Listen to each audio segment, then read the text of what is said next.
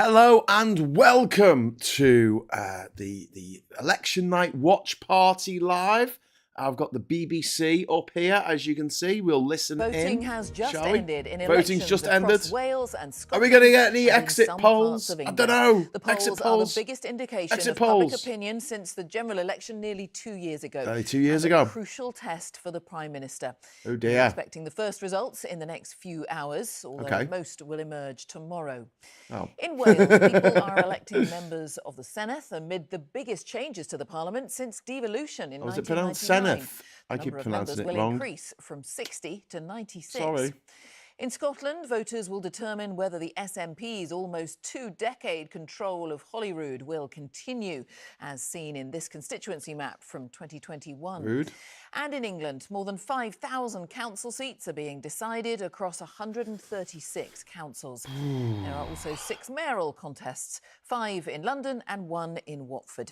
Hang on. Do we already have a mayor of London? How do we have another one? With me to start our coverage the next hours and days, Chris, could be seismic. No, the coverage for the next few days. It's a general election, of course, but it is a big set of elections, and it's a marathon, not a sprint. So not just in the early hours, all day tomorrow and into Saturday as well for counting. Now, there's no exit poll at this point, so long to as count? we're used to on a general election night. Instead, we wait for the first results in England that will be coming in the early hours of the morning. Now, these elections matter for their own sake. The significant domestic responsibilities that the devolved governments in Cardiff and Edinburgh have, who leads those governments in the years ahead. And then Why won't they give me an exit poll? In plenty of places. 12 votes to the Greens from me, my mum, sis and bro. Excellent. Records to be broken. Good stuff. Labour losing in Wales, the SNP winning again in Scotland, if that's to happen. In England, could Labour face their biggest ever loss? Could Reform make their biggest ever gains? Could the Greens make record gains? Also keeping an eye on the Conservatives and Liberal Democrats and Independents. And then those places where Labour have never failed to win a majority since the 1970s, places like Wakefield and Barnsley and Sunderland. If records start falling all over the place, it's an if, let's see in the coming hours and throughout tomorrow, where does that leave Labour and where does that leave the Prime Minister? Chris, for now, thank you very much. We'll hear from you a little later. Right now, though, let's assess the picture first in Wales. Let's head to Cardiff and join Clive. Let's go. Hello, Clive. Yeah, hi there, Clive Jane. in Wales? From Cardiff Bay and the Senedd. Bathed in light, the home of devolved government in Wales, dominated by one party for over a quarter of a century. But can Labour maintain their grip, now facing their biggest challenge across Wales in the party's history? Are more of their traditional voters now willing to abandon historic allegiances? Well, we'll soon find out, and it's a new voting system that's been used in the elections today, as Daniel Davis explains. Oh, okay. Labour has dominated politics in Wales, but now, under the leadership of Eluned Morgan, they face serious jeopardy, with Plaid Cymru and Reform UK ahead in most of the recent opinion polls. A big change could be on the way. But some things are definitely changing because the Senedd is growing. It's getting more politicians. So they've created 16 new constituencies, some of which are vast. But in each of these constituencies, a new proportional voting system will be used to elect 6 members, which means a Senedd. Is that a really small Wales, or is he a giant 60. person? But we can take the results from the last election 5 years ago, apply the new boundaries and the new voting system, and see what the result would have been.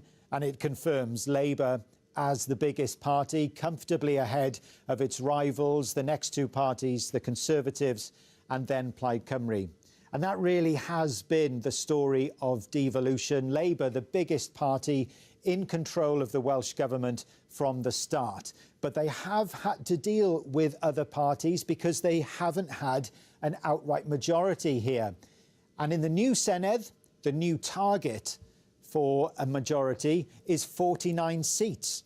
We're not expecting any party to reach that threshold on its own, but we'll find out whether combinations of parties can get there. Will that mean that Labour is dislodged from power? It would be a big moment in Wales and one that would have profound implications in Westminster and for Keir Starmer. Indeed, Daniel Davies reporting there. The BBC Wales's political editor Gareth Lewis is I think with me. Starmer will be gone tomorrow. We're getting word already on the mood within I'd the be Labour surprised camp if he tonight. does Now leave. the polls have closed. Yeah, Clive, we are. Multiple Labour sources have told us that they expect the party to lose the Senate election. So that moment of historic significance and change that we spoke about last night. It's a bit of a foregone conclusion, I think, at this Remember, Labour has rate. run, as Dan was saying, this placed the government here for 27 years. For some traditional Labour voters today, that will have meant either not voting, and we're hearing anecdotally that happened quite a lot, or voting for someone else. That's not a change, that's almost a change in their DNA, Clive, in parts of Wales. Now, in Wales for Labour, this will lead to soul-searching, lessons learned to try to win back voters. Lessons learned. But the ramifications will ripple beyond Cardiff Bay to Westminster as well. We've already had one former Welsh Government minister saying if the result is as bad as predicted, then Keir Starmer should stand down as Prime Minister. Labour one part of the equation, of course. Who's going to win? Well, Plaid Cymru and Reform have been vying for top spot in the polls. Pretty tight-lipped about how they think they've done. Plaid saying this evening that they've had a clear appetite for change. People like their positive vision. We haven't heard from Reform yet, but in the build-up to this vote today, they said that they think they can win a majority, which would be unlikely, as Daniel said, and that they've been undercooked in the polls. Counting tomorrow, an awful lot at stake. The story will rumble on beyond Friday as well. My word, indeed, Gareth. Thank you. Gareth Lewis there. Well, counting of all the votes cast starts tomorrow, 9 a.m. sharp, with the first results expected around lunchtime. Now, let's join James Cook. Oh, so they're not even going to start counting them till tomorrow. There, lazy bastards. Hi, Clive. Thanks very much. Yes, the big question in Scotland is whether the Scottish National Party will win an historic 5th term in power. Throughout the campaign, the SNP leader, John Swinney, has sounded confident that he will be back in this building as First Minister when the Scottish Parliament reconvenes. He's even talked up the prospect of securing an outright thank you, DJ majority. Marcy Moo. And the electoral Very system kind here of you. in Holyrood 79p. makes that difficult. Thank you. Also, Ooh, both SG, Labour thank you. Sinas Sarwar Thanks, Graham. and Cannot stand Malcolm watching the Offord of news, Reform except for you UK all lovely people here. campaigned on the basis Oh, that they thank you. could end up It's running very the kind Scottish of you government. both. Well, we'll have to wait to find out who has won, as counting doesn't begin here either until the morning. But David Wallace-Lockhart has been looking at the electoral landscape. Slotcart? Is that his name? This was how the constituencies in Scotland looked in 2021. Slot car. There's a lot of SNP yellow like on Sky that Electric. map. But despite that, they fell just shy of a majority. Oh, at Lockhart. Holyrood, which Sorry, I thought you said requires slot car. 65 seats. That's difficult to achieve under Scotland's more proportional voting system. Here's the full results from 5 years ago. But the SNP reckon they can get there this time around. So let's look at some key battle constituencies. And remember, there have been boundary changes in Scotland. We're starting in the capital, Edinburgh Central. From 4th place last time, the Scottish Greens fancied their chances, with former party co-leader Lorna Slater taking on SNP Cabinet Minister, the incumbent Angus Robertson. Boundary changes here have shifted several strong Labour areas into the seats, so local Labour councillor James Dalgleish makes this an intriguing contest. There's not going to be an But exit this poll. could mark the Scottish Greens' first ever constituency win. To the west is Rutherglen and Cambuslang. This is a Labour must-win if the party is to have any sort of revival. SNP incumbent Claire Hawkey and Labour's Monica Lennon are the two to watch here. Let's head to Scotland's largest constituency, to Caithness, Sutherland and Ross. It's almost as big as Northern Ireland. It's currently held by the SNP's Marie Todd, but this is the sort of seat where the Lib Dems, who can be strong in the Highlands, think they're in with a shot with their candidate. Have the Lib Dems done anything? I've not heard anything about the Lib Dems. Well, let me take you They're like the to dog that fishing didn't country, bark. to Bamshire and Bucking Coast. This could be the scene of a three-way fight. Once represented by Alex Salmond, the seat's been at SNP since 1999. But Karen Adams' majority is now fewer than 800 votes. It's the Tories' #2 target seat, but their candidate, James Adams, will have to see off Reform UK, who think they have a shot here with their candidate, Conrad Ritchie. This is probably the sort of seat that the SNP must win if they're to secure don't an get a outright single majority. seat in Scotland. So there's just a handful of seats to keep an eye out for in Scotland. Good to know, David Wallace-Lockhart. Farage isn't standing, Samu Samuso. This isn't a full election. This isn't Why is there no an election for overnight count Westminster. here? Well, that decision was taken in part to cut costs for councils, which is itself a reminder that the big issue of this whole election campaign has been the cost of living. And we heard a very wide range of ideas David Attenborough, designed to make life more 100 affordable at midnight from tonight. various parties, from free bus travel to bloke. tax cuts. But don't forget, as I say, for all the SNP's talk of potentially securing a majority majority to enact whatever they might want to enact, that's unusual at Holyrood. Minority or coalition government is the norm. So even when we have the results, Jane, we might have to wait even longer than that to see who forms the government. All right, oh, no. James, for now, thank you. James Cook and Clive, of course. And for now, at least, let's have a final thought from Chris Mason. For those who are staying up, they want to watch the results come in, what should people be looking out for in the next few hours? So, yeah, as we heard there, no counting in Scotland and Wales until the morning, but there is counting going on overnight with an England focus. So about 40 councils in England are igniting the midnight oil right now, doing a bit of nocturnal arithmetic. Why is Wales and Scotland going to bed? Seats being contested in England are being counted overnight. So still a minority. Most are also being counted once the sun is up in the morning. Just to mark your card in a couple of contests, if you're up for staying up through the night, how well can the Greens do in Exeter? Reform have their eyes on the London borough of Havering. Liberal Democrats, Stockport and Portsmouth. Conservatives would love to win Westminster and Wandsworth in London from Labour. How do Labour fare in a classic marginal like Harlow in Essex? You'll wake up in the morning to an emerging picture rather than the overall picture, and it'll just be an English picture. Quite a lot of the areas where the Greens and the Liberal Democrats hope to do well, for instance, don't come until later in the day. And, of course, those crucial results in Wales and Scotland. As I mentioned a few minutes ago, there's even some counting going on Saturday. So we are in for a lively 36 hours or so. A long 36 hours for you. Thanks very much for now. Chris Mason, thank you. We will also hear a little from Laura Koonsberg at the end of our bulletin about the election results coverage overnight. Right now, though, let's find out what's coming up on Newsnight over on BBC Two shortly. Here's Katie Razzle. Yes, Jane, the polls have closed and the counting begins. What will the result mean for the Prime Minister, for Nigel Farage's Reform UK and for Zach Polanski's Greens? Professor John Curtis is here to break it down for us. Your election night starts on Newsnight at 10:30 on BBC Two, iPlayer and around the world on BBC News. Thanks, Katie. Katie Razzle. Now we'll take a look at the rest of the day's news, and the World Health Organization says an outbreak of hantavirus on board a cruise. Hello. Overnight counts are expensive. You get paid more, says DJ Marcy Moo. What is it? Is it a money saving? It's a money saving thing. I saw a YouTube channel today of a guy praising a fascist speech from a baddie in a BBC Two drama from 2002, then complained that it was vilified in the show, like being fash was a reasonable position. Yeah, well, there you go. Great. Laura Koonsberg will be giving her unbiased opinions. I don't know. I don't know if she's going to be on the BBC. She's not on the BBC anymore, is she? Graham Price, please don't make us watch Laura Koonsberg. Any other channel except GBB's will do. If Koonsberg comes on, I'll flick over to another channel now. I'll absolutely go somewhere else. I have no particular reason to watch the what's her name? Koonsberg. Privately educated, of course. Thank you very much for the super chat, DJ Marcy. That's very kind of you. We could go onto Sky One. Do you want to see what's happening over on Sky News? Sorry, I said Sky One. Like that's such an old person thing to say. Should we go over to BBC News 24? There you go.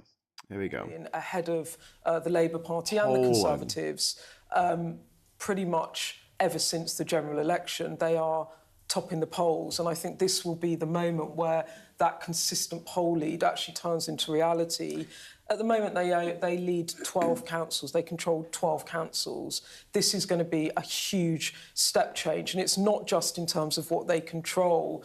Imagine a world in which they do become the opposition in Scotland and potentially in Wales. They really then do become a party with a national platform. I'm not going to flick Koonsberg. Yeah, I mean, I'm just not going to have her. The question is, have they peaked, do you think? If we are in the midterms, can they sustain their run until a general election? I mean, I know this is about local council night, but, if we're talking broadly. And I think, that one of the things that the polls consistently show is that general elections are different to local elections. People vote differently often in when it comes to local elections, rightly or wrongly, because they are incredibly important elections about who should run your local services. People see it as a chance to do more of a protest vote. There was some very recently very interesting YouGov polling which suggested that there is an anti-reform coalition of voters in practically every constituency, that people are prepared to basically back any, if they don't support reform, they're prepared to back basically any party to keep reform out. So that, you know, that will be a powerful tool, and it depends whether Labour can really be the beneficiaries of that, or whether they have, you know, one of the reasons that Keir Starmer is so unpopular is not just because people who gave Labour a chance are now drifted away from him. He alienated his core vote. He's alienated his core Labour voters and progressives who are also looking elsewhere, and he needs to bring them back. That's essentially the first task of Keir Starmer if he's to survive. Yes, and we'll talk afterwards, you know, about what he can do next week and what sort of policy changes we might hear from. But in the meantime, this is a litmus test, so should we get a litmus test around the country too? Counting is set to get underway. As we all know, it's verification first. It can take some time. But let's hear then from our chief political correspondent, John Craig, who is in the county in Basildon and Essex, and Alex Rogers, who is in Tameside in Greater Manchester. John, let's go to you first of all. Where are you and why is that of interest? Well, welcome, Anna, to the Basildon Sporting Village, home of the only Olympic-sized swimming pool in the county, 50 metres. And tonight all the signs are that at the end of the night, Labour and the Conservatives will have that sinking feeling, and Reform UK are set to make a big splash. Now, the county of Essex, always a big political battleground in elections, but more so this time. A real fight, in particular, between Reform UK and the Conservatives. In this county, there are 18 members of Parliament. 10 of those are Conservative, include 6, including Kemi Badenoch, members of the Shadow Cabinet. All fear for their seats at the next general election. And none of them have particularly large majorities. James Cleverly is an MP here, Priti Patel as well, amongst the Shadow Cabinet members. Now, your perfect domain is out there. Go to Wix and make it yours. Claim your space online. Own your name, your brand, your breakthrough. And the rest just clicks. It all starts with a domain. What's yours? Brentwood, I beg your pardon, round about the same time. Southend-on-Sea about 3 o'clock, and Colchester about 3:30. Here in Basildon, it's a council of 42 councillors. There are 14 wards, and there are 14 seats on the council up for grabs tonight. Of those, Labour are defending 6, the Conservatives 4. There are currently 8 independents and non-aligned, just 1 Reform UK at the moment. But this is a county where Reform UK are strong. They have high hopes here. Another county where they have high hopes counting tomorrow is Thurrock. Nigel Farage is very confident of victory here. But there are signs that the Reform UK are going to make major inroads on this council. Perhaps they probably won't. They won't take control of the council because only a third or so of them seats being contested tonight. But Reform are set to become, according to all the predictions here, major players in Basildon, and indeed major players throughout the county of Essex over the next 24 hours. If there's one county where Reform UK are poised to do pretty well, it's here in Essex. Very interesting. John, thank you very much indeed. So let's head to Alex Rogers then in Tameside. I seem to remember that this partly overlaps the area where Gorton and Denton had that by-election, which, as we know, was a tussle between Reform and the Greens. But tell us about Tameside, Alex. Why is that going to be interesting tonight? Tameside, Greater Manchester, the backyard of Angela Rayner. Only a third of seats are up for grabs here tonight, so Labour will be playing a defensive game. It will all be about how many seats they can hold on to. To lose control of this council, a council they've held on since 1979, they only need to lose 10 seats. So they'll be wary of the threat from Reform, the Green Party and some independents. And as you say, Anna, Gorton and Denton, the by-election win that the Greens took off Labour the Greens will be hoping they can pick up some seats in the Denton ward. And Reform will be hoping that successes they've seen in white working class areas, they can replicate that here. So Labour will be hoping to hold on. I think also looking at the wider northwest picture, this could be one of a number of councils that slips from being into Labour hands into no overall control. If that happens, it suggests that support is draining away from Labour in one of its key heartlands, but counting is underway. It's still early in the night and it's very much all to play for. Have we seen all this before? Alex, John, obviously plenty more from both of you overnight. And a reminder at this point that our special programme does start at midnight, and that is with Jonathan Samuels and our deputy political editor, Sam Coates, as well, and the team as well, who will feed in those election results. In the meantime, lots of reaction from some of the party leaders. Kemi Badenoch has said, I have been so inspired by the work I've seen from our members, candidates and supporters who've been out knocking on doors, delivering leaflets and making calls. I'm proud and indeed lucky to lead such a great team of people. Thank you for every conversation, every hour volunteered and every effort made to help us fight for a stronger Conservative future. Similar, in fact, from the SNP leader up in Scotland, John Swinney. I'm incredibly proud of the positive, ambitious campaign the SNP has run over the last 6 weeks. Our campaign focused entirely on the priorities of the people of Scotland. Tomorrow we will learn the decision of their vote. It's much longer than that. I'm subbing it as I go. Lib Dem leader as well, suggesting that they are on course for a historic 8th consecutive year of election gains. Many people suggesting they might be plateauing or flatlining. In the meantime, Lucy Powell, which I know is of interest to you two, the deputy leader of the Labour Party, Labour has run a positive local campaigns right across the country, focused on our record of delivery, bringing communities together and addressing the public's #1 priority, easing the cost of living, and so on. Beth, I know you went to interview her in Manchester yesterday, and I know that was inspired by what Jessica had written in the weekend papers. Yeah, in Leeds. Jess was my inspiration because the reason is, at the weekend there was a fascinating article that my little eyes pinged at, which was Jess had interviewed Lucy and you had asked her, hadn't you, is Keir Starmer the right... Well, you tell it. Well, I was asking... She was talking about how, you know, this desire for change that we've all been talking about and whether... And I asked her whether, you know, if you think that Labour has got all the right policies, surely you believe that they're not... You know, there is someone new, needs someone new to communicate them, that surely Keir Starmer's not the right man to do that. And she just kind of brushed it away and said, I'm not going to get into that. And I was quite struck by that she wouldn't say... No, he is. Yes. Right. So I was also quite struck by that. And so I asked her if I could go and do an interview on the campaign trail. Shall we listen to it? Oh, yeah, sure. Yeah, God, here it is. What's going on? He takes full responsibility for the decisions of the Labour Party and of the government. Okay. And he's been the first to admit where he has made mistakes, whether it was the appointment of Peter Mandelson, whether it was around the winter fuel payments, you know, that's still an issue sometimes on the doorstep with pensioners as well. Do you think he is the right leader to lead this change agenda? Yes, yeah, and he is our leader, and he is leading, and he's leading around the world as well.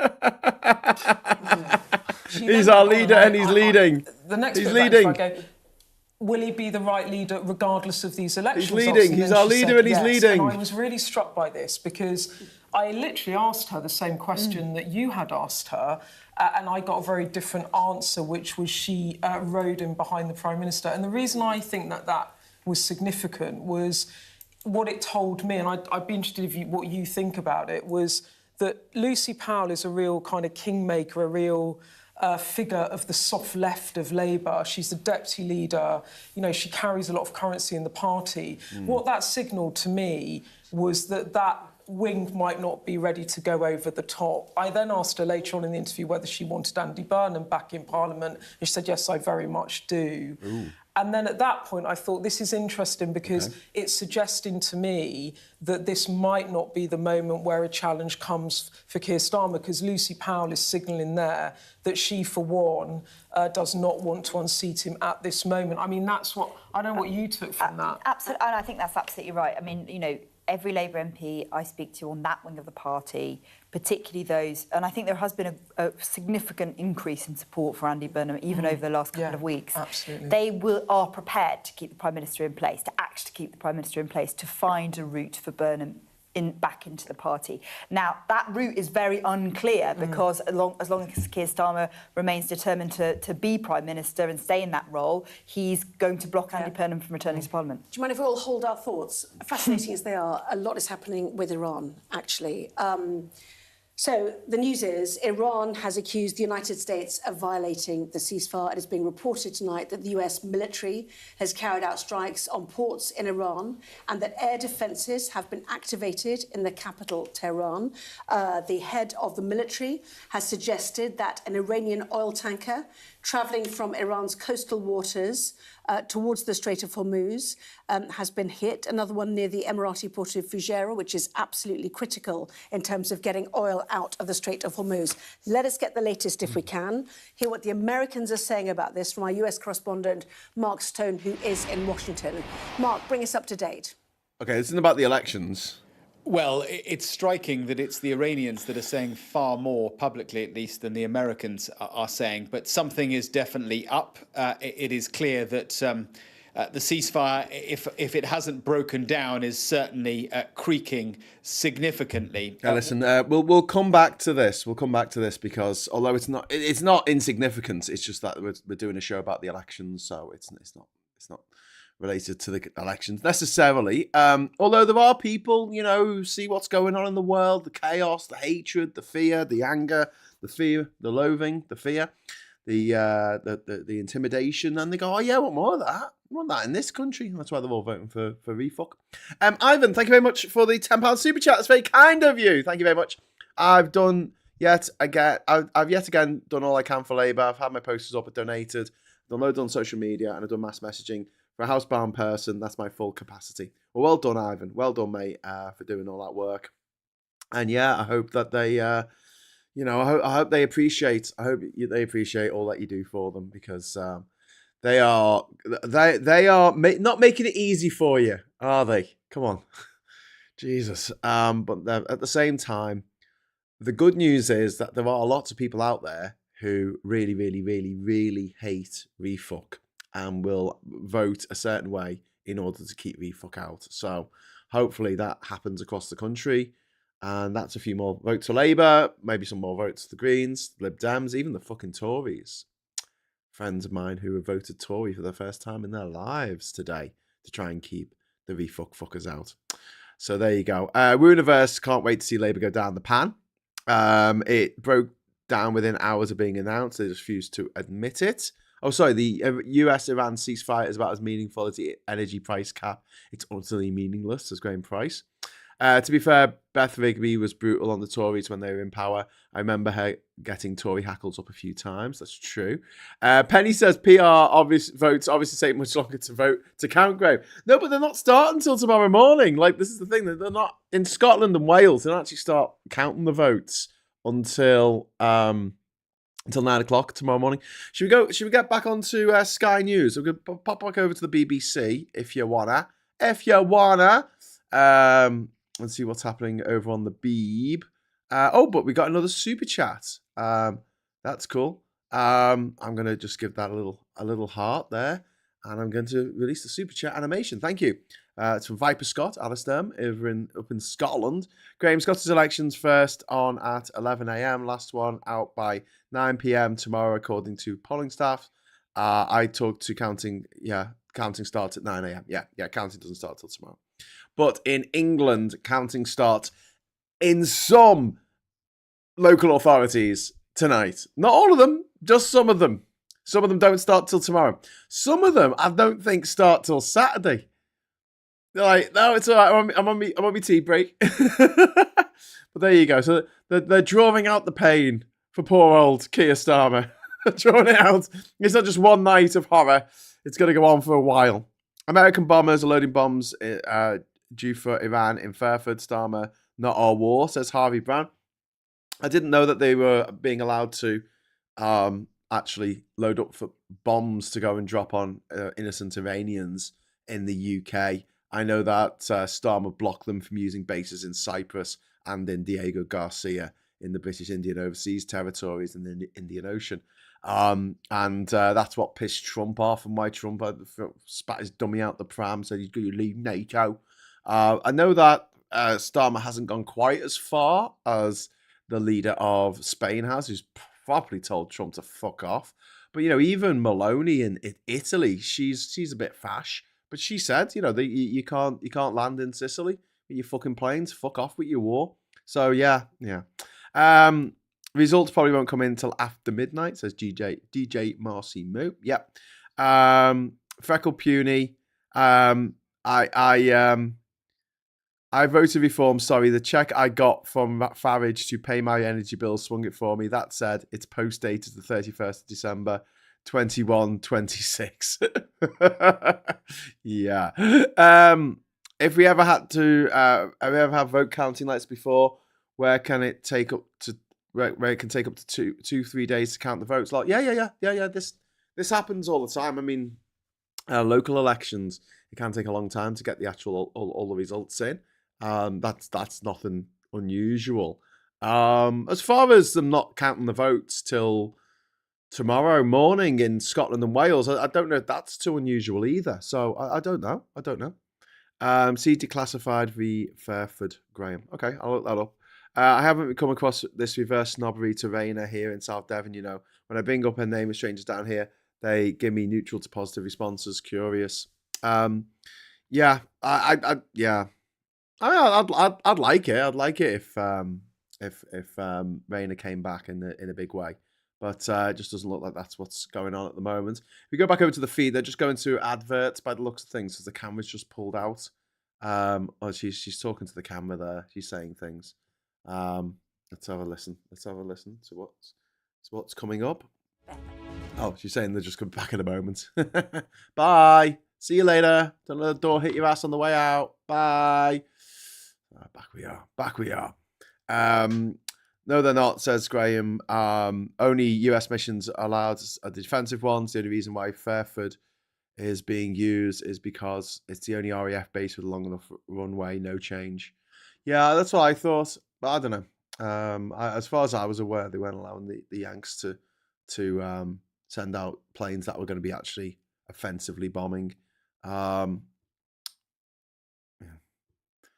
Anyway, so we're going to go over to Exeter now in the BBC. We have someone talking on the screen.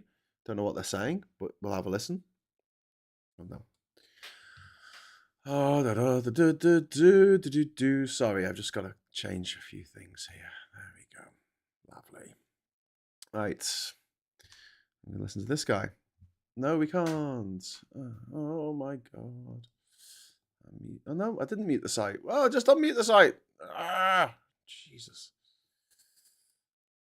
That the Senate election is going to be it's like four different ways to mute the sound. Labour has won every devolved election since 1999. When I say won, come first. They've won every Westminster election come first in Wales for over 100 years. The feeling is third, bad third, and I'm hearing really grim readout of how it's looking in the South Wales valleys. Anna Turley, let's go straight to you. You're Labour Party chair, as well as the MP, obviously, for record, but you must have an idea of how it's looking. Do you buy into what Nick is saying? It looks like it's going to be a really tricky night for Labour. Well, do you know it's going to be a difficult night? Of course, we haven't got the results yet, so at the moment we are just speculating, but of course we know it's going to be tough. I think one of the first things I'd really like to say, if I may, is a massive thank you to all the candidates that are standing across the country from all parties, because it's not an easy time to put yourself forward for election. We know it can be quite a toxic climate for all parties at the moment in politics, and so for people to put themselves forward, stand up for their communities, and many of them who've been delivering for many years as well, I want to say a big thank you to all of them, because they're a really important part of our democracy. And we'll be talking a lot about numbers tonight, but let's remember there are some brilliant people around the country working. And the results. Let's get on to the results. It's important to it is looking like you are going to have record-breaking losses. Yeah, we are, of course, very worried, about the results. We are, yet to see them. But all incumbent governments do have difficulties. We know that. When you're only less than 2 years into a government where people were so desperate for change, where they'd had 14 years of really difficult austerity, they were desperate to see change in their communities. That takes time to bring through, and I understand that people feel frustrated that change hasn't come quite at the pace that they want it to be. Record-breaking losses, that doesn't look like the usual business of a government, an incumbent government. We'll wait and see what the results are, but I was 18 in 1997. I cast my first vote for Tony Blair back then, and that was a historic election, 18 years of overthrowing a Conservative government that was all I'd ever known. I was 18 in 1997. Really palpable, and the optimism. And yet just 2 years later in 1999, Tony lost over 1,000 councillors. This happens. Yes, you might find it worse this time. he went on to win 2 more general elections. So I think it's important to remember, you know, we won a historic election in 2024 with a big majority. We've got a plan to go, and I'm looking forward to the King's speech in particular next week to set out that vision going forward. Decode what Anna's saying. A diplomat in chief. But I suppose, Anna, the big difference is 1999. Yeah, that is absolutely true. Tony Blair did very badly in the local elections, but the big difference is you've got the devolved elections. In 1999, first year of the devolved elections, Labour was doing well. It's going to be, as I understand it, your parliamentary colleagues are saying Wales is going to be really bad. You've won every parliamentary election there for over 100 years, and there's a suggestion third and a bad third. And that was a challenge for us because I said it's always been Labour in Wales, and that means that people who are hungry for change, unfortunately, I think perhaps saw us through the prism of the incumbents in the past rather than the insurgents. And the election we tried to fight this time around was to say, finally, after the Welsh Government protecting people from the ravages of austerity, you've got Labour. You could have Labour in Wales with a Labour Westminster government delivering together with a huge amount of investment. That was the positive vision that we wanted to put forward, to look to the future for what Labour in Wales and in Westminster could deliver for the people of Wales. Victoria Atkins, usually a bad night for Labour means a good night for the Conservatives, but it doesn't look like that's the case anymore. Well, look, I think we've run a really energetic and positive campaign. We haven't had the problems that other parties have had with peculiar gifts given to their leader of £5 million and the controversies that Mr Polanski has found himself in. Let alone yet you're still going to lose a massive number Labour of seats. Party. But what I do know, we've run a really energetic campaign, and we have to be realistic. We took a clobbering 2 years ago in the general election. And since then, Kemi has done, I think, a really great job of beginning to rebuild trust with the British public. We know that she is the most popular leader of all the leaders represented here. And I have to say, out and about, whether I was out yesterday on the streets of Lincoln or today in Westminster and Wandsworth, people love what Kemi's doing. But it's not helping much, is it, her being that popular? She's up against a historically unpopular Labour Prime Minister. If you can't do well under these conditions... So we always knew these elections were going to be tough, not least because many of the seats that are that are being voted on today, we won in the days after the the COVID vaccine programme, where we were polling at 43%.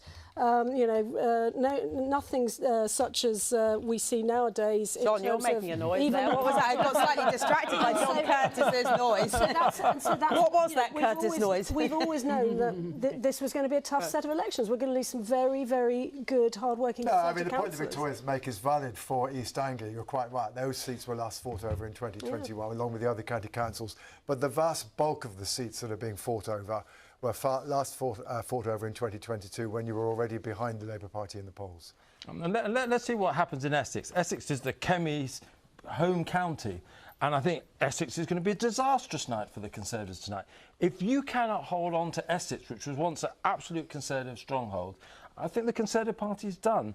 The Conservative Party has to do its porridge. People are not going to forget what the Conservative Party did in office for a long time.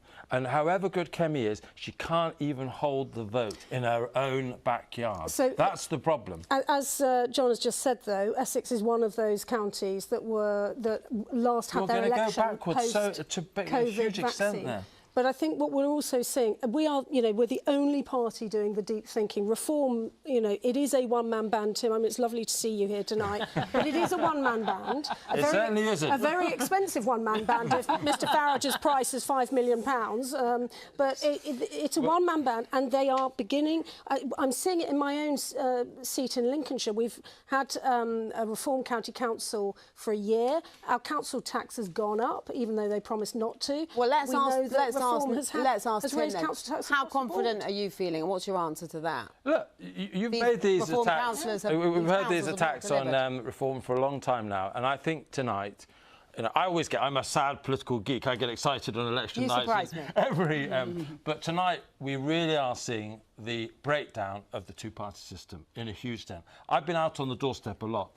And I've probably been campaigning in politics now for 30 years. But how confident are you? I have never known the enthusiasm. So what are you going to win?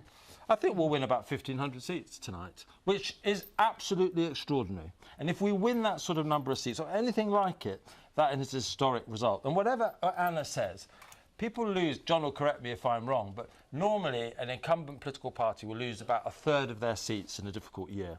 Rishi Sunak was losing 60% towards the end of his time in office. Labour are going to lose something like 2/3 to 3/4 of their seats tonight.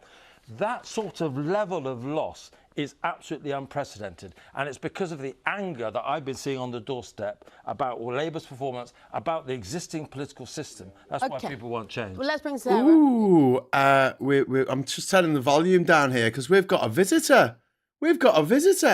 Hello. Hello, Mike. Just 1 second. I'll turn your mic up. Hello, Mike. How you doing, mate? Yay! We've got Mike Dix in the house. Woo! Yeah. You've been out robbing. Yeah. Yeah. You've been nicking some stuff, nicking some shit. For about 2 years, I've just been getting dressed up to see you in a video call, and I thought, no, forget it. I'll just wear pajamas today. Yeah, that's fair enough. Is that what you wear in bed? Yeah, that's what we wear in the house all day, to be honest with you. Is it? Does that come over your face? Is that like a proper balaclava? Yeah, so you totally. could look like one of the, It's like how else do you go shopping in Brighton? Oh, brilliant! Oh, was I surprised for you to drop in? Thank you very much, sir. Is there something going on tonight? But Graham in the chat says, "Evening, Mike." Lots of exclamation marks. Probably 4. There's an election. There's actually 3. Well, there's lots of elections. There's 3 sort of places that are having elections. One of them is England. They're having local elections, and then Scotland is having elections for their parliament, and the Senedd. I've been pronouncing it wrong in Wales, which is like the Welsh word for Senate, I guess. They're having elections as well. But the thing is, Mike, we don't actually get any results from Scotland or Wales till they start counting at 9 o'clock tomorrow morning. So this is just the English. That's a much more civilized way to do things, I know. isn't it? Yeah, it's like, okay, well, it's over. Let's go to bed. And they go, Yeah. okay, get up in the morning. Yeah. Oh, shock. Let's go count those votes. According to our friend Alistair, they used to start counting at 11, but now they decided just to go to bed instead. Makes sense. Yeah. It's I also think it's nice that we let the Welsh and Scottish believe that they're living in a democracy as well. That's nice. Oh yeah, that's really sweet of us. Where the English Parliament isn't actually just controlling them largely. So. The Senedd election, the double D equals TH as in thee or them or the or them. Did you have elections today? Did you get to vote? Did you get to cast your vote? I didn't get to cast my vote either.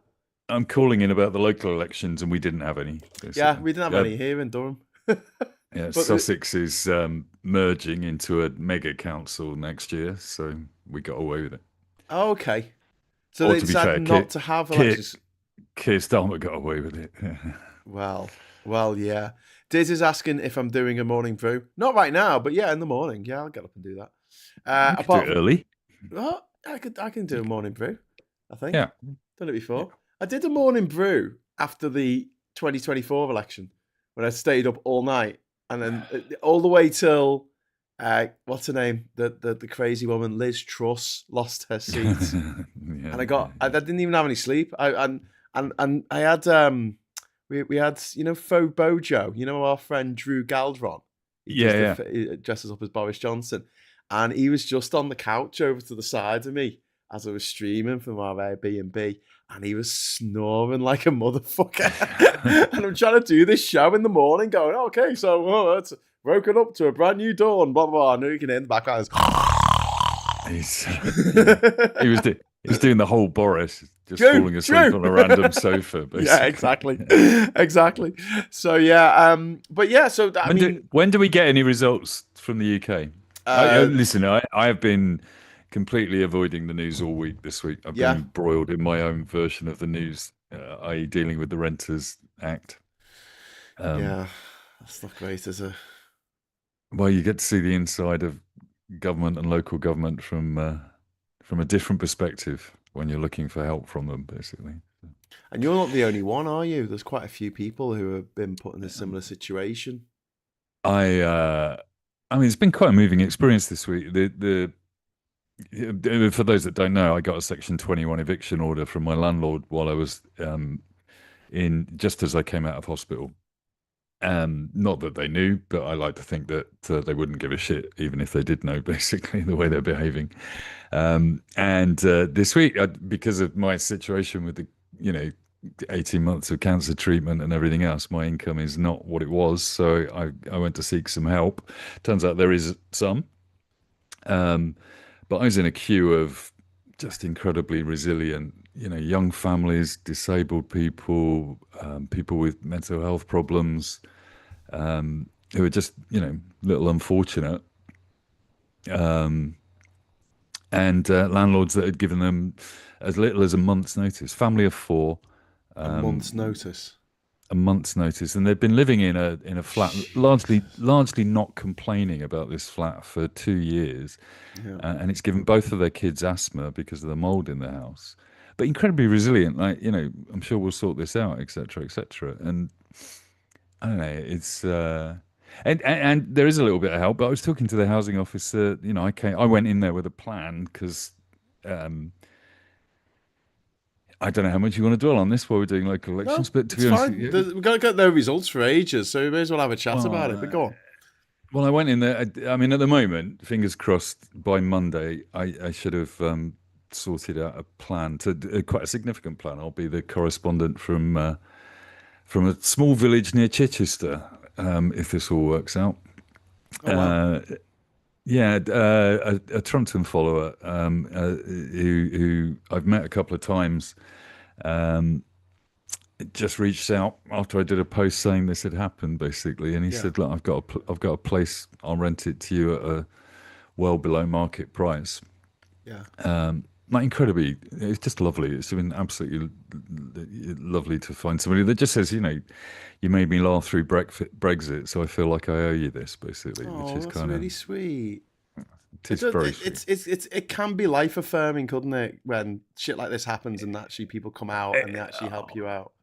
Honestly, every time I talk about it, it makes me a bit tearful. So I don't know why I started the subject, but no, it is lovely and absolutely wonderful people have come forward, including yourself, mate. So you find out who your friends are in these situations, and yeah, that's true. That's true. But also, I'm here to say, grasp the positive. In my case, Brighton's been really good to me for about 12 years, but I'm pretty ready to. I can definitely let it go, and it's turning into a real opportunity. It looks like I might end up living with Maria. And we might be living in a little country village. And so whereabouts would it be? Well, I'm probably not going to name it yet, but it may well feature in because the only reason I'd say it is down south. If I say I'm living in Brighton, that's a fairly vague place to get doxed, isn't it? Yeah. Don't say if I say the name of the village with 5 houses. Don't say the name of the place. But will it be? You'll still be down south. You're not coming up here, right? Yeah, it's about 50 miles along the coast. All right, okay. All right, so it's still a bit of a trek to come visit you, yeah? I'm still as far south as I can get. Basically. What about me, Mike? Do you ever think of me? No. It's very funny, the advice you get from certain people where they say, well, you shouldn't leave Brighton. And I'm going, is that about me or you? Don't leave us, Mike. Don't leave us. But it's the crazy thing. The councils have all been... There was a change in the support for councils. I've looked it up basically, but it doesn't really change much. So there is some emergency funding the government's provided for councils, but councils are incredibly cash strapped. I was watching something about Birmingham today, and they're near bankruptcy. Fucked, aren't they? Yeah. Brighton's pretty screwed over as well, really, and the whole point of the Renters' Rights Act, which I largely agree with. I think it could have gone further, but largely it's all good stuff in there for renters. But it's actually affecting a huge number of people that it's supposed to be protecting. And as far as I can tell, the government doesn't have a particularly unified way of dealing with this, or a particularly good way of dealing with this for those individuals. So, you know, it's supposed to be protecting vulnerable people and giving them some dignity. And they've ended up with hundreds of evictions. And, you know, there's a 65% increase in Section 21 evictions in the month of April, which was the last date that they could do They them. really should have had something in place to say, if you do this a week before this comes in, you're going to get done for it. Do you know what I mean? All of these people were with private landlords. The private landlords have to keep the house off the rental market for 12 months. That's the law. If they do a Section 21, otherwise they'd have had to do it a different way. So there's going to be a huge amount of property sitting empty, most likely, or going up for sale. Right? And so all of these people that have been evicted, there's no private property for them to go to, because they might have been in there 4 or 5 years, like me, and it was affordable 4 or 5 years ago to live in Brighton. But when the rents all go up, because the greedy landlords will put all their rents up, and there's a shortage of accommodation for people, everyone's going to get squeezed out. And Brighton Council is going to have to pick up some of those bills, because if you're threatened with homelessness, particularly if you've got medical conditions like me, Brighton Council have an obligation to stop me from being homeless. Right. So that's going to cost money to the taxpayers. Now, I've gone to the council with a plan that says, well, it will cost you a bit of money, but it won't cost you the amount of money it would cost to find me a house. Simply, I've done that. So that frees up at least one property for somebody behind me in the queue. But I don't know what's going to happen. There is a story about it. A friend of mine who's a journalist was talking about the fact that she spoke to somebody in government who said that there was a kind of it's an underhand part of the Renters' Rights Act was about pushing private landlords out of the market. The ones that are not being serious about it. But again, all it really is going to do is stick all those properties up for sale. They'll be low priced because there's so many going on the market, and we all know who's going to buy them all up. It's going to be, Capita or whatever it is, housing association, and people will end up renting from corporations instead of councils. Whereas if the government had handed out a wad of money to every council and say, buy all these properties and turn them into council properties or shared accommodation or whatever. There's a guy sitting next to me. I'll tell you a couple of the stories. There's a guy, 72 years old, disabled. He'd been living in one room in a house of multiple occupancy for 16 years. And his landlord just pulled the plug and gave him 2 months' notice. Fucking hell. There's another guy who's bipolar. He was an ex-graphic design teacher. I mean, this is very, very Brighton stories, basically, but ex-graphic design teacher. Bipolar, split up from his wife, but he kept the house, kept the rental agreement going, got evicted, and then got put into a house of multiple occupancy himself with 6 teenagers who've all got serious problems. Basically. Fucking hell. And this guy is in no fit state to be the dad in that house. Yeah. And then a young family, Lithuanian guy and his wife, who... There is a weird set of, if Maria's watching, she would forgive me for calling it woo-woo, because that's what she calls it, basically. But I've met 2 Mexican women in my life, and I met one while I was queuing up to see if I could sort out a way of getting a place that Maria and I can share. So this Mexican woman married to a Lithuanian with 2 kids, 4 years old and 1 year old, and the 1-year-old is called Lucas. And I'm just sitting there going, okay, look, universe, stop lining up for me here, basically. I was saying to one of my mates, actually he said to me, he said, maybe it's just that you're glitching the matrix, or that this is actually a computer game and it's the code's been rewritten and modified to benefit you for the first time. It is a bit freaky when shit like that happens. But that young family, they'd had 3 weeks' notice effectively, because one of them had been in hospital, so they hadn't noticed the letter in the door. Yeah. It's despicable. And the problem is, right, I know people, one of the things about being an artist in Brighton is that you mix in, I mix with some rich people and I mix with some poor people, basically. That's the nature of this community, I guess. Yeah. So I have friends who are, reluctant landlords. Very similar to the guy that's helping me out. He's a reluctant landlord. They didn't know what to do with this house after Brexit because they've moved to Greece for their retirement. And they wanted to keep it as a bolt hole in case Brexit screwed everything up, basically. So, Yeah. And I've got other friends who brought a house, then got married, or brought a flat, then got married, and they kept one of the flats and used the income to buy another place. Basically, they're not ridiculously loaded people. They're just lucked out in the housing market where we didn't, basically. Yeah. And they've been landlords for they're all reasonably good landlords, but the act actually is screwing them out of it alongside the bad ones, basically. Yeah. So they're going to put their places on the market, on the retail market, and maybe that's a good thing. Maybe house prices start coming down. I don't think rents will come down.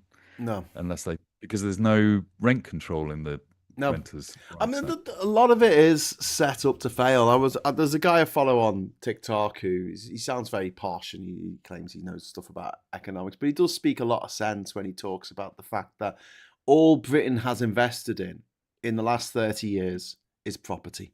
That is it. Oh. And that isn't great. Other countries, they've invested in industry, they've invested in steel, they've invested in tech, chip making, steel making, actually making shit. Our country, we have just, since the turn of the millennium, we have just focused on investing in property. And he made a really good point on a recent video where he said, our pension funds, the private pensions that invest in God knows what, and, Canadian automobiles and aerospace and Indian cotton mills or whatever the fuck it is. Back 30 years ago, these pension funds would invest most of their money in British companies. Over 50% of the money was invested in British companies. Now it's 4.4%. Jesus. So that's several trillion with a T pounds of money that we're investing in some Silicon Valley fucking startup that's got nothing to do with us. And he just says, we've got to stop obsessing over property. He's completely right. Because stop looking at it as an investment. It's somewhere to fucking live. It's a requirement in life. And at some point, food and water. Somebody has to bite that bullet and say, I am going to make this. It's just going to hurt the second homeowners, the private homeowners, the holiday makers, basically. I sat there talking to this housing officer. I said, you must be really busy at the moment. And he said, yeah, it's kind of ridiculous. And we're understaffed because we don't have enough money to run the department either, basically. Yeah. And I told him that I do cartoons and political podcasts. And he said, well, I'll tell you a couple of things then. Basically, as long as you don't attribute them to me. But the problem with this is that if you look at it, the landlords might lose a bit of profit out of this game, but otherwise they lose nothing. The guy that owns my property is a ethical investor for an ethical investment company that does green investment around the world. And I won't dox him just yet. I'll wait, basically. But he's, it's the ponziest fucking LinkedIn profile I've ever seen in my fucking life, basically, right? And this guy is being manipulated by a group of estate agents in their 20s and 30s, and all they give.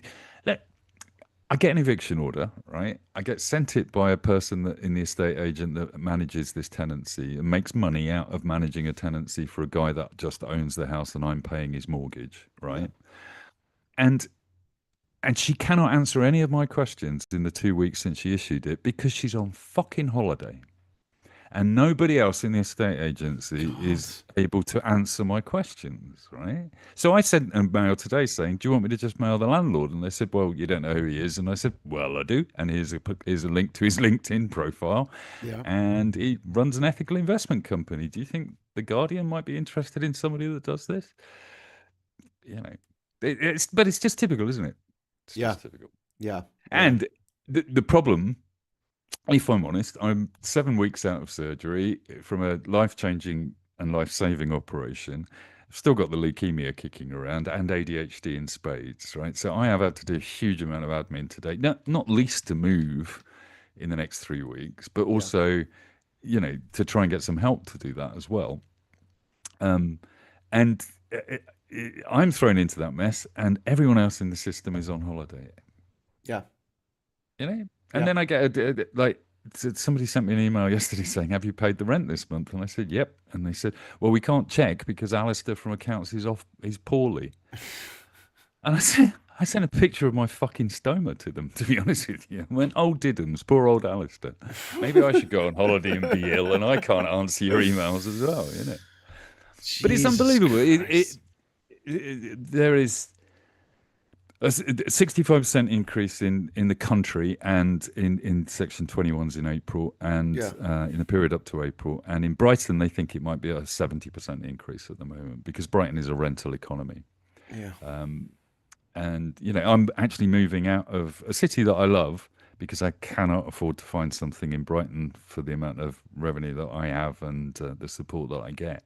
So, you know, I'm now being shoved out of this city. I'm not an economic contributor. I buy fish and chips locally. I guess that helps somebody, basically. But I have been an economic and cultural contributor to this city. So it's a shame. Oh yeah, but fundamentally, you know, it's this is going to be better for me. It's going to be better for my recuperation. It's a lovely place, and to have a lovely landlord. What I decided was I wasn't going to go onto the private market and find another wanker to deal with, basically. So. Well, no, I hope I hope it all works out. But before we go on, first of all, Miss Elby's been very kind and given us a couple of quid to Mike's Moving Fund. Thank you very much. Thank you very much. Kind of you. But also, wow, we've had a mega chat in from Anushka Cheremetov. Metef. Hi, Mike. I'm very sorry to hear that. I hope this helps. 50 quid, mate. 50 quid. Wow. 50 quid. Thank you so much. And that means we can release the thank confetti. He's happy as well. Woo! So, thank you very, very much. Do I have your bank details? I've given you. I must have sent you because have I? Because I bought your book. Did that involve getting your bank details off you? No, I think you did a PayPal thing, but we'll work it out. It's very generous of you, and you know that's the other thing. It's not costing the landlord anything to do this. The only thing that would cost the landlord is if I sat tight, which you can do. Yeah. All right. And the advice you get from the housing department. I mean, for a start, be a twat about it. If you go to Universal Credit and say, "What should I do?" they point you to the Shelter charity website. Yeah. Right? That's what the government does in this situation. If you go to the housing office, they say, well, if they didn't issue it properly, it's not valid. And you go, well, they did. And then they say, well, you can wait until the due date, which in this case is the end of July, which is the last time that you can issue a Section 21 court case. Then they'll have to go to court and you can still sit tight and pay the rent. Yeah. But there is a constant risk for 6 to 8 months then that a bailiff is going to knock on your door and tell you to get out, basically. So he's going to do that. And to be honest with you, the rent here has been pushing me too far economically for the last 12 months. It's been a safe place to get through cancer, you know. So, yeah, no, fair enough. I mean, but it's a new start, and it's a genuinely new start. And I'd say to anybody out there that's feeling depressed about their life, just reach out, ask some people, and somebody will help you if they hear you. Basically, yeah, absolutely. Okay, thank you so much to Anushka there. News. That is really kind, and thanks for sharing that with us, Mike. I know it's been a bit of a fucking roller coaster for you.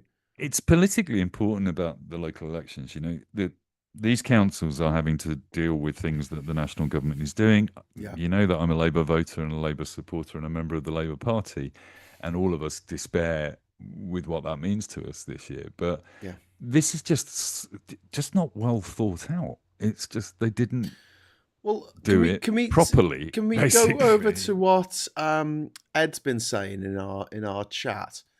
This is Ed Kimberley, who's been on the show a couple of times. He was on the Sunday night show, and he's a Labour councillor down in Worcestershire. And he said, what hacks me off is this is precisely what Labour was told to do by pollsters last year, talking about stop pandering to reform, right? Basically, look for people who are they don't want to vote reform, and they want to look for another progressive party to vote for. Reform are incredibly unpopular on the left, and no one feels like they can rally around Labour because they've been coming out with some lines that sound a lot like what Reform come out with. Ed says, I sat through Labour conference at a fringe event where pollsters laid it out very clearly. The people who Labour could win over are not Reform voters. They're anti-Reform voters who want values-led progressive government. Yeah, exactly. And if you're going to do something like this, make sure it doesn't affect vulnerable people. And just, you're unpopular in the fucking Daily Mail as it is. Nigel Farage is going to hate everything you fucking do. So just go for him. Go for the landlords. Go for the double homeowners. Go for the people that pay £2 million cash for a house in fucking Clacton. Right? Just go for them and just say, I'm sorry about this, guys. I know you're not going to vote for me because you were going to vote for the Nazi party anyway, so I don't care, basically. It's just do it. Okay, we could fix the housing market. It's a complicated problem, and I'm not pretending for 1 minute that you can fix it really easily. No, but I do know that if you made some bold moves and said, okay, country, we're going to have to all tighten our belts, and that means you boomers. That means you people that benefited from Margaret Thatcher selling the council houses. That means all of the people that are in that situation. And, we're not going to harm you. You're not going to be homeless. We're just going to reduce the amount of money that house has made you by living in it. Basically, or not living in it. They just don't have any pizzazz. Do you know what I mean? They don't really. Obviously, we talk about Labour comms, but like I was talking this morning about, okay, the trains are nationalised. They've nationalised over half of the train companies now. There's only a handful left that haven't been nationalised. Do a big promotion every day. On each of your lines, there's a train that you can get on. It's a £5 to go anywhere on that train. And it'll sell out in 5 fucking seconds. But then you can say Labour made it so it only costs £5 to get from Liverpool to London on the train. Just stuff like that. They can do it. Why not? The Faragists are all saying, we're going to pay for someone's energy bills or street's energy bills for the week. Although the month, the year, whatever. Look at what Burnham did with the buses in Manchester. Right? He was down here talking to our council about doing the same thing down here, and we introduced a scheme to do cheaper travel on the buses. Subsidised by the council, but it makes sense because it gets cars off the road, it gets parking issues. But everything is complicated, isn't it? Because the council make a fortune out of the parking, so they kind of want all these cars clogging up the streets as well.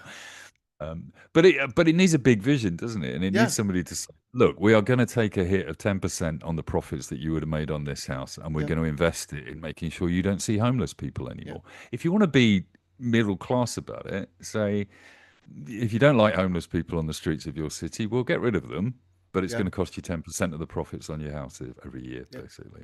Well, you wouldn't put it like that, would you? But I mean, Labour could go mad hell for leather against all of the empty properties in the UK. There's 1 million empty fucking properties. Fucking go for them and do big press events where you're like, look, this entire street was all owned by absentee landlords. They all fucked off, so we've taken them back under control. And look, people are living here now. Don't you want a prime minister? And I think maybe I'm not swinging over to reform just yet, basically, because I don't think they'll take me with a beanie hat. But I'll have to get a trilby. But fundamentally, if you had a prime minister, all right, or somebody that ran the DWP who was doing that, who was actually campaigning, who wasn't one of the problems I think in our politics is as soon as you get into national government, you become responsible for the whole country, including all the businesses and the millionaires and the empty properties and everything else. And they seem to take the blame for all of that when they're Labour. Yeah. The Tories get into power and they say our country's shit, and you go, you're in charge of the country, and they go, I know, but it's shit, isn't it? Everything's shit about it, basically. What you want is a campaigning leader of the Labour Party who goes out there and says, this building owned by 7 Russians, we're taking it over. Yeah. Basically. ABC, always be campaigning. And that is something that Labour just cannot get through their thick fucking skulls. They wait till 6 weeks before the election, and then they wake up, they sort of go, oh, well, we've got to get people to vote for us. Okay, then. Always be campaigning. Trump is always campaigning. He can't even run in 2028. He's probably not going to live that long. He's still campaigning. He's still having rallies. He's still getting people, doing stunts, whether it's his son staying over the night or whether it's, declaring war one day and then saying it's not a war the next. I was watching the Lewis Goodall's interviews in Birmingham today about the elections there, and his thesis was that Birmingham is a microcosm for British politics now, because there's a huge surge of these independent Muslim candidates standing in Birmingham. And he interviewed the guys that run that, and they're as bad as the flag shaggers, to be honest with you. They're pretty aggressive. They banned him from the cafe that he was in interviewing him. They literally, the guy that runs the independent movement in Birmingham is in court in about 6 weeks' time for fraud. He's worse than Farage, basically. But it's an incredibly divisive city now. Labour's probably going to lose control of the council, probably fairly, because they've bankrupted it. Yeah. Not entirely their fault, but not every council went bankrupt under the Tories. And the independent guy, despite me not finding it an attractive thing to vote for, basically, has got a huge following because he TikToks all day long and he does campaigns and he goes around and says, this is wrong. This building is not right. We should do this. This park is shit. Let's fix it. Basically, But I think that the Labour are making, and this isn't something new that I'm saying here, but Labour are making the exact same mistakes as Joe Biden. They saw what Joe Biden did, and they're like, let's have some of that. Let's have some of that. And you're like, you're kidding me, aren't you? Like, because they're thinking that people will genuinely just wake up in the morning and go, oh, I feel so much better now. And they don't. Yeah. No, people don't buy expensive watches or clothes or even food because it tastes better or it looks better. They do it because they're told, because there's marketing and advertising behind that. That's why people buy actual cornflakes rather than Lidl's own, but they taste the fucking same. But you'll buy Kellogg's because it's been sold to you.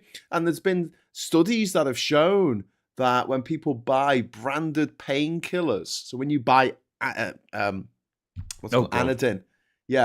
that works better than buying paracetamol or aspirin or ibuprofen on its own. The generic, it works better because you go, oh no, they must have put some effort into this, even though it's the same pills that cost a penny to make. Rez Lloyd, thank you very much for the £5 super chat. That's very kind of you. Can't match the previous one, lads. That's all right. But here's a little something. Lots of coffee tonight, I think. Sorry, Mike, to hear about your situation. Oh, you're getting lots of love in the chat. You're getting a lot of love in the chat. And I'm not the only one, and that's the thing. That's the thing about progressives as well, isn't it? Like, I don't know if it's me deflecting or whatever, but I was listening to all the stories of the people in the queue, and I could give them some advice because I ADHD this thing to fucking death to find out how you get around things. And in some of the cases, I said, do sit tight. The ones with a young family, I said, sit it out.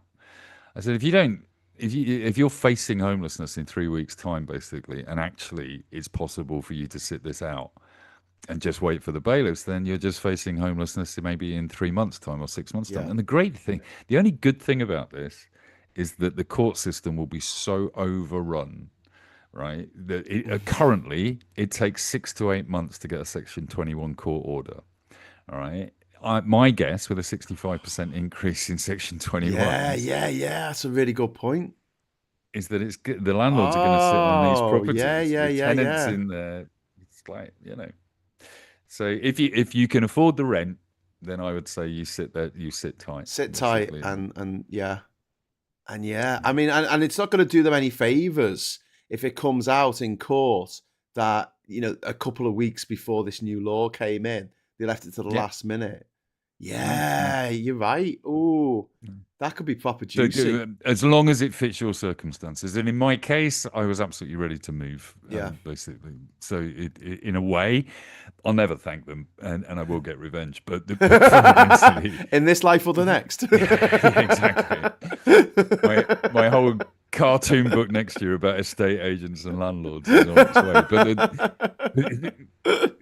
But fundamentally, if you can afford it and your kids go to a local school or your hospital is next door to you and stuff like that, basically, then stick it out. And also double check all of the contracts, because a lot of these landlords are shit and they haven't done it properly. So you can actually get around it really easily. If they haven't issued you with an EPC rating for the house, an energy rating for the house in the last 12 months, then they're breaking the contract, and you can actually say, well, I'm sorry, I'm just staying. You didn't do this properly. Oh, well, maybe you could do a show called, like, instead of Catch the Pigeon, Fuck the Landlord, and it could be all stuff like that. It could be like, did you know that if there's not been an EPA fucking agreement in the last 12 months, then they're fucked. Yeah.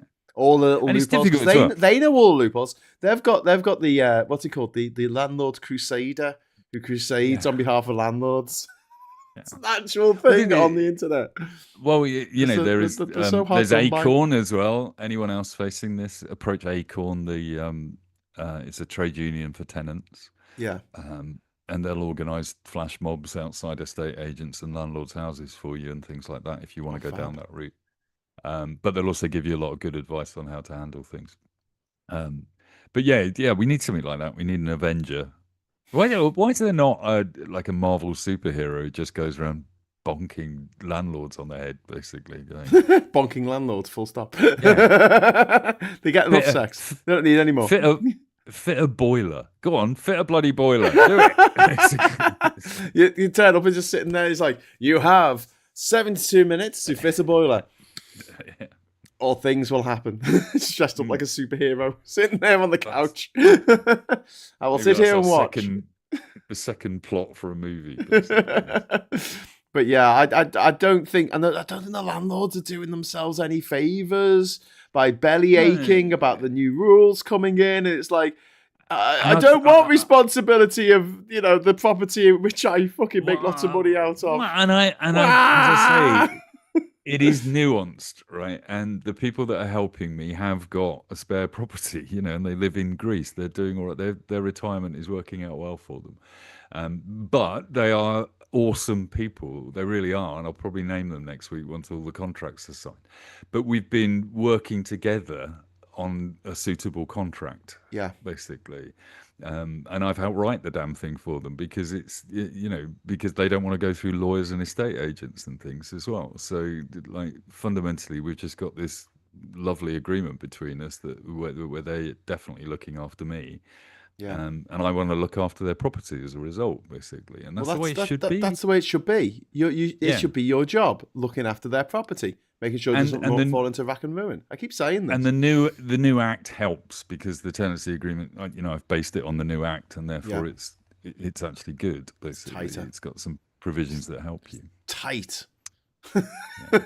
This is all aside from the local elections, and I haven't really been following what's going to happen. I've seen a lot of predictions. What's your guess?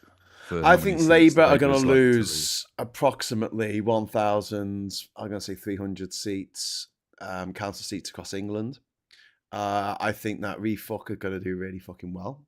I'm hoping that people will come together and vote, tactically against them. But the thing is, I think in Wales and Scotland they probably will. Well, yeah. Well, I was going to say in England, it's a local election. Only 30% of the people bother to fucking vote. No one's really asked about them. No one knows what the council does really. And so, they want, there's a lot of people who want the fash to sort out the bin collection. Oh my God, we just had an absolutely huge ultra chat. Thank you so much from Jovian. Thank you, Jovian. £100. I hope things go better from now on, Mike. Oh, it's so sweet.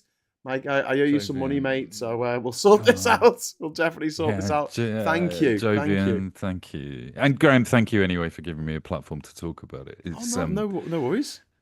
I've been head down in this all week. Basically, I've got ADHD people doing spreadsheets and files, and like I've got paperwork coming out of my ears, and I will forget it all in 2 weeks' time when I don't need to deal with it for a while, basically. But yeah, it's that's lovely, Jovian. Thank you so much. Thank you so much, because honestly, in these times, that's a lot of money, Jovian, and I really appreciate that. Thank you. Yeah, that's really, really kind. Really, really kind of you. And yeah, I'm just. I was on the feed there. I don't know if you can see, but Sky News has just gone on. Yeah. So I'll just get rid of that. Don't need that no more. I thought the war was over on Friday, but now apparently the US is attacking Iranian ports again. No, it's over, but then it's not over because he gets another 6 weeks. You see, because he's only allowed to invade another country for 6 weeks. But then he yeah. Anyway, we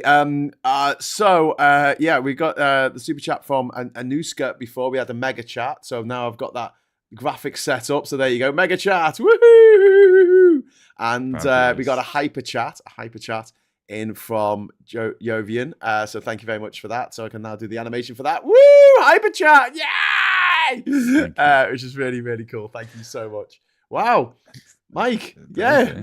You should come on more often. I should get evicted more often. It's a highly lucrative business. What do you do for a job, Mike? I get evicted. It's the other thing, Graham.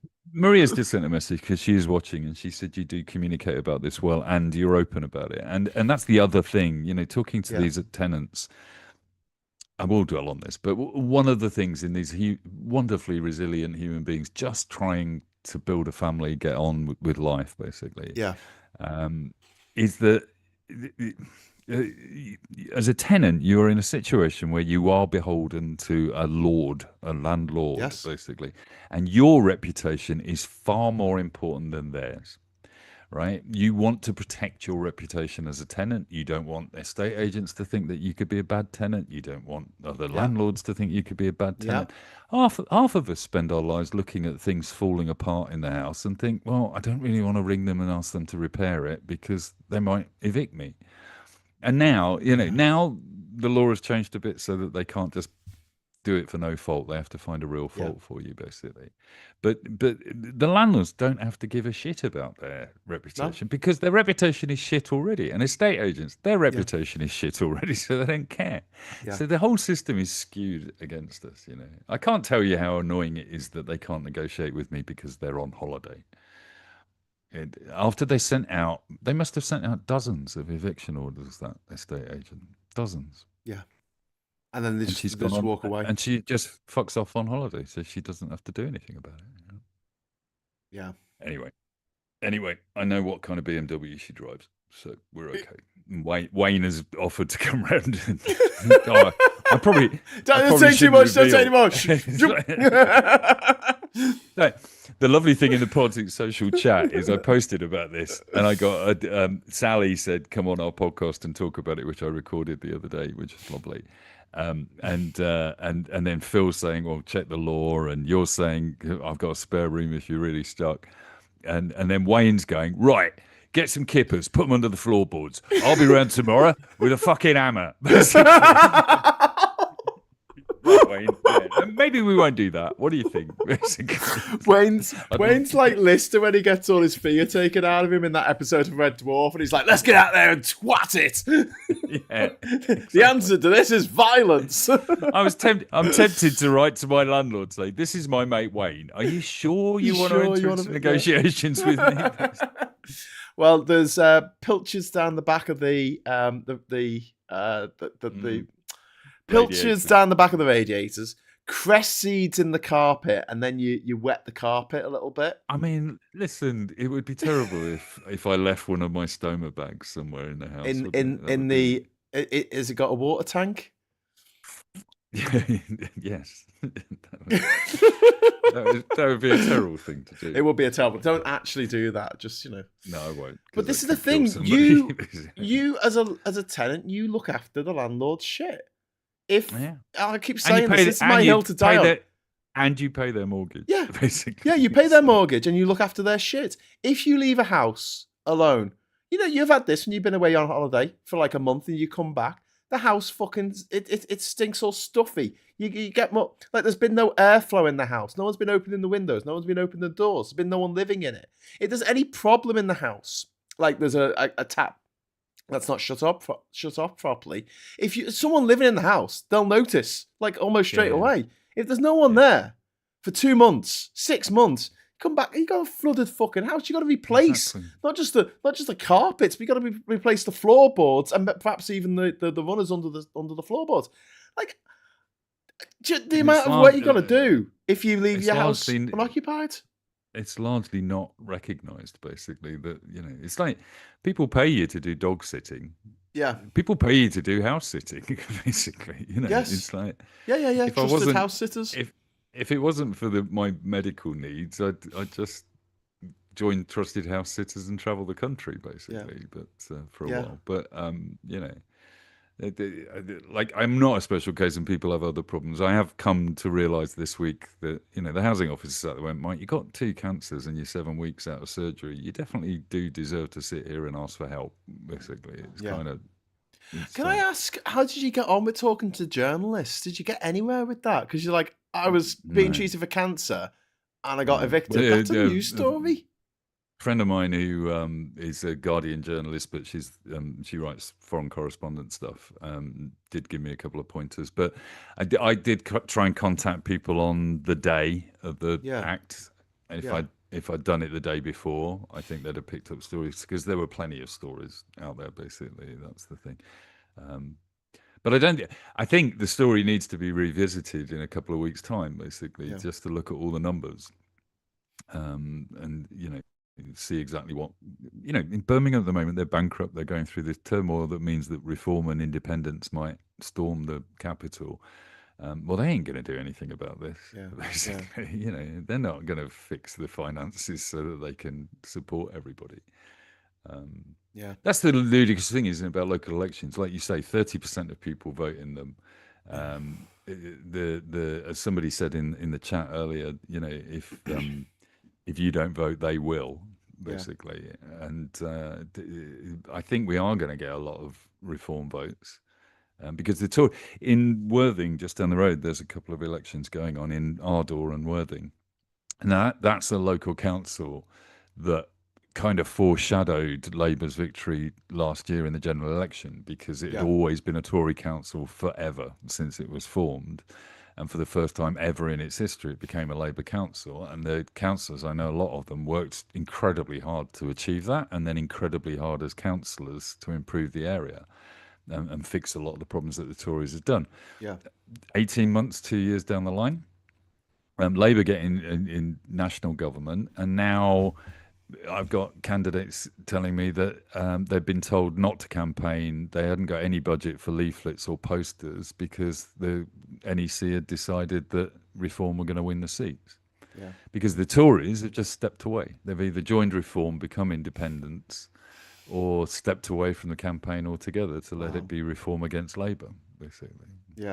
Fucking refuck. Fucking Tories. Graham Price is saying, I have no fridge for 18 months because I'm scared to ask the landlord to replace the shitty one that's in the kitchen, and I can't afford the new one. That's Graham, shit, mate. I'm really under sorry the new Act, if you're still a tenant, then the new Act applies to you regardless of your old contract, basically. So the landlord absolutely has to do that, and there is a form of redress. I can't remember exactly who you contact, but there is a form of redress for things like that. But I totally appreciate it. I've tried to fix things myself. I've tried to put solutions. Well, it's your home. That You want it to be nice. You decorate, don't you? You make it look nicer because it's where you live. It's where you've got to spend, most of the day.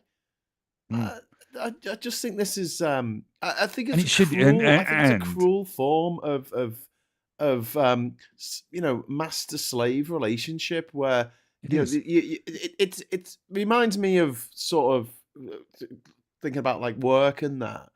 If you want to be on TV, if you want to be presenting travel shows, and the BBC say to you, "Oh, do you want to come and do this?" Are you going to ask for money for it? Because it's the fucking BBC. Of course you're not. You're going to fucking do it. Ted, get in touch with TED Talks and say, "Do you want to come over to California and give a TED Talk at a proper fucking TED event? Not a TEDx, a proper fucking TED event in Palm Springs. I'm like, yeah, okay, I'll do that. They don't pay for me to fly over there. They don't pay for me to, you know, go, they don't pay for my accommodation. I spent the night just get before a free, I gave that free ticket to the conference, basically. which is full of tech bros. I don't want to fucking. They don't do anything for me. They're not interested in me. And then CBS this morning, I was on that with Gail King and Charlie fucking Rose, and it was great. It was really nice. I got picked up at the airport, like in an actual fucking car. So there was a guy who had a sign saying Mr. Hugs. Spelled my name wrong, but never mind. Nice. Which I'd never had before. That was quite exciting. But they didn't pay for my accommodation. I had to crash on my mate's couch. I had a mate living in New York at the time. But it was like, are you going to say no? Of course you're not going to say no. You know, they know you're not going to say no because, oh my God, it's great publicity. It's great exposure. But it costs you a fuckload of money. And it's the same that it's these tyrannical power relationships that people just don't think about. I'm thinking of Graham here at the fridge and you getting evicted. Like, and my experience in Liverpool, I had a shit landlord in Liverpool. Like, it was my mate's mum, and she's fucking awful. I don't think she ever came out to the flat. We had no heating. Mike. Like, no central heating at all. Old Victorian sash windows that didn't close properly. And we had to do all the decorating. We did all the work on the flat. We made it look nice. It's a valuable asset, isn't it? And and they're essentially selling it to you every month on a subscription model. Yeah. And you know, but then the whole the whole world is becoming software as a service, isn't it? Everything is a subscription now. Because obviously I've been going through all my subscriptions because now I've got to change everything. I'm going through the list of everything for once and going, all right, well, I don't need that and I don't need that and I don't watch that. That's fine, basically. So I've cut out a bunch of expenditure I forgot I'd got. Because you do nowadays, everything you subscribe to, including all the software I use to draw pictures. You know, those subscriptions hit you in the face every so often. So we're turning into a rental economy. Everything is being rented. And there's 1% of the population are sitting there raking that money in, really. Now, I really want to say, just in case they're watching, I doubt they are because I haven't put it on my Facebook, but my current landlord, or my next landlord, basically, that is a good example of how these things can be done. But I am in, you know, don't get me wrong, I am absolutely in an advantageous position of having 30 or 40,000 followers on Facebook. So if I put out a message, it's likely somebody's going to step up and help. And not everyone else is in that situation by any stretch. So. That's why I've always felt quite lucky in that it's not just my family, but I know I've got friends that I'll never be homeless. You know, unless I got some, big mental health problem or an addiction or something like that, which is, unlikely. But you don't know what happens to your brain. Or if you steal their car again. Yeah. I got to stop doing that. But I do believe I've got enough really good friends who, if I was in a situation where I was absolutely desperate, I'd always have somewhere to stay. I'd never be out on the streets. Yeah. But you've got thousands of people who have grown up in these horrific circumstances, who have been in and out of care, who have got these mental health problems that have not been addressed, and they've got no one, Mike. They've got absolutely no one. Yeah. And society, we should be there for them. We should be there to provide a safety net and say, but we're moving more and more towards the American model of things, where if you're, good looking and you get cancer, you're more likely to get people to fund your GoFundMe to keep you alive. Yeah. That was my problem. I got £15. I'm sure you'll do quite well on a crowdfunder in America if you needed that. Crowdfunder. Because we don't need to, do we? That's the thing. No. Hey, just on that, you know the show that I keep saying you should try and watch, and you keep saying you can't bring yourself to, the Necessary Conversation, the two. No, I do see the clips from it. But I just I can do about 30 seconds of it, and then I'm like, okay, next video.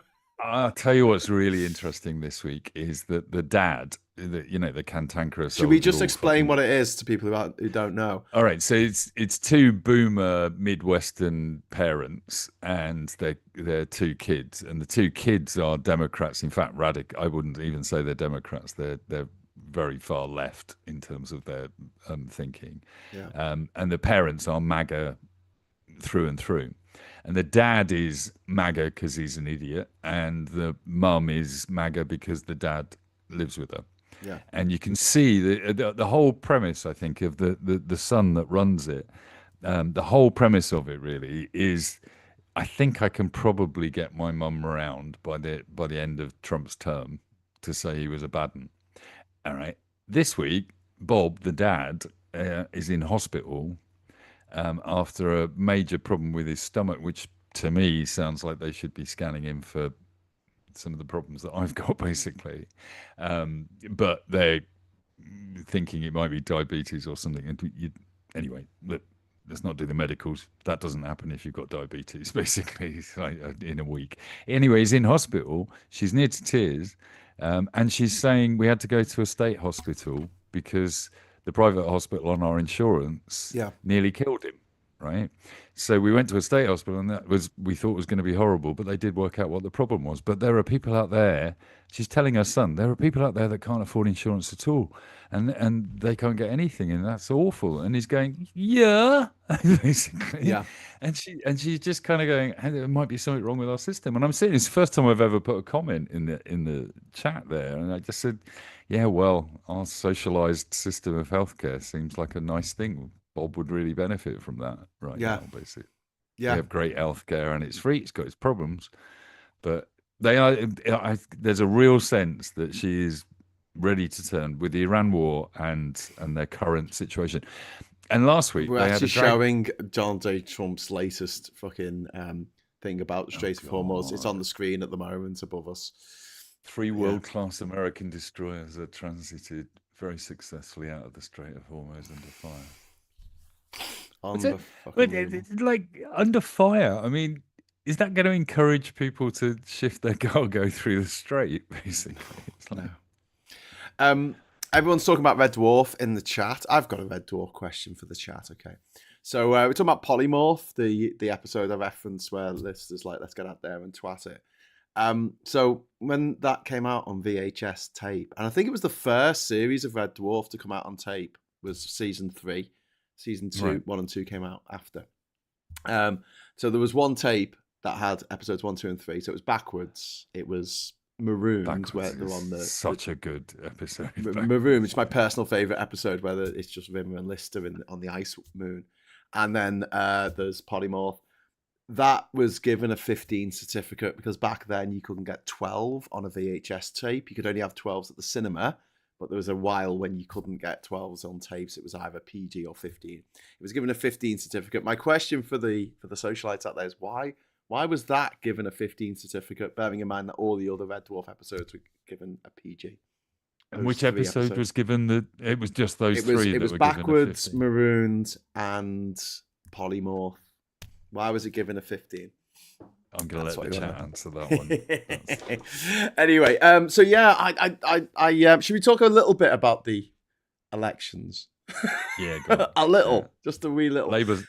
I was showing the BBC, and we had Helena Humphrey on, who's lovely. I like her. But then it went over to Laura Kunsberg, who isn't lovely. She's the opposite of lovely.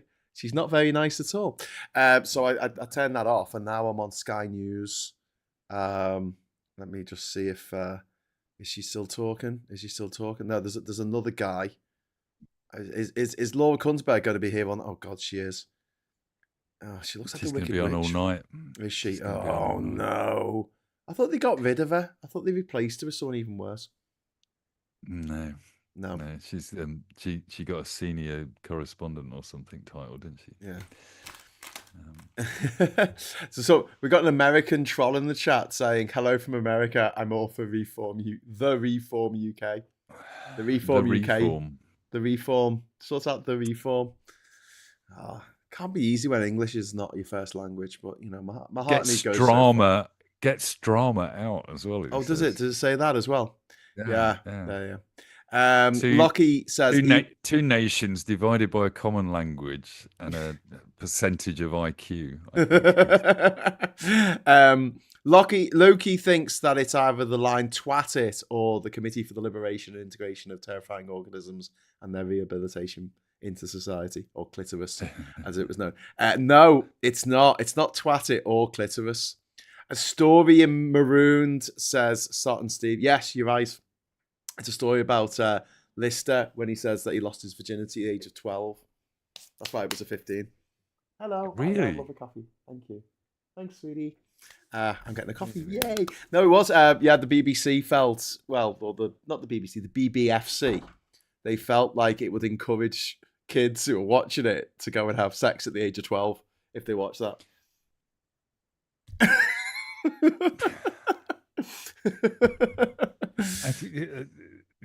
I don't imagine that it would get the same.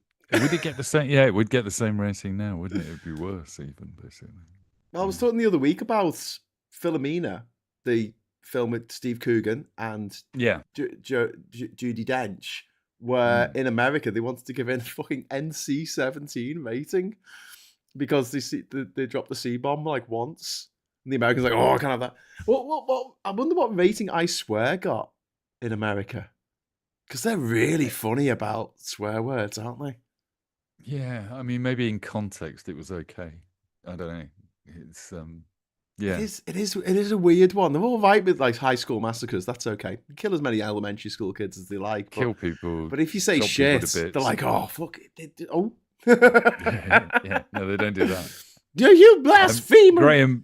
Graham Price is quite right. People have dyslexia. I have an element of it, basically. But then spell check. So spell check. Get a little wobbly line. Thank you.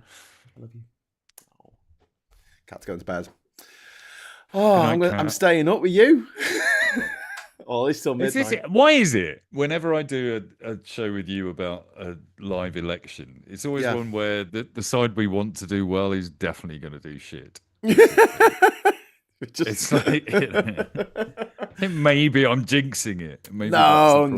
I mean, Labour jinxed it. Come on, Labour jinxed this. It was nothing to do with us. It's like Labour have not done well in their first almost 2 years in office. 2 years, mate. Is the troll Amy Carcass or whatever it is, Carcaterra? Yeah. Because she's now saying YMCA, Trump is better than Starmer. You're, spelt incorrectly as well, getting more taxes. Right. Well, congratulations on your inability to write anything. We are getting more taxes. Twice now. We even pointed out your appalling spelling, and you continue to do it. So there's a place in the UK called Worcestershire, although you'll probably pronounce it Worcestershire. And there is a place where Refuck, as we call them, Reform UK, got into power last year, and they have put up the local tax, right? So the same as your state tax, I guess. It's called council tax over here. They've put it up by 9%, which is the most that's been put up anywhere in the country. And they actually had to ask the government for special permission in order to put it up that much. That's how much of a shit job they did. So all these people around the UK who have voted for Refuck, they're like, do you know what, Mike? I'm just not paying enough money. I need to pay more money for me, to live. Oh my God, SG. Thank you, SG. Oh my God, we got another £100 coming. Wow, another hyper chat. Thank you. We got a hyper chat. We're going into hyperspace. Thank you very much. That is very, very, very kind of you. Current strikes against Iranian targets are just a love tap, in inverted commas. The ceasefire is going. It's in effect. Trump told ABC News it's just a love tap. A love tap? What does that even mean? God, he's so horrible. He's just such a horrible, gruesome old man, isn't he? Cringy granddad. Cringy old fucking sex pest creep who brags about going in and watching young girls, teenage girls, get undressed in one of his disgusting beauty pageants. You know, those disgusting pageants, those pedo pageants they have in America where they get little girls and they give them fake boobs and they put like paint all over their face and they have them go out and do a little fucking striptease in front of some gruesome old men. He used to run those competitions, pageants. They've got beauty pageants. Of course, and Mike, this sounds trite, but the way you handle stuff is just inspirational. Oh, that's so lovely. Graham, you're a top bloke too, even though you're Scouse. Oh, thanks, SG. I'll take it. We all have I'll our take crosses to bear, basically. If someone else wants to drop 100 quid in the super chat fund to insult Liverpool, it'd be very welcome. Very welcome to do so. I thank God they didn't say Starman. I would have said, keep Ziggy Stardust out your damn mouth. Yeah, bloody Starman. Putting up taxes. Just have you seen this Rubio story that's on screen? Where he met the pub and he gave the Pope like a little fucking trinket. And he gave him a State Department crystal American football, right? And the Pope comes from Chicago, yeah. They ain't got a football team, basically. He's into baseball in a big way. So the Pope just looks at it and goes, yeah, great, thanks. And then says, here's a peace pen for you to sign the agreement that you need to sign with Iran. Basically, it's like... Love it. Perfect. A peace pen. Smoke a peace pipe. But apparently this is Rubio's play to out-Vance Vance. That's what this is all about. Yeah. Because then Trump's now setting those two up to kill each other to try and succeed him, basically. And then he can just put Don Jr. in to replace him. Don Jr. to replace Trump. Don Jr. I'm pretty certain that's his plan. Either that or Ivanka. She's been held back from government this time, hasn't she? Big black hole of charisma. Talking of black holes, do you watch Hannah Fry? Do you watch any of the Hannah Fry stuff that she puts up? That's an interesting segue. Yes, I do. Because they did a show this week where they were talking about gravitational lensing. Right. Okay. Right. I haven't seen it, but okay. This is you know when you just start watching something about science, and you just get absolutely hooked because you're like, oh fuck, that sounds awesome. So what it is, right? Because of something to do with relativity, whatever. There's a thing called gravitational lensing, right? Yeah. So essentially, theoretically, if you put a telescope on the other side of the sun and you put it 550 astronomical units, one astronomical unit is the distance from the Earth, the average distance from the Earth to the sun. That's 1 AU. So you put it out 550 AU, and you can use the sun as a massive fuck-off lens. Yeah. And you can use that to look at the universe, but specifically exoplanets. Now, at the moment, the best we can get with our James Webb telescope is like 1 pixel for the entire planet. And the only way we can really tell exoplanets are there is that there's a bit of a wobble on the star, right? There's a number of methods they now use, but that's the primary one. Yeah, the bit of a wobble, they go, okay, and then they look into it a bit more. And you're right. They look at different wavelengths coming from the... There's a dimming of light. When it goes in front of the sun and all this kind of stuff, right? Yeah. With if you got a telescope 550 astronomical units out, and you use the sun as a massive fucking lens, you will be able to get a picture where a single pixel covered about 15 to 25 kilometers. Wow. That's the equivalent of, the picture that they got when they went around the moon of the Earth. You could get that, but of an exoplanet.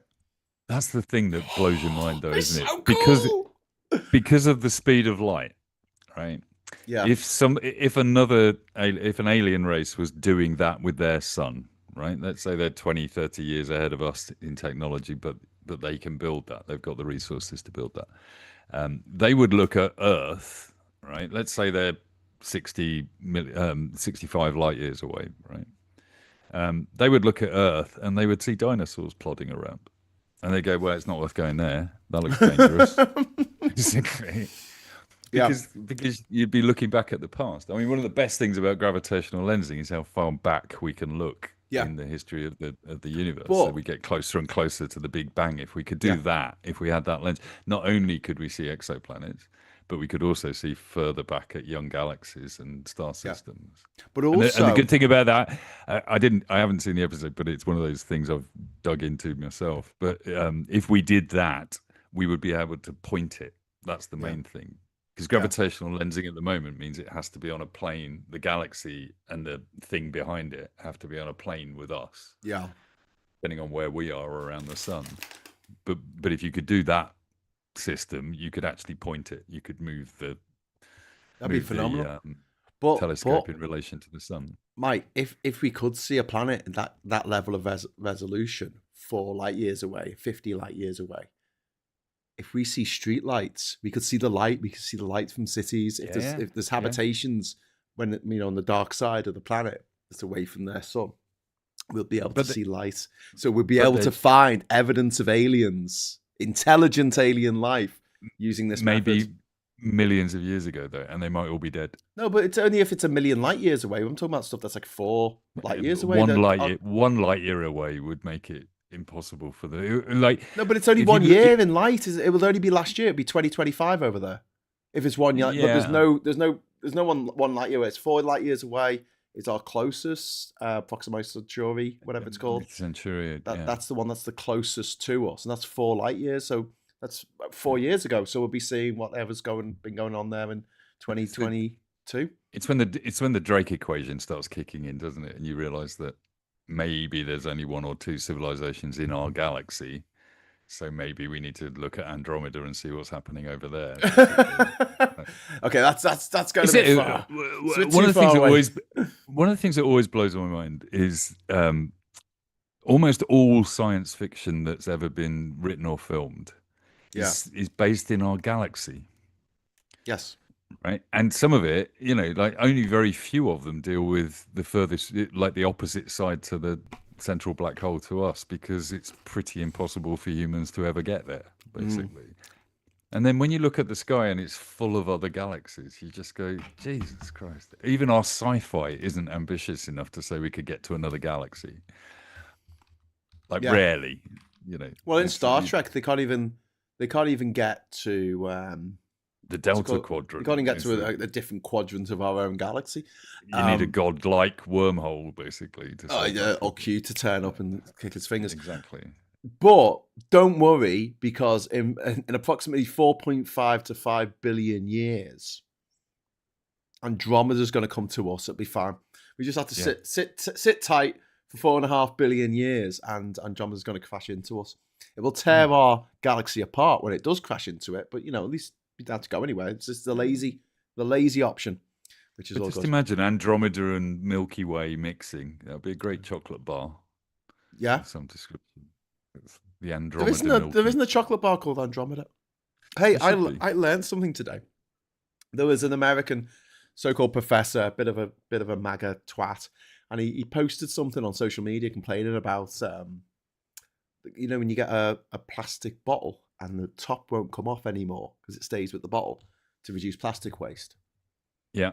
He posted a picture of a plastic bottle because he was in Europe, or he's on a flight to Europe, and he went, "Look at this. What is this? What is this? What is this? Are Europeans just really stupid?" And the response to it was really funny. Found out, I often talk about the fact that Kinder Surprise eggs are illegal in America, as is blue cheese, so not allowed Stilton. They're not allowed haggis. That's right out. They're not allowed Baby Bell cheese. I think because it comes in wax and the kids might eat it. Because people were like posting stuff from America, like shut up. And there was one, it was a Subway wrapper, and it said, "Please do not eat this wrapper." And there was a pizza box, and it had, "Please open box before eating pizza." And you kind of think, come on, someone just made that on Photoshop. But then there was one, and it was like a Walmart checkout, and it was 15 items or less. Should have been 15 items or fewer, but 15 items or less, right? And it said, "This is 15." And it had 3 hands with the fingers out. This is 50. And I was just like, "Oh my God, is that real?" America's like, isn't it something like 50th or something in educational attainment levels on average? A number of people in the chat are pointing out there are definitely sci-fi set in other galaxies, and Star Wars starts by saying a long In a time galaxy. ago in a galaxy far, far, away. Far So, away. yeah. Once upon a time. What I meant was good sci-fi. That'll fire the chat. You blasphemer! Have you watched Andor yet? Did you ever get around to watching that? Nope. Cancelled Disney, obviously. So no. I'm Why going to is go it and obvious see. they cancelled Disney. I guess like you cannot watch enough of the stuff that you pay for, right? You just can't. I took out a YouTube Premium account because I just analysed my viewing and realised that I watched YouTube 70 or 80% of the time, and the ads were driving me nuts. So I took out that and stopped everything else. So and then you can just pick up the free 30 days basically and go and binge everything on something and then just switch it off. So, yeah, that's fair enough. That's what I think. We If did you- that if with you ever meet Apple anyone that TV. We got says- 1 month of Apple TV and we binged the fuck out of it, and then we just Yeah. sacked it off. We watched all of Ted Lasso. exactly. We watched all of. If you ever meet anyone that says, "Oh, I watched Silo. all of Netflix," I watched all of Netflix, and you go, "Right, really? Did you? Okay." I mean, the thing is as well, like it reminds me when I'm trying to find something to watch. It's so difficult because Cats doesn't necessarily like horror films, stuff like that. But also, like, we've got the kids most of the time, so we don't want to watch something that's they won't like or that might be inappropriate. But also, I've seen everything. Like, because when I was younger, I would go to the cinema at least once a week. I would see every new release. I'd get it out from Blockbuster. So anything that's older than sort of 2010, I've seen it. Yeah. Do you know what I mean? It's not. Yeah. But I watched Send Help this week with Ben Chambers. I watched Send Help, which is really good. Rachel Is that good? McAdams. It's funny. It's a Sam Raimi film, so it's the guy who did Evil Dead. So it's really unnecessarily gory and daft, but it's just really funny. It's just a funny, stupid film about a guy, a woman and a guy. She's worked for a big company. The guy who owned the company and built it into what it is today, he died, and his son's taken over. His son's a little entitled shit. He's a total nepo baby. He's a tech bro. He's like Patrick Bateman twat type person, and they're the only survivors from a plane crash, and they end up on this island, and she on the island is absolutely fucking capable. Like by the time he wakes up on the beach, like she's already built a shelter and started a fire and she's cooking a fish. Right. And it's like nice little bit of role reversal. There's a bit of misery in there. If you've seen the movie Misery, it goes a bit that way. It's just a lot of fun. It's just a lot. Just don't try and take it too seriously because it does have some very daft moments in it. But we also watched Sisu 2, Road to Revenge. Now Sisu 1, this Finnish film that was made on a tiny budget that just became a bit of an international cult hit. Because it was this one man, it's like one man Rambo. It's like Finnish Rambo. And it's just this like old granddad who just decides to kill like all these Nazis during the war in 1945. Because the Nazis are leaving and he's got this gold and he's trying to get the gold to the bank. And this one, the new one, is set the year after. So spoilers, he doesn't die in the first one. It's set the year after. And it's when the Russians have taken a big chunk of Finland. And his family were in Finland when the Soviet troops turned up and they've killed his family. So he goes for revenge on the Soviets, on the Russians. And in this day and age, mate, you watched it going, yeah, they probably deserve that. A lot of fun.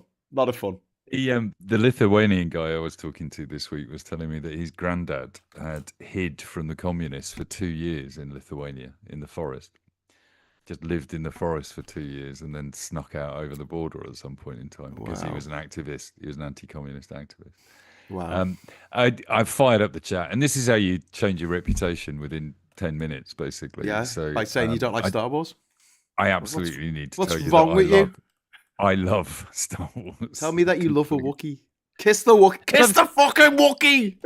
I love Star Wars, but Lucas didn't put a lot of effort into the physics of it all, did he? Really, that's the thing. Like, it was a different galaxy. How does a lightsaber? Different physics. How does the lightsaber's light just stop? How does anyway, that happen? Do you know what's just happened? Oh, it's Jedi magic. We've just crossed the threshold into the next day, so it's now Friday, the 8th of May, and that means that David Attenborough, our man Day, He is now 100 years old. Oh, 100 years old. Wow. Happy birthday, Day. And he went to a state school. It was a grammar school, but him and his brother went to state school. They didn't go to private schools. It is always a bad day when there's a David Attenborough headline, isn't it, nowadays? What? So tomorrow there'll be stories that go, David Attenborough, and you go, oh, no. And it's his birthday. It's his birthday. It's his birthday. Chill. Everyone chill. But he's the reason why tennis balls are yellow. Do tell. He was the first director general or whatever it was of BBC Two. BBC Two, yeah. And they used to show the tennis, and the tennis ball, whatever colour it used to be, didn't show up on the old black and white sets. They were white, yeah. So he decided to make them yellow, so they showed up better. There was better contrast against the green of the court. Genius. True story. And I mean, he's one of the most well-travelled humans on the planet. Huge inspiration. I mean, I grew up on Wildlife on One and stuff like that. Only because I always like to be contrary, but Zoo Quest was a slightly tricky period of his life in the 1950s. Yeah, You weren't even alive then. What are you talking about? No, I'm just saying. Before I was born, it was awful. That he went on a journey. No, because Zoo Quest was about traveling the world to collect animals and put them in zoos. Yes. Yeah, and that's what used to happen. Then obviously he changed basically and went, okay, no, I don't do that. I go out and look at them in the wild. Yes, because they became endangered. But for a long time, zoos. I mean, at the time. Have you read Life of Pi? We thought zoos were a good idea. I've not read it. I've seen the film. Does that help me? No, probably not. Because in the book he makes quite a good argument for zoos. He says as long as the animals are not being treated like shit, obviously if they've got enough space, they've got enough food. Think about the difference between living in the zoo and living out in the wild. Now, when we think of living out in the wild, we think of camping, we think of freedom, we think of, lions and giraffes dancing around pools. But in reality, if you are prey, you are constantly looking over your shoulder that someone's going to fucking bite your face off. And if you're a predator, you're constantly hungry. You're driven by that hunger to go and bite something else's face off. You don't get that in a zoo. And, it's a fairly good argument, but it hinges on the fact that the animals are treated well. And people I've met who've worked in Chester Zoo or Nosy Safari Park or, places around the world where there's a big focus on conservation. There's a big focus on the welfare of the animals. Totally. Yeah. And when there isn't, well, you get documentaries like Blackfish, the documentary about SeaWorld in Florida. And Tiger King as well. Tiger King, yeah. People who just collect wild animals for shit and giggles and don't give a shit. It's a status, it's a trophy, it's personalised number plate rather than a natural living being. Just in case my landlord situation doesn't sort out, I'd happily live in Chester Zoo. There's some really nice, like the Gorilla House. It's nice. I like it.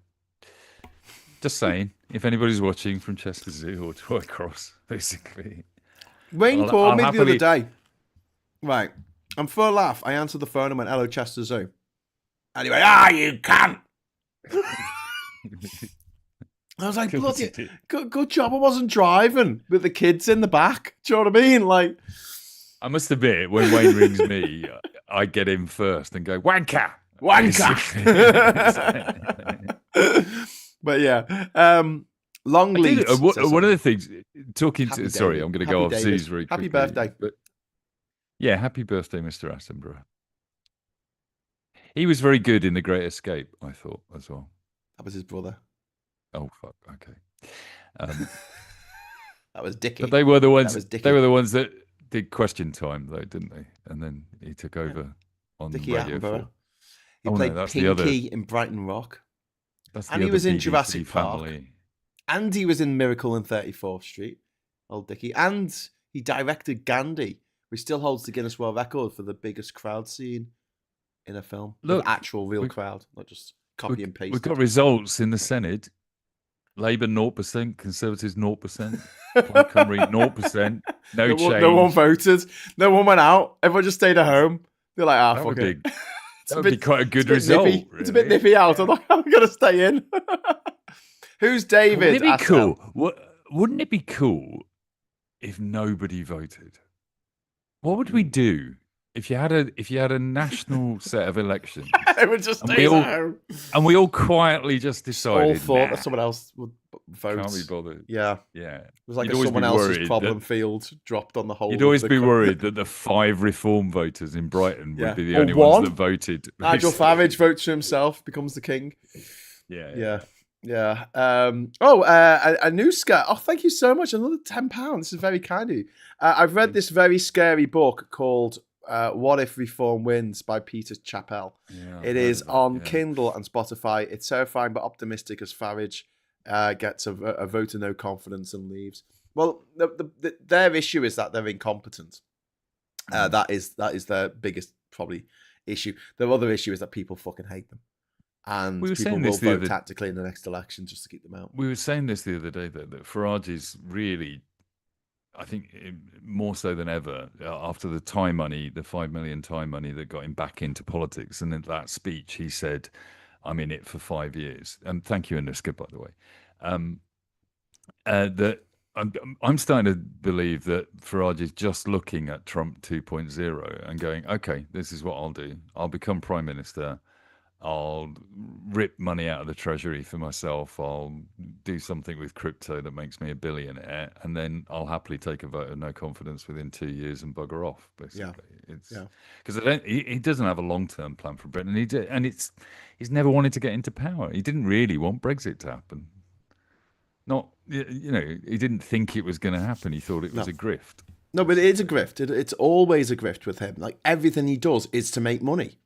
Whether it's Cameo, whether it's taking money from Russian gangsters, oligarchs, brutal dictators.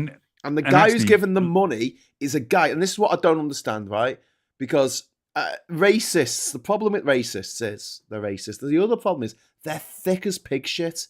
They're absolutely the stupidest people you'll ever fucking unfortunately meet. They're the kids who paid no attention in school. They've never been anywhere, never done anything, never got any qualifications, never bothered to study anything, learn anything. Whatever they knew at the age of 7, that's it. That's all they need to know for life. And this is the people who are following Farage around, right? And they talk about this thing where they go, it's the great replacement theory, where they say that people from other cultures and other religions and other races, they come here and they're gonna outbreed the white people.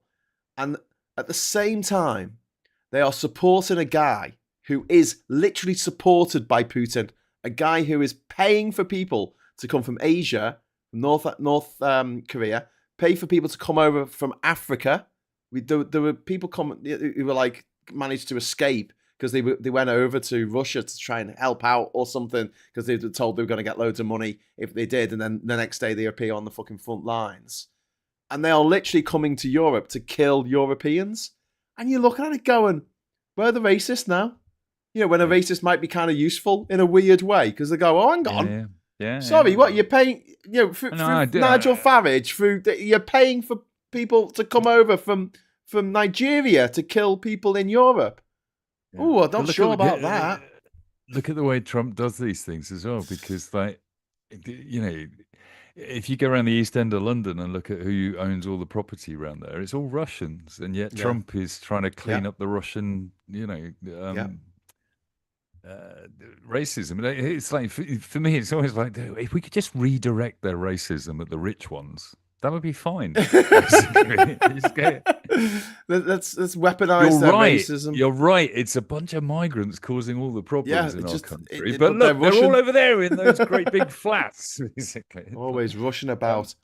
We've got a target, sir. Yeah, we have. We have got some very good news just come in. That Viper Scott has dropped in £2 in the Confetti Fund, and that means 3, 2, 1, Confetti! Woo, woo, woo, woo, woo, woo. Thank you so much, Alistair. That is very, very, very kind of you. We also have a result. We have 1 seat. Oh, cool. Declared. Who did it go to? Liberal Democrats. I just saw it flash up, basically. We'd probably rely on the chat to tell us. Yeah, go on, tell us, chat. Chat's keeping an eye on things better than we are, I reckon. Yeah, exactly.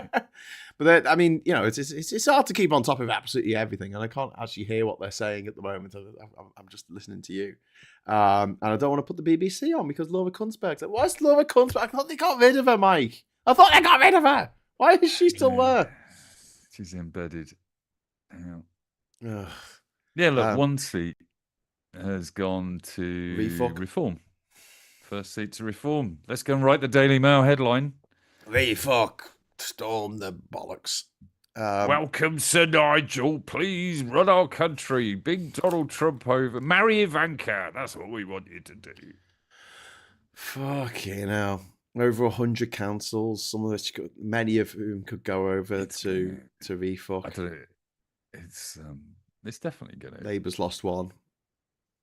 And refuck have got I just remember though, right?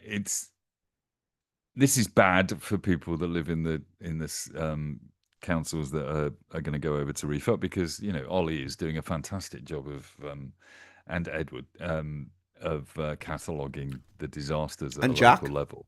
Yeah, and Jack. But so it's bad for them for the next 4 years. It will generate a bunch of stories about how terrible refuck are when they get into power, basically, because when people see it, they'll realise that there's a problem. And it's exactly the same kind of thing as the Brexit vote. It could be as damaging, but it's people going, well, I'll give Nigel it. I've heard people say it. I was at a party at the weekend for my son's baby shower. I say that with a slight amount of baby shower. I'm not sure why we do this. I'm getting so old now. I sat there with the next door neighbour. Presents. People I sat there with the next door neighbour who's in her 60s, and I said, Labour's held surely. Labour has held surely. So there you go. That's a good result. That's for Labour. perfect. Because that could have gone to refuck. So I was in Kent in a garden party, and I heard, nobody said it to me, but I did hear people saying, well, we should give Nigel a chance, I think that's probably, and again, it sort of shows the problem because Nigel's not running in any of these elections, basically. Yeah. Although arguably he will be running all the councils that they win. Yeah. Surely that's good. Seats counted 1 of 14. So there's 14 seats up. What? There's a total of 42 seats. They've got 24 seats. So that means that they've got overall control. No, but that was the old result. But what I was going to say is, look, this is actually kind of good that a lot of these places, if they do experiment... No, Labour hasn't held, surely, the reform of... What does that graphic mean? Why does it say Labour hold? I don't know. Why are we watching I don't know. They're getting their graphics wrong. But if people want to experiment with drugs, refuck, right? A lot of these places, they'll only have to have them for a year because the constituency boundaries are being redrawn and there'll be another set of elections next year. So they'll only have 1 year of refuck for them to all fight amongst each other. I would argue, mate, and I know sometimes it's just my sort of cynicism on all of this, but I've knocked on doors in this constituency and been told by people, this was before the general election, I'm going to vote for the Greens on the council because I think we should give them a chance to run the city. And you go, they've been running it for 10 years. So what more chance do you want, basically? I don't think people know who wins. I don't think that people know who's in charge. That's why the mayor thing is a better idea. In a lot of ways, because at least you get a character and they go, hi, I'm Andy Burnham, I'm Labour, any problems in Manchester is my fault. Blame me. But also take credit for the good stuff, which he's very good at doing. It started with Ken Livingstone in London, but Boris Johnson kept it and said Sadiq Khan make sure that anything that happens in London has Mayor of London written at the bottom. Yeah. Anything happening, the Olympics, Boris Bikes, the London Underground, there's a new bridge, a garden bridge. Just spend 50 million on a website for a bridge that we'll never intend to build. Small Paul says the first council results of the night in Hutton South is Brentwood, which looks like it's gone from the Conservatives to refuck. This is somewhere where the Conservatives did have 62% on the last election. Refuck have taken 40% on this one. Conservatives down to 30%, so they've had their lead cut by 30%. The Lib Dems have lost 9.5%. The Greens have lost are up 7.7%. They must have not have ran last time. And Labour are down 8.5%. So Labour and Lib Dems both losing votes there to what might be refuck. Yeah, exactly. They're either going to refuck or it's a completely different profile of voting, isn't it? Yeah. One of the things about the refuck vote is that you do get people out that don't normally vote. Yes. There's a lot of reform voters are people that wouldn't normally vote in a local election, basically. Indeed. But no, that's it. That's obviously. I mean, the line that Labour needs to come out of with this after this, depending on how the Greens do, I think, and how the Lib Dems do. But if it is a reform, a major swing to reform, and a loss to all the Tories, then you've just got to go with the, bad Tories, worse Tories, basically. That's the line, isn't it? Yeah. The really, really incompetent Tories. It is frustrating, though, to see refuck positioning themselves as like the new Tory party and making out they've got nothing to do with the Tory party when 99% of the people in refuck are former Tories, including Nigel Farage. Yeah. Paul, how are you getting that result and it's not up on Sky yet? Maybe you just need to feed us these results. That's obviously better than what. I'm just going to see if we're getting anything from Worthing. I know they got like good for Labour is only losing 1,000 seats. Apparently, that's good. We only lost 1,000 seats. But that is quite normal, isn't it? In a midterm local elections, like and the way that they're structured is that because they cross over the general elections, this particular set of elections do. So it's almost always a swing up against the government each time, basically. So yeah, well, if we were running the government, I'm sure it'd be a swing towards us because we'd be just awesome all the time and coming up with really cool schemes. Wizard Weezers. Just going, yeah.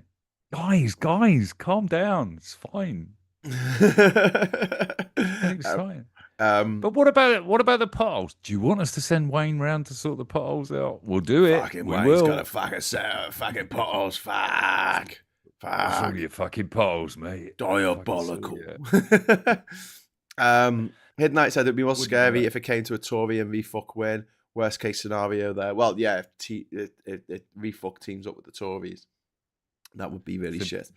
But on the other hand, the right is fragmenting in its vote, but also we're seeing a new alignment of voters across the UK. You're seeing a lot more middle-class voters voting for Labour, voting for the Greens, voting for the Lib Dems, and a lot of working-class voters who have traditionally voted for Labour for generations are now moving across to refuck because they're being told lies by Nigel Farage and his bunch of evil clowns who hide around in the sewers going, "Hey kid, what a balloon." There was some research recently that Labour is now the party of the educated middle class, which is what it was in the 90s as well. It's interesting. So Paul's just put the Chorley East council election result. I'm not sure which seat that. Chorley East, I suppose, is the seat, is it? Yeah. 39%. Labour down by 36%. And it doesn't look like that. I think that quite often. That's swung to reform, isn't it? Yeah. That's a Labour vote. But here you go. If this was a vote, if this was PR, or even if it was ranked voting, you'd have people voting for Labour and the Greens. Put that together, and that's 50%. It's over 50%. Yeah. Oh no, it's not. It's 49.7%, but it's more than refucking the Conservatives put together. And this is the thing, like it's the way that politics has been for a long time is there's been lots of parties in the middle and on the left, and there's been one party on the right, the Tories. Yeah. And this is the first time in my lifetime, I think, when there's been more than one. There's been a plurality. Plurality. Oh, for fuck's sake, what's that word? A plurality of There's been parties on the right. So, Yeah. but and it's not just refuck, because you got Advance and Restore Britain, and you just got looking at the results coming Reclaim. through at the moment, I don't imagine many of them are running at the local elections, though, are they? Well, maybe in a few, maybe they've picked a council and they're throwing some money at. Yeah. But I mean, what Reform Britain, or whatever it's called, Restore Britain and Advance have been doing is they've been putting out a lot of shit on refuck, saying refuck's not, as racist as it should be, and stuff. So they're acting like attack dogs from the far right, who are like, no, you're not far right at all. Little Haddam. I was born near Little Haddam. Thank you for that result, Paul. Labour up 3%. There you go. In a seat that's probably never been Labour in its life, I imagine. Yeah, but, but they're still behind the Greens. They came Conservative hold. God, it's a bit bad when you start celebrating a Conservative hold, isn't it? It's like, well, I mean, I fucking hate the Tories. I fucking hate them, but I will concede one little bit, right? Until 10 years ago, they were competent. They were evil. Don't get me wrong. But they were competent. They knew what they were doing. And then 10 years ago, they lost their fucking minds. And we had Brexit, and then we had COVID, and we had fucking Liz Truss and Boris Johnson. And they just acted like a bunch of fucking dickheads who didn't know what the fuck was going on. Yeah. And I think now they're trying to reset themselves as like the sensible option to refuck. But one thing I can't stand about Trump and refuck is the incompetence. Yeah. And Badenoch is not doing a good job of positioning them anyway, really, is it? Well, she's I mean, she's a placeholder. She's a placeholder. She's got a worse job than Starmer if you want to try and pretend to be a bit refuck. Basically, she's just not, But she talks the talk, but they've copied refuck when it comes to pulling us out the European Convention on Human Rights. They're following refuck on trying to get rid of people who have got settled status. They're going out to people. She constantly goes on about Benefit Street. Honestly, if you really want to ball my piss, get a really posh sounding person who went to a posh private school in Nigeria or wherever, and have them talk about people on Benefit Street. And like the reality is, a lot of people who are on benefits are disabled. A lot of people on benefits are retired. A lot of people on benefits are recovering from fucking major surgery. Yeah. There's absolutely, and these people need to go and sit in one of these housing offices for a day, basically, or a cancer ward or whatever. I think anyone that pontificates about this stuff and says it's all disgusting just needs to go and try and live the life a little bit and see what it's like. What does EU stand for? And the whole point of a social security system is a safety net. It's exactly there for when things that, for whatever reasons, that the situation I've ended up in, basically, it is there to catch you. It is our society and our government trying to do that for us, basically, and slagging it off all the time. This is what I was saying about the Tories. Even when they were in government, they were slagging it all off all the time. Yeah. It goes back to the fact that Labour doesn't do that. We get into power and they take responsibility for some reason, and that maybe that's the right thing to do morally. Yeah. They are responsible and they should make changes, but they should also call out the things they can't change.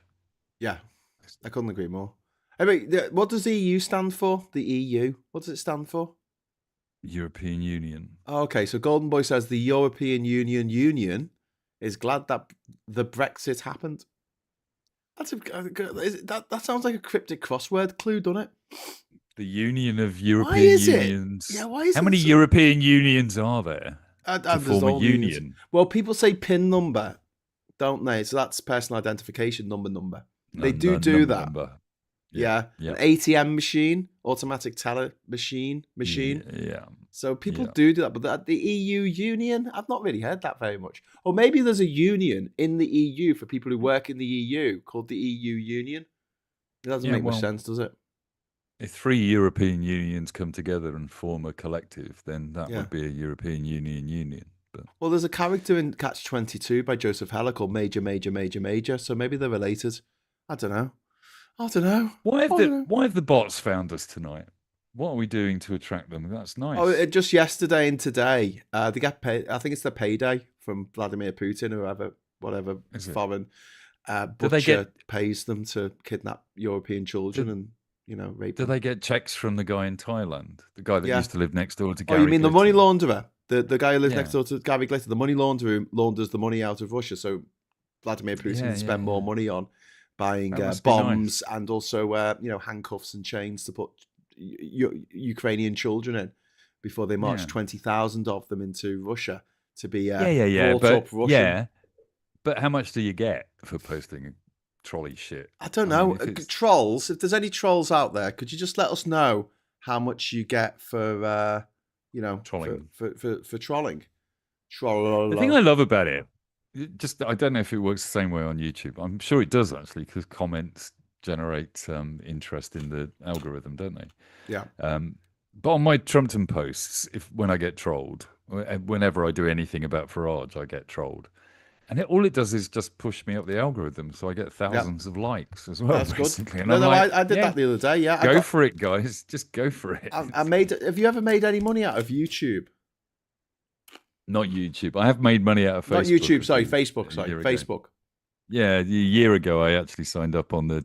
I stopped it last year for whatever reasons. How much did you get? I generated. Just from posting some cartoons, it was generating £100 and something a month, basically. Oh, wow. And I wasn't putting any effort in. Because I wasn't putting any effort in. I made £1.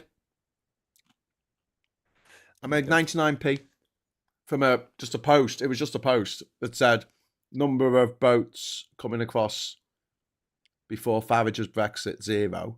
Number of refugees since Farage's Brexit come over in small boats, 200,000. And people arguing with me.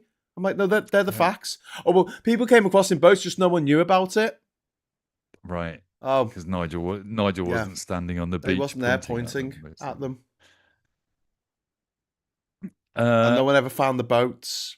And the Royal National Lifeboat Institute never had to pick anyone up before then. I'm waiting for Small Paul to give us an update on this. Sky is saying that one council has stayed with Labour. Yeah, that was Chorley. They reckon it was staying with Labour, which I thought, well, have you got I don't them all understand in this yet? because it's still saying there's 2 seats. Well, maybe the whole thing. It was a by-election, maybe? Yeah, maybe the whole thing wasn't up for grabs. Yeah. And Labour haven't lost it or something. It could be. Yeah, so could be a by-election. Refuck have won 2 seats, but Labour have managed to keep hold of Chorley, apparently. Just not sure how that Jovian works. says 666 rubles per troll. But why would you pay trolls these days? Like, because you could get AI to do it for free. Like, you just make a bot farm. You don't need to pay anyone to do it. So do you reckon people do it for free because they like it when people come from North Korea and kidnap European children and take them away to an abuse farm? They like the attention, don't they? Oh, is that it? Okay. As a rule. But this is the weird thing. I never go on right-wing media to be a troll, because I don't want to listen to that shit. No, exactly. I don't want it in the algorithm. This guy's algorithm must be full of you and me and other people, basically. Yeah, oh God, they must be getting angrier and angrier every day. They go onto YouTube and it's just full of people like us talking. Owen Jones, I fucking hate you. Why do I keep seeing your videos? Well, because you subscribe so you could troll him, basically. Yeah. Then again, you say that, but I have this problem with brutalist architecture because every time someone posts something about brutalist architecture on Facebook, I have to take the bait and say, that's fucking ugly as fuck. Open your fucking eyes. It's a fucking eyesore blocking out the sun. What is wrong with you? And then it shows me more brutalist architecture because it thinks that I like it. And I keep trying to tell it, no, I don't like quite it. a- It says stop it's quite talking to it niche. then. It's quite niche trolling, really. What? It's, Brutalist architecture? Fucking hell, just man. picking out the Smash bit it of all the up. internet that is proud of brutalist architecture and trying to ruin I their saw day for something, them. and it was about how West Germany, West Berlin, rebuilt after the war, and it was a repudiation of the Nazi aesthetic. That they went, oh no, we don't want anything looking nice anymore. It's all going to look like a big horrible concrete block with no windows, and it has to stink of piss, right? And they said it's more honest. It's more, and I've heard that before from architects. It's more honest. And I was like, no, the Nazis did build with concrete all the fucking time. They built pillboxes and they built Nazi submarine bases that look not a million miles away from the fucking South Bank Centre. Just saying. Also, and I know I don't want to get into a debate with you on this because I'm sensing you're rising. But the Romans built a huge amount of Rome using concrete. Yeah, to stick the rest of the stuff together, because that's what it is. Yeah. It's like building an entire building out of putty. It's like, no, you're supposed to use the putty to put the glass in. No, the whole thing's got to be made out of the cement that we put the bricks between. And there's just one building, the whole of the ancient Roman Empire, which was actually built of concrete, which is the Pantheon, whatever it's called in Rome. And it's shite. It just looks like it's the worst thing they built, as far as I'm concerned anyway. Yeah. But the aqueducts. The aqueducts were not built of concrete. They were built out of stone, and they used concrete. The channels for they were built with concrete. Yeah, with concrete, not of concrete. Yeah. Yeah, they had a great concrete mix because they had concrete that got harder over time, whereas we have concrete that just falls apart. And I would argue that there are some nice ways to use concrete. There are some nice ones. Some of the South Bank Centre, in the galleries around there, where they've done it, where they formed it using wooden molds, using really old planks. So actually, it looks like wood, but it's not blatantly concrete. I But can't. you could But it's not use designed. wood. It's not designed to look like wood. It's designed to look like concrete formed in wood. That was the design. Yes, I know. Basically. Shite. Otherwise, they'd have painted it brown. But then we also look at classic architecture and we get it wrong. It was not white, marbly clean. It was all gaudily painted, basically. Well, some statues and stuff were, yeah, definitely. Oh, and the buildings, all the white marble buildings in Greece, all of them were hugely painted. We just see them 2,000 years later. Parthenon, paint's worn off. The Parthenon, painted. that was all painted. Painted. They all painted it. Would have looked all a bit. It would look like a scene from a Marvel movie, or a Marvel comic. Cartoons on buildings. Russ is saying that concrete's not just cement. I know. Doesn't make me like it anymore. So also, you like stuff that looks like wood. Why can't we just use fucking wood? Would you say that about plastic? Would you go, oh wow, this plastic floor, they've made it look like wood? But the thing is, why would you build it with wood when you can grow concrete? Yeah, you got me there, mate. Sorry. This is a niche line. But another thing I hate about concrete is that you see it all over the world. I'm sick of seeing it. The same building, the same block, everywhere. It's everywhere. It's everywhere, Mike. You don't like it. It's okay. You go to Fiji and you see a big block concrete building. You go to Brazil, you see a big block concrete building. You go to fucking San Jose in Costa Rica, you see a big block, and it's all the same. There's no variation. There's nothing to reflect the culture of the place where it was made. No. Hate it. Hate it. This fascist architect. Le Corbusier, the guy who's very famous, the Swiss architect who wanted to raise the whole of Paris and built these massive, tower blocks for people to live in. Absolutely totalitarian shite. He was an out-and-out fascist. He didn't even fucking hide in it. Do you know what I mean? It's like, it is, to me, fascist architecture. White, imperialistic, paternalistic. And you're right. What's wrong with all of that? Nothing. Now that we're all suffering under reform councils, we're just going to have to get used to it. Jaxie wants to know, is the concrete in the room with us, Graham? Yes, it's everywhere. Sorry, guys. I will calm him down. It's going to be fine. Don't worry. Fucking concrete. Somebody in the chat suggest another topic of I'm conversation. really upset, actually. Did I send you the pictures of what they're going to do to the Albert Dock, the biggest Grade 1 listed building outside London? No. Oh, they're going to build a big fucking glass box around it for some reason. Because they've got to make it look modern. Making it look modern, Mike. I haven't been to the Albert Dock for about 8 years, but when I did go, I was starting to think it was lovely what they did at the time, but it did feel a little bit 80s. It needed a big glass. No, it didn't need that at all. You know, like the Louvre, which used to be the King's Palace in France before it moved to Versailles under Louis XIV, the Sun King. That needs the big fucking disgusting, ugly Vegas style pyramid. You know, like the pyramid center, kind of like a shopping center that you'd have in like the 1970s, and it would have like a little bit of glass. Do you know what I mean? Like just a little bit of glass at the front that was shaped in a pyramid, because that was its sort of unique selling point. Warehouse as a shit fucking shopping center. Yeah, they decided to do that with one of the greatest, most incredible palaces on the planet. And they go, oh, it's damn fucking clever. It's clever. He made a pyramid out of glass. I love all that whole period of architecture, which is awful and ruined most cities. Yeah. But one of my favourites is the Alhambra shopping centre in Barnsley, which looks nothing like the Alhambra Palace. Basically, it's like give it a name, build it out of concrete, everyone will flock to it. Basically, it'll be fine. Yeah. And that's an insult. I think I was broken. In 2002. I went to Taj Mahal, and I got there dead early in the morning before the tourists turned up. Right. I spent the day there. I spent the whole day, because you just pay to get in, then you can just spend as long as you like. And if we could build something as fucking insanely detailed and incredible as that 500 years ago. 500 years ago. So when you see, you can't see on the pictures where you see like Princess Diana sitting in front of it, but when you go closer, it's covered in Arabic calligraphy, right?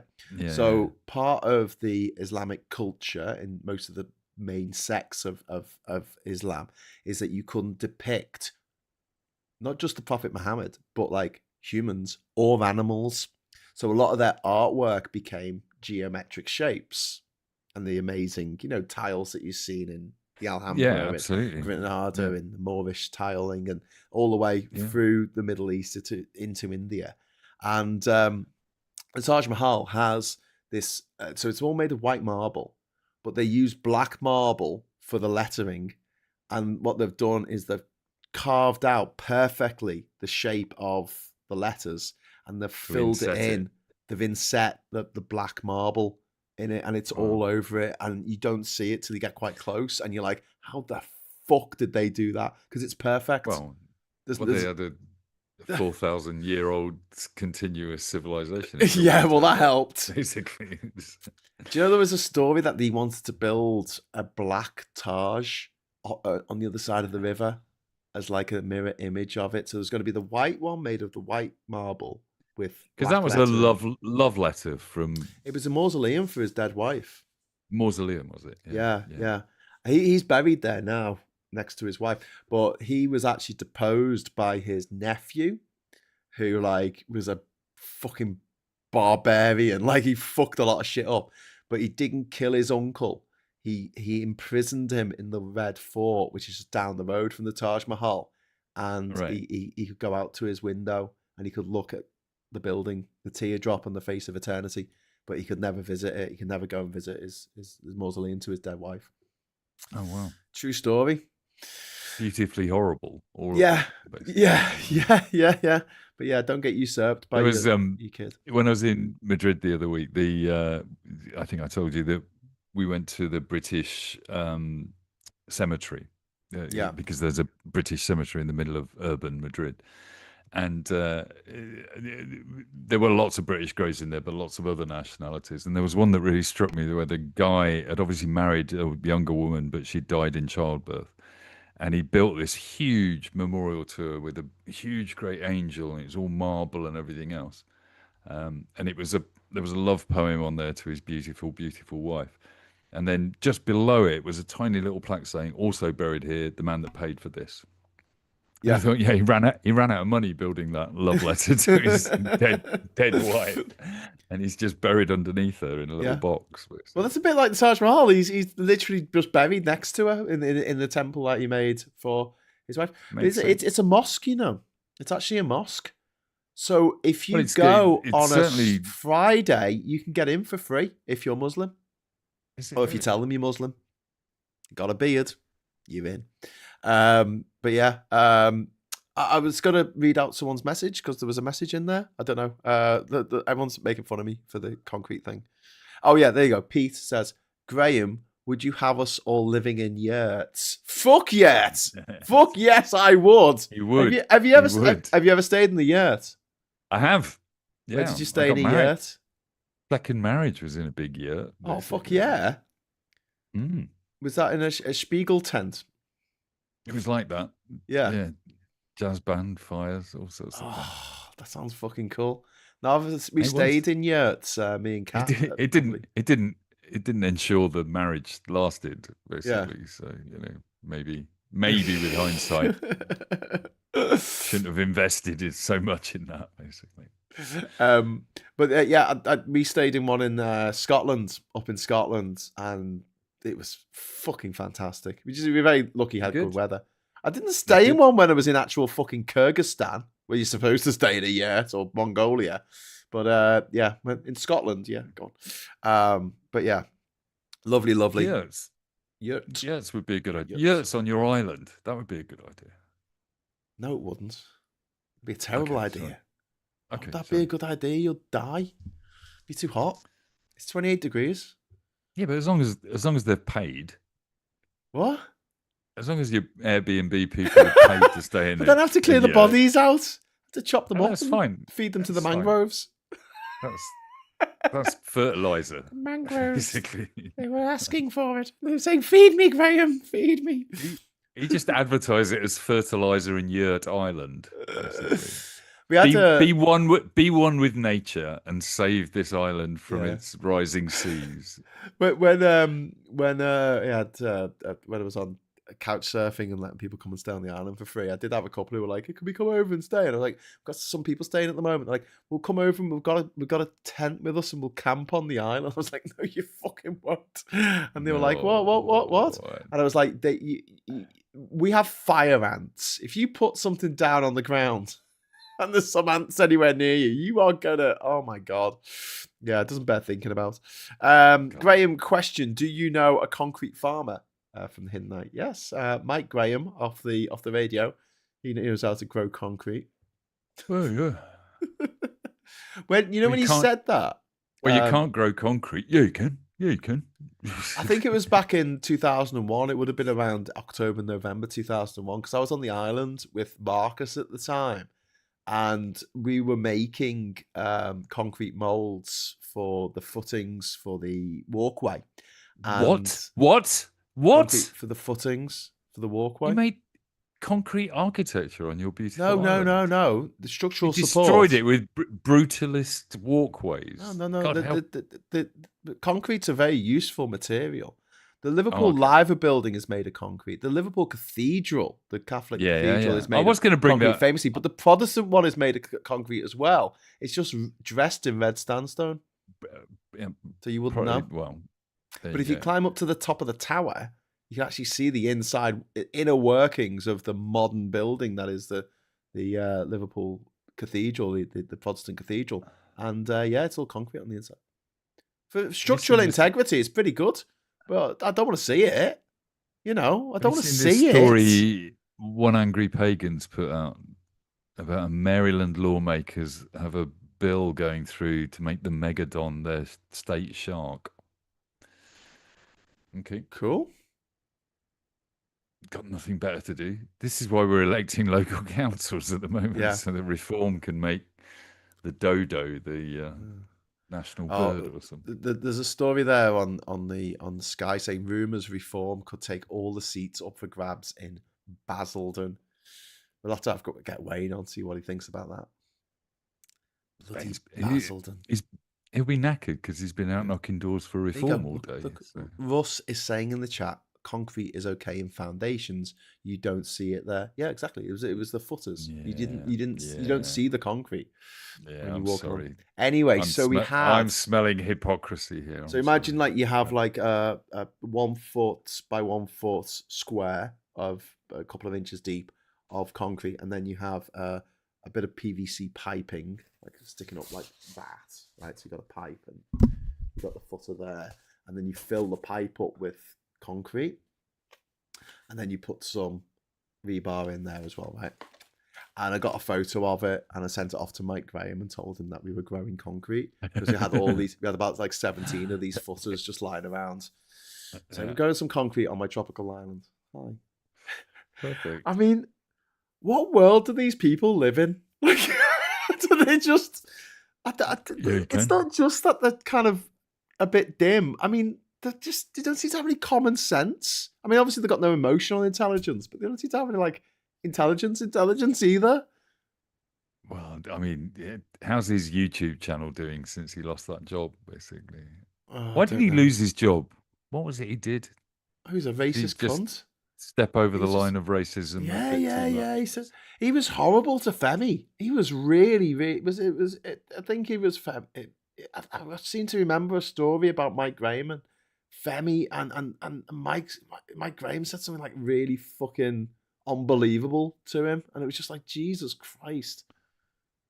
But yeah, have you seen any of the Onion doing InfoWars? They own it now, don't they? Yeah, so they got this guy who's like does this really good impression of Alex Jones, and he just shouts down the microphone, just absolute fucking nonsense. I've not seen. And he goes, down, they're making the frogs gay. It's brilliant. Trouble is that Alex Jones is shifting slightly anti-Trump, isn't he, at the moment? Oh, I mean, so did Joe Rogan for a week, and then the next week he was turning up at Trump's fucking, house and saying, Tucker Carlson, Candace Owens, and him, they're all and Joe Rogan. Yeah, because they sense that he's not as popular as he was, so they'll move wherever they go, won't they? Yeah. I mean, the big one is Marjorie Taylor Greene, because she is particularly like venomous against Trump because she feels like the whole thing. I think she can smell the fact that like in a few years' time when the election comes around, that the whole MAGA movement is what they're gonna have to scream is betrayal, and yeah. Well, they'll blame the Democrats. Is Trump going to turn out to be the equivalent of Lenin, and we're going to get a Stalin afterwards? Who'll come in and do MAGA properly. I thought we were talking about the Beatles. The Beatles, John Lennon. He was a gobshite. Number of people have recently tried to make him the equivalent of Lenin, but failed, didn't they? Yeah. So. He was a fucking gobshite, John Lennon.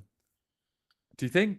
Yeah, he wanted an interview where he talked about domestic violence, and he said, "Oh, you have to be a violent man to really understand peace." And I'm like, "No, you fucking don't. You daft twat." Yeah, he said some really racist, anti-Semitic, problematic stuff that he would come out with. I mean, in his defense, I suppose that kind of language was more acceptable than it is today, and it is hard to sort of look at some of your idols. I mean, anyone. David Bowie was having sex with teenagers in the 1970s, and there's absolutely no doubt about it. Yeah. But he's dead now, so it's all right. We can listen to his music. Yeah. But, yeah. Are you watching the new Harry Potter TV show when it comes on, Mike? No. Good. I did like Harry Potter when it first came out, the books. Because I used to go and queue up to buy them to read to my son. Oh, that's very sweet. Yeah, so it's pretty cool because he just timed it. He was at exactly the right age for each new book. It was a nice conceit. But turns out she's a bit of a wanker, basically. So. A lot of a wanker. I mean, imagine just getting that far in life. Imagine if, like, suddenly your cartoon books just took off massively, and you found yourself the richest cartoonist in the world, and you just woke up one night and went, "Do you know what? Yeah. Oh, look, there's a minority. I'll have a go at them. Yeah, do you know what? The trans, they don't get enough shit in their life, you know. They don't have enough problems as That it is. was one of the other things on the necessary conversation last week. They had a trans woman who was amazing, absolutely amazing, because she was so welcoming to the question, the obvious questions, you know, like, do you have a penis and stuff like that. And I thought the best answer in the whole thing, because Mary, the mother, was just, she used to be a gym teacher, and she said, well, I am anti-trans only on the basis that men shouldn't compete in women's sports. Right? And she said, so what sports do you compete in? Right? To this wonderfully beautiful woman sitting there. And she said, I fucking hate sport. Basically, I wouldn't compete anyway. But then she had a really eloquent answer, which was, you know, there's a 7'3" basketball player. Should he be allowed to compete with normal humans? Because he's blatantly not normal, you know. So you take the hormones, you do the surgery, you end up, you're still not as good at tennis as you know, the Williams sisters, basically, because they're made to play tennis. People who say that cannot accept that trans women are women. And that's why they say horrible things like, why should men competing with? They're not men, they're trans women. And this comes back to the necessary conversation. She absolutely loved this trans woman, you know, and it because it's the only one she's ever talked to in her life, basically. So, and of course, she comes away. It's a bit like Trump, isn't it? When he says, I like him because he said nice things about me. It doesn't matter who it is, as long as they said nice things about him. Or I met him and he rolled out a red carpet for me. I love him to bits. He's great. Right, that's all that matters. But when he meets people, he's probably not a blatant racist, right? He just doesn't mix with poor people and black people and Muslim people, basically. Well, he does mix with Muslim people. They pay for his jets and his existence, don't they? Yeah. I don't think he's added those two things together. No. You know. No. Like, I mean, he's fucking scumbag. Talking of scumbags, the refuck have taken 8 seats so far. Labour have lost 8 seats. Can you imagine these councils? It's just going to be. I mean, that's 8 morons just been elected to try and run a county or a. Yeah. I mean, Jack Dart did a video this week just listing all of these candidates for refuck and all the horrible things they've done and said. You know, ranging from stuff like posting Hitler memes and saying that Oswald Mosley had the right idea, praising Enoch Powell, saying that all Muslims should be expelled from Britain, and it's just horrible. And another thing I was reading about on the Guardian website today is just how horrible it has been for a lot of the people campaigning, like in terms of vitriol. And hatred, which is worse than like ever before, like even worse than when Thatcher was in power. Yeah, that's the problem with populism and, you know, no policies, basically. You can't have a genuine debate; it has to be hatred. So. Graham's saying that John Lennon wasn't racist. I don't think he was racist, but he said racist things. The Beatles refused to play in venues with racial segregation in the early 60s. He was a bit of a prick, but he wasn't racist. Yeah, that is true. But yeah, he you know, no one's. This is the problem. Like, nobody's perfect, and you've got to make a decision at some point of whether you're going to consume the art made by certain people when you find out they are problematic. Do we still buy Roald Dahl books now when he was a massive fucking anti-Semite? Well, he's dead, so he's not going to make any more money out of it, and he's not actively spending the money he gets because he's not alive. But he's not spending the money he gets from his books on persecuting Jewish people. Whereas J.K. Rowling is actively spending the money that she gets to pursue court cases that make trans people's lives a fucking misery. Indeed. Well, whatever psychology is, we'll never know, I don't think, basically, because she's not going to go public with what went wrong, like Kanye. No. Sky News is a long way behind the results. Yeah, that's what Vimto Juice is saying. We're getting results in the chat that are not on the board over there. Lib Dems hold Brentwood North. Ooh. There you go. Is that right? Lib Dem 45%. Lib Dem +1. Labour -8. Greens, what was that? Greens +1 as well. I mean, they're really trickling in at the moment, these seats. It's not going to be. We're not going to get decent results till 4 o'clock in the morning. No, definitely not.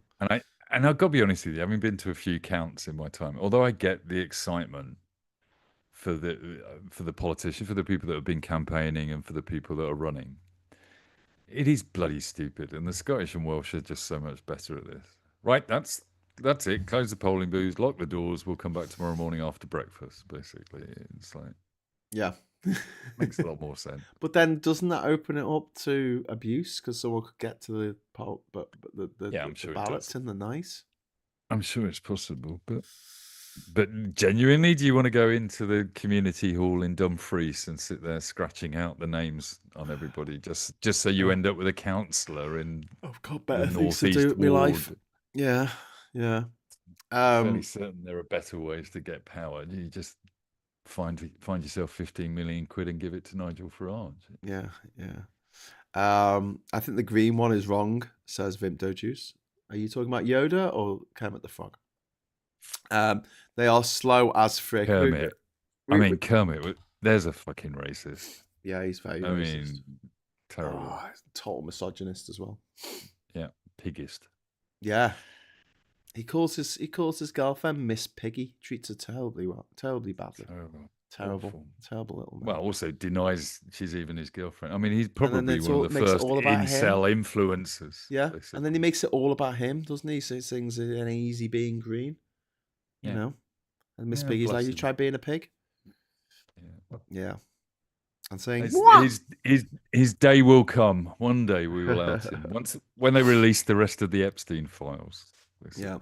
Chorley Northwest has gone to Labour with 42.1% of the votes, down 16.9. Not enough to knock them off their perch there.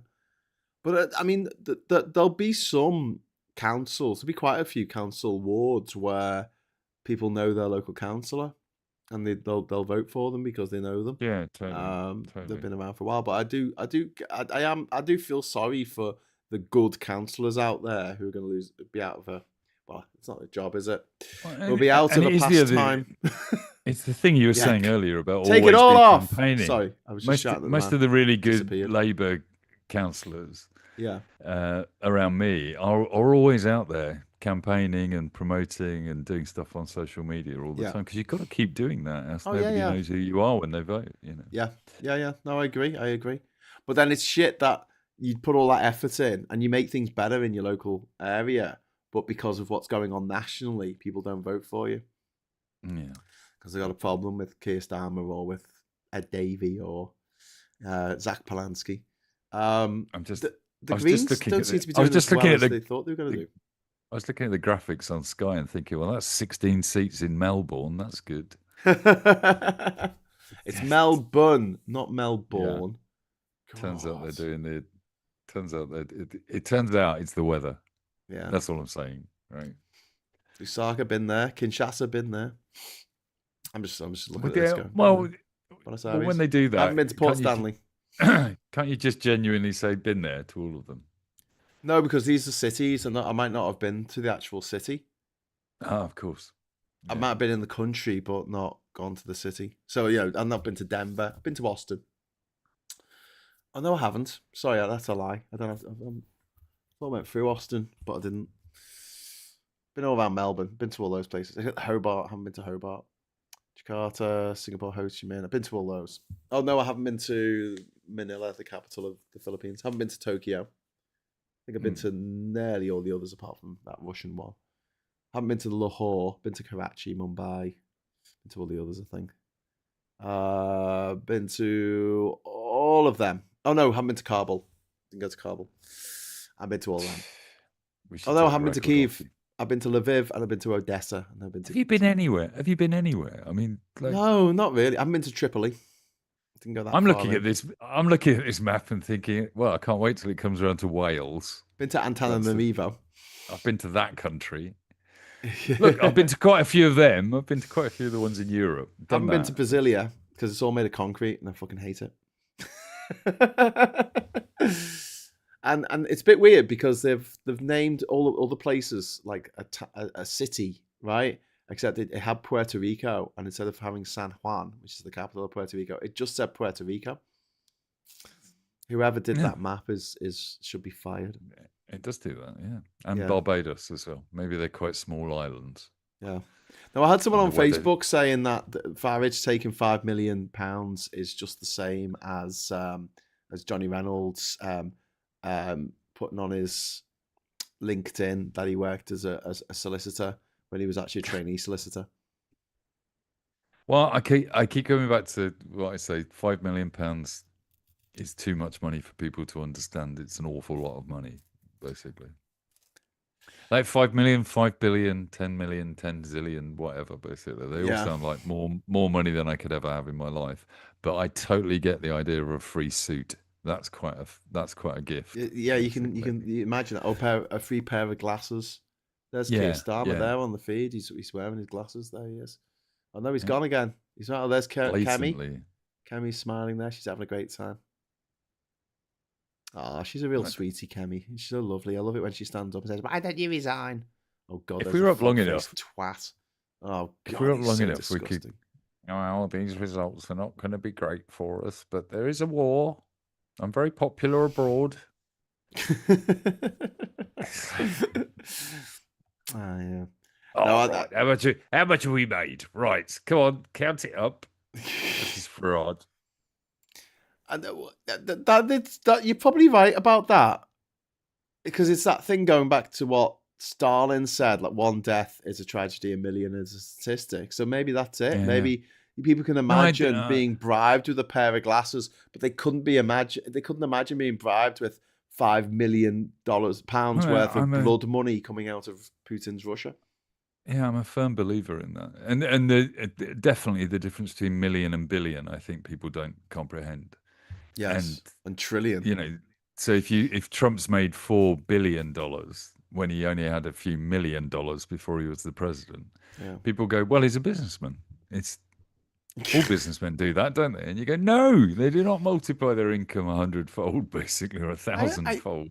When I was talking to someone about the money that's left the UK, all this money, this investment money, that we were holding, all these euros that they had to go to the High Court to ask if they could get it out of the country. It's $1 trillion pounds. Oh, trillion euros, sorry. $1 trillion euros. And Barclays Bank moved 190 million euros out of London and put it in Dublin. And they had to ask the High Court permission to do that. And I was explaining this to someone. This is as a result of Brexit. And he just went to me, "Oh no, but money moves around all the time, Graham." I'm like, I'm pretty sure you'd have to go to the fucking High Court and ask permission to move that sum of... But I had no idea of just how much that is. The fact that is more money than we spend on our fucking NHS and our fucking military put together. Like, Jesus, do you not understand how much money that is? No. And I think the metric system fucked us by having million, trillion and quadrillion sounding a bit too like each other. You should have made them sound really different. Like the word for 1,000 should be smaller, and then the word for million should be longer. And then by the time you get to the word that means $1 trillion, it should have at least 37 letters in and be really hard to say. Yeah, because we'll never use it or print it on a banknote, so it's fine basically. Oh, I've got my banknote from the Bank of Sudan. I've got my $50 billion note there. Is it really? Yeah, it's $50 billion. $50 billion. That's inflation on a piece of paper. Yeah, Bank of Zimbabwe. I love the way that on the image they've got some rocks. I think they should replace Winston Churchill with a stack of rocks.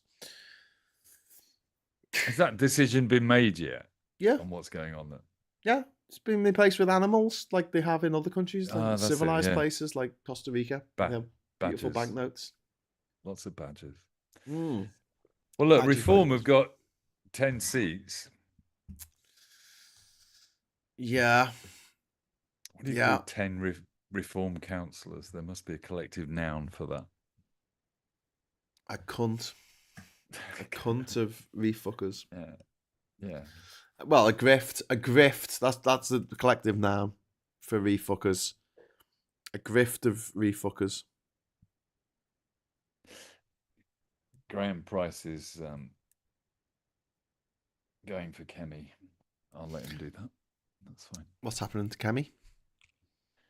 It's F off Kemi, you turf cow, is what Graham said. Yeah, that's fair enough. I was only joking when I said she's a real sweetie. She's genuinely not. I'm going to have a look at Mike Graham and then Femi. I'm sure Mike Graham said something fucking awful. Me asking for a collective noun of reform councillors has got a load of people being blocked on this because there's not any nice ones. A gang ban of cunts, a cunt of reforms. Ah, there you go.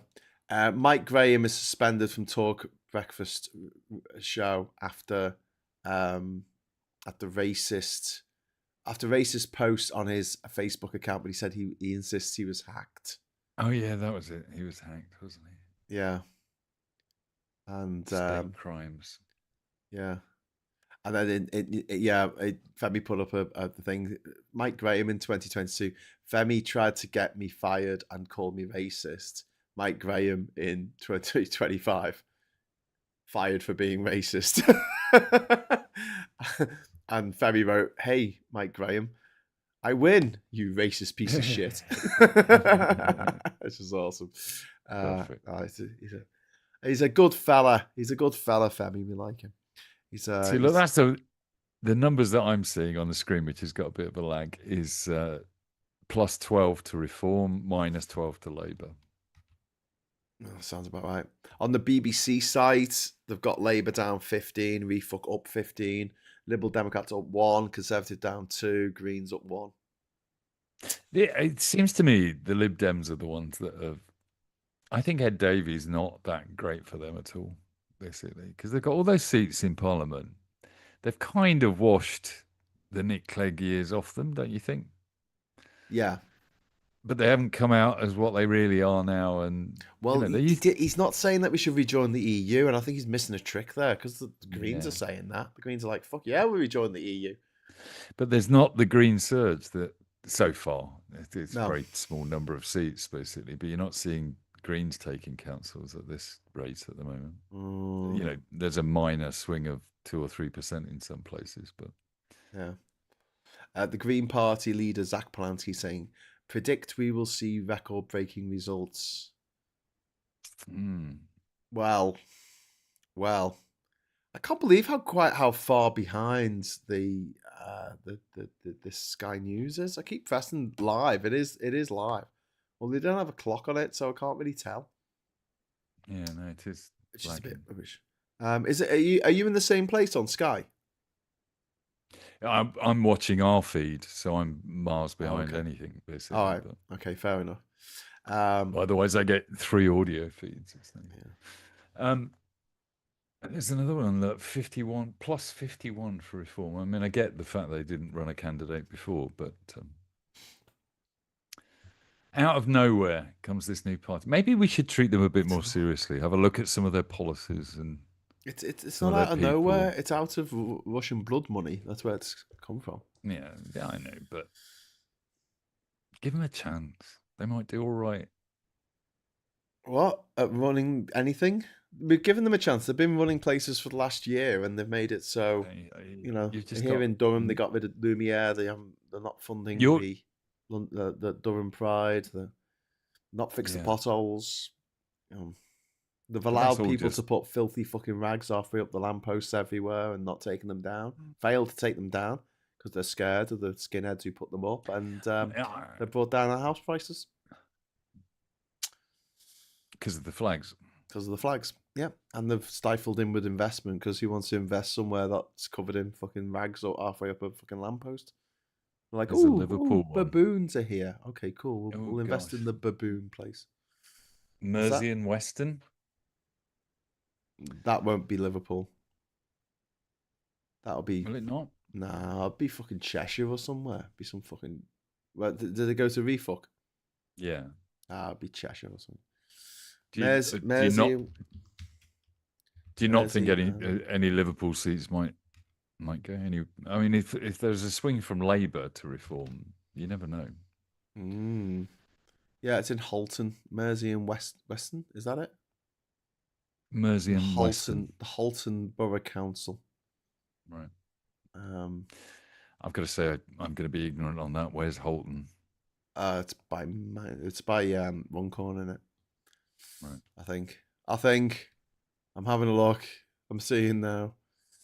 This is my shit fucking geography. Mersey and You know the clip they keep showing of Keir Starmer and his wife going to vote? You probably just missed it. They just showed it again. It looks awfully like a mum taking a child to the first day at school. Yeah. In his new blazer, basically. It's like, come on, Keir. You're going to go and vote now. Here you go. Oh, I don't want to vote. Yeah, Halton. Want to vote. Halton. It's in Cheshire. It's administered by Halton Borough Council, and it comprises Widnes and Runcorn. And if you remember, it was Runcorn and Helsby, the MP's constituency, that went over to refuck by 6 votes. But Labour's held Halton, according to our friends at Sky. So they've got that, which is good, I guess. Peterborough, my old hometown, remains confused. That's good. No overall control. It's been like that for quite a while, actually. Yeah. Used to be staunch Labour.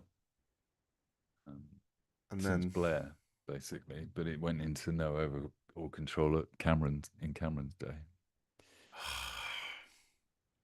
It's fine, hopefully these councils will only be around for a year, and then they have to redraw the council, so they have to stand for election again, and people will just have 1 year of terror, and they can use that to inform their voting decisions next time round.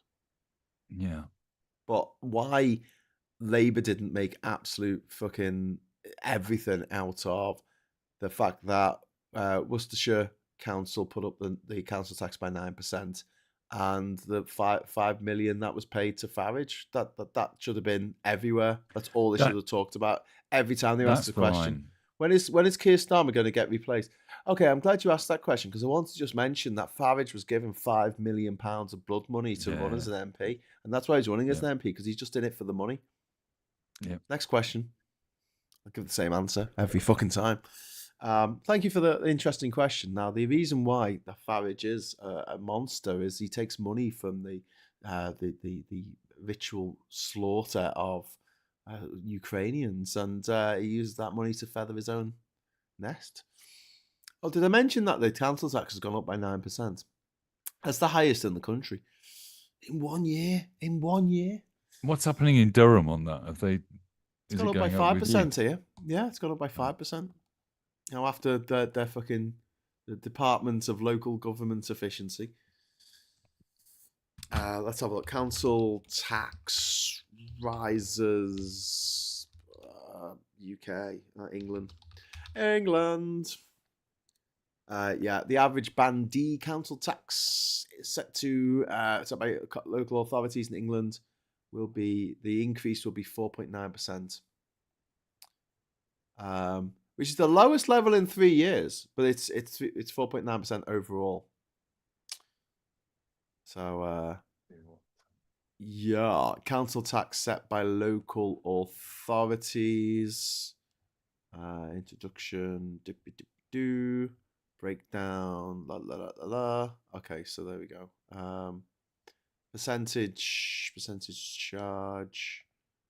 Band D. Why did they go for Band D? Is that just to show you what? To give you some idea. Yeah. Jesus, Mike. Jesus. Yeah, look, like the percentage is he running? Change. Is Jesus running or not? Nah, mate, he can't run. He's got nails in his feet, mate. be lots of pain. The council tax, one of the most regressive taxes there is. One of the changes I would make with the writers' the renters' rights is I'd make the landlords pay the council tax. Yeah, well, they are charging more tax for people that are Airbnb-ing, aren't they? Are they? I know a lot of people around here are getting out of Airbnb because the extra tax on empty. Oh. Unless you have people in there all the time, I guess. It is. So I'm going to put a flag down and say maybe another 20 minutes of this, because I'm just looking at these numbers and thinking 5,000 seats and there's 36 odd declared, basically. Yeah, no, I agree with you. I think, right, should we go on till 1:30? And then, since there's not going to be any more things coming up, what are they called? Much more seats, really, until 4. I'm going to set my alarm clock for 10 to 4. I'm going to get up and start doing a show at 4 o'clock in the morning. I now have a natural alarm clock. I don't want to put anyone off their very late supper, basically. But I did a whole trip to Spain. Yeah. Trains, planes, automobiles, staying in 3 different houses with a stoma, and it was all great. And I think I came back a little bit too confident, and I had my first stoma disaster. Oh, no. So now I sleep for about 2 hours, constantly checking the bag. Yeah, it's not good. Was it a stoma disaster in bed, or was it out and about? In bed. Oh, well, mate, it could have been much worse. If you could have been on stage. No. Well, the problem is, before the operation, when you're thinking about doing it and making that hard decision, that's what your fear is. What happens if, before I flew to Madrid, it was, what do you do if one blows up on the plane, basically, and stuff.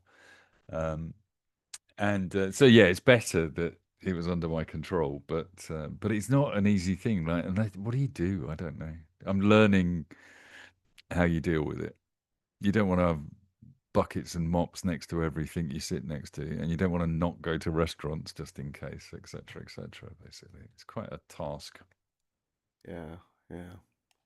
There's there was a election result that came in from Ditton, Hale Village and Hale Bank, which are in Halton, the constituency we just mentioned, or the ward, whatever. And that VFUC were up by 53%, Labour down by 50.9%. VFUC just took all their votes. They just drank their fucking milkshake. It's a protest vote, isn't it? Yeah, but only 12. The Greens only got 12.6% of the votes. I mean, 53% of the vote going to a party that didn't run in the last locals. Bear in mind that he won the European elections, didn't he? Yeah. Just before they were disbanded. Just before we didn't have any MEPs anymore. So, well, I mean, in that election, the Tories got 8.8% of the vote. See, this is Vimto Juice. 6 months later, they won an election. Yeah. Go on. What are you saying? Vimto Juice is putting up some Peterborough results. So these are areas that I know quite well. Breton. I used to work in a shop in Breton. Reform plus 33% of Reform gain.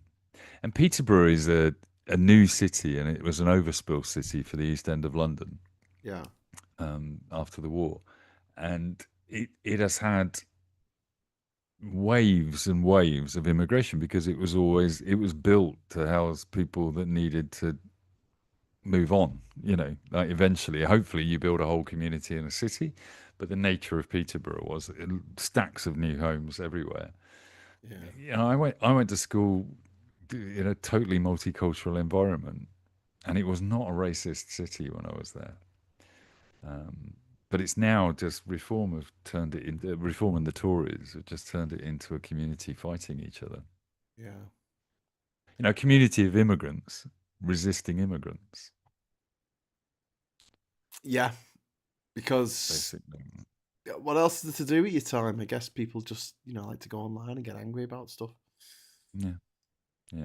We need more empathy, mate. We need more respect and love and We just need everyone to chill the fuck out. Do you know what I mean? Do you want to get, It is, get honestly. up on the table and shout, well, just everyone chill the fuck out. But, you can't. That doesn't actually work. Part of the idea of, like I say, I think I'm ready to move away from Brighton, but I do love this city and its approach to multiculturalism, to LGBTQ. It is a little island of that down here. Yeah, and I'm about to go and move into a very rural village. Yeah. Where I hope that I'll find people like that, but we'll see. Okay, well, listen, I'm going to, what we're going to do is I'm going to keep this going, right? And I'll keep Sky on. I would normally do the BBC, but I really don't like Laura Kunsberg. So I want to keep this going, and then anyone in the chat who just wants to stay in the chat and can just continue talking on, and we can get some hours sleep, and then I'm going to get up at, you get up whenever you want, but I'm going to get up at 4 and come back down, see if I'm still streaming. If I'm up, I'll come back and we'll see how much we've lost, basically. Yeah. Could be, like the last time we did this, let's go to bed because it looks like we've won the Brexit vote. It's fine. It looks like Trump has totally lost this election. Let's go to bed. I reckon Kamala's got this. Yeah, Kamala's got it in the bag. Oh, Hillary, she's there, man. Fuck. Yeah. Labour's held on to Wigan. Yeah. So that's good. And Sheffield Steve says at least Wigan and Halton haven't succumbed. Well, I mean, I also, yeah, the Refuck have got to win a lot because it's not just like they win a particular constituency and then they've got an MP. They need a bunch of councillors to have a majority on these council seats, and I don't know if all of them are up for grabs even. So, and the quality of the candidates and the campaigning and everything else, it's going to vary from ward to ward. So yeah, but I'm before we go, right? What's your take on how long Starmer's got left? I actually think he'll go to term. What? Yeah. Okay. I don't think it's in his head now to give up the leadership. That's what I think. Okay. Could change soon, but at the end of the day, unpopular prime ministers don't leave when people want them to leave. They leave when their colleagues want them to leave. So, Okay. So you think they are there for the long term, right? I don't know. It's like he's there. Sorry. The only serious challenger at the moment on the front bench is Wes Streeting, and everyone hates him because he's a massive fucking transphobe. I don't want him to win. So, although somebody told me at the weekend they really rated him. To which I pointed out it would be really nice if he just tried to be a health secretary instead of want to be prime minister all the time. Basically, it would be quite sweet if he. There was a story today. There was a story today about the Facebook group that they were on, so the WhatsApp group with all the Labour MPs on it. He put something about so it was last Friday, and he put something about how. These rumors of these, these lobby lobby journalists should be ignored. The lobby gossip. We should ignore that and just crack on with the job of getting, these elections. What lobby gossip was? Yeah, and he didn't say he wasn't coming, gunning for Starmer, which is what the gossip was, but. There was only a handful of MPs who gave him a thumbs up to the message. I don't think he's very popular. I really don't think he's very popular with his own MPs. No, I don't think that, somebody's talking about Angela in the chat as well, basically, and maybe she'll make a play. But I don't know. Listen, I'm almost always wrong with my predictions. So tomorrow morning when he resigns, we can. What do you think? When do you think he'll go?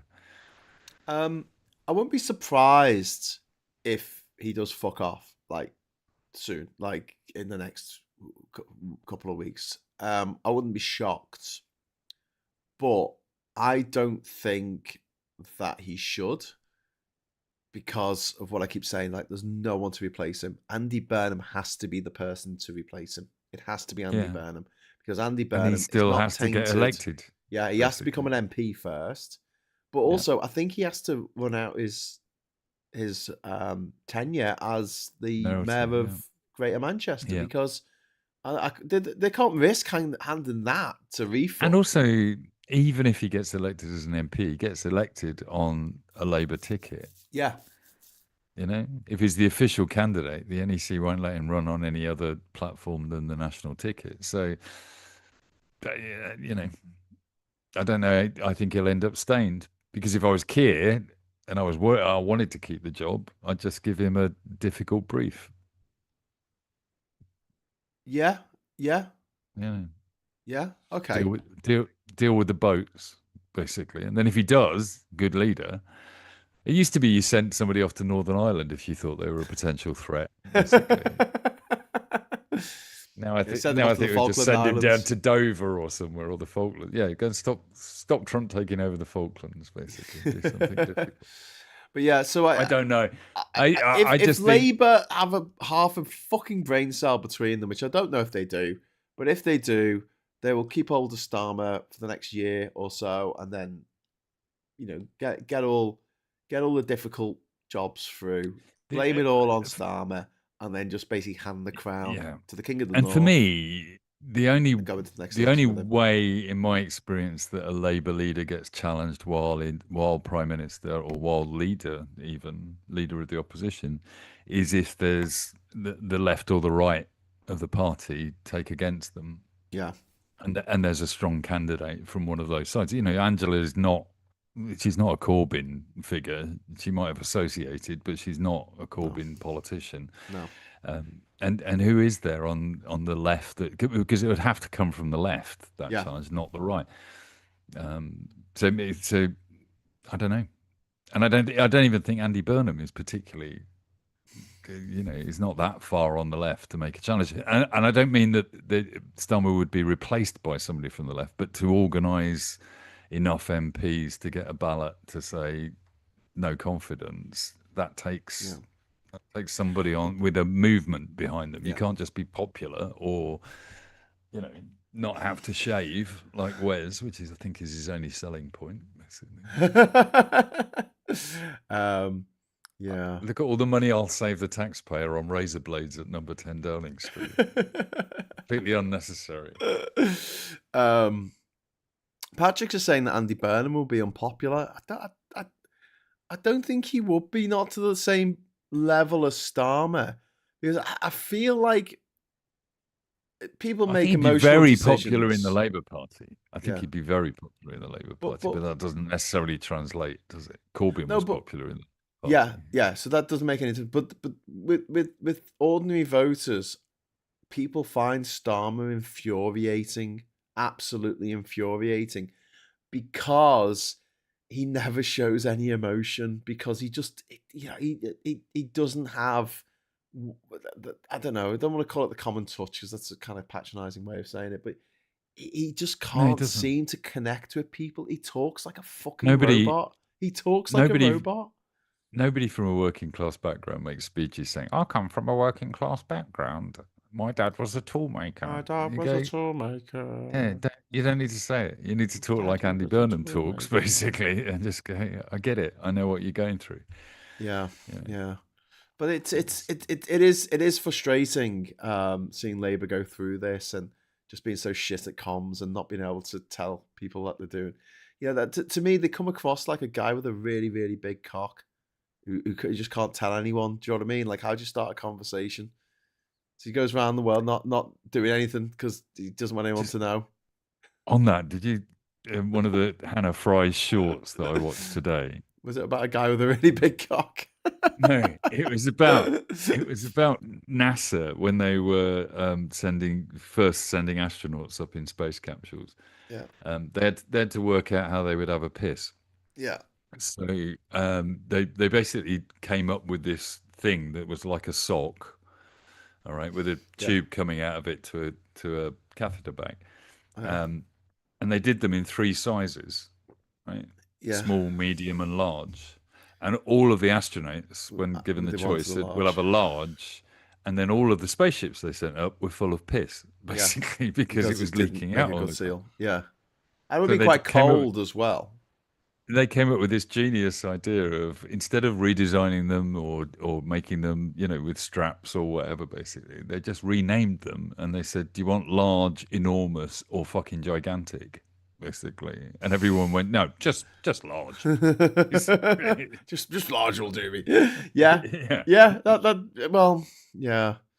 I don't know. But Patrick says a really big cock is not for everyone. Yeah. But, they've got something that they, would otherwise be proud of, but they just don't want to tell anyone because it's a bit embarrassing. That's the way Labour come across to me. They're like, "Oh, we did this renters' rights bill and we got these workers' rights through, but we don't want to tell anyone. It's a bit embarrassing." And they should be embarrassed. I go back to the beginning of the show, basically. You talk about competence. I think political competence is missing. Yes, I think that Starmer in particular is a terrible politician. He just doesn't know how to play the game. Yeah, it's almost like, and I know this would be a nightmare and everyone will hate me for it, basically, but if you had Farage selling the policies, because Farage has got no fucking ideas, has he, really? No. So if you had Starmer and Reeves running the country and Farage out there going, "Right, I've just come up with renters' rights. What do you think?" Yeah. Basically. Just common sense. Yeah, it's just common sense to look after the renters. Basically. The thing is, though, all things being equal, the big spoiler in this is Farage, because Badenoch's shit, and all things being equal, if Farage wasn't a thing and he hadn't been given this money from Twatface over in the Holborn twat in Thailand, what would be happening right now? You'd have Starmer facing off against Kemi Badenoch, who's shit at PMQs. She's shit at PMQs. She asked the same question 6 times. You wouldn't even have that. You'd have one of the more wet Tories, because Badenoch is a result of Boris, is a result of Farage. So the Tory party would have gone in a completely different direction, wouldn't it? Yeah. If Farage didn't exist, Cameron wouldn't have put up the Brexit vote at all. If you look at alternative timelines, we wouldn't have had a referendum. And even if we did, it would have been a quiet and complicated thing. And he just said, "Well, it was just advisory and I'm going to ignore it," basically. Farage just fucked this country so much. Yeah, totally. And Trump's done the same to America. It's two charismatic people that we can't understand why working class people are drawn so much to them, but they are. Because they say racist stuff. I think it is the racist stuff. But also, I would argue that they've both got something about them that we cannot define, which makes them attractive to voters. Yeah. And I don't think it's just the racist stuff, basically. I think that gives them maybe a quiet reason to vote for him. But it's like people used to say about secret Tories, people that didn't like to admit they voted Tory. Yeah, quiet Tories. Yeah, whereas Farage has now come out and said it's fine to admit that you vote for me. It's fine. Yeah. Slipstreamer says, "One overlooked factor with sad eyes Andy Burnham is how fat and sweaty he is. Corbyn gave him a kicking and he's shite." Not a fan then, Slip. That's an assessment. Definitely. It's one opinion, I guess. Hid Knight says Starmer just sounds like Chris Eubank with a cold. One-Legged Pagan says Mum's a big fan of Rayner, Angela Rayner. Yeah, I am as well. Yeah, but I do worry about how I'm a big fan of the Labour Party trying to find a female leader. Yes, that would be nice. Basically, that's it's about time, isn't it? Really? Yeah. But yeah, I think Andy Burnham has done a really good job in Manchester. He's won the mayoral election, 3 times now, is it, in a row? Yeah. No one else is coming close to him. He is affable. He feels straight talking, and I think that's the frustration with Starmer. Not only does he not sort of talk like a normal person, he just talks like someone managing a branch of HSBC in Bromborough. Yeah. Also, like, he doesn't seem to give a straight answer to anything. He couches everything in this kind of like legalese rhetoric where he doesn't actually give an answer because he wants to be technically correct in everything that he says. I hate that. I hate that in any politician. When you get the Newsnight answer, basically. Yeah. What are you going to do about the boats? Well, you need to look at the net value of investment from America. That's doing very well. I go, no. Answer the fucking Dow's question. at 50,000. The Dow. The Dow. But yeah, that should be his response tomorrow when Kunzberg interviews him and says, this was a terrible thrashing for the Labour Party. And he'll go, but the Dow! The Dow! But Burnham and Rayner and even Wes Streeting, to give him a bit of fucking credit, even though I don't like him, they come across as straight talking when they're being interviewed on the TV. Wes Streeting is very good when he's on Question Time or on the BBC Breakfast Couch in a way that Starmer isn't. Starmer, he always looks like a rabbit in headlights. He's always got his shoulders up. His posture's always like in defensive mode. Like he just can't kick back and relax, and people can't relate to it. Meanwhile, on the other side, you got Farage, who's sitting there with his cigarette and his pint, going, completely chilled out about it, and people warm to that. People warm to it with Trump, and they warm to it with Boris Johnson. If you had to pick which one of them on first sight had been a barrister, you'd go for Farage every single time in his pinstripe suit, basically, and his cigars and his twattish demeanour. Yeah. So I don't even understand how Starmer, he was a human rights lawyer and picked up good cases, basically. But I don't understand how he existed in the barrister world and didn't get a level of confidence that he can't portray on camera. I don't understand it. I don't know. Anyway, it's all Starmer's fault. Fucking Starmer. All the drama with Starmer. Yeah. Midnight says Starmer is more like a deer in front of headlights. Yeah, that's what I mean. He's always like this. He's always, but a highly intelligent, competent man, basically, who is actually getting on with the job, and actually abroad is respected much more than here. One thing I do find interesting, though, is the level of visceral hatred people have for Starmer. Especially people on the hard left. Like, they hate him more than they hate Kemi Badenoch, more than they hate, Ed Davey, or more than they hate Farage. They really fucking can't stand it, and they won't give him anything, any credit whatsoever. You say, well, he did get rid of the 2-child benefit cap. Yeah, but only because he had to. All right. He did work as a human rights lawyer and managed to get the death penalty taken off the books in 40 countries around the world. So now there's thousands of people who are alive today that wouldn't be if it wasn't for Starmer doing that when he was younger. And he did defend the McLibel too from Greenpeace, who were put out, was sued by McDonald's. He did defend them for free. Do you remember he did work? And they're like, yeah, but he only did that because he was obsessed with his career. And you're like, well, why didn't he work for fucking Shell then, or one of the big oil companies, or one of the big defense companies, Lockheed Martin or something? It's always my nuanced position. I actually think he's been a good leader for the Labour Party, considering where it got to in the end. And, 2 lost elections where they almost were handed to them. Yeah. And I think he's been a reasonably competent PM in the face of Trump and everything else. But fundamentally, you just cannot communicate that. You need a good front man. Yeah. Put him on base. Put him on the fucking base. No offense to bassists, but just put him on the base. Get someone else up there. It is getting late, and I take my cues from the chat, basically. I just thought somebody was suggesting Cliff Richard would be a good front man for the Labour Party. I'm just completely misreading that. The Peter Pan of pop. Peter Pan of pop. I mean, don't knock it. What's he up to these days? Maybe we should offer him a job. Is he in his 80s now?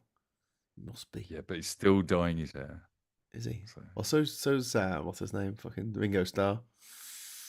Ugh, so all the Rolling Stones, they all dye their hair. It's fundamentally, I just do not trust people that do that. Do you think I should get some reddish just for men for me beard? No. No? I'm still irritated that I've got bits that won't go white, basically. Well, I would say right now it's time to wrap it up as far as we're concerned. But I'm acutely aware that on the other screen, I've got two screens in front of me, and on the other screen is Richard fucking Tice. Is he in the BBC studio? He's getting interviewed. Sky. He's getting interviewed at Sky. He looks like he's getting his passport picture taken. I'll just put oh shit! I pressed the wrong button. There he is. He does look like he's getting his passport picture taken. That is quite funny, doesn't he? Doesn't he? That's just a passport photo. And what's with that? He's got a weird filter going on. I don't know. Yeah. I fucking hate this fucking clown. Let's put a clown picture over the top of his face. There you go, you cunt. Yeah, he's in a booth somewhere, isn't he? Fulton fucking piece of shit, man. He is a waste, man. He's a bad the numbers, person. Looking at the BBC feed, referendum have got 40 councillors to Labour, down 35. Greens only 3 gains, Conservatives down 5. So, well, Labour have got 4 councils though, so they're clinging on to the councils, I guess. Yeah. I mean, the headline is going to be about seats, and I think you're right that they're complicated enough, and not all the seats are up for grabs. So fundamentally, it's Labour might hang on to more than they thought. I think the big news story here is definitely going to be about Wales and Scotland and what happens there. Scotland less so; it'll probably just stay SNP. But Wales, if Wales goes to refuck, that's pretty fucking devastating, and my heart goes out for people of Wales. Or Plaid, if Plaid get. Well, that'd be all right. I wouldn't mind that at all. No, it's all right. It is all right, but it is a message to Labour, basically. So it's. And Plaid are campaigning heavily in the reform seats. I've delivered leaflets for Plaid, and the Greens, and the Lib Dems, and Labour. I'm just a lefty slut.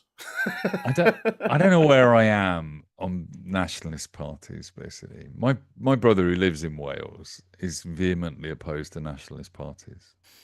Yeah, but then I look at the politics of the SNP and Plaid and go, well.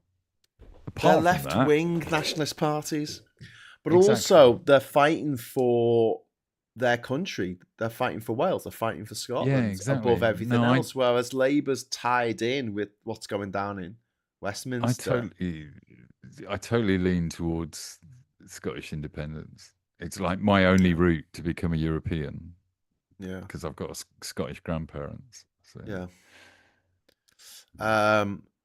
Yes, Cymru is saying, here's the thing, even if Reform are the biggest party, they wouldn't get enough to be leader of the Senate. Yeah, that's true because of the proportional representation system they have there. It's more likely that 2 of the smaller parties will get together, say Plaid Cymru and Labour, to continue on being in charge, I guess. But we'll have to see. But yeah. The gobshite that is what's his name, Tice. He's still talking, still fucking talking, isn't he? Of course he will. He looks like he's getting quite aggressive. Actually, I'll just show everyone the feed. He's got, well, look at him. He's really angry. He's got this angry face going on. Shut up now. Get his passport picture taken. Alan says Starmer is not exactly charismatic, but come on, he's not as annoying as Farage. How do people identify with that fog-faced fucker? I have no idea, but nice alliteration there. Genuinely makes me ashamed to be British or English, I should say. Yeah. Plaid. But it is interesting that you would argue, right? Tice, I think, is far more annoying than Farage. I find him much more irritating as a human. Oh, I hate Farage with a and the thing loathing. Is, like, he ran the party for a while. Yeah, I hate Farage completely, but all I'm saying is that there is a charisma about him that is difficult to define why it is better. You know, Tice is probably more intelligent than Farage, probably more successful than Farage, probably more handsome than Farage, can certainly talk, but he doesn't have Riz, does he? No. You know, no. And you've got to look at Trump and Farage and say that, and Zach as well. You know, Zach has got Riz. Tice comes across as like a little spoiled fucking nepo baby, whereas Farage doesn't really come across. He comes across more like a spiv, you know, like a fucking wheeler dealer. Get your stuff, you know. Or Posh George. He's got a mate called Posh George, hasn't he? Posh Nigel, go to talk to Posh Nigel. He'll be able to sort you out. He can find something for you. You know, you go over, all right, Posh Nigel, can we get some? He'd be like, oh, well, you know, I'm sure I could sort something out. I can get free peanuts for all of us. Cymru's making a point here about Plaid Cymru and SNP are not civic nationalists, aka internationalists. Sorry, Plaid Cymru and SNP are civic nationalists, aka internationalists. Not isolationists. We are not ethno-nationalists like the ones in England are. Absolutely. We are seeking self-autonomy based on nationhood. So I get that. I completely get that. That's true. And that's the big difference. And then don't forget, like, if the SNP had their way, they will break off from the rest of the UK and tomorrow they'll join the fucking European Union. Of course they would. Because that was quite a good little beneficial thing that they used to do. Try and invade the Isle of Man at some point in time. Hidden Knight says Tice looks tanned and sunburnt. Must be the Dubai weather. I really want him and I want Tice and Farage to fall out really badly. And you know, like who was the one who left the party? Rupert Lowe, was it? Who left the party and got really bitter about it? Got all bitter and twisted. I want them to get bitter and twisted at each other. I'm not sure what the deal was done there though, because I thought that would happen when Farage just said I'm coming back as leader and didn't and just took over. Anyway, the good news is the bad man has gone away, so that means that we can go get your head down, Mike. Go get your head down, and I will. Can I just? I don't know if anyone's still in the room that donated or was there to see it, but thank you very much for that earlier on. That's incredibly kind of our wonderful viewers. Beautiful people. We had Anuska, and we had Jovian and SG contributing, and also we had DJ Marcy Moo, Ivan, absolutely, Miss LB, Viper Scott, Resloy as well. So thank you very much, very very kind. So like I say, we're going to be streaming all night. I'm just going to leave it running on the Sky stream so you can the people watching this can chat in the chat. I'm going to get a couple of hours kip. I'll be back here at 4 o'clock in the morning if I can drag myself out of bed. Well, I'm going to check the results. If something interesting has happened, I'll be back down to talk about it. But nothing interesting might not happen till 9 o'clock in the morning. That's when they start counting the votes for Scotland and Wales. And because I'm so good at this, Farage will resign and Keir Starmer will say, I'm going to go on and on for 3 terms, basically. That's my prediction. When we wake up in the morning. Don't you want to jinx it? That's what you want to do. You want to say, Farage. I think Farage is going to do really fucking well. Yeah, I know it's going to be brilliant. It's like I can't wait until all of the counts is. Actually, I should check what ward I'm going to be in next, shouldn't I? That'll be interesting. I think they're Lib Dems at the moment. So, all right. Anuska's still there. Thank you. Least I can do. I can't believe I missed the rest of the show, says Sarah. Well, no, you haven't. I'll be back. I'll be back at 4 o'clock in the morning. So give me a couple of hours. It's just coming up to 2 o'clock now. So and I'll be back. Mike, if you're about later, give us a shout on the text or whatever. You can't sleep, and I'll bring you back on. Otherwise, I will see you later, mate. You take care. All right, all right, buddy. All right. Thank you. Bye. Good to see you. Good to see you too. Bye bye. Bye, Mike. So now I'm going to bring on the. Do you know what? I was just about to go, let's go to Sky News, and I just got to the bloody adverts. Seats are up for grabs. Oh, God's sake. The way you see an So yeah, they got adverts. And what YouTube are doing at the moment is they're actually running YouTube ads on one side of the screen there and the on the other side of the screen. I mean, look at this. This is crazy. What are you doing to me? What are you doing? What are all these people? Oh my God, everyone's shouting at me in a weird way. Why is everyone talking in a weird? Why are you being weird at me? Full coverage Friday. Full coverage Friday. It's all good. It's all good. Oh, these ain't half bad. No, they're all bad. Right, so we'll get rid of that. This is going on about Gaza. Oh, this is an advert or like as a trailer or something. Okay, we're going to just go back to the screen. Hello. Is there anybody out there? I think I'm going to play games and go to bed if nothing pops up with the elections. We'll see you all tomorrow. In this case, a few hours' time. So it's hidden night. Yeah, good idea. I voted Plaid. Good on you, Sarah. Good use of your vote there. Don't know if Labour deserve your vote right now, because all things considered, you know. Reform Welsh policy is that they would basically remove all protections for Welsh language, preferring natural growth. Can you imagine them reacting to schools in England teaching in Urdu? Fucking arseholes. Yeah, they're gonna try and stamp out the Welsh language like the English did for many years. And Conwy says, as reform would be positioned to remove our parliament and give us the Cornwall treatment, turning us from Brythonic Celtic country of the world into a British English country of England. Well, yeah, that's what reform would love to do. I mean, reform want everything run. Well, I was going to say from London, but they all want it run from fucking Moscow and Dubai, don't they? So yeah. Conwy, I'm so scared. Conwy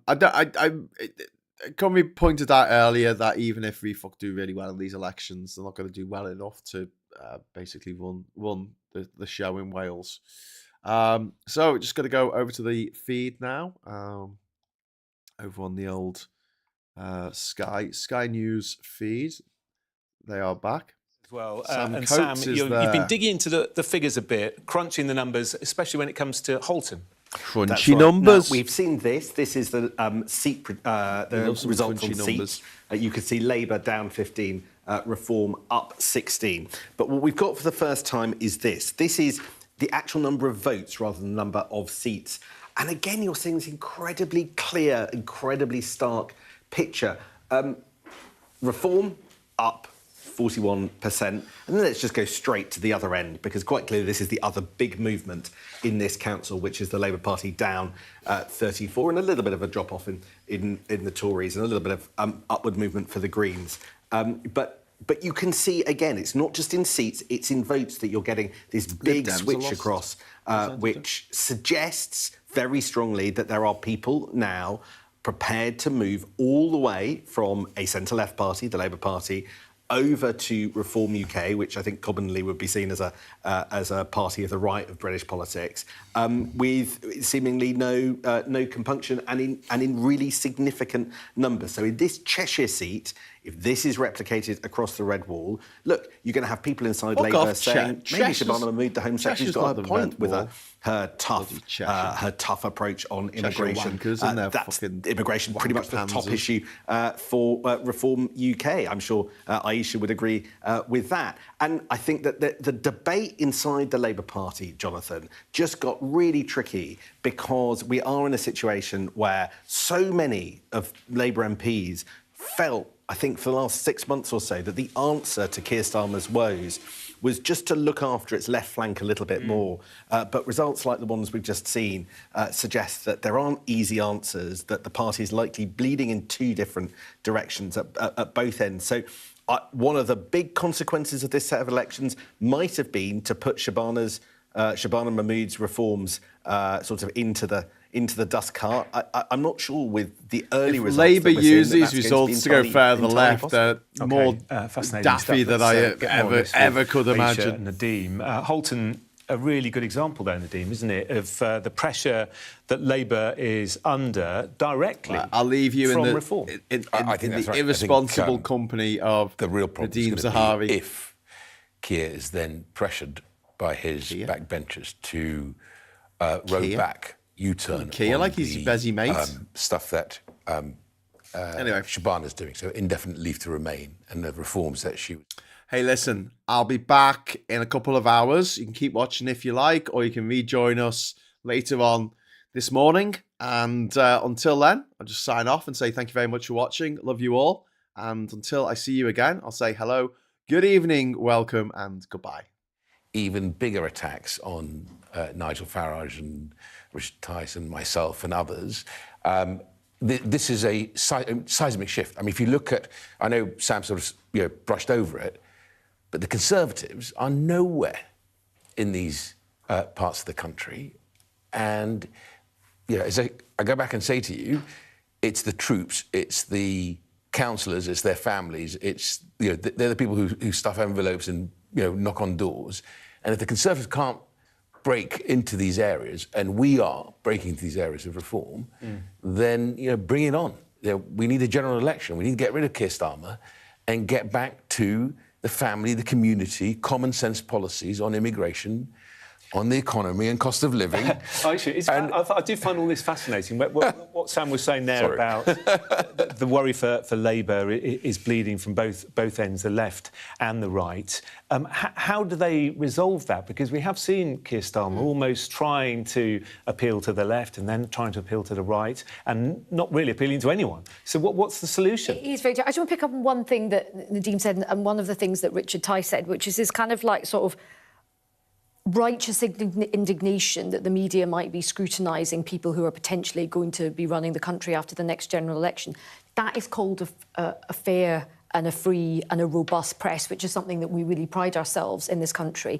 And I just think it is extraordinary that, like, Zach Polanski's been getting an absolute kicking from the press. It's called scrutiny. Keir Starmer gets an absolute... If Keir Starmer had taken anywhere near that amount of money from a crypto bro, I mean, reform would be up in arms. I've got to push back on that, right? When the state, hold on a second. When the state refuses to give Nigel protection, he has to have literally, I think, about 8 close protection officers because of so many threats to his life. Right? It's a bit rich to say that. There's a maxim in British politics. He hasn't been scrutinised. Nigel faces scrutiny every single day, as does Richard Tice, as do I, as does Zia, as does I'm going to stop you both. Yes, the tune. Stop it. It's absolutely true. And the 2 o'clock. That the media, We're approaching 2 o'clock. You believe in more. You this. You believe in democracy. A couple of minutes' time. And don't clap down on the free press. Millions of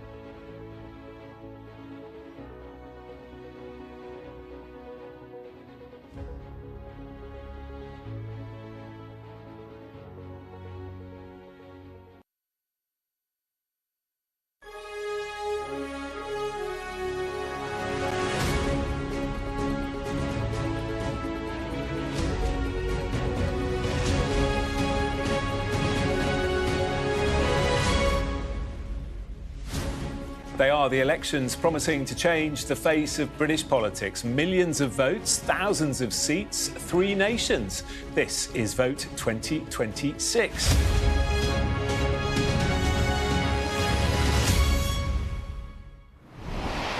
Overnight counting is underway in 46 of more than 100 local authorities in England up for grabs, and the first results are in.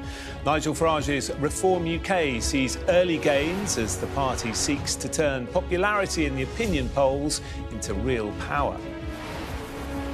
With the polls predicting big losses for Labour and leadership contenders circling, can Sir Keir Starmer survive? Questions too for the Conservative leadership, with significant losses also expected for Kemi Badenoch's party.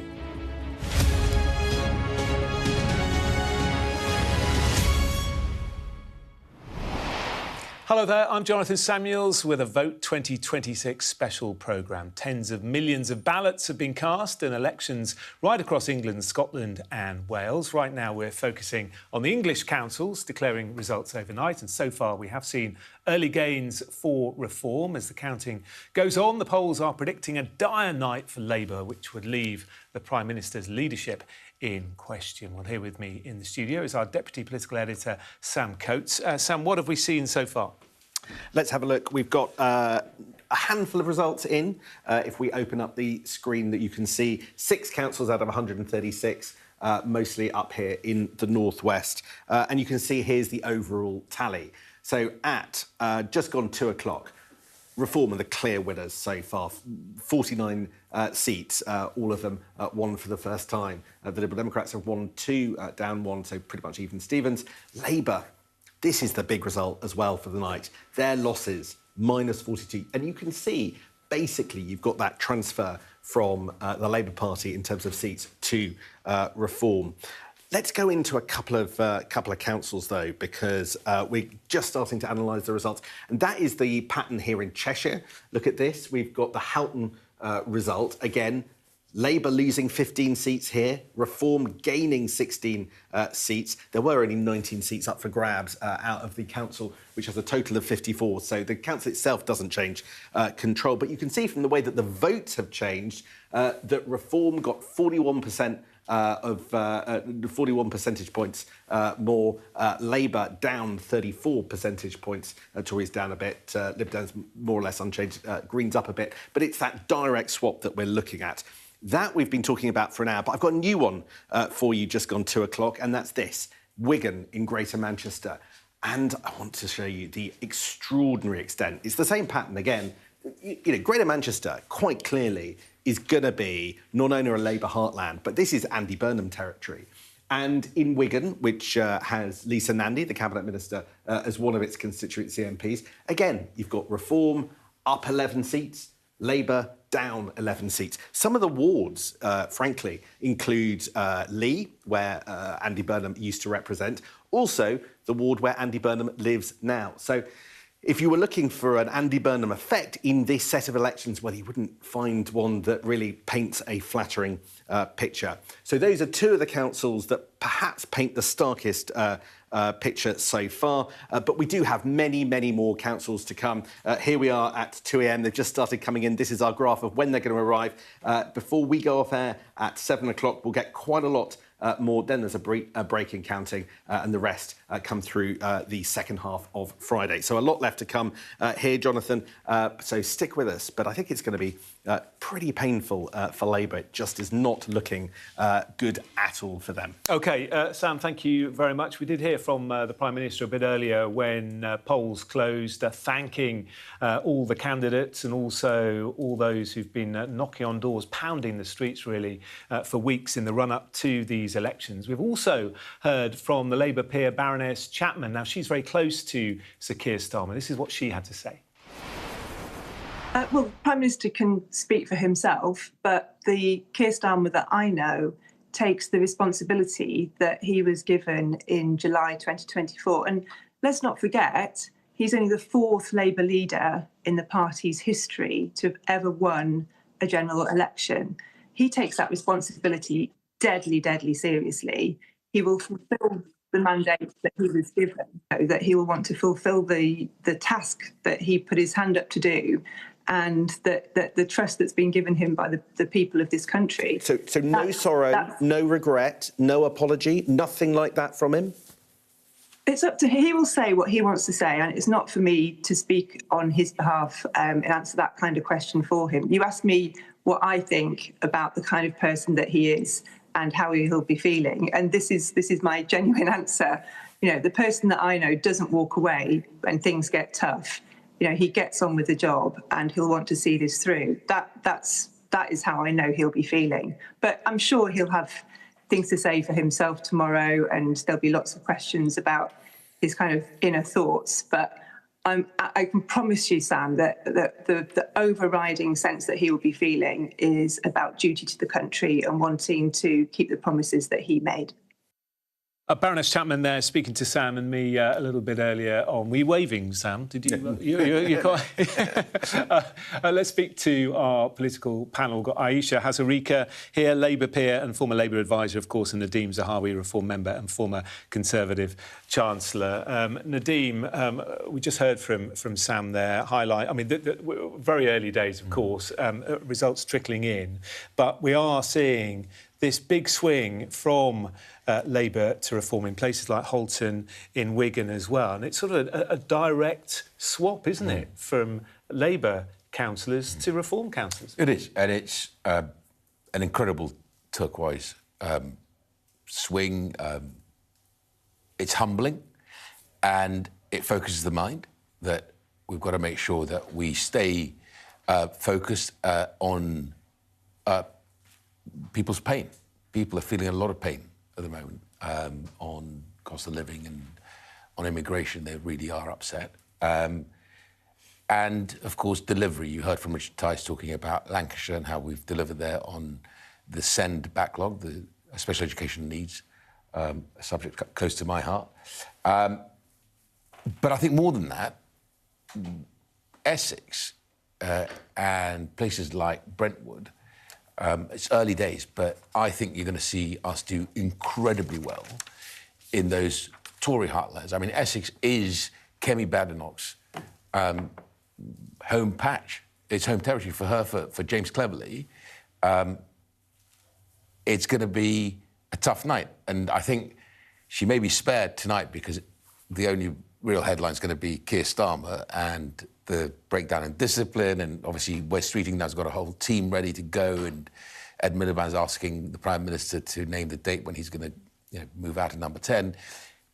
But the Conservative Party is not in good shape. I think the brand is so damaged by what happened on immigration, what happened on the economy at the end of Rishi's tenure, that they're struggling. Should we also reflect on the last time that these votes were also up, when the Tories were on a high? Yeah, and she will say that we were on a high, but I go back and say to you, those councillors and their families who are there, come rain or shine, when she next says, right, here's my strategy, we don't know what that is yet, let's go forward. When she looks behind her, there's no troops, there's no activists. And that's problematic. And I think, in many ways, the story of these elections are going to be two things. One, the rise of the SNP again in Scotland and Plaid in Wales because of the unhappiness around the Labour government, but also the only serious national party that can really lay claim to be able to go into any part of the country is Reform. The two main parties, the uni parties, are gone. So it's a truly historic night. Well, we have some moment of agreement on this. I think, look, there's no doubt that Labour's going to be the big story tomorrow. I don't shy away from that. We spent a lot of time discussing it. But I think it is really important that we don't just not talk about the Conservative Party. We were just discussing this outside. I mean, it is extraordinary that the Conservative Party, which has been, not arguably, factually, the most successful political operation in modern history in this country, right? Last 100 years. Absolutely. 80 years in the last 100 years. And the Conservative Party, I mean, Labour's only ever had 7 Prime Ministers. The rest of them have been Conservatives. And the Conservative Party always believed it was the natural party of government. That was the sort of belief.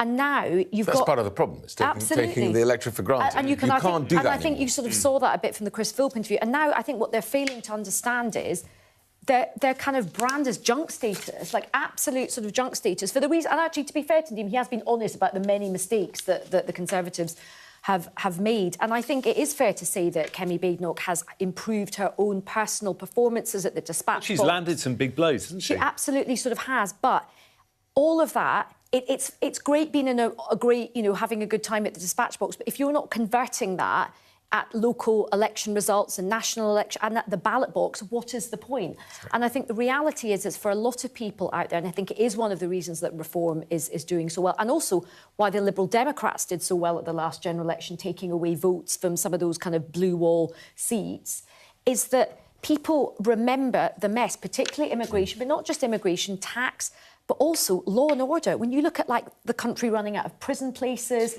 sort of, taking huge cuts to police, the criminal justice system, the party of law and order became the party where, you could shoplift and just get away with it. So I do think that, yes, Labour is going to be a big story, but we should also remember that the Tories are still falling, and that is quite interesting as well. Well, you probably don't want to advise Kemi Badenoch at the moment, but what would you say to her if she wants to really make the Conservative Party relevant again? I think what I would say to Conservatives is think long and hard. If you really want to get rid of this government, you've got to now vote Reform. I took about a year. I joined the Conservative Party when I was 18 years old. I'm now 59 almost, and it's not easy to leave your party behind when you've been Chancellor of the Exchequer. What pushed you over the edge? What was it that finally made you make I think in the end, not actually being clear and decisive on things like prescribing the Muslim Brotherhood, on the IRGC, the lack of understanding of where the massive spike in immigration, especially on low-skilled migration to the country, and the lack of appreciation of how damaging that is to communities, not just to the economies, not just about pounds and pence, but to communities, people's life, to their local services, getting a GP appointment, getting to a decent school. People just were facing all this stuff and they're saying, why did my government do this to me? And I think that's what ultimately tipped me over the edge, because in Nigel, who came and said, look, here are the things I will do, and I promise you I will do them, and I need people like you who actually... Okay, so crazy idea. We're getting tons of international interest. A global rollout would be a huge hit. Let's talk after lunch.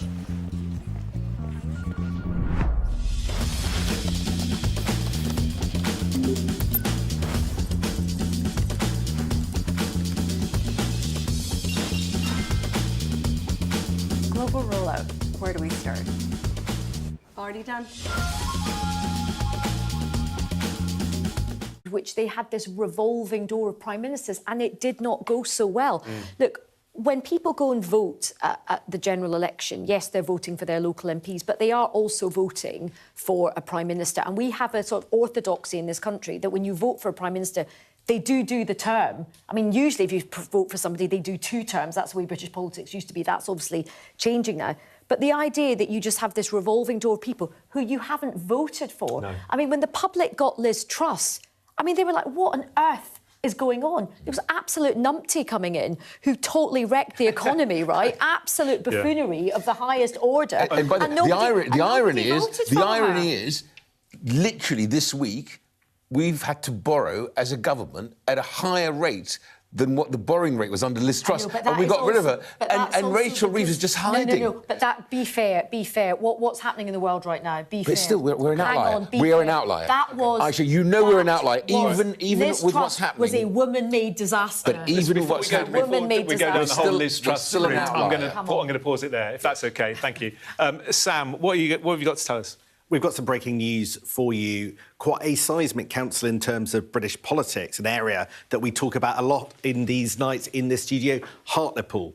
Hartlepool has been lost by Labour to no overall control. I want to show you the results here. Labour have picked up no seats in this election. They're down 7. Reform UK have got 12. So you've seen Reform UK pick up all 12 of the wards in Hartlepool. Now, you remember Hartlepool was Peter Mandelson's home area when he was an MP. The loss of Hartlepool in 2021, I think it was, by Keir Starmer was a moment that prompted him to think that he might resign as Labour leader. It is an area with a lot of significance. It has been a Labour heartland. Now, look at this. This is incredible. Reform UK picking up all 12 of the seats there, taking their council to no overall control.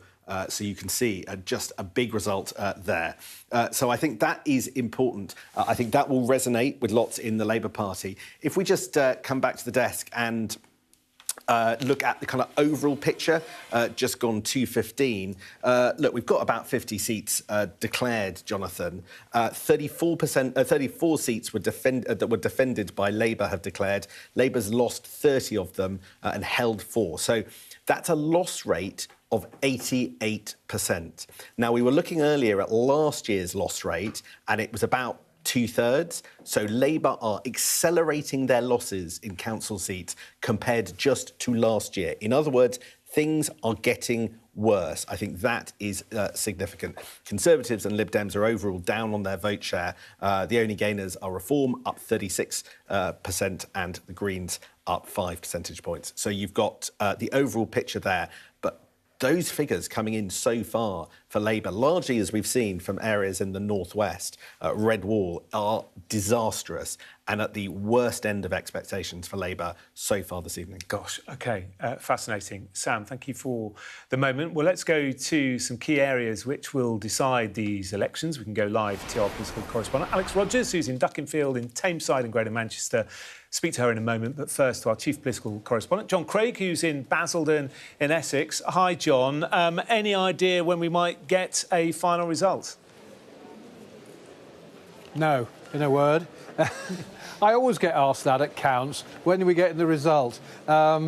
You know, you've covered many of these things, but returning officers are often wildly optimistic with their expectations. He told me, a returning officer here, that's Gary Jones, told me 1 o'clock for the first result, 3 o'clock for the last result. Well, where are we now? 2:15, and we've not had the first result yet. I can tell you, though, Jonathan, the counting is in full swing here. They are counting in 8 of the 14 wards, and whilst we may not have any results, we've got a lot of predictions of a dire night for the Tories. You've been concentrating on, in the studio, about Labour's woes and heavy defeats here. But in Essex, it seems to be the Tories that are taking a hammering. Let me tell you a few little stories from around the county. Here, the Reform UK leader, that's Sam Jeunet, is confident that he might have a clean sweep of all 14 seats turning to Reform here. He was talking earlier, he said that for 8 or 10 they thought initially, but perhaps all 14. Labour are defending 6 here, Conservatives 4. What we do know is that just down the road in Brentwood, Reform have gained 4 seats, although the Tories have held on in leafy Shenfield. I think we can call Shenfield leafy.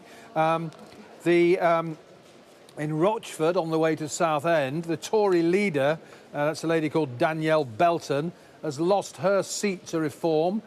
She lost by just 26 votes, pretty close, but the Tory leader's lost in Rochford.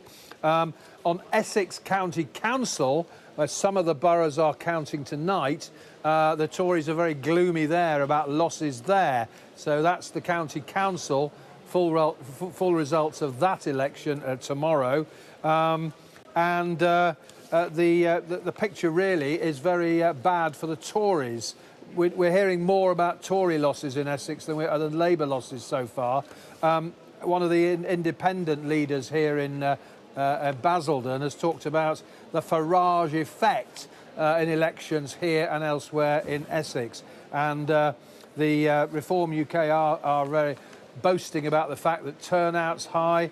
Mr Jeunet, the Reform leader here, talked about voters queuing out of the polling stations.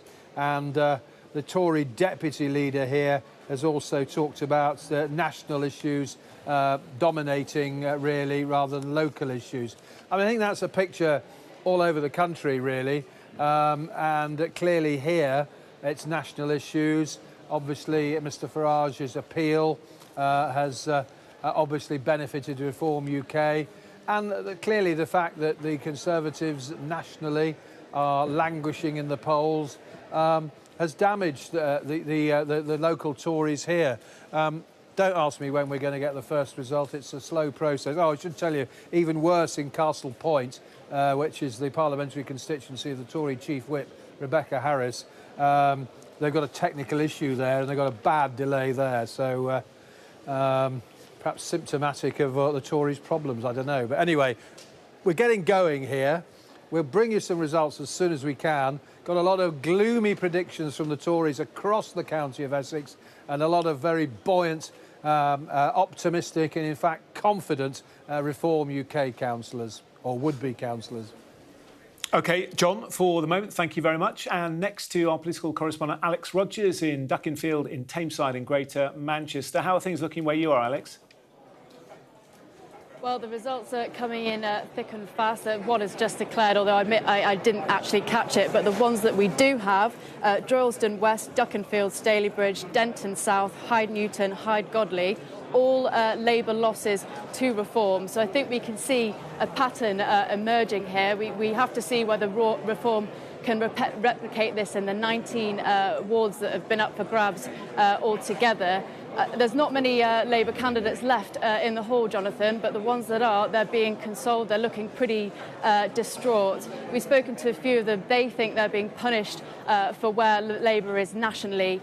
Even if residents like what they're doing locally, they say they're paying a heavy price for the unpopularity of Labour in Westminster and Keir Starmer.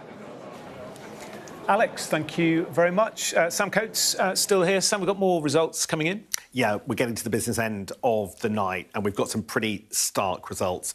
Tamworth, let's look at that. And it's a big one. And that sees Labour lose Tamworth to no overall control. And my goodness, look at what's happened to the votes this evening. Only one party, one of the big parties, has picked up anything. That's Reform UK. They won 9 of the 10 seats on offer. Look at that. Labour down 2, Tories down 7, and Greens unchanged on 0. The Conservatives there are the people that have lost in this particular area. Let's look at another one. This is Redditch. And again, it's one of those where the council can potentially changes hands. Labour lose again to no overall control. And this time it's the Labour Party that are losing seats in, and the Reform UK are picking up. Look, again, it's a clean sweep. Reform get 9 seats, 0, 0, 0, 0 for all the other parties there. And that's in line with what we've seen in Hartlepool over in the northeast. Again, you can see Reform picking up 12, 0, 0, 0. That's why we're talking about it in quite such stark terms as being a successful night for Reform. Because when you get results like that, it's very hard for the other parties to quibble with it. OK, Sam, thank you for the moment. Well, the Shadow Secretary of State for Scotland, Andrew Bowie, is here with me. Thanks for coming in. Nice to see you. Well, why don't we just have a look at that graphic once again, the state of the parties. I think we can bring it up. And you can see there, I mean, it's early days, as we all know, but of the 88 seats won by Reform, they've taken 68 of them from Labour. But look at that, 20 of them from the Conservatives. As John was saying, things looking really bad for the Tories in Essex, as we've just seen there. Tamworth, Conservatives losing hugely to Reform. Yes, the story of tonight will be about Labour. Of course it will. Yep. But there's also a massive story about the Conservatives, and you must be incredibly deflated. Well, look, I mean, it's very early. There's still hundreds of seats, thousands of seats actually, to be counted before we actually get to the end point of these elections. And in terms of Essex, they've only just started counting some of the boxes right now, so it's a bit early to cast a judgment on the result or on the night as a whole. Obviously, it's very sad to see hard-working, diligent Conservative councillors lose their seats, as we're seeing in parts of the country tonight. But I think what we are also seeing is some glimmers of light, some glimmers of hope. You know, last year in the local elections, it was a pretty bad night for the Conservatives all round. And a year before that, in the general election, we suffered our worst defeat ever. But if you look at places like Broxbourne and in the Fylde tonight, we're seeing glimmers of hope where the Conservative vote is holding, where we are managing to stave off the reform advance. And I think that demonstrates that Kemi Badenoch's transformation of the Conservative Party, where she's the most popular leader in the country, where we're beginning to cut through on doorsteps and on issues that people really care about, is beginning to cut through. And I think it's not reflected in the national polls, though, is it? Well, look, it's very early on. It takes a very long time to turn this ship around. We suffered our worst defeat ever only 2 years ago. I think what tonight is about, as you said, is about just how bad things are for Labour and why we were right a couple of weeks ago to call for the Prime Minister to resign, because, frankly, he's not delivering, obviously, for his party, as we're seeing tonight, but he's certainly not delivering for the country either. What would be an acceptable night, do you think? How many councillors are you prepared to lose before you say it's a disaster? Oh, but look, I'm not going to get drawn into, the numbers game this early on in proceedings. It's some of the boxes won't even be open until 9 a.m. tomorrow, and we won't know until tea time tomorrow what the actual overall result is. As I said, it's very sad to see any Conservative councillor lose their seat, because we've got some diligent, incredibly hard-working, committed local councillors up and down the country who are losing tonight. But I do believe that we're turning the ship around. Kemi is starting to deliver and is cutting through the doorsteps. That's quite clear up and down the country. And so in 2 years' time, when I'm sitting here, hopefully in general election night, we'll be looking at the Conservatives moving back into government. Obviously, tonight is a difficult night for us, and that's being reflected around the country. OK, let's because you're here, let's have a look at the situation in Scotland. Sam? Yeah. So here is Scottish voting intention, and it tells a story that's slightly at odds with what I think you're saying. Here was the high point of Scottish, basically Scottish Tory support when Boris Johnson was Prime Minister. And at the point at which Kemi Badenoch took over, you can just see it going one way. It just goes down and down and down. You say that Kemi Badenoch has put a spring in the step of the Conservative Party. It's just not at all evident in the period that she's been in. And this is the problem.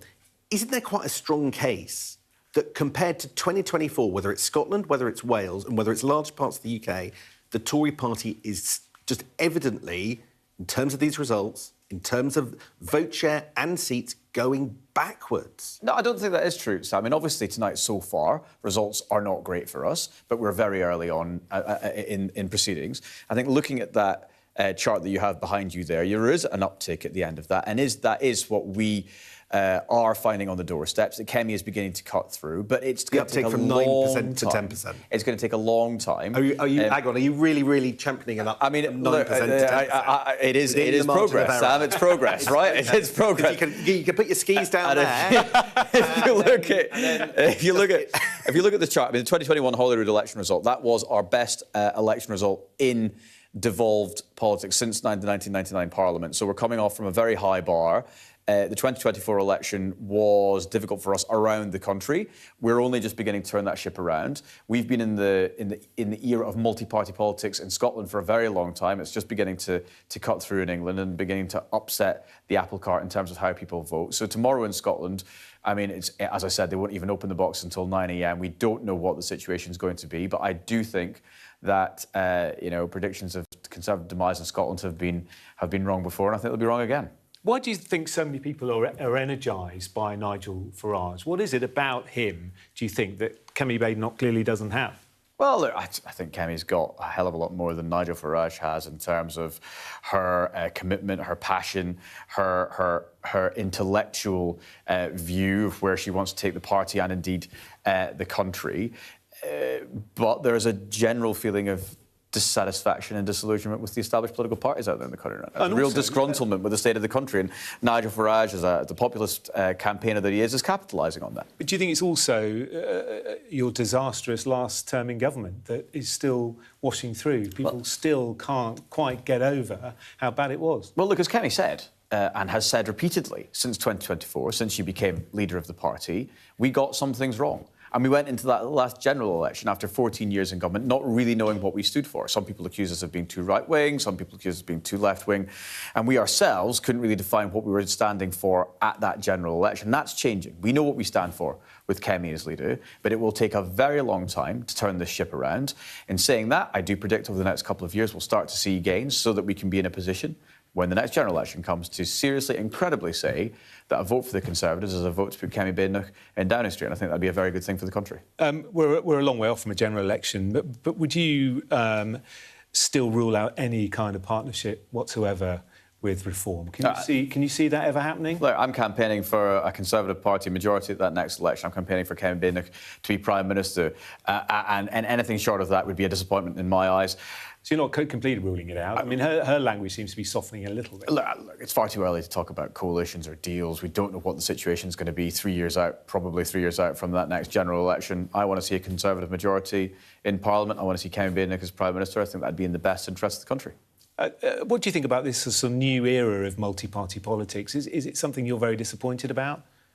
Well, obviously, I'd like to see a return to the era when the Conservative Party was hoovering up plus 45 to 50% of the vote in repeated elections, but we're no longer in that period, and we've got to get used to that. How do you fight in that? How do you fight in this new world that we're in? By winning the battle of ideas and by standing up for what people believe in, by defining what we much more clearly what we stand for. I think that we cannot rely anymore on people continuing just to vote through loyalty for the same party that they've always voted for, as was the case in years gone by. We've got to go out there, take the fight to these other parties, take our arguments and our vision for the future to the country and win in that battle of ideas. And I believe that we will do that. We will do that next time around. But we're at the very beginning of this process. It's not even been 2 years since that general. It feels like a very long time given everything that's happened, but it hasn't even been 2 years since that general election defeat. Kemi is just beginning to change the party, and I think we're moving in the right direction. OK. Thank you for coming in in the early hours. Yes. Shadow Secretary of State for Scotland, Andrew Bennett. Thank you. Thank you.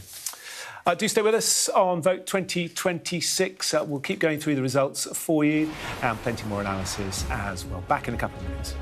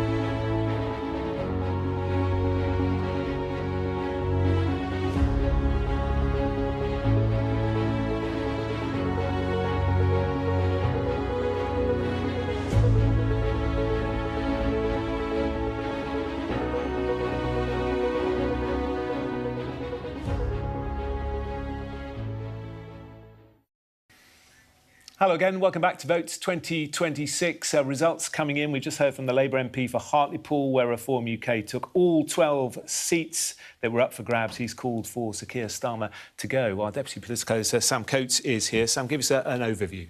10 councils, 159 seats. Let's look at the headline results. Here they are. And you can see Reform UK, there's no other word for it. They're winning at the moment, early days, but they've picked up 104 seats. Of course, they weren't really standing last time. So that's up 104. It's just the fact they saw it go up to 105. Results coming in the whole time. The biggest losers, well, that's the Labour Party, because you can see, although they picked up 12, they're down 78. Liberal Democrats 24, Tories on 15, Green on 6. A lot of the green areas with green potential counting later. Now, I want to show you a graphic that you haven't seen yet. It's just looking at the seats and who different councils have won from. 105 there. All 105 seats are new seats for Reform. You've got the Liberal Democrats up 3 and losing 1. But here's the big one.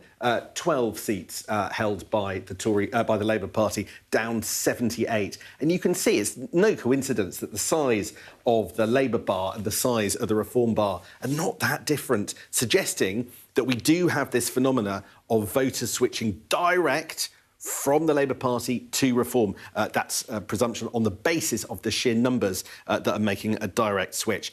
Here's another statistic, early statistic, but it's quite an important one. Last year, Labour hung on to about 34% of the seats that they contested. Right now, Jonathan, just 12% of the seats that they had, they are winning. That is far and away at the worst end of expectations. If you put it through polling projections, Stephen Fisher, he thought that the worst result would be 15%, even lower than that. 12 out of 100 seats being contested by the Labour Party, they've hung on to. That is nothing short of a disaster, and I think that is going to be one of the things, one of the metrics that actually causes the Prime Minister the most pain later this morning. Sam, thank you. Let's put that question to Justice Minister Jake Richards. Thanks for coming in. I mean, what do you make of that? Only winning 12% of the seats contested. I mean, that's appalling, isn't it? Well, early days. At the bottom of Sam's chart, it said, I think, only 170-odd seats of over 5,000 have been counted. But look, this is no doubt this is going to be a difficult night. We've already lost some really good Labour councillors who work really hard for their communities. And then no doubt we'll lose more as the night progresses. And yes, look, the Labour Party needs to listen. The government, I'm a member of the government, needs to listen to what people are telling us. And when I've been knocking on doors earlier today in Barnsley and in Sheffield, people are really hungry for change. They want that change. They voted for change in 2024 for a Labour government. They voted for change, actually, in the past, whether it be in 2016 when people voted for Brexit in lots of the areas that are voting today, and they haven't felt it yet. Now, I'm really proud. They're voting for it again, aren't they, to Reform? Well, it looks like Reform are going to have a decent night in many of these parts of the countries. But look, I'm really proud of some of the things the government has done in the first 20 months. We weren't going to turn around the country straight away. It does take time. But look, these results will just add fuel to our desire to go further and faster and make sure we deliver that change over the next 3 years. And they'll also add fuel to calls for Sir Keir Starmer to go. Labour MP for Hartlepool, where Reform UK took all the seats up for grabs, has said he should go. Jonathan Brash, whose wife, Pamela Hargreaves, was the leader of Hartlepool Council, she's lost her seat. He says the Prime Minister should set out a timetable for his departure on Friday. Well, I think Jonathan's already sought for the Prime Minister to do that previously. Look, I think it's a time for calm heads. We saw what happened when governments start chopping and changing Prime Ministers, and it ended pretty terribly for the Conservatives. I don't think that's the right approach. And look, we just need to see how the results go over the next 24, 36 hours. But I think if you step back and if you look at what's happening in the Middle East, if you think about the unstable world we live in, the notion that now is the time to turn in on ourselves as a political party and have some kind of internal contest, I think, is for the birds. We need to get behind the Prime Minister. This isn't just about the Prime Minister. We're a team. Got your full support? Absolutely, because look, some of the challenges that we face as a government are pretty existential for the Labour Party and indeed for the country. And this is a team effort, and that means the whole Labour movement, the whole Labour Party, and indeed the whole Labour government have to come together, unite, and meet those challenges for the British people. What about all this talk of a breakdown in Cabinet? discipline. Ed Miliband on the front of today's Times. Is that true? Is that correct? Well, no, because Ed Miliband's already said that that's not true. I'm afraid there is quite a lot of tittle-tattle, gossip, rumours going around Westminster. Lots of people are employed on the back of that. Sorry, but Jacob, I step in. Ed Miliband's team have not said the Times story is untrue. Well, Ed Miliband's spokesperson... No, I just think factually it's quite important. Ed Miliband's spokesperson's come out and said that the account that's been given is something that they don't think is correct. Ed Miliband has come out tonight and said he's 100% behind the Prime Minister. That's his public statement. And I know that he supports the Prime Minister. Sorry, sir. I'm just wondering about the tone that people are taking tonight. I mean, pretty much every single phrase on my bingo card, I think you've just uttered: further and faster, pride, early days, get behind the Prime Minister, need to come together and unite.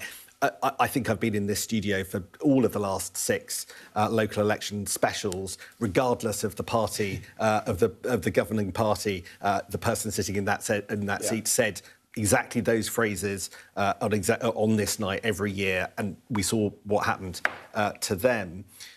What I'm not hearing from you is contrition, the word sorry, and a sense that anything needs to change. Is that because you don't feel sorry and you don't think things need to change? No, look, we absolutely have to improve our performance as a government. That's for all of us to do. Mistakes have been made in the first 20 months, absolutely. But we have to come together now. And some of the big challenges, this isn't a new phenomenon that we're seeing tonight. The rise of populism that we are seeing from the left and the right, we're seeing across Europe and indeed the developed world. This isn't something new that's come out of nowhere. We as a Labour Party and a Labour movement have to meet those challenges. We have to keep calm heads, we have to unite and meet those challenges, and I think we will. And look, next week we've got a King's Speech where we'll be setting out a legislative programme to try and meet issues around energy security, the migration challenge we're facing. There's a lot more work to do, but I don't accept your criticism of my answers so far because we are listening. We accept that where mistakes have been made, but we're determined to make it right. Many people will say, though, that you got that huge majority a couple of years ago and you've simply squandered it. You've had all this time to get it right. Look, I don't accept that. We've made some really important development. Look, in the last few weeks, the Renters' Rights Act has finally gone through Parliament, giving renters new protections. The Employment Rights Act, rebalancing the balance to protect working people, offer them more protections. A lot of the work that we're doing, the manifesto commitments we made, has only just come to fruition. People will start feeling that in their pockets, in their lives, as we progress. But I am impatient as well. I want us to go further and faster on ensuring people feel secure in their work, in their finances as well, and in their communities. There's a lot more to do, but I don't accept that in the first 20 months we haven't made important progress. Why do you think it's been so badly communicated then? Because that message, it just isn't landing with the public, as we're seeing from the results tonight. It feels to many people in this country that they don't know what Sir Keir Starmer stands for, and if he knows what he stands for, he doesn't communicate it. Well, I think people, understandably, you know, I was in Barnsley and Sheffield today, knocking on doors, speaking to residents there. They're still really struggling. The cost of living is biting. What's happened in the Middle East is only making that more acute. And so, understandably, people aren't saying, well, look, thank you for everything you've done. We get that. We have made important steps in trying to help people with their energy bills, increasing the national minimum wage, lifting 500,000 children out of poverty. But I completely get it that the vast majority of your viewers, indeed the British public, are still really struggling. They're working harder than ever and finding life tough. So we've got a lot more work to do. And look, the results today just underline and give us more hunger to go out there and deliver that and to help working people in the months and years ahead. Have you got better people at communicating? Andy Burnham, for example, would he be a better person at communicating? I think it would be a huge mistake for anyone to assume that we just need to change the figurehead of this. These are huge questions facing Western democracies across the world. This is not a new phenomenon, as I said earlier. And the idea that this is about one person is a massive mistake. This is a challenge for the whole of the Labour Party, the whole of progressive politics and the Labour movement. We've got to come together to deal with that, because the worst thing we can do, what the Conservatives did, is start fighting one another, because then you won't meet the challenges of the British people. That's when you let down the British people, and that's how you lose elections and general elections. And just finally, will the Prime Minister lead Labour into the next general election? Yes, absolutely. Look, he was elected 20 months ago with a big majority, as you said, and it's right that the public, I think, will expect him to serve that full term. OK, all right, we'll leave it there. Justice Minister Jake Richards, thank you very much. Thank you. Good to see you. We're going to take you to our chief political correspondent, John Craig, who's in Basildon in Essex for us. John, there's some movement there, I believe. Indeed there is, yes. You'll see that I've moved down to the floor in front of the podium. We are about to get our first result here. It's the St Martin's ward in Basildon, and the significance of that is it's been won by the leader of the Reform UK group, that is Sam Journeau. I don't know if we can pull the camera around. He is the gentleman with his back to us with the Colombo-style raincoat on. He obviously is being told the result now by the returning officer. The returning officer is Gary Jones, who is the chief executive of Basildon Council. About 5 or 10 minutes ago, Mr Jones told us we'd get this declaration in 5 minutes, but we're still waiting. Not quite sure what the hold-up is. What I'm hoping to do, and what I've arranged, hopefully, with Mr Journeau, is that as soon as the declaration is made, he will come and talk to Sky News. Now, he is, I think I can fairly say, I've only met him the first time this evening, an extrovert character. He's a jeweller, bit of a diamond geezer. Reminds me a bit of Ray Winstone, who, of course, is an Essex man, I think I'm right in saying. But he is confident that he's won a landslide in his ward. He's also confident that Reform UK are going to sweep the board here and win all 14 of the seats that are up for grabs. Now, Labour is defending 6, the Conservatives 4, a couple of independents as well. But what we've learned this evening in the last hour or two is that throughout Essex, the Tories are taking a beating. Jonathan, you've been talking about Labour's dreadful night around the north of England in particular, but here in Essex, the Tories really seem to be suffering. Now, I think we might be about to get the declaration. There you can see Mr. Is that thumbs up? Looks like thumbs up. This is Mr. Journeau. I'll just step out so you can get a good look at him. Have you won, sir? He says, who knows, we're going to find out in a second. I can tell you this guy's a character. He is a character. Here we go. This is the returning officer, Gary Jones, who's Chief Executive of Basildon Council.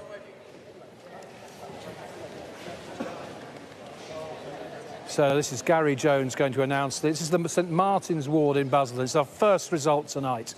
And as you can see, there's a Labour candidate there. Looks like a Green candidate. Not quite sure which party the guy in the red T-shirt is.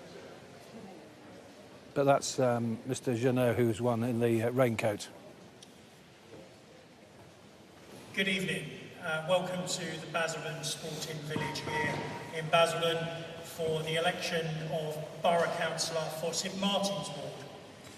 I, Gary Jones, being the returning officer at the above election, do hereby give notice that the number of votes recorded for each candidate at the said election is as follows.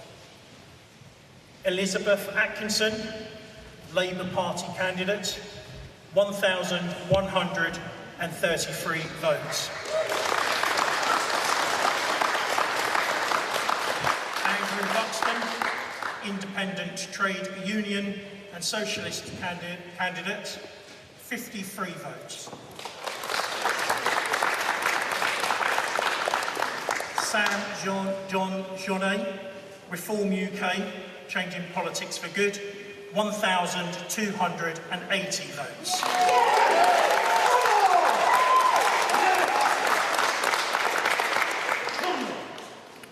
Eleanor Louise Matthewman, for the Green Party candidate, 316 votes.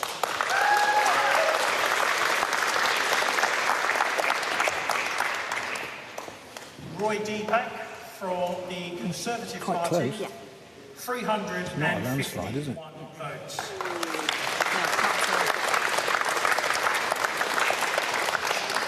The number of ballot papers rejected is as follows. Want of an official mark, 0. Voting for more than one candidate, 3. Writing a mark by which a voter could be identified, 0. Being unmarked, 15. There is one vacant seat in St Martin's. The electorate is 9,667. The turnout for St Martin's was 3,151. That is a percentage of 32.3%. I do hereby declare that Sam John Jonet is hereby elected.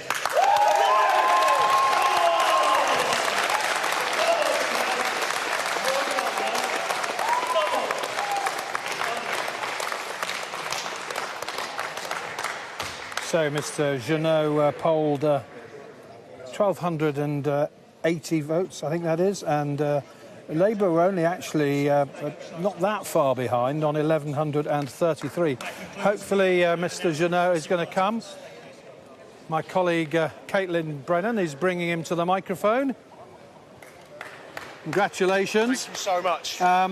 It wasn't quite the landslide that you were predicting. No, it wasn't, but the residents of Basildon and St Martin's come out today and they voted. Compared to the previous by-election, it's an increase of nearly 800 voters. It's clear that people want change, and today they've decided Reform UK for St Martin's. And what do you think, what are you predicting is going to happen when the other results are declared here in Basildon? If I'm not delivering 14 out of 14 seats for Reform UK tonight, then I've done a bad job. So I'm expecting to deliver 14 out of 14 tonight. And you're pretty sure that's going to happen, are you? The only thing that we can be sure of in life is death, taxes and Labour ruining our lives. So not quite guaranteed, but it's looking very, very good out on the floor at the moment. Have you been paying any attention to what's happening elsewhere in Essex and the rest of the UK? I have been keeping an eye, but we've been paying attention to Basildon first and foremost. And but yeah, I can see there's some good results coming out of Brentwood and I was going to say, it looks as though the rest of Essex, Reform UK, is going to do pretty well as well. And you seem to be taking more, would it be fair to say you're taking more votes off the Conservatives than you are from Labour? Absolutely not. We are taking the votes from the silent majority, those that have not voted in 10, 15, 20 years' time, for 10, 20 years. And we're bringing them out to vote because they want change, and this is what we're going to deliver. But I mean, the Labour candidate wasn't that far behind. She, Elizabeth Atkinson, 1,133, you were 1,280. Correct. So Labour ran you fairly close. They did, and Elizabeth, I mean, she's a fantastic woman. I really enjoyed campaigning against her, same as with the by-election last year. But again, the residents have spoken, and whether it be 1 vote, 10 votes or 100 votes, Reform UK is standing in, and they are elected in Basildon and in St Martin's. Thank you very much. We may talk later if you do succeed in getting all 14. Thank you for your time. My pleasure. Thank you very much. Thank you. So that is Sam Jonet, beg his pardon. A character, as you can see, an extrovert. What a prediction. He says they're going to win all 14 here in Basildon. Well, we'll see. We'll be back, obviously, when we got some more results for you. OK, John, thank you very much for that. Well, the chairman of Reform UK, David Bull, is here with perfect timing, saying only 3 things matter in life, says Sam Journay: death, taxes and Labour ruining our lives. He's hoping for a clean sweep in Basildon. What's your reaction to I mean, Sam's such a character. I know him really well. I've spent the last 10 months going around the country. I have seen 30,000 people. I've been building this party from the ground up, not the top down. It is extraordinary. People like Sam are real people. You know, that's what I'm seeing around the country. People are sick and tired of what is going on. The two-party politics, I think, is dead and buried. And what you're seeing is people coming out and saying, right, I'm going to make a difference. I'm going to stand. I believe our community needs to be stronger. As you know, our maxim is family community country. It is extraordinary. I have never seen anything like this in my life. And it doesn't matter where I go. If I'm in the Isle of Wight or Hull or Liverpool or Scotland or Wales, something seismic is happening. Well, and it is early days, we keep saying that, but Reform seem to be taking plenty of votes from the Tories as well as Labour. That's right, and so certainly in that red wall, look at Wigan, 2 out of 3, Hartlepool, all of them, 12 out of 12, and in Redditch, 8 out of 9. You know, that red wall is certainly turning turquoise. Am I surprised by that? Absolutely not, because when I've been doing those meetings up there in pubs and village halls and working men's clubs, not at all. That is exactly what I expected to happen. And then you've got the estuary as well, so you're seeing there Essex, that's prime territory for us, as is Kent.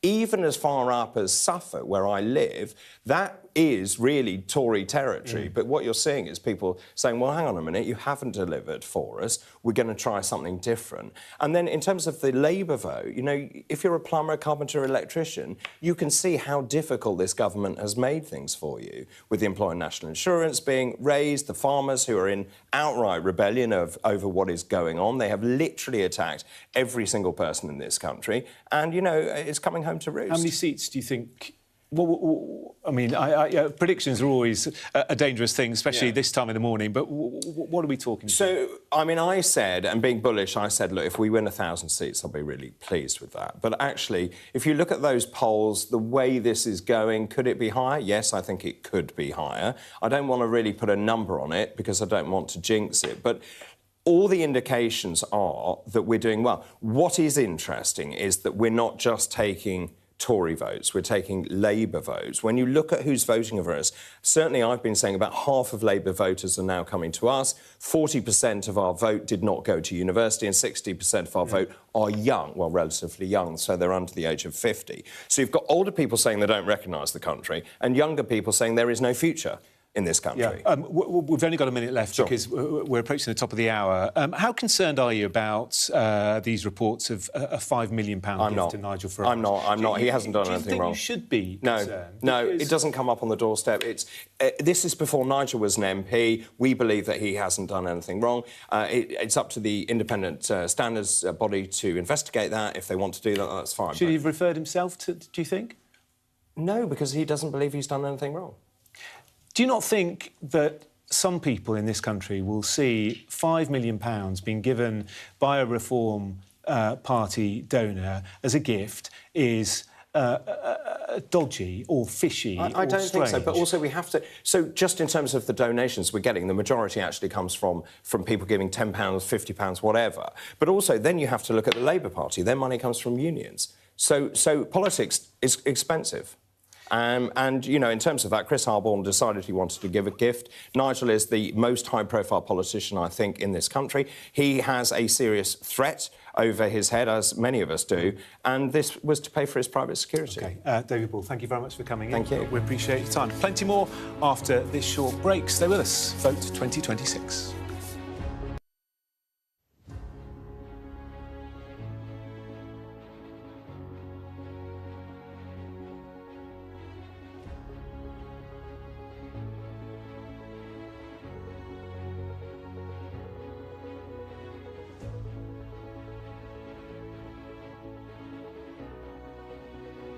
Welcome to the new generation of web creation, where words can launch a business, while you control every detail. The generation always adapting, without missing a beat. It's your generation, where vision and technology work as one. This is the new way to create. Wix.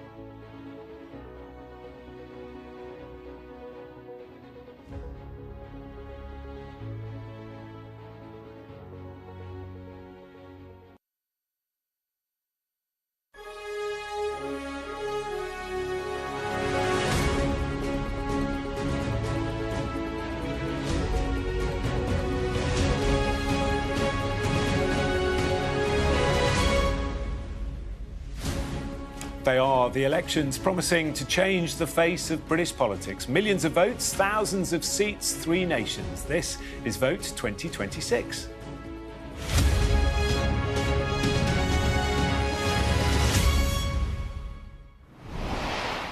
Overnight counting is underway in 46 of more than 100 local authorities in England, up for grabs, and the first results are in. Nigel Farage's Reform UK sees early gains as the party seeks to turn popularity in the opinion polls into real power. With the polls predicting big losses for Labour and leadership contenders circling, can Sir Keir Starmer survive? And there are questions too for the Conservative leadership, with significant losses also expected for Kemi Badenoch's party.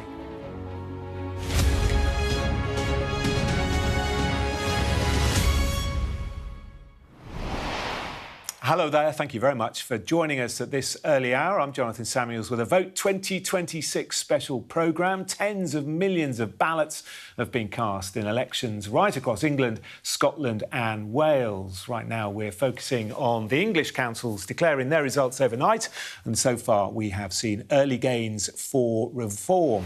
Well, as the counting goes on, the polls are predicting a dire night for Labour, which would leave the Prime Minister's leadership in question. Here with me in the studio, our Deputy Political Editor, Sam Coates. So, Sam, we're seeing a real surge for Reform, and largely at the expense of Labour, but Tory too. That's right. Just after 3 o'clock, 14 councils have counted. 237 seats are declared. This is the state of the parties at the moment. We're looking at the seats that have changed hands at the moment, and there's one clear winner. It's partly a result of the type of seats that have counted so far, but it is Reform. And Reform didn't really contest many places last time when these elections were held, so all 140 seats that the Reform UK party has won are new to them. They weren't defending any because they weren't around then. The Labour Party, 22. That's all they've got because they have lost the vast bulk, 99 seats.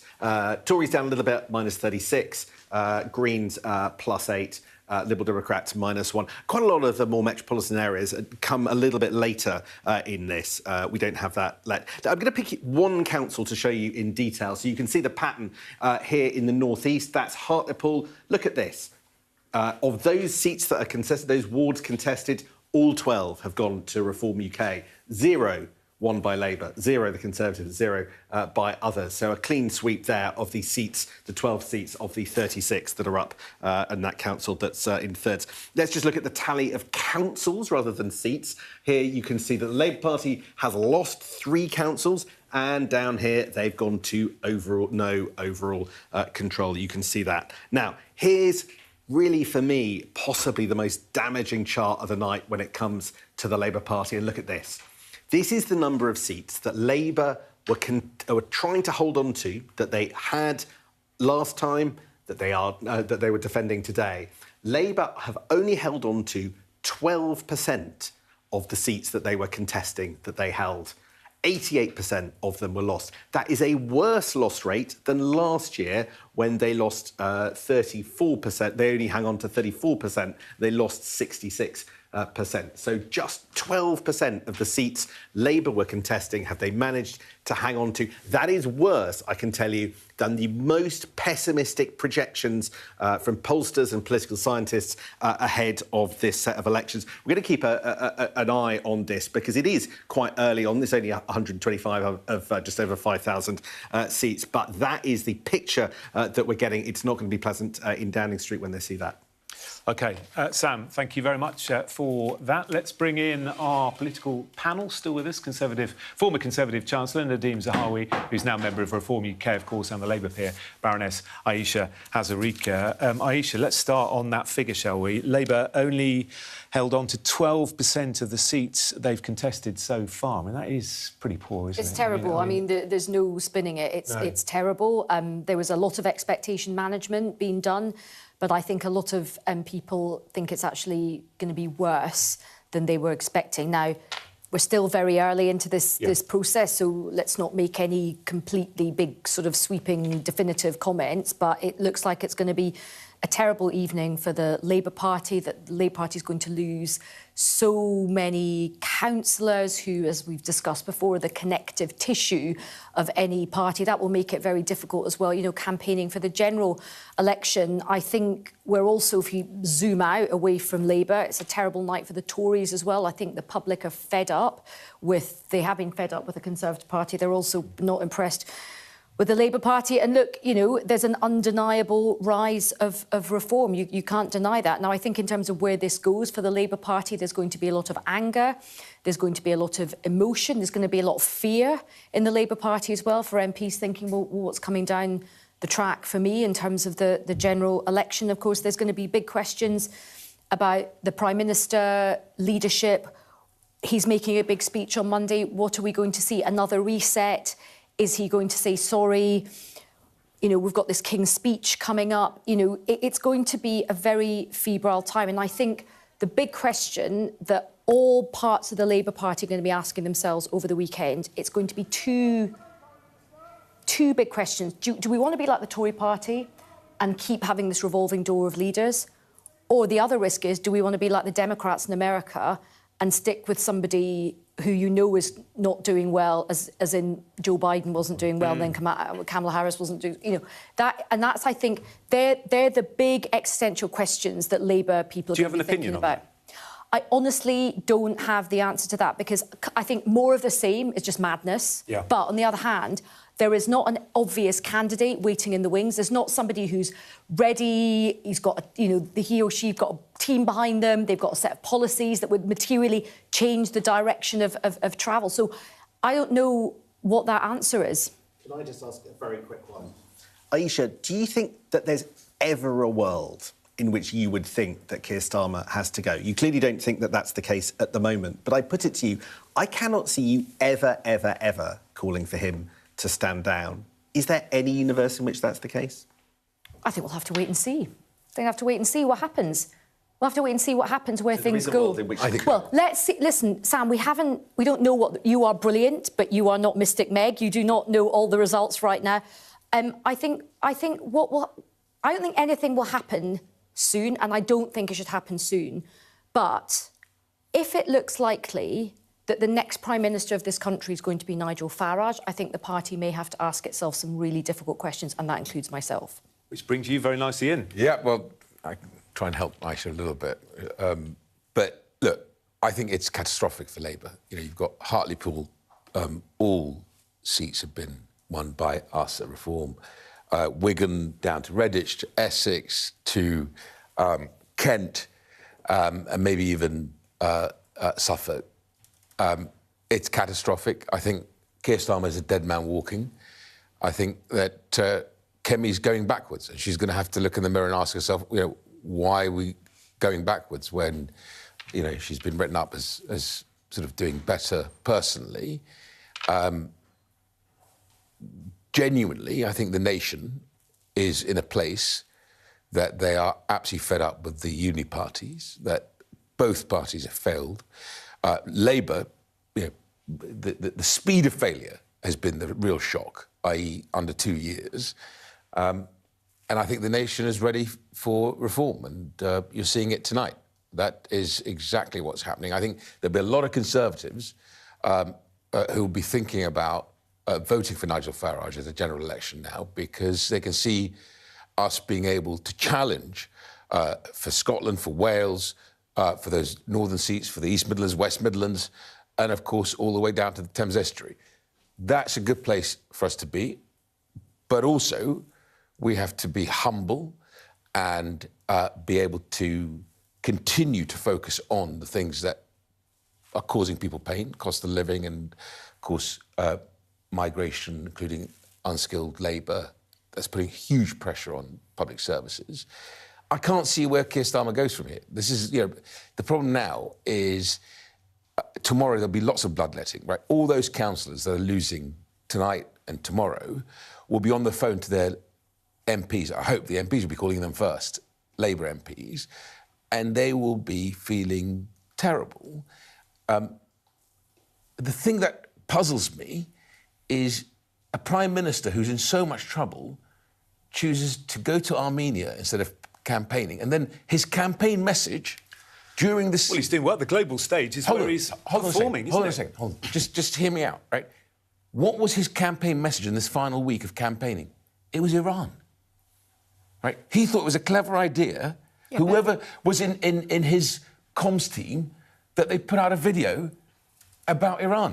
But to be fair, it just shows you how out of touch Keir Starmer is. He's completely out of touch. To be fair to his team, generally the public is actually supportive of the fact that he didn't rush to get involved in this. I don't disagree with you. Because the whole country's going to pay a heavy price. I don't disagree with you, right? But you are super smart, right? We're in a cost of living crisis, right? We're in a crisis where people can see that our borders are just completely porous and out of control, right? An energy problem, and he chooses to tell people that, by the way, you know, Iran is the issue. You know that doesn't work. Part of the cost of living it's going to be a huge part of the cost of living crisis. Except until you look at what happened in the Treasury under Rachel Reeves, where we are an outlier, right? The Iran war is affecting every country in the world. Why is it that Italy can borrow at lower rates than the UK?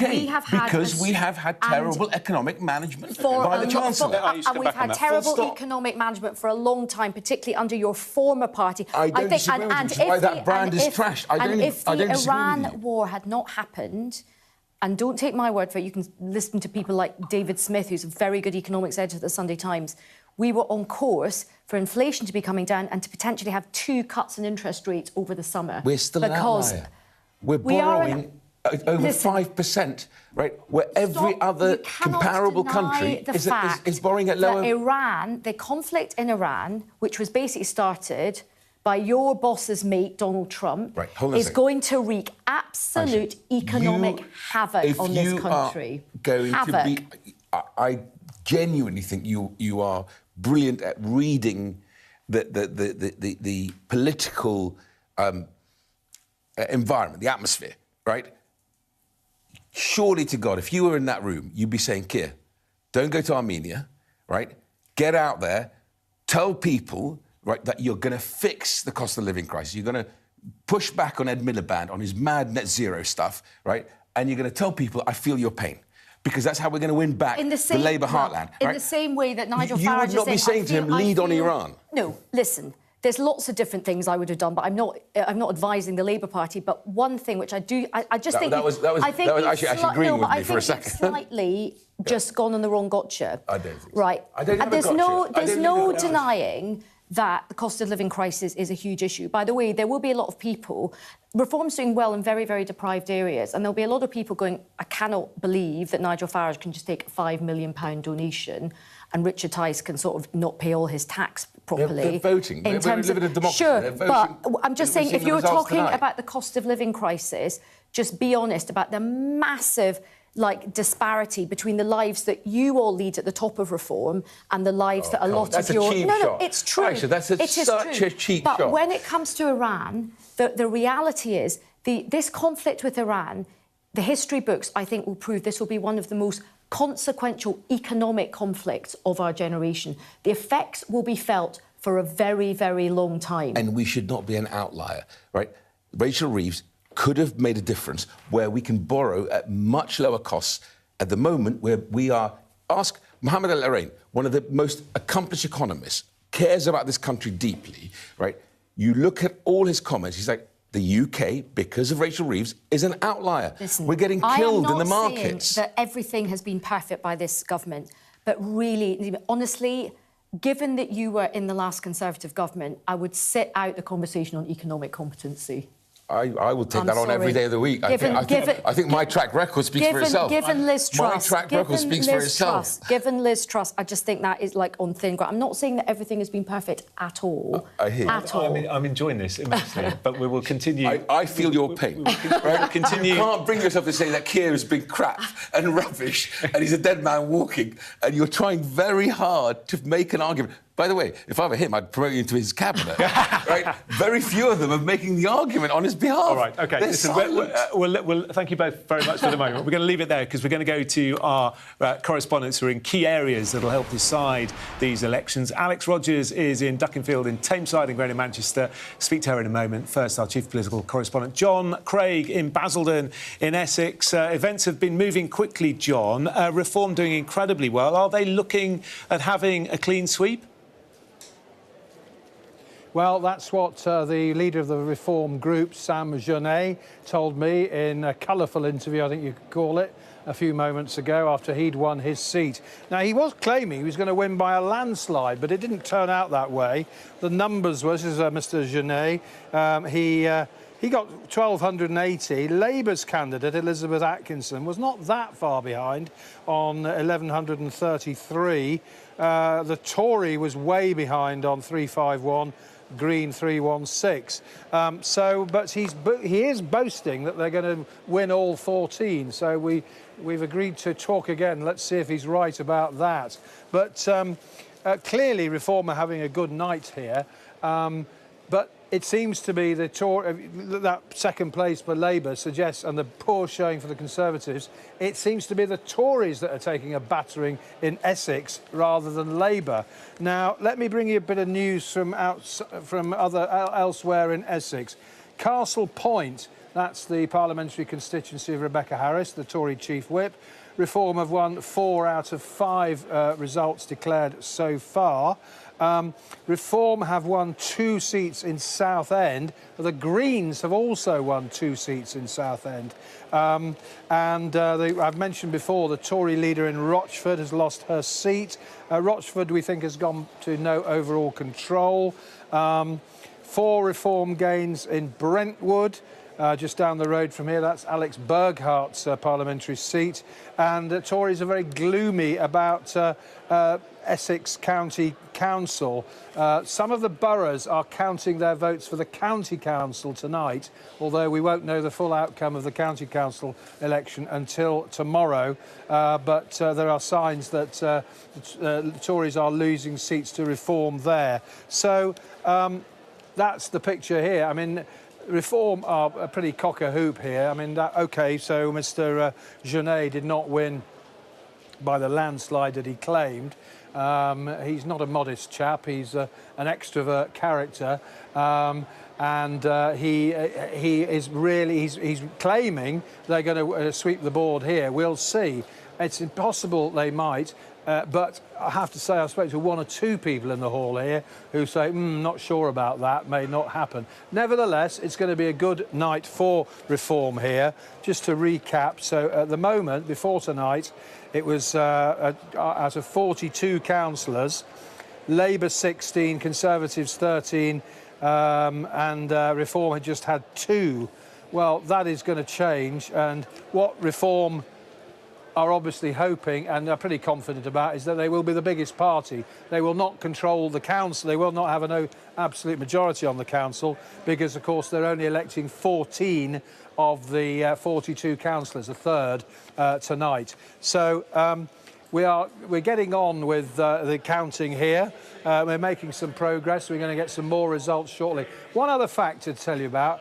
In Mr Genet's ward, which was the St Martin's ward in Basildon, turnout was 33%. In some of the others, it's been as high as 41%. Now, the Reform UK are claiming it's, in fact, Mr Genet did in his interview, that it is people who haven't voted previously who are turning out to vote. So that may well be true, but as I say, in one ward, turnout 41, a few of the others, 36, 37%. Pretty high turnouts for local government elections, and that clearly is benefiting Reform UK. We love your factoids, John. As always, thank you very much. And let's go to our political correspondent, Alex Rogers, who is in Duckenfield in Tameside in Greater Manchester. How are things looking where you are, Alex? Well, Labour has just lost control of this council. That's after a swathe of wards went to Reform UK. I'm joined by Labour's council leader, Eleanor Willis, just now. Eleanor, were you expecting it to go over control? Were you expecting the result to be this bad tonight? think it's fair to say we've got some really great community councillors in Tameside with lots of presence and passion. So I absolutely, wholeheartedly believe that the people of Tameside would see that and reflect that in their votes this evening. Why do you think then it has been so bad for Labour? I think certainly that's something that we'll have to reflect as a party over the next few days. I think for me, as leader in Tameside, we've had a lot of positive things happen on a local level over the last year and a half. We've invested in town centre regeneration. We've brought forward 2 hours free parking. There's lots of things on a local level that have been very, very positive. So I think nationally as a party, we need to go away and reflect the feelings of the public. I think for me, I just want to pay a huge tribute to the hard-working councillors that have left this community this evening with over a collective, over hundreds of years worth of experience and expertise that I feel Tameside is worse off for losing, actually. Is there any way you think your party can bounce back from this locally? Yeah, 100%. I think heart and passion and drive. I think one thing that we will always be is stronger together. We've seen lots of division throughout our communities, throughout this campaign, and irrespective of tonight's votes, I think people want to feel safe, strong, united, and we'll continue to deliver that here in Tameside. Do you blame Keir Starmer for what's happened here tonight? I don't land blame anywhere. I think there's a collective responsibility, and I think that we all need to reflect on what the country's saying. We all need to get better at communicating what we actually do, what we actually deliver, so that people don't risk losing it. I mean, my main concern here as leader of Tameside is the progress that's going to get slowed down in our community. After 14 years of austerity, we're just starting to see investment back in our authority. We're just starting to move things forward, and unfortunately, having the split decision-making that we'll now see on this council, we will see significant lag in progress. Yeah, thank you. Thank you very much. Eleanor Wills there. So obviously been a devastating night for Labour. Lots of people are speaking to on the ground. We're expecting it to be tough, but not for it to go into no overall control, which is what we've seen just happen here tonight. OK, Alex, many thanks. Well, let's bring in Justice Minister Sarah Sackman. Good to see you this morning. I mean, just listening to that and watching that must be devastating. They weren't expecting it to be that bad, but so it's come to pass for Labour. It's very tough. You just heard from the leader of Tameside Council there just how tough, and it's particularly difficult on all those hard-working councillors who, as she said, are trying to drive forward progress and delivery on the ground. And there's no doubt that the voters have just delivered a very, very difficult message to the Labour Party. Yeah, it's early days, but that message is being felt in Hartlepool, in Essex, in Kent. So far, Labour have only held on to 12% of the seats contested, which is far worse than even the most pessimistic projections. Where's it all gone wrong? Well, look, it's early in the evening and we've still got a lot of results to come, but I'm not shying away from the fact that the early results are very difficult. They're a bitter pill to swallow. I think what it shows is that the electorate, wherever they are in the country, are frustrated at the pace of change. They want to see us deliver change in their lives, on the cost of living more quickly. They also want to see a message of hope. And I think it's that frustration at the lack of hope and at the lack of the pace of delivery that are meaning that they're turning to other parties. But I think you've got to put this in context as well. Midterms, local elections are very often a free hit at the government because people think, look, I've got nothing to lose. It's just a local election. And so I think we both have got to take the lessons from this, but I think it's too early to read too much into it as well. No, sure, no. But I'll push back a little bit, because turnout is higher than people expected, because people are angry, as you say, they want change, and they're coming out to vote for it, but they're not voting your way. And when you say they're frustrated with the speed of change, they're utterly fed up to the point where they are going in droves to reform. Look, I think part of it is that as a party, we've been in power nationally for less than 2 years.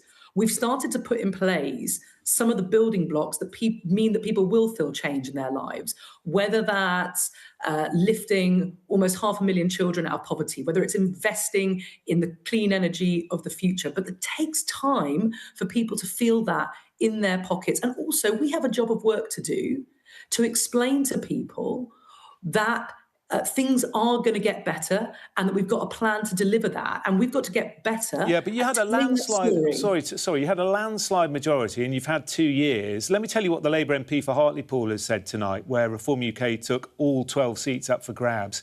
He's called for Sir Keir Starmer to go. Jonathan Brash, this is, who you'll know has done something similar before. His wife, leader of Hartlepool Council, has lost her seat. Surely the buck stops with the Prime Minister, and he does need to go. Would you agree with Jonathan Brash? Jonathan Brash was making these calls even before tonight. I don't agree with him. I believe in this idea that, look, you've got to go with a plan, not with a mood. We won a landslide victory on a promise of change. We have to embody that change. We have to embody the need to modernise our public services, to be on people's side, to change the status quo, whether it's on the economy or the balance of power in this country. We're beginning to do that with a new generation of workers' rights, renters' rights, with investment in clean technology. But that does take time. And I know these are a difficult set of results. I'm not going to pretend otherwise. But we've got to make the case for bringing the country together around that programme of change, and to do the hard yards of delivery, which at the end of the day, I don't believe that Reform or other populist parties are serious about. Easy slogans, easy TikToks, that's easy to do. The difficulty of delivering in a challenging economic environment, that's the job of government, that's the job of the Labour Party today. OK, Sam Coates is here with us in the studio. Let me bring him in. Sarah Sackman, I'm just curious by your response to this. What you seem to be saying is it's not a case of, certainly not a case of changing leader. It doesn't even seem to be a case of changing policy. What the public really want, because they haven't got the message, is more of the same, just better communicated. Is that what you're telling the country? I think we do need to tell a better story. I think we need to have a unifying message that galvanises our communities, whether we're talking about Essex, Stockport, Cornwall, London. Nothing more profound than that. You don't think it's anything more profound than that? A little bit of a tweak to the comms, maybe a slightly louder megaphone, more of the same, just a bit harder, and everyone will be happy. Hang on. I think we do need a galvanising message. I think we need to be proudly progressive. I think people want to see leadership and a clear sense of direction.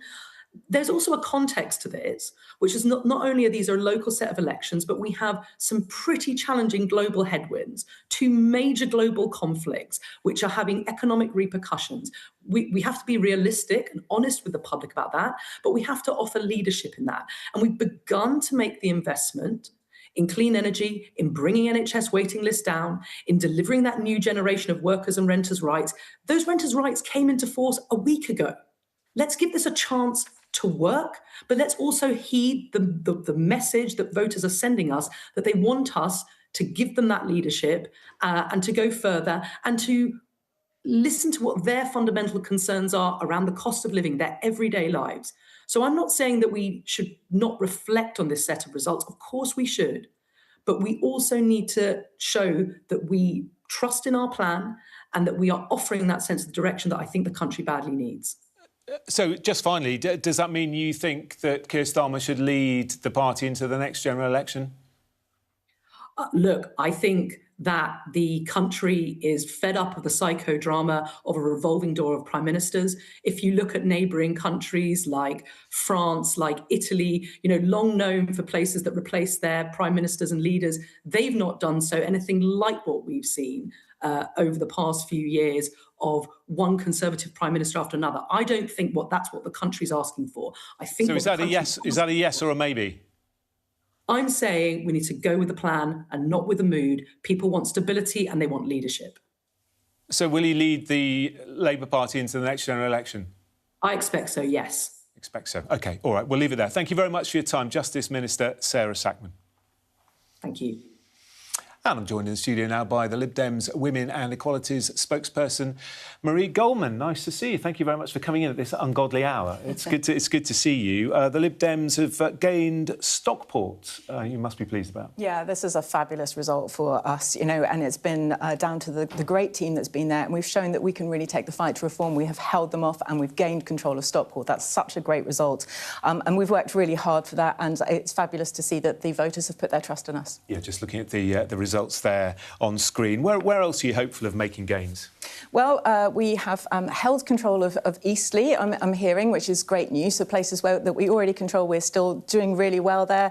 I hear there are good results coming in other places as well. I'd maybe have a look at Portsmouth, see what's happening there. We're not quite sure what's going to happen, but let's keep an eye on it. So there are other places where we think we can do really well, where we can certainly make progress, even if we don't take control. And it's what we're seeing is voters saying that they have had enough of the divisive politics of the right, and they're fed up of some of the crazy plans on the left, and they're looking for sensible politics, people who actually want to get things done. And Liberal Democrats get stuck into our local communities. Kemi Badenoch kind of had a bit of a jibe at us a little while ago, saying that we're people who get stuck into our community and fix the church roof. Well, yes, because that's actually sometimes what needs to be done. We are deeply embedded in our local communities, and the voters are rewarding us for that because they see what we do when they have good Liberal Democrat councillors working hard for them every single day. OK, I can bring you some more good news from Eastleigh. I think we can just bring that slide up. There you are. Lib Dems hold on to Eastleigh. I suppose many people will question whether the Lib Dems are the party of, we don't really know what you stand for, but we can't stand the look of any of the others, so we'll just put a cross in your box. Well, look, I wouldn't deny that sometimes there are people who are voting for us because they don't like the other parties, and it'd be foolish to say that that wasn't the case. But on the other hand, where they see hard-working Liberal Democrat councillors and candidates and people who are stuck into their communities, they are turning to us because they like what they see. We are on track to make our 8th successive year of election gains. Now, that doesn't happen by accident. That doesn't happen just because people don't like the other guys. It's because they like what they see from us as well. So we're really pleased to be continuing to make gains. Yeah, sometimes it isn't maybe sexy politics, but it's certainly something that the voters are voting for. It's not so much sexy politics, is it? It's more about this new world of multi-party politics where we see the Greens having this huge momentum, where we see Reform doing incredibly well. And I just wonder if maybe the Lib Dems are a party of the past. But also where you see the Liberal Democrats doing really well as well, right? Because, slowly but surely, tortoise effect. Well, maybe, but they still win the race, in the proverb, right? So let's not discount that. Look, in last May's local elections, we did better than the Labour and the Conservatives. We run more councils than the Conservatives. In council by-elections over the past year, we have won more than Labour, the Conservatives and the Greens put together. So that's not to be sniffed at. We are the party that is most trusted, according to opinion polls, to run local government. Well, but according to opinion polls, 51% of Lib Dem voters only think you're doing well. Only 51%. That's the More in Common poll recently. I mean, that's not great, is it? Well, the only poll that really matters, as we've seen, is the one that happens in the ballot box. Now, lots of opinion polls say all sorts of different things. It's what happens in the ballot box on polling day that really matters. As an example of that, there are lots of polls that can get stuff wrong. So in the general election, for example, we have the exit polls, for example, always announced just after 10 o'clock, when the polls close. That exit poll in the general election, so the day of the general election, that exit poll said that I was going to not win in Chelmsford, that it was going to stay Conservative. And yet I won with a 4,700 and something majority. Exit polls can be wrong, polls can be wrong. The only one that really matters is the one in the ballot box. OK, yeah, we take the warning. Do you worry these elections have become a bit about Labour, they've become a lot about Reform, they've become about Zach Polanski, all the rest of it, and actually what they're not about is local issues and focusing on local issues that really matter to people, because that's something that the Lib Dems clearly care passionately about, local issues. But has all that been lost, do you think, in everything else that's going on, the bigger picture, when people go and vote? there is a danger that we get sucked into the divisive politics, you know, and I know that voters hate it. And certainly where we are talking about local communities, when we're putting out leaflets, when we're talking to voters on the doorstep, that's what they like and that's why they're voting for us, and we're seeing it in the results.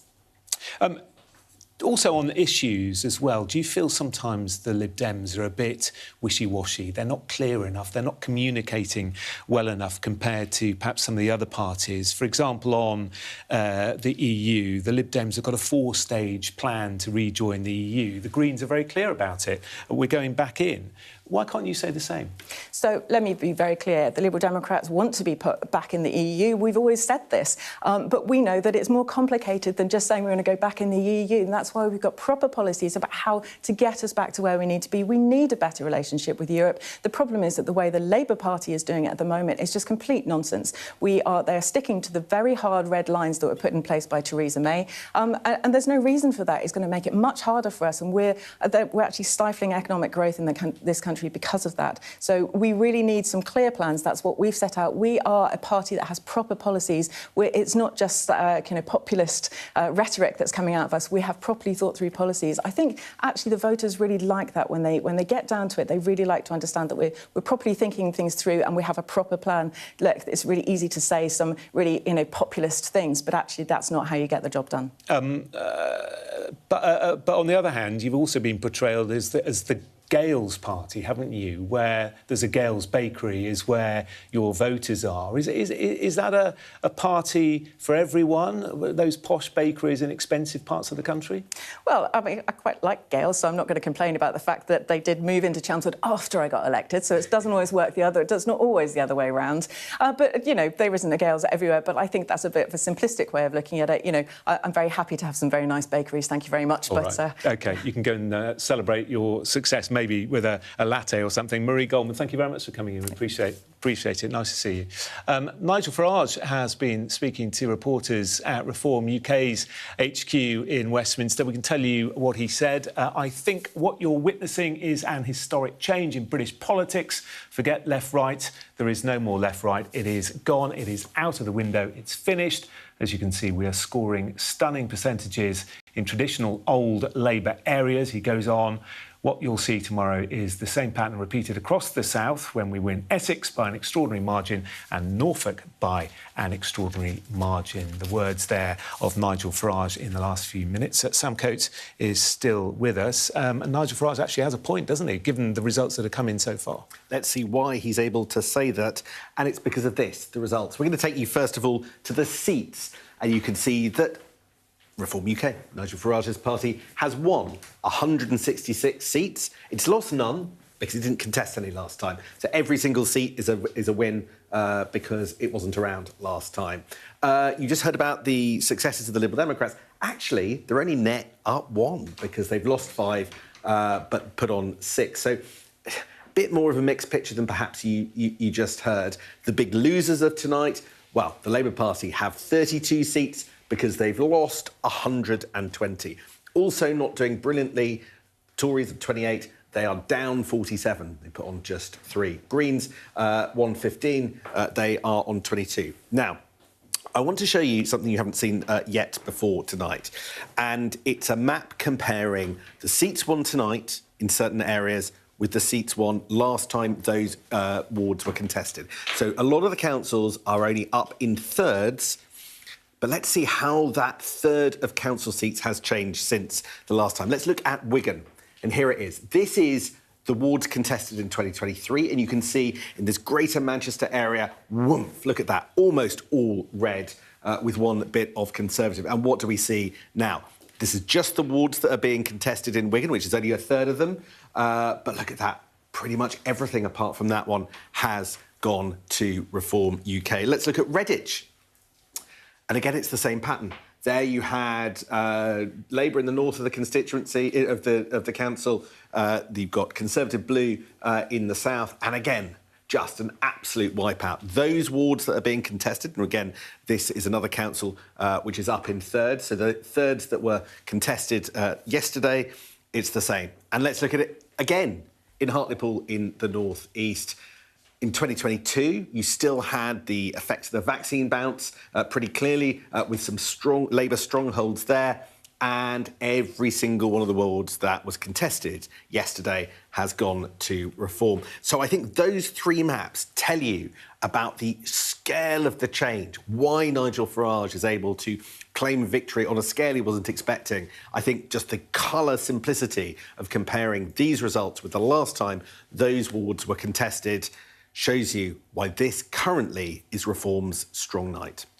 Really interesting, quite stark, some of those images, Sam. Thank you very much. Nadeem and Aisha are in the studio with me. You were just out of the studio, Nadeem, when we reported what Nigel Farage has said in the last few moments. I don't know if you heard. He said, I think what you're witnessing is an historic change in British politics. Forget left-right. There is no more left-right. It's gone, it's out of the window, it's finished. You'd agree, presumably. He's right. We were discussing it half an hour ago, that this is an historic night. I think, if I recall correctly, earlier tonight, Aisha was talking about, where Labour went wrong, which is, not to tack left or right, but to try and find a way through towards delivery. I think it's going to be very difficult for Keir Starmer because, you get that sort of first 100 days where you really need to prove yourself, and I think the loss of confidence of his backbenchers and his cabinet in him means he's in a very difficult place. But Nigel's right. We're winning all over the country. You've just shown Hartlepool and Wigan and Redditch and Kent and Essex. Everywhere. And tomorrow you'll see it in Scotland and Wales. We might not win, but we'll certainly probably be the official opposition in Scotland, and we'll run Plaid quite close in Wales. The nation wants the country back, and they want Britain not to be broken. And I think the only serious national politician who is able to articulate a set of policies that absolutely chime with where the people are at, where they're feeling pain, the cost of living, on mass migration, on illegal migration, on the mad net zero stuff that Ed Miliband is still promoting, even though even Norway is investing in hydrocarbons, yet we would just not even countenance the idea of investment in our North Sea and our great assets, is what led to this disaster for Labour. And I think the other problem is, for my old party, the Conservative Party, they're going backwards. They will not have the activist base on the ground to be able to run as a serious national party. It's interesting hearing Nadeem talk about the only person who could communicate what Britain needs at the moment is Nigel Farage. Is that a big part of the problem here, that Sir Keir Starmer just hasn't been able to communicate what he believes in, what he thinks, the direction of travel to this country? Well, look, I think communication has been a big problem that this new Labour government has faced. I think there have been some mistakes along the way. But, if you believed everything that was said about Keir Starmer and the government, you would think that nothing good at all had happened. And that's just not true. There are important things that have been happening. A huge amount of investment's gone into the NHS. We're starting to see waiting lists come down. I do a lot of work on violence against women and girls. There's been some incredibly strong legislation that's just gone through. In fact, it was a Conservative peer, Gabby Burton, that helped draft some of this legislation cracking down on online pornography. There are good things that are happening, but those messages are not getting out there. Now, there's a number of reasons for that. First of all, I'm just going to pause there. Labour have just lost Exeter to no overall control. God, well... There we go. It is catastrophic. Yes, it's bad. To be fair, Exeter's, it's not great, but look, there have been lots of problems. Communication is definitely one part of it, but communications is the bit at the end of the pipeline. A lot of it goes back in terms of what is it that the question that the Labour Party has to search its soul about is who is the party for and what does it stand for? And I do stand by what I said earlier. I don't think politics should be a transactional triangulation of, hey, do you just chase Reform or do you just chase Greens? I think you have to look at every single bit of the public realm and think, right, what is the right thing to do for the country? And to be absolutely fair, some of the problems that this country faces are not quick fixes. And if your party does win, you will face the same problems, and you know this, having been a cabinet minister in the past. There's lots of problems that this country face, which are deep and they're structural. You can't just come in and wave a magic wand and they'll get fixed. But there are really big questions that the Prime Minister team, but also the whole of the Labour Party is going to have to ask itself this weekend in terms of what is our vision for the country and what do we really want to achieve? Can't do everything. You can't. You have to focus on certain things. And to have a confidence in terms of what the story is. Will it, though? I don't... Because I just want to know what you thought of our little interview with Sarah Sackman. Because what I took away from that was that the ungrateful public just hadn't heard about all the great things that this government was doing, and it just needed to turn up the volume a little bit more and wait and be a bit more patient for the wonderful things that Labour is delivering. And whilst I'm sure you would jump in and say, you know, we haven't made enough of the good things that you would say that they've done, that's the go-to point. There is a rather, I put it to you, a rather large wing of the Labour Party that wants to crawl back in under its tortoise shell, just go, if only they understood, we'll communicate a bit better, on we go, and that maybe nothing changes. Well, as I said earlier, the communications is just the last bit of a process, and it's Sound like that to Sarah Sackman. Well, I mean, Sarah Sackman, to be fair, is a government minister. She has got to stick to the lines that she is. She's not going to come on. Isn't that the problem, right? But you hang on. Let me finish. Let me have my, and then you can listen. Sarah Sackman is a government minister. She's given a set of lines. She's got to stick to that. I can be a bit more, honest about. There is deep frustration in the Labour Party right now about all of those things that you have said, and we know this for a long time. There's big questions about what is the direction of travel, what is it that we are trying to achieve, and I think you ask a fair question, Sam, which is, if after all of this, and look, the night is young. Let's see where we get. We're only talking about reform. Let's see how the Greens do as well. But if nothing changes and it is just more of the same, then that is not tenable either in terms of, I understand the resistance to let's just change the leader and rip everything up. I don't actually think, even if you did change the leader, anyone has done the deep thinking about what would you actually do differently to what Keir Starmer has been doing. And I'm afraid it's not just the Prime Minister that's got to think about this. The whole of the Labour Party's got to think about where does it want to go? And to your point, are we just going to have more of the same, another reset, just saying, it's all fine, it's all the public's fault, the public needs to be more patient. The public are sick of being patient. The public are having a really hard time. A lot of the public feel exhausted, they feel burnt out, they feel financially on the edge, they feel incredibly anxious about everything that's happening, and they did want change. So I think it isn't right to just say, blame the media or blame the comms or just blame the public. The government and Keir Starmer and all the ministers and everybody and the whole Labour Party's got to do better. There's no denying that. OK, thank you very much, both of you. We'll have time for plenty more discussion shortly. Right now, we're going to take a quick break. Don't go away.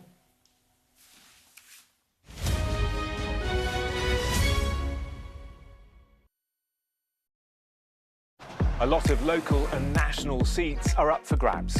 Waiting for the people's vote on who will sit in them.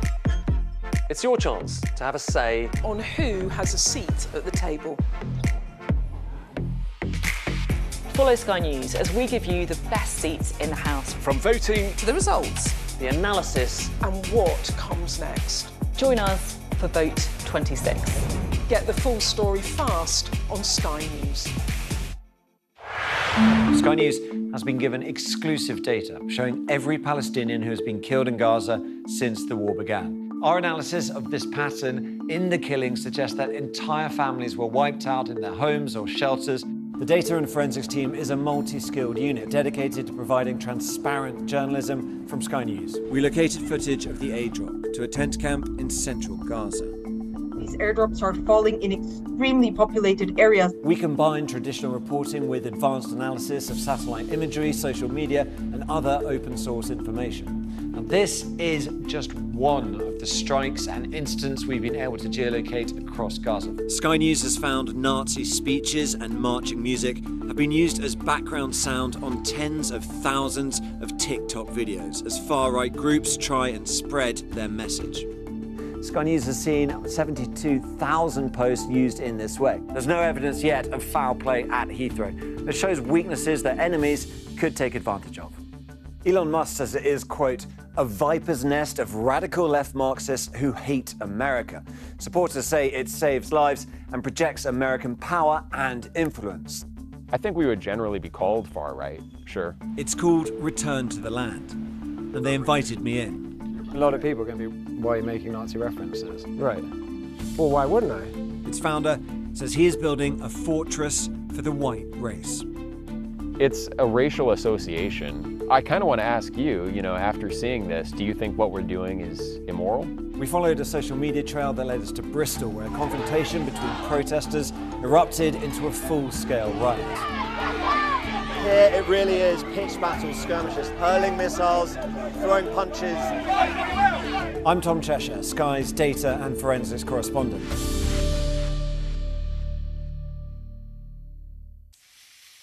Hello again, welcome back to Vote 2026. Breaking news in the last couple of minutes. Labour have lost Tameside in Greater Manchester to no overall control. Let's get the numbers with Sam. We heard about other Greater Manchester councils. Now, Tameside, Labour can no longer hang on and be the largest party in this council. Look at the results. It's Greater Manchester. Labour only winning one seat. Losing 14 of the seats that are on offer. And who are the winners? Again, in this Greater Manchester area, 15 of the seats go to Reform UK. And basically the other parties are not on the scoreboard at all. So an incredibly dramatic result. You can see the straight switch with Labour losing the seats, Reform picking them up. I think this will be, nigh on a disaster. And again, what you're not seeing is the halo effect of Andy Burnham, who is, of course, the mayor of Greater Manchester, having any effect here to the benefit of Labour. When you look at what's happening here or in Wigan, where he lives and where he used to represent, there is just no evidence there in what we have seen of him helping the Labour brand in a way that he hopes to potentially help the Labour brand, potentially from number 10 in future. OK, Sam, thank you very much. Our political correspondent, Alex Rogers, is in Duckenfield in Tameside in Greater Manchester. Let's go to Alex for reaction to that breaking news, Alex. Yes, so this was not the result that lots of Labour voices expected. They knew there was going to be a bad night. They did not expect it to go to no overall control. This has been a bloodbath in Angela Rayner's backyard. This council had been led by Labour since 1979, but throughout the night we were just seeing Reform pick up ward after ward after ward. Labour only won one in an area called St Peter's, and even then there were cries of fake by opponents, and that was a hotly contested seat. And there are definitely questions for Keir Starmer now and his leadership. Councillors that I've been speaking to and senior Labour figures in the North West say it's national politics that have cost councillors, hard-working councillors, their seats. One source I was speaking to, I asked him, should Keir Starmer go now? And all they could do was give a wry smile and say, what do you think? So big repercussions in the North West. Could this spur supporters of Angela Rayner and Andy Burnham to get them to move against the Prime Minister? It's just been such a difficult night for Labour, and I think emotions are running so high, and it leaves Keir Starmer with serious questions to answer about his leadership.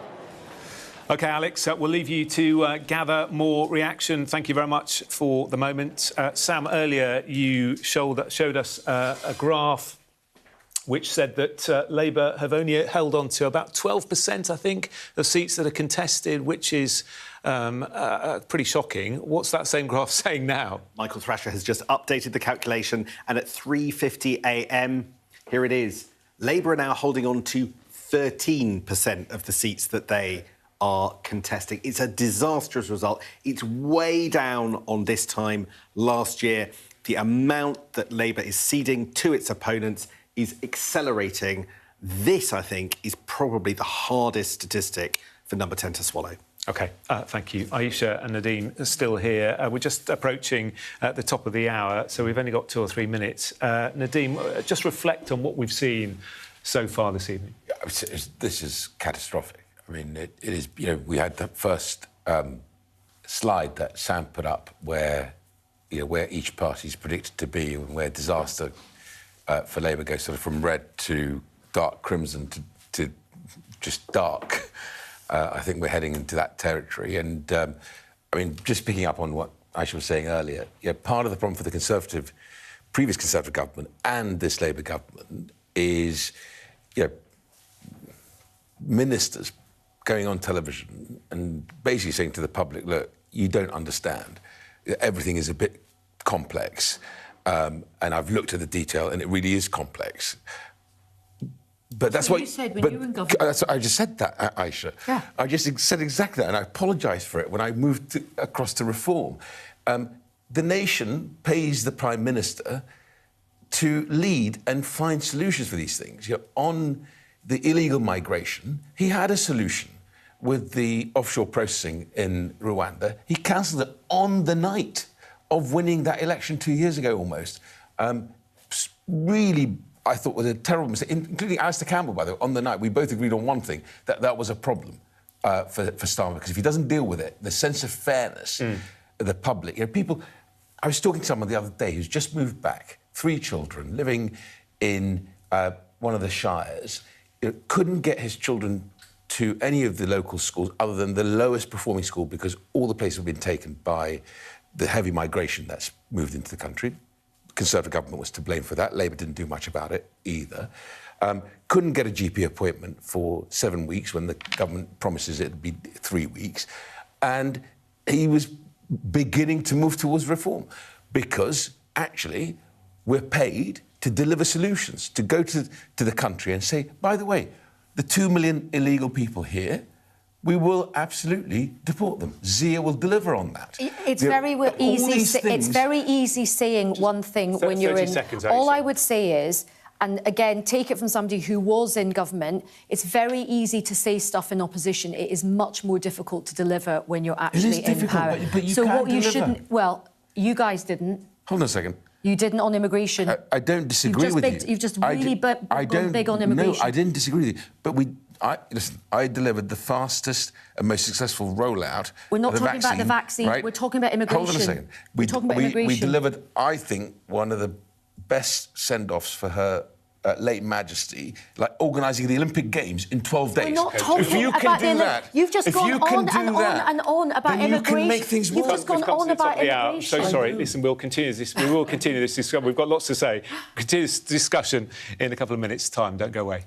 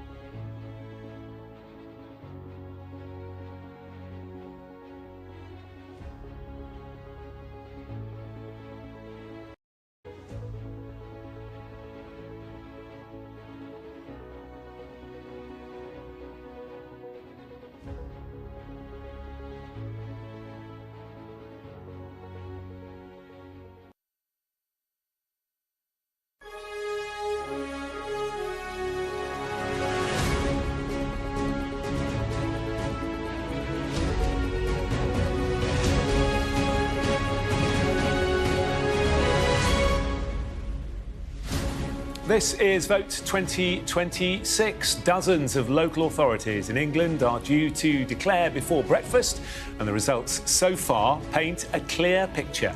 Reform UK sees big gains, with Nigel Farage claiming an historic change in British politics. Labour suffers big losses, prompting more questions about Sir Keir Starmer's leadership. And questions too for the Conservatives, with significant losses for Kemi Badenoch's party.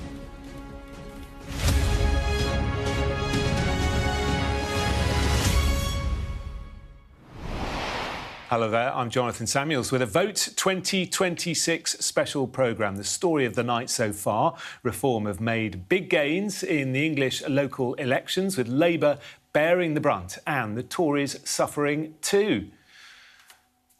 Well, it was all cheers in Basildon as Reform snatched the win for the St Martin's ward. 80 votes. Sam Journey is the first councillor to be elected there. He spoke to our chief political correspondent, John Craig, after the result was announced. If I'm not delivering 14 out of 14 seats for Reform UK tonight, then I've done a bad job. So I'm expecting to deliver 14 out of 14 tonight. And you're pretty sure that's going to happen, are you? The only thing that we can be sure of in life is death, taxes and Labour ruining our lives. So not quite guaranteed, but it's looking very, very good out on the floor at the moment. Well, in Greater Manchester, Labour has lost Tameside Council to Reform after holding it for 47 years. But Labour's Eleanor Wills wasn't pinning all the blame on the government. I think there's a collective responsibility, and I think that we all need to reflect on what the country is saying. We all need to get better at communicating what we actually do, what we actually deliver, so that people don't risk losing it. The Conservatives are also losing seats. The Shadow Scotland Secretary, Andrew Bowie, told me why he believes the major parties are ceding ground. I think Kemi's got a hell of a lot more than Nigel Farage has in terms of her commitment, her passion, her intellectual view of where she wants to take the party and indeed the country. But there's a general feeling of dissatisfaction and disillusionment with the established political parties out there in the country. There's a real disgruntlement with the state of the country, and Nigel Farage, as the populist campaigner that he is capitalising on that. Well, Nigel Farage says the results mark an historic change in British politics and that traditional left and right is now out of the window. Here with me in the studio is our Deputy Political Editor, Sam Coates. Sam, there is a real theme emerging tonight. Absolutely. Let's take you through the main results as we have them. Here we have 408 seats counted out of just over 5,000. Let's look at the picture. And we've got a milestone, which is Reform UK have now breached the 200-seat mark. They're on 212. Now, they don't lose any seats because they didn't contest any last time round. All of this is wins for the first time. The Liberal Democrats actually completely even Stevens. They've won 8 seats, they've lost 8 seats. That can't be said of the Labour Party. They are clearly the biggest loser of tonight's election results, 147 seats down. Look, you can see pretty much the scale of the wins by Reform, scale of the losses by Labour are not that dissimilar. Add those and the Tory losses, which are pretty substantial, and you can see a pattern emerging. A little bit of a few wins for the Green Party, but if I'm being honest, we haven't really counted in many of the areas that could be stronger for the Green Party. This, I think, tells the story of how painful it is for Keir Starmer's Downing Street for Labour. Labour is contesting thousands of seats up and down the country, but only holding on to 13% of them. The other 87%, they're losing. That's an incredible figure. And it's worse, a lot worse than last year, where they lost 66% of them and only held on to 34%. And just look, take Tameside, for instance, which has just gone no overall control. You can see Reform picking up 18 of the seats, Labour just getting 1. Greater Manchester, the area overseen by Andy Burnham. But no, this is a rout for Labour. Now, just before I go, I want to give you a few maps because that puts the picture pretty stark. Now, these are just the seats being contested this year in this election compared to the last time those seats were up, because all these councils are up in thirds. In 2023, Look at all this red in Wigan. Again, Greater Manchester, just a little hint of blue, a little bit of no overall control. But whoosh, look at this. In 2026, yesterday, it was a complete wipeout for all the other parties, and Reform UK completely claiming victory. It's pretty much the same story in Redditch. Labour in the north, Tories in the south, but now completely a rout again by Reform UK. And once again, the third of seats that were up in Hartlepool, pretty significant area in British politics in recent years, Peter Mandelson's old stomping ground. Keir Starmer nearly resigned in 2021 when he didn't win in Hartlepool. Used to be Tory the last time these wards were contested in the outer bits, Labour hanging on in the inner wards. All of it going to Reform. And I think you can see that this is the challenge that the Labour Party now face, because these areas, I think you call them red wall, traditional working class Labour heartlands, now not at all sticking with the party that that many of those people and their forefathers supported for tens and tens of years, for decades and decades. This is an existential challenge for the Labour Party. The question is, Jonathan, how do they deal with it? OK, well, let's put that question to our panel. Nadeem Zahawi, Reform member and former Conservative Chancellor, is here still with us. Aisha Hazarika, Labour peer and former Labour advisor. Existential is how Sam put it. Is that right, do you think, for the Labour Well, Party? I think there will be a lot of Labour people asking themselves this question. I think what is very, very difficult, and we have to wait for all the results to come in. Labour is absolutely losing votes to Reform and to the right, but as the night will go on, it'll be very interesting to see if Labour loses, lots of votes to the Greens as well. And I think the seductive thing is, right, do you just tap to the left or to the right? And I think it's much more nuanced and complicated than that. And I just hope that the party and Number 10 doesn't rush into kind of like a knee-jerk reshuffle or something like that in terms of we just have to shore up what's known as the kind of soft left, or I can already see people doing op-eds and, tweeting things saying, right, at this point in the morning, this is a sign we have to go to the right or go to the left. And it really isn't that simplistic anymore. I don't think that's how people view themselves in terms of I'm a right-wing person or a left-wing person. They're looking at whether a party is chiming with their main concerns, and their big three concerns at the moment are cost of living, NHS and immigration. They're like the top three sort of concerns. Does this party, do they chime with me? Do they speak a language that I understand? And they're the things that the Labour Party's got to really think about, because if things keep going the way they are, we're staring down the barrel. I know Nadeem will be very pleased about this, but we are seriously looking at the prospect of Nigel Farage becoming Prime Minister, and that is something that every single Labour person is going to have to think about very seriously. I mean, I know we keep saying it, but it is early days. But are you surprised at the scale of the change? Well, I was quite sure that there was going to be quite a difficult night, and I think there's been a lot of expectation management. But I think it has been really tough for this new Labour government. And, to be fair to them, they did inherit a big mess, but also they have made mistakes. It's also a very difficult climate in which to do politics at the moment. Everything is changing. And rightly so. Sam just talked in his kind of bit there about people don't have these historical family allegiances to the big two parties. And that's good in a way, right? It isn't right that you just have a stranglehold on somebody because their granddad voted Labour, 40 years ago or whatever. But that means that you as a party have to adapt. Voters are impatient, they're transactional, they want to see results quickly, they live in a very fast-paced social media world as well. And the heritage parties, which are Labour and the Conservative Party, have got to do better, and the Labour Party's got to do better and kind of understand this new world. Sorry, go on. I mean, you said if it carries on this way, it's going to... I mean, July 2024, right? Then we get to 2025, and the first real test, and Labour are losing 2/3 of the seats they were contesting, right? May 2026... you're losing 87%, right, of the seats you're contesting. How much worse can it get before Labour wakes up and says, you know what, enough? He's the most unpopular Prime Minister in history. But hang on a minute. Where do you draw the line? We're talking about... You're talking about what you would like the Labour Party to do. I'm just asking a question. You're saying if it carries on this way, what is beyond 87%? You lose what? 100%? You lose every single councillor? Well, hang on. What you do is you wait till the next general election, which is... Sorry, Sam. May I just jump in with a point that it's sort of in defence of Aisha's side of the argument, although it might not feel like it. We're talking about Keir Starmer's unpopularity. The truth is that on the day of the general election, 51% of the public didn't think he'd make a good leader. And there's always been a paradox about him, which is he's been unpopular all the way through, but nevertheless, people have been able to give him a chance. He has dropped in popularity yet further from that, but he was never in a commanding position.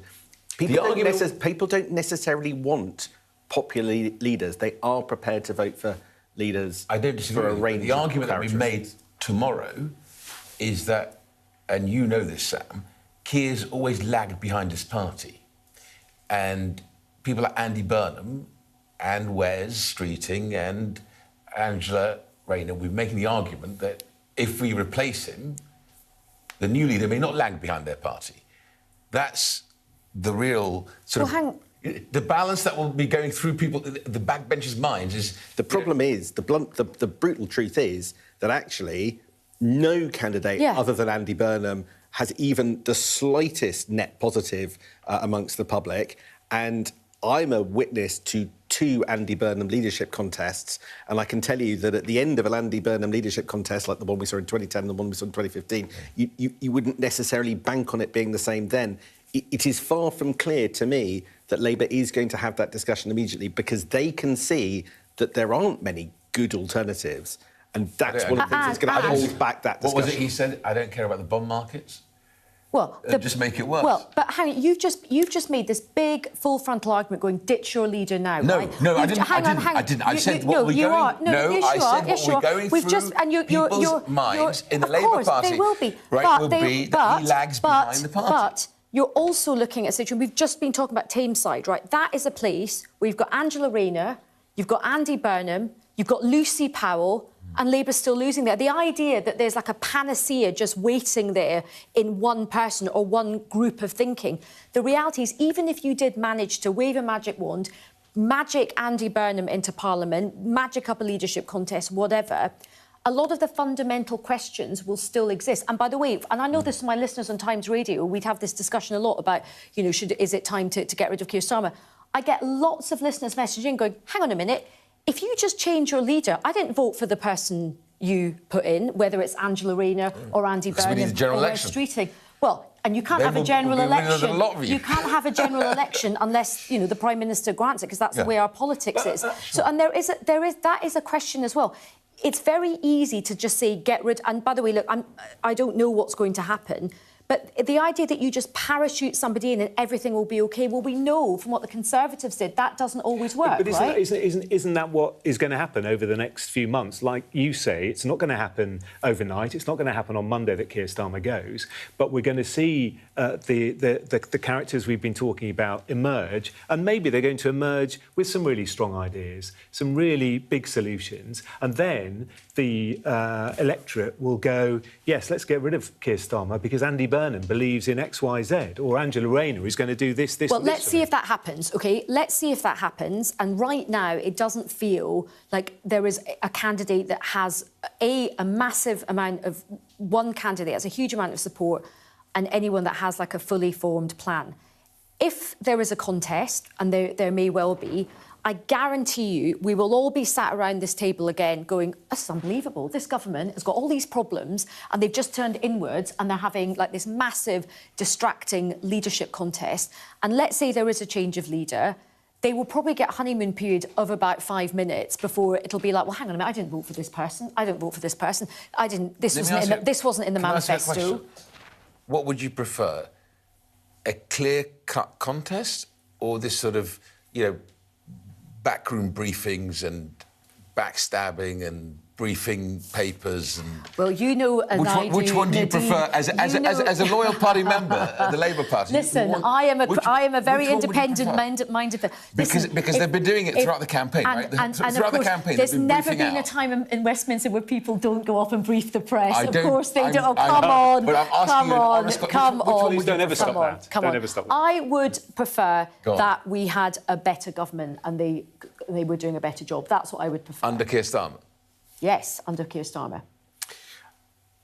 Jonathan, shall I just interrupt there? I'm going to just take you to one result on the screen behind me, if we could press the magic button, because we've just had the North East Lincolnshire result, and it's just another one of these whoppers that the story is very, very clear. And here it is, up in North East Lincolnshire, where 42 seats in the council, 15 being contested, every result in. And look at this. It's just a clean sweep for Reform. Again, 14 seats won, 14 seats contested. Only the Liberal Democrats winning one. It's the only other, 0 for Labour, 0 for the Tories, 0 for other parties. The problem now we've got, or that Labour has got, is that we have such stark results. And we're going to be analysing the voting patterns, the shares of the vote in the coming hours to see whether there are any sort of nuances in this debate.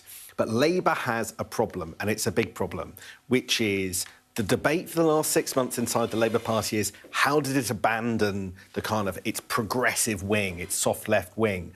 But with all of the results tonight that show a massive switch direct from Labour to Reform, it seems, these seats going all the way over, it seems as if Labour may have started to neglect voters who abandon the Labour Party for Reform. It's a big challenge. How does Keir Starmer do that? Does he look like he's pivoting again? Does he lean back into Shabana Mahmood's migration proposals?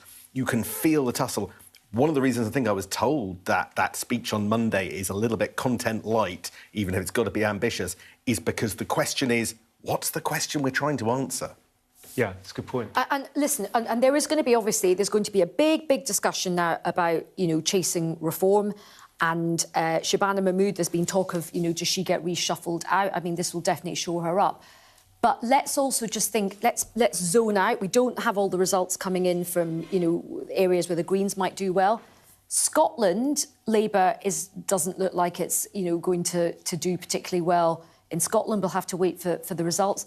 If the SNP win again, they're not a sort of, anti-immigration party. If Plaid win in Wales, they're not an anti-immigration party. So it's not as kind of clear-cut as just saying, right, just completely become obsessed with immigration. That is the way to get out of this. As I said earlier, this stuff is much more complicated. So what you're saying is that at the moment it seems Labour are bleeding to the left and the right, but rather than just sort of swinging everything in one direction or the other, you need to look at every policy, every department independently and see where the mood of the public is, what they want to see, and then you shape it. But that isn't something that is a quick fix. It isn't a quick fix, and none of this is a quick fix, which is difficult. But just looking at that slide that Sam just put up, I mean, look at that North East Lincolnshire for the Conservative Party. This is catastrophic for Kemi and for the Conservative Party. And that's why I say to you, tonight is a historic night where Reform can truly lay claim to be the only national party that can go to places where none of the two main parties, the uni parties, can claim. Well, let's wait till the end of the night. Let's wait till the end of the night. But look at that. I mean, that is incredible. Yeah, sure. But you can't say that Reform speaks for everybody because it's just not true. I mean, there's a lot of people who are very anti-Reform. Let's take your photo, look. And, and also, well, I know, but I just think, just be careful of not being too hubristic and overconfident. I've been saying we should be humble you're not all being night. Humble. You're not. You've basically been saying you speak for everybody. There's a lot of people who don't, like, for example, Reform. Don't take out your frustration on me. I'm not. Right? Listen, you are. Can I just jump in with that? I just feel like you can't say that you're for everybody when one of your policies you want to put deportation centres into areas that don't vote Reform and punish Green voters. That's not speaking for everybody. Yeah, but if Green voters, Green Party chooses to have open borders, right, and everyone can come in, if Green voters vote for that, then Zia's right. Yeah, but that's not you're speaking for everybody, and that's proof that not everybody sort of agrees. We're setting out our stall. People make a choice. They've made a choice tonight. Sam, in one ward in North East Lincolnshire, you had the Tory share of the vote drop from 51.7% to just 8.2%. So that's a total drop in the percentage share of 43.4%. That's very, very painful. And yeah, these are just the wards that were contested last time in 2022 and updated for 2026. And you can see, again, the pain, I think, that Labour and the Tories are experiencing tonight. It's a little bit less for the Tories. I'm just going to take you back just to remind you what that looks like in a chart form, because 14 seats won by Reform, none by the Tories, but they are this time the biggest losers. The Tories lost 9, Labour lost 4, so sort of 2-1 defeats for Conservatives and Labour to Reform. So it's a very painful picture, but part of a pattern that feels unignorable in the debate that we're going to have in the next 48 hours about the future direction of the country's politics. Sam, we're going to go to our correspondents in a moment. Just before we do, a quick look at the state of the parties. Let's do. Yes, we can do. Let me get it up here. Here it is. Right. It takes a second, but here we go. Reform UK, 227 seats, pretty much at the expense of Labour, which is down 159. The other big losers today, not quite as much, but still pretty significant. Tories on 77. Lib Dems, even Stevens on 70. And the Greens, they've taken 36 seats, up 24. We're at kind of almost a tenth of the seats have been counted now at this point, just after 20 past 4 in the morning. But the pattern is clear. There is one big winner at the moment. To be honest, we haven't had the areas yet where the Greens might do well. So this picture could evolve a little bit, but this is the pattern that I think Number 10 and Conservative HQ will be waking up to in an hour or two. OK, great. Sam, thank you very much for that. Well, we are going to go to our correspondents who are out and about at Counts. Alex Rogers is in Duckenfield in Tameside in Greater Manchester. But first, our chief political correspondent, John Craig, in Basildon in Essex. Summarise where things are tonight, John. Well, let me bring some good news to cheer up the Tories on this dreadful night for them, certainly here in Essex. They have had a good result in Harlow. They have won all 10 of the seats that have declared so far, made 5 gains from Labour, as 1 left.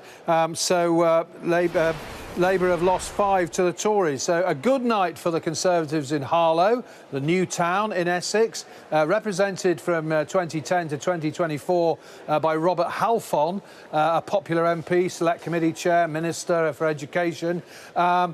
He stood down at the election. Labour won the parliamentary seat in 2024, but the Tories have just delivered a heavy defeat to Labour tonight.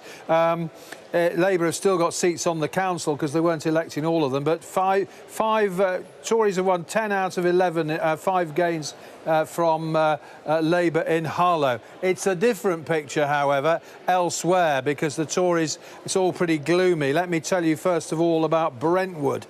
That stays no overall control. That's the constituency of Alex Burghardt. Tories lost 5 of the 8 they defended. Reform won 7. 5 from the Conservatives, 1 from the Lib Dems, 1 from Labour. The Liberal Democrats held their other seat.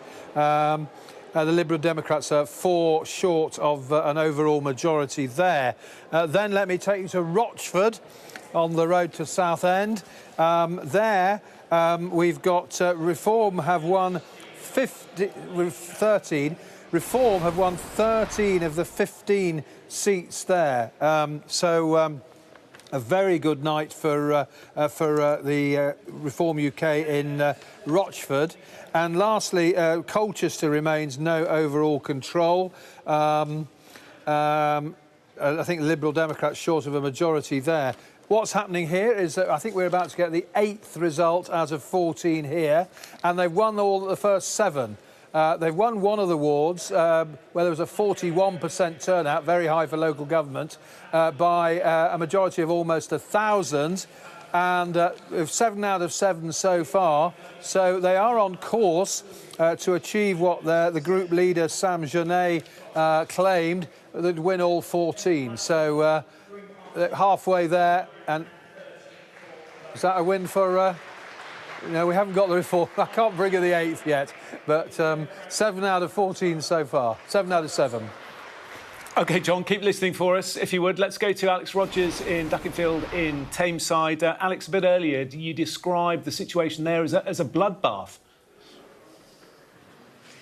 That's right, Jonathan. That's how it feels for Labour at the moment. The night began with Reform saying it was too close to call. It was neck and neck, but that changed very, very quickly. And very early on, it became apparent that Reform were going to do incredibly well here. In the end, they ended up taking 18 of the 19 wards that Labour were defending. Labour only managed to hold on to one ward called St Peter's.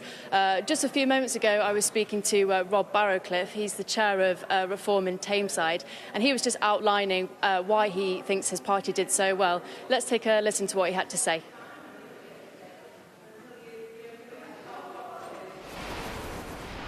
I'm just so happy for our candidates. They are great people, competent people, and they put the work in. So I'd say they got the result that they deserved, and hopefully they put the work in to not let the people of Tameside down. The people of Tameside feel let down after 48 years of Labour control.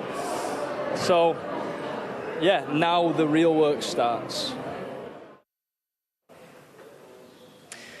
And he was saying that this night exceeded his expectations, but that the real work starts now. And that's where I guess Reform have scrutiny on them. Can they perform well in this council, and can they govern on this council? And there are also big questions for Labour tonight. Definitely figures here blaming the national picture and blaming Keir Starmer. Some saying that he should stay on because he is the elected leader of the Labour Party. Others saying he is responsible for that bloodbath that we've seen tonight and that he must go.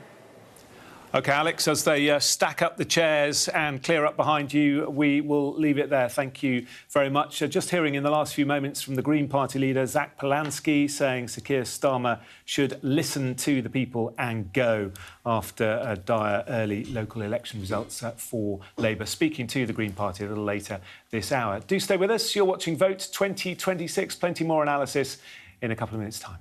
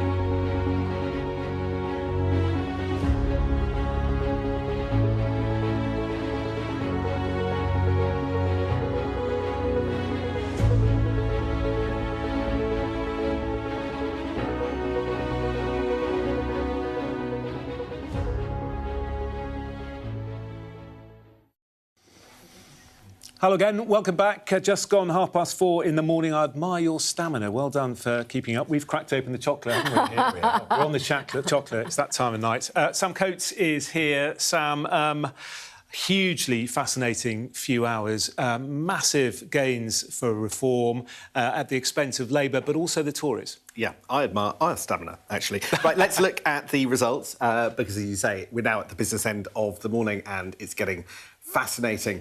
Here is all the seats.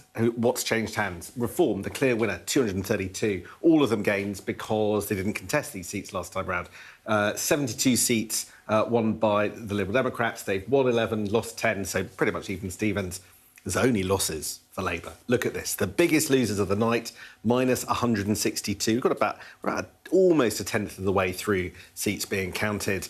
5 wins for the Tories. They've picked up 63, but they're down 80. They're the other losers, about half the losses of Labour, but still pretty bad. I'm not sure that Kemi Badenoch can claim that she's making progress compared to when she came in, and the Greens starting to be the winners. We're just starting to get the areas counted where the Greens might do well, so I would expect that to increase. Here is the figure that I think is potentially the most deadly for Downing Street.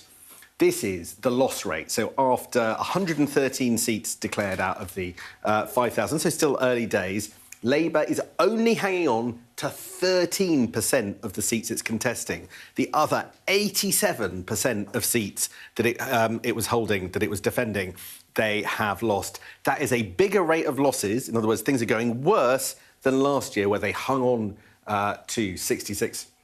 To 34% of the seats and lost 66. So things seem to be going backwards. Let's just look at a couple of examples of some of the results that we've had recently. This tells you the pattern overall.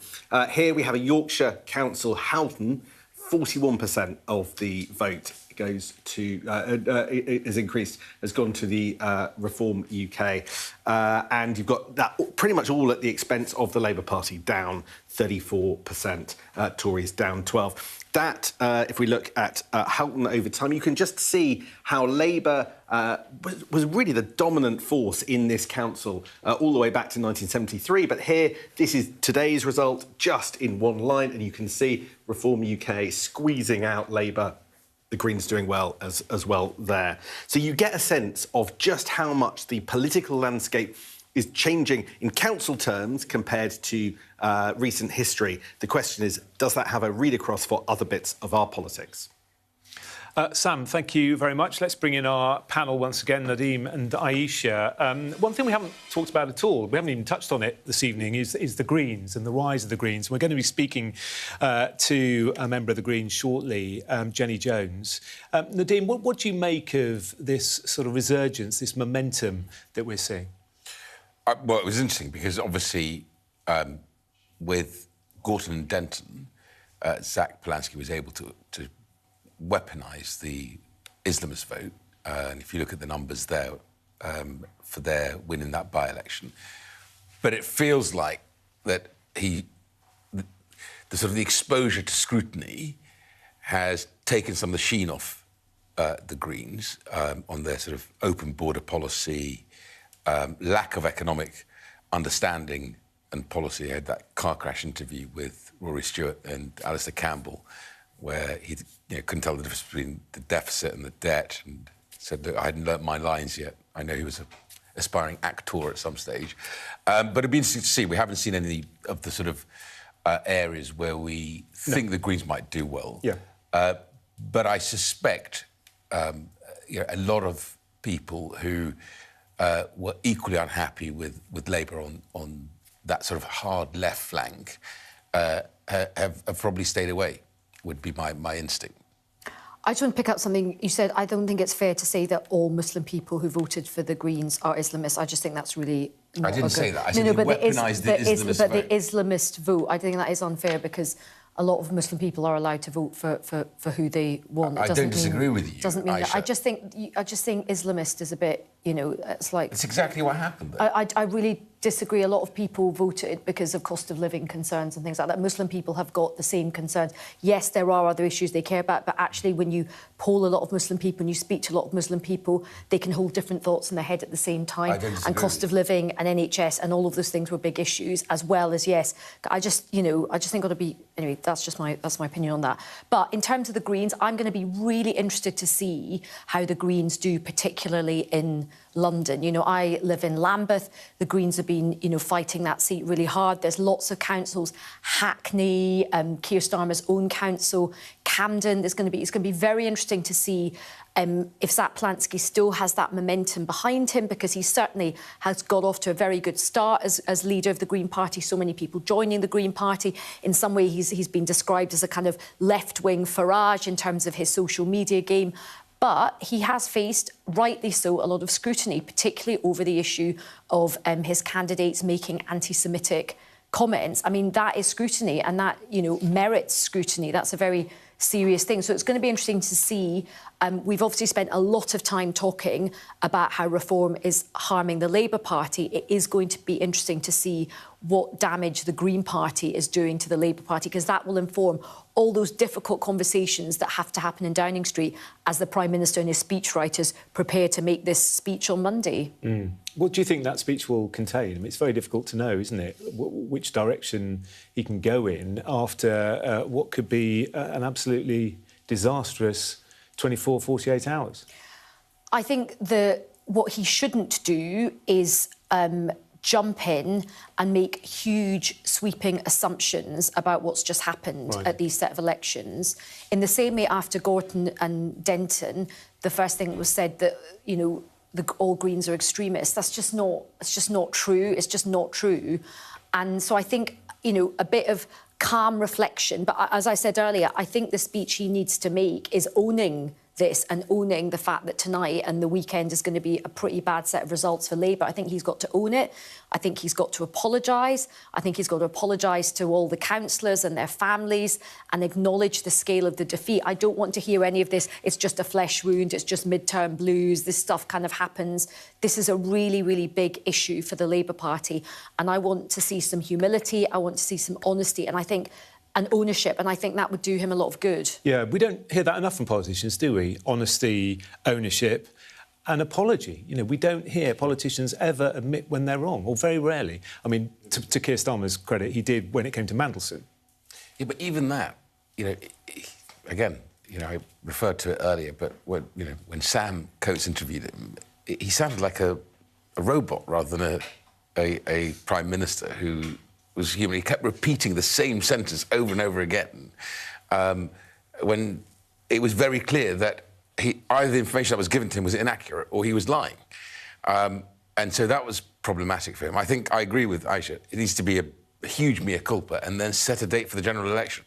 Because that's what we need well, I think we can all say that's not going to happen. Honestly, but there is sort of a problem. There is sort of a problem, though, isn't there? The nation wants it. You want it. No, the nation wants it. There is a problem, though, isn't there? That if they do change their leader, it's another 2.5 years, is it, till we have to have another election, and then you've got the public thinking, well, hang on a minute, yet another Prime Minister I haven't voted for. That is a really, really big factor. And also, if there is a new Prime Minister, there'll presumably be a new Chancellor.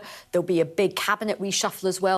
There'll be lots of policy moves away from the manifesto. Legitimately, a lot of people say, well, hang on a minute, I didn't vote for this Prime Minister, I didn't vote for this stuff in this manifesto. And then that whoever takes over will face a lot of calls saying have a general election. But that person will still command a big majority in the House of Commons, so they won't have to have one. Can I go one step further? And I fear I will annoy you, Nadine. But I would do it. I would say... You used to do it regularly when I was a minister. I'm going to keep going. Old habits die hard. I do not think, on the basis of tonight or the polling that we're seeing, that you have any idea who's going to win the next election. I look at actually quite a bunched number of, a number of parties, 5, 6 parties, bunched quite close together in most of the polls. Yeah, Reform are in the lead, but not by an absolutely storming amount. If the national voting intention polls for Westminster continue along the same trend, I can tell you I'm not putting any money on any result anyway, but I'm not putting theoretical money on any result because I can see any combination. It's not clear to me whether parties to the right or parties to the left will come out on top, and it's certainly not clear to me who is likely to be Prime Minister, which is a long way round of saying, as it stands now, even with these results tonight, I think that you could even end up with a Labour Prime Minister at the next general election. Nothing is certain in politics. And I think anybody who thinks that this set of results that we're seeing means that the next general election is predetermined, I would say of course there are far too many uncertainties. Absolutely right. I completely agree with you. We're so far out from a general election. The only thing I would say is what the results will do tonight, in my view, is that there'll be those who were thinking about voting for reform and still voted Conservative, who will now see that reform can win a general election, that reform can field thousands of candidates in local elections and do incredibly well, and then hopefully we'll see the results from Wales and Scotland, where we can hold the SNP feet to the fire and expose their lack of policy. Maybe we win in Wales and demonstrate good governance, good delivery. That will, Sam, maybe, just maybe, bring more people who would have thinking about voting reform, whether from Labour, from the Greens, or from the Conservatives, over to us. There could also be a counterfactual to that as well. You're right, you could make a lot of people think, actually, give it a go. But you could also make a lot of people think, this election, this local election, was a chance to voice our absolute dissatisfaction, and lots of people coming out, obviously, to vote enthusiastically for reform. It could have the effect on other people who really don't want a reform government and they don't want a reform MP to do tactical voting and hold their nose and potentially vote for Labour or whoever it is to block the reform candidate. That happened at the Caerphilly by-election, so that is also a possibility. So I wouldn't just... it's just not in the bag for you. I know you're very confident tonight. No, not at all. Listen, you've been quite confident tonight. Absolutely and I get it, not. you're having a good night. I hear you. Aisha, enjoy it. Stop it. Enjoy it. Behave yourself. Because true. I'm the one who's saying we should be humble and we should focus on delivery. There is nothing wrong with saying that. We've had a good night. It's a historic night for our country where the uni parties have effectively no longer able to take for granted the public, the nation, the voters, right? That is not being in any way presumptuous that we're going to win in the general election. That it's in the bag and that everybody loves reform, that everyone loves reform. Listen, I know you're disappointed tonight and you're going through a lot of pain, but don't start putting words in my mouth about being presumptuous. Not at all. That's a good point for me to step in. Thank you both very much. We've had another result. Lib Dems hold on to Richmond upon Thames, which isn't necessarily a huge surprise. No, but look at these numbers, because I have to say these are the Liberal Democrats in Richmond, in West London. They have gone up 6 seats. But look at this. This is the bit that's actually caught my eye. Greens have gone down 5. Now, I wasn't expecting that. I was expecting a night where maybe, if anything, the Greens won off the Liberal Democrats, but that doesn't seem to be the pattern in this West London seat. Conservatives on 0. Once upon a time, they might have done quite well in that area. Let's just look at very quickly a couple of other councils in London. Early days, 28 out of the 70 seats counted in Ealing. Labour down 4, Lib Dems up 4, Greens up 3, Tories down 3. So not a huge difference there.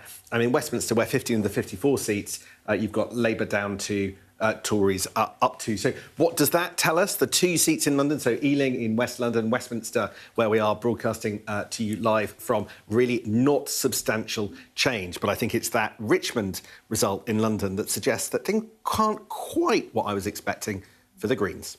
OK, Sam, thank you very much. We're going to take a quick break. Don't even think about going to bed. We've got the Greens coming up next.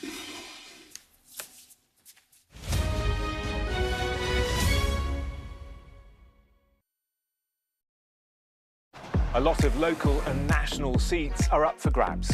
Waiting for the people's vote on who will sit in them. It's your chance to have a say on who has a seat at the table.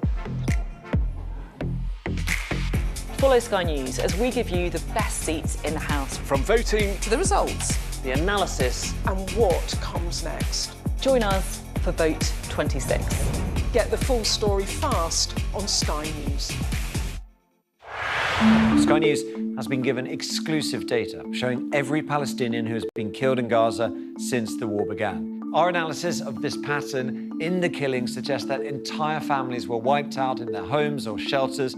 The data and forensics team is a multi-skilled unit dedicated to providing transparent journalism from Sky News. We located footage of the airdrop to a tent camp in central Gaza.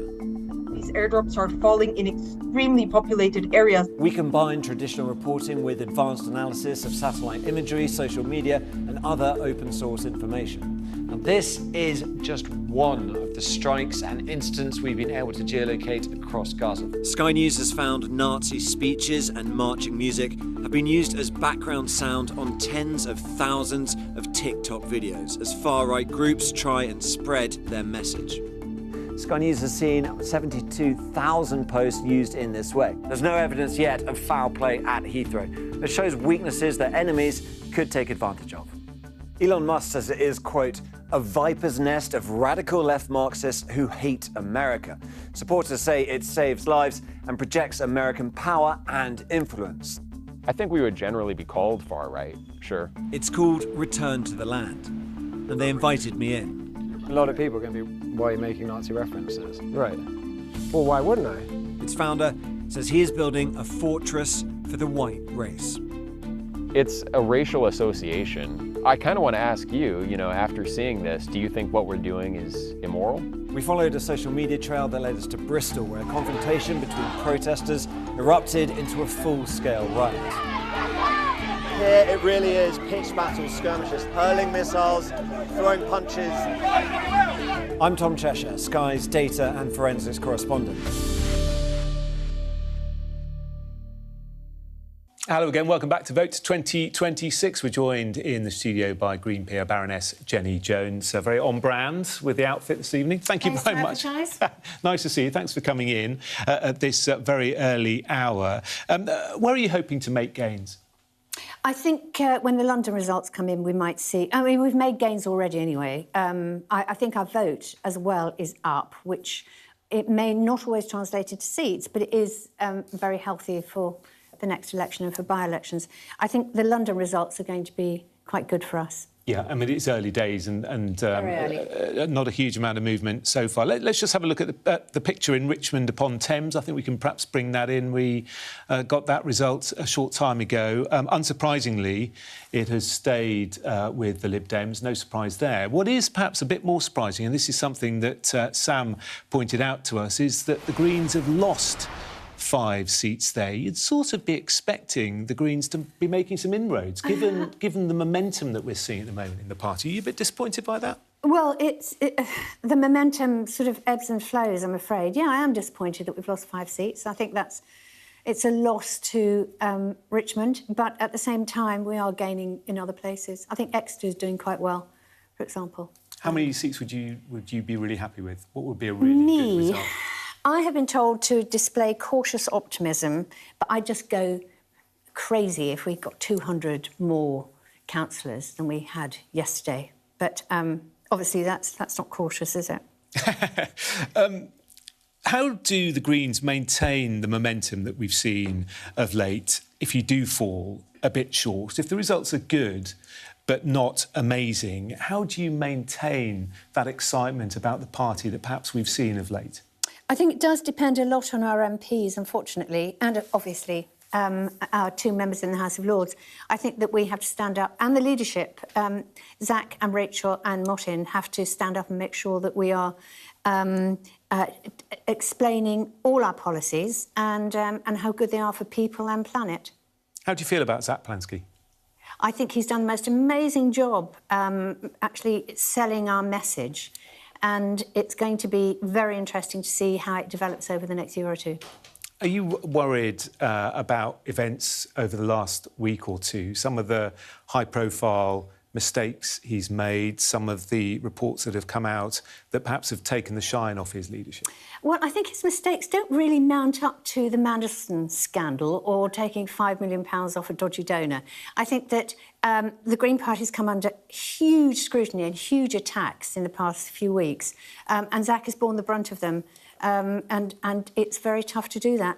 However, it's for us to understand that the more prominent we are, the more attacks and the more scrutiny we're going to have. And I think we are learning very, very fast how to cope with that. There are nerves, though, aren't there, amongst many that the party is becoming brasher, more left-wing, more combative, using stronger rhetoric on issues like the Middle East and policing and the like. Are you worried, as someone who's been in the Green Party for a long time, are you worried about that direction? Is there any part of you that is nervous about it? I think that we have always had two sort of areas to our policies. And the first is for planet. And we talk about the environment, we talk about nature, we talk about actually human survival, actually, on our planet. But we also talk about lifting people out of poverty. We talk about social issues. That's always been a sort of twin track for us. But you're a protest movement? I protest all the time. And you talked about our becoming combative. I've been combative since I joined the party in 1988, so I don't think that's new. Can I put it slightly differently? In 2019, the Green Party stood against Jeremy Corbyn's Labour Party. Now, at this election, in places like Lewisham, you're absorbing the people that you fought politically then. There has been a shift, hasn't there? And it would be silly to pretend that there hasn't in the type of party that you are. I don't think the party's changed. I think that some of our people are different from the average Green, say. But you know, we can help them learn about all the other issues that are important. But the people that you're importing are fundamentally different in their in the kind of politics that they came into politics to espouse, and denying that feels a bit odd to everybody because they can see that essentially the Green Party is sort of absorbing a lot of the Corbyn party and the Labour Party that's now just outside its borders. In less than a year, we've gone from 60,000 members to 230,000. There are bound to be people in there who, you know, have different points of view and so on. But essentially, our policies are governed by the majority of people in the Green Party. We have a very democratic system, so our policies will always be voted on and fully debated. I don't see any difference in our direction. We are talking about slightly different things, but these have always been on our agenda. And I've always talked about lifting people out of poverty. I've also talked about environmental issues. These are really something that we all care about. You don't think the words of one Green councillor in Norfolk saying the party has moved away to dogma and ideology, we're looking on in horror. I mean, you disagree clearly with that, with the former deputy leader, Amelia Womack, saying we need to focus on the issues that matter to people's lives, not get dragged into the culture wars. I mean, there is a concern, isn't there, out there? Would you acknowledge that from some? Well, of course, but being dragged into culture wars is something that happens when you're in politics, and I'm afraid we've got to deal with it. And I think we've had some really bad publicity over the past few weeks, and I think we've actually survived. And there have been some, you know, there's been a handful of people who've given us problems and so on, but we are dealing with it, and we're learning very fast how to deal with it. Is the problem the publicity or the problem? I mean, there's an element of the Green Party which is kind of just blame the media, which is one of the sort of defining kind of traits of a populist party. You hear it from Reform UK as well. It seems quite easy to blame the media. Well, that's not completely fair. I would say that it's good to have extra scrutiny. That is what politics is about, and this election is clearly an exercise in democratic process, isn't it? You know, if you vote, if you convince people, they vote for you. But it's the media has been quite nasty, and they've been attacking the only Jewish leader of a national party very, very hard. Some of the cartoons that have come out with the anti-Semitic tropes are absolutely astonishing, and I think the right-wing media does owe you know, us an apology in some ways. That it's been inappropriate. Is it wrong for them to highlight for instance, things that your candidates have said? No, I don't think it's wrong for them to highlight that. We ought to know about it. That's good, and people should know about it. But I do think the way that they have... Because rather than dwelling on the fact that actually maybe the media have highlighted some of the things that perhaps your vetting hadn't come up with, that there is an instinct just to go after the people who are putting this on the front page. No. What I'm talking about is the way that they depict our leader, Zach Polansky, a Jewish leader. They have... there's been several cartoons, I'm sure you've seen them, where he is depicted in a very anti-Semitic way. That's deeply unhealthy in the media. I'm talking about the pivot that you're doing right now, which is when I ask about what you say are the valid and concerning things that are said and being raised in the media, you then pivot to a different set of coverage in the media about the leader specifically. But you asked me about the media, and I'm telling you, some of the media, it's absolutely fair enough. We have to be under scrutiny. But other aspects of it are deeply, deeply worrisome. Are you telling me to keep it short? No, you carry on. Sorry, you carry on. Yeah, you can try. No, I think that it's an amazing experience for somebody like me who's been in the party for so long, since 1988, to actually have this degree of interest in what we're saying. I just hope the media also talks about all the green stuff, that's all of our green policies that are so amazing, and that we're putting into effect on some councils. And is the fact that we're not talking about your green stuff our fault or your fault? Perhaps a bit of both, perhaps. I mean, I talk green stuff, green policies all the time. And if you look at the councils that we run at the moment, Bristol's a really good example, OK? This year, between something like April and September, last year, between April and September, Bristol Council built more houses than ever before.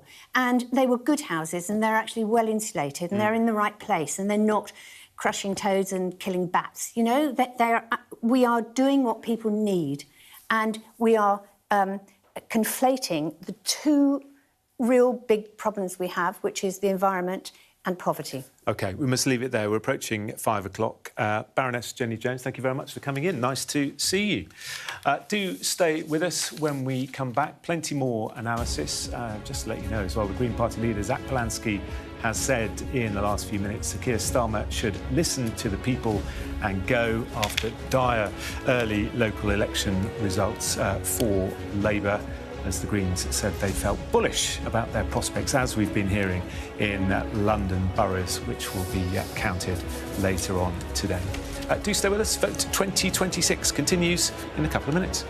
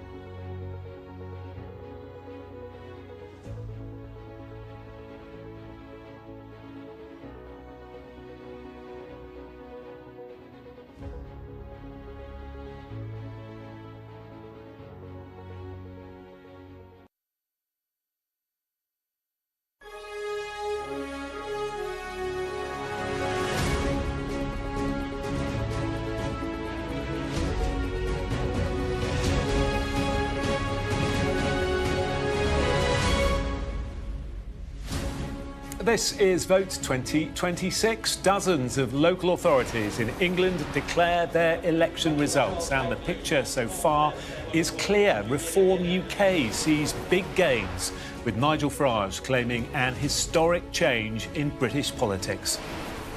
Labour suffers big losses, prompting more questions about Sir Keir Starmer's leadership. And questions too for the Conservatives, with significant losses for Kemi Badenoch's party.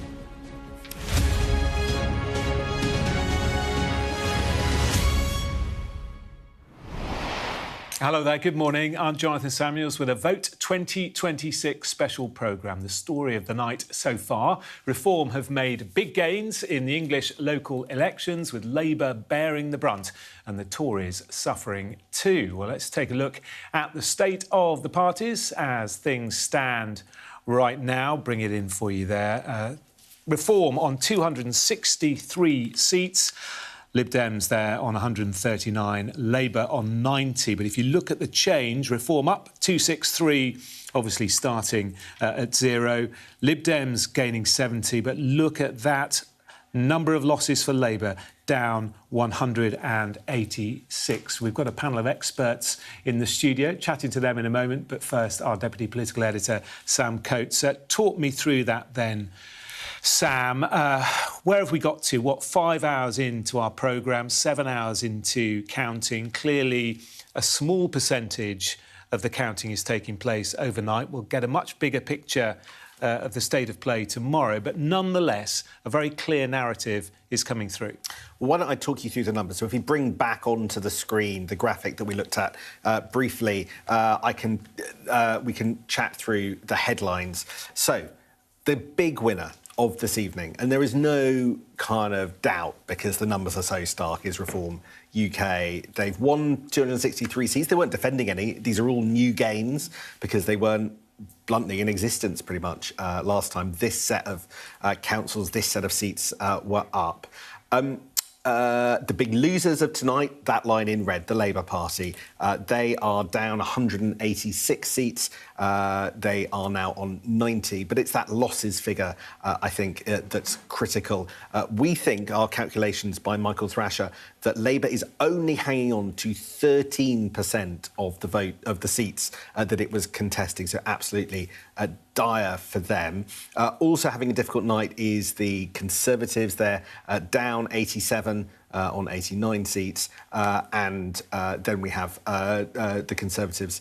So Conservatives down. Interesting, the Liberal Democrats basically unchanged. This is a pretty apocalyptic result from what we've seen. The maps show that Reform UK is wiping out entire councils, winning them ward by ward across all sorts of areas of the North East, including parts where you would expect Labour to at least manage to keep a toehold. I'm thinking of places like Wigan, in Greater Manchester. We were just talking about Tameside in Greater Manchester, areas where even the great Labour white hope, Andy Burnham, might have thought to be able to improve the Labour brand. There is not much evidence of that. Instead, there is just challenge after challenge. We haven't really got to the stage of the evening where we see Green gained in any significant numbers. One council in West London, Richmond, it appears that the Greens actually lost 5 seats to the Liberal Democrats. That's a bit of a surprise, a little bit of unpicking to see whether that's representative of anything else. But I think that Nigel Farage has come out and declared this part of a revolution. And the real question is, where does this leave Keir Starmer as we're now into the early hours of Friday morning?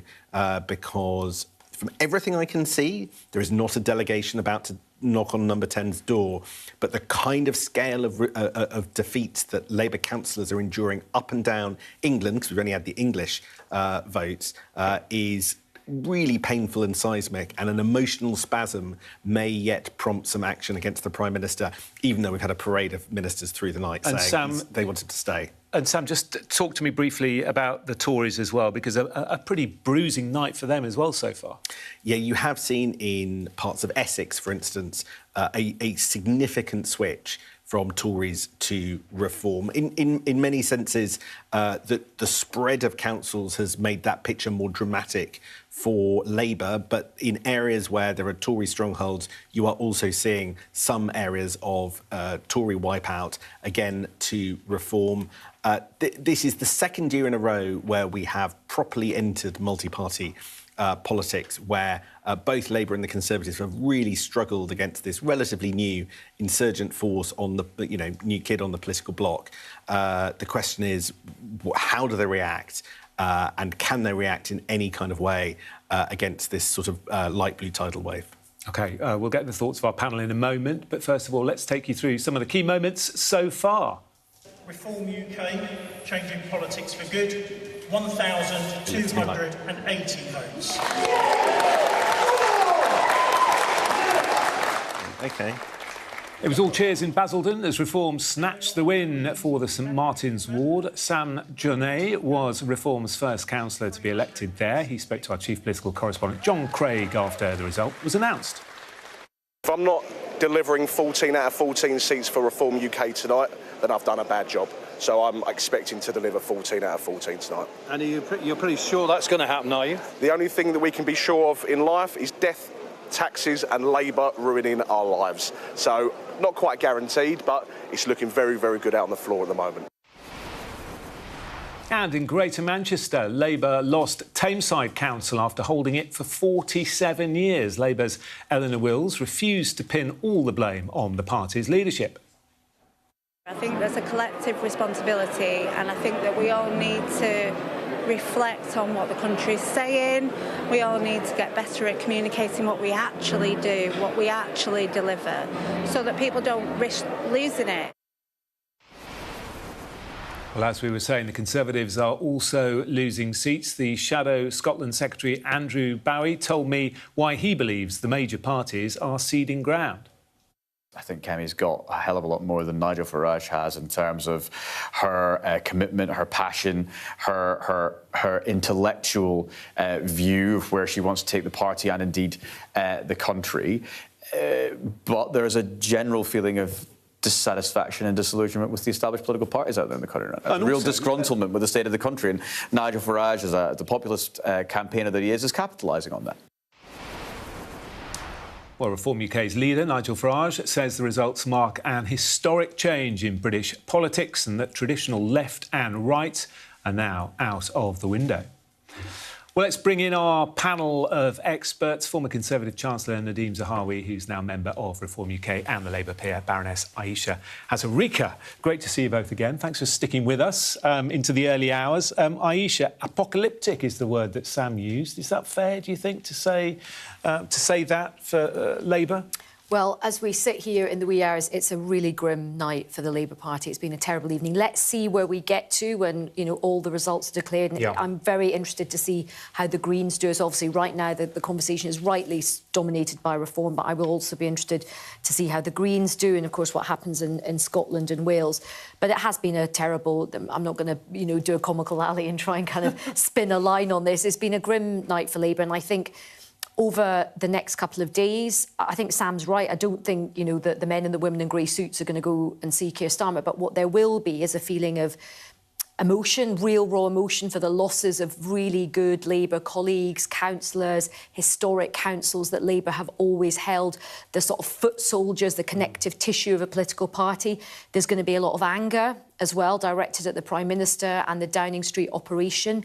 There's also going to be a lot of fear in terms of Labour MPs thinking what is coming down the track. And there'll be a bit of panic as well in terms of what do we do? How do we interpret these results? What do we do? Do we stick with the Prime Minister? Do we go in a completely different direction? Do we go left? Do we go right? There's going to be a maelstrom of emotion. So it's going to be a very difficult, challenging period for the Labour Party. I personally think we shouldn't deny reality and we shouldn't tell ourselves kind of comforting lies in terms of this is just usual and this is fine and everything's OK, this is just a flesh wound, this stuff happens. I think we have to be honest about the scale of the defeat. I think there has to be a kind of moment of honesty and self-awareness and self-reflection. But in terms of what the easy answer is, I don't have that. Many people will say the easy answer is Starmageddon. It's time for him to go. But again, we've sort of gone through quite a few of these arguments tonight. I don't think it is that easy because, A, I don't think he will want to go. There's a lot of people who just don't want to do that. It's not in the culture and the history and the psychology of the Labour Party. And from a democratic point of view, as we saw from the Conservative Party, you know, it's one thing to change a leader. It doesn't mean that necessarily that helps the country or the party. But having said all that, there will be other people who are thinking, well, maybe this is existential for the Labour Party and maybe we are looking at a Nigel Farage-led government and something needs to be done. These will be the conversations that need to be had. But it is difficult. There's no easy, here's a glib answer, here's a glib... There isn't anyone waiting to save the Labour Party. The Labour Party's got to save itself, either by getting better or changing goals, whatever that is, that's going to be a decision for the Labour Party. But there isn't an easy solution and there isn't an easy person just waiting to come and ride to the rescue. That is the reality. Yeah, we'll perhaps get into the detail of that a bit later. As for reform, Nadeem, bloodbath in Tameside, Wigan, a complete wipeout, Hartlepool, a sea of reform. I mean, we were told that you thought it was going to be a good night. It's turning out to be that and more, isn't it? It is. It's an historic night in many ways because... You know, I've debated many Labour and Conservative politicians who kept sort of almost in denial about what we've been saying, which is this is really the end of the uniparty system, that Labour and the Conservatives taking the voters for granted is over. But we had to prove it. We had to find the candidates, you know, deliver the policies, run a strong campaign. All these things are credit to the team and, of course, our activists on the ground, you know, delivering the leaflets, knocking on doors. Hundreds of thousands of doors were knocked on during this campaign.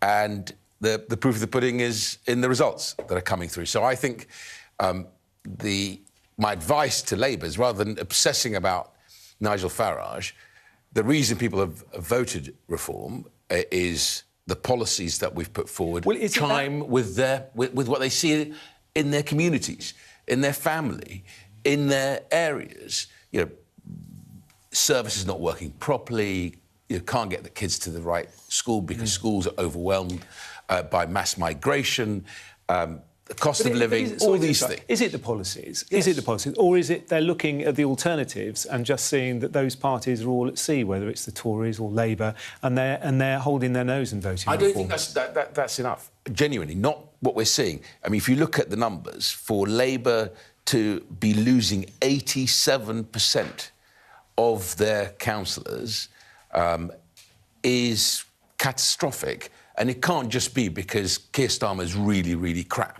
Right? It's because people in Wigan, in North East Lincolnshire, where the Conservatives have taken for granted for many, many years, people have said, hold on a second, right? What is Nigel and Zia and Rob Jenrick and Suella and Richard Tice, what are they offering? What are they saying? You know, how will Zia deal with the 2 million illegals in our country? How will we control our borders?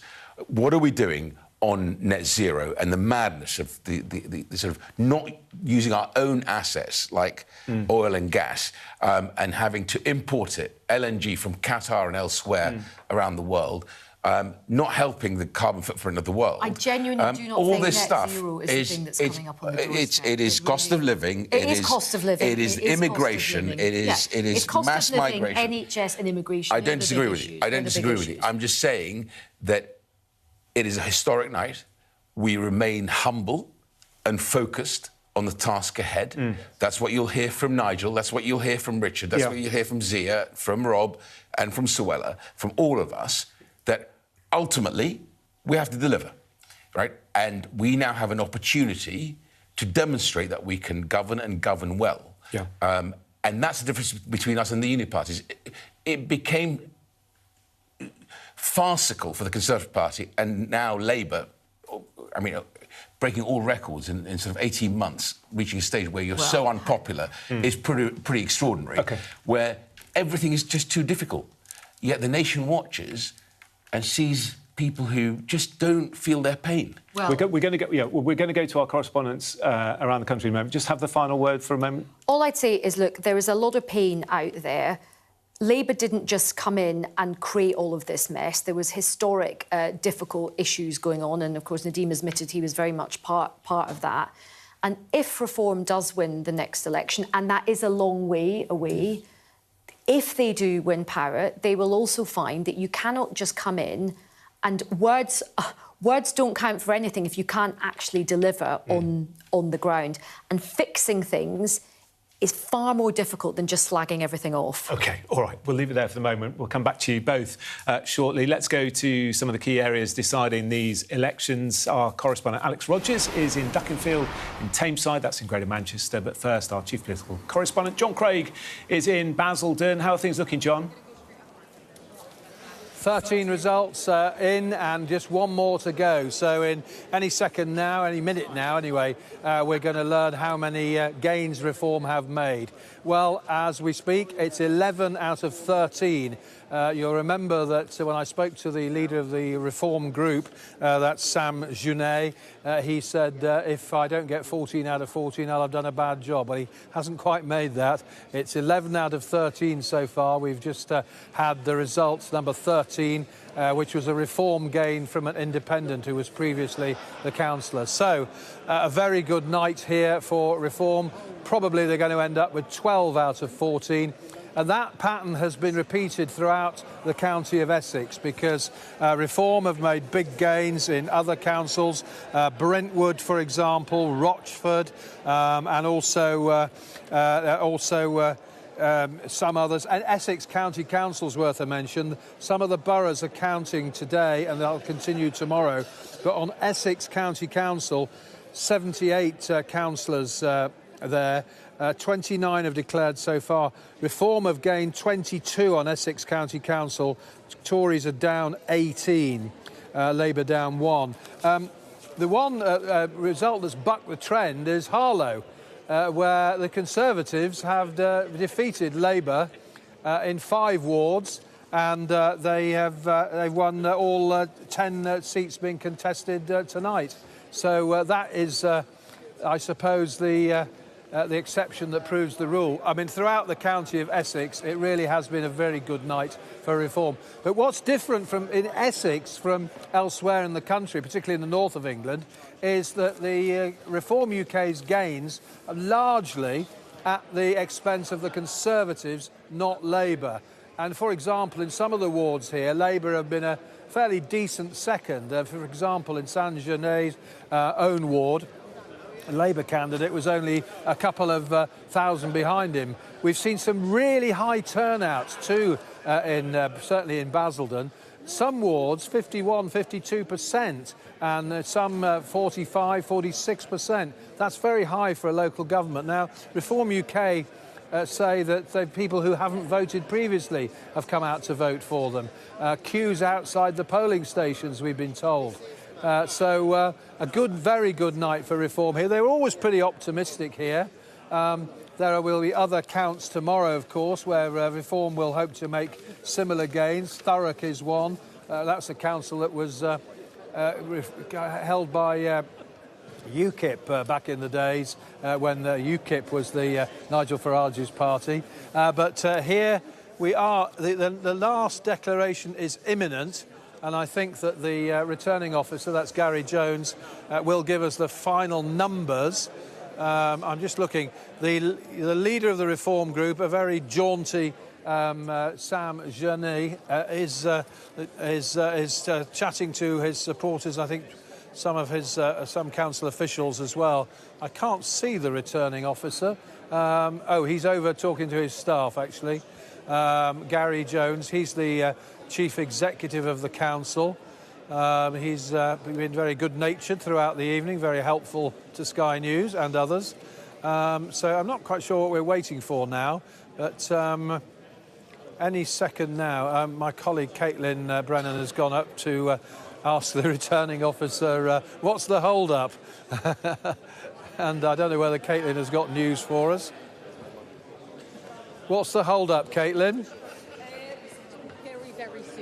very, very soon, we're told. Caitlin Brennan, our brilliant producer, who has been brilliant all evening, has just been chatting to the returning officer. Very, very soon, he's told her. So I don't know whether you want to go to Alex up in Tameside and then come back to us. Obviously, we will bring you that result as soon as we get it. We're very close. All right, John, we will come back to you as soon as it happens. Thanks for the moment. And Alex Rogers is in Duckenfield in Tameside in Greater Manchester. And seismic result there, Alex. Labour have held that seat for many years and now no overall control. That's right, Jonathan. Until tonight, Labour had held this council since 1978, but now it has gone no overall control. That's because Reform really swept across the board, totally victorious tonight. They took 18 of the 19 wards that Labour was defending. Earlier this evening, I spoke to Rob Barrowcliffe. He's the chair of Reform in Tameside. He was outlining why he thinks his party did so well tonight. I think we can take a listen to what he had to say.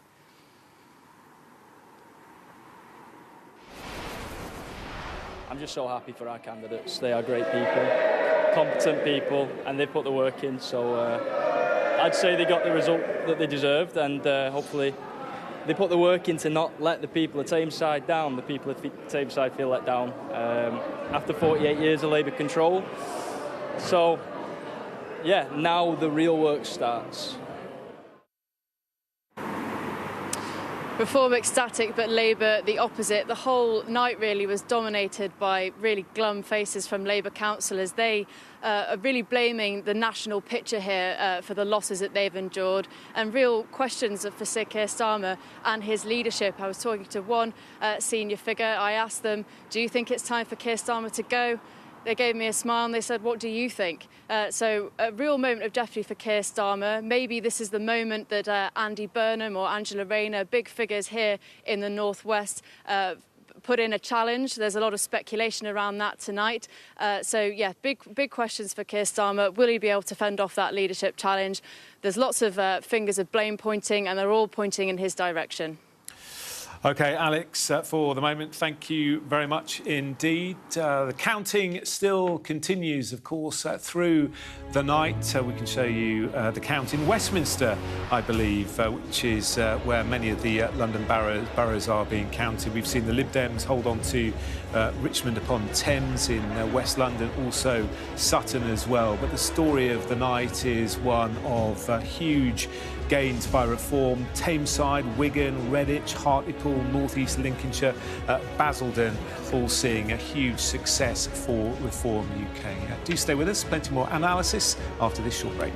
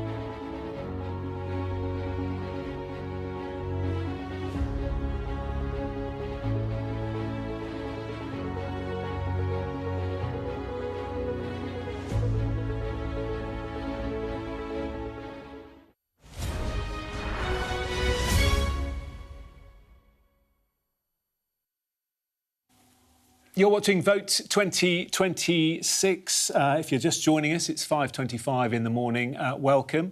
We can show you the state of things as they stand. Let's show you the state of the parties. If you've been up all night, by the way, congratulations. Thank you for your stamina and sticking with us. This is how things look. As you can see, a huge night for reform. Up 275 seats coming from a standing start, of course.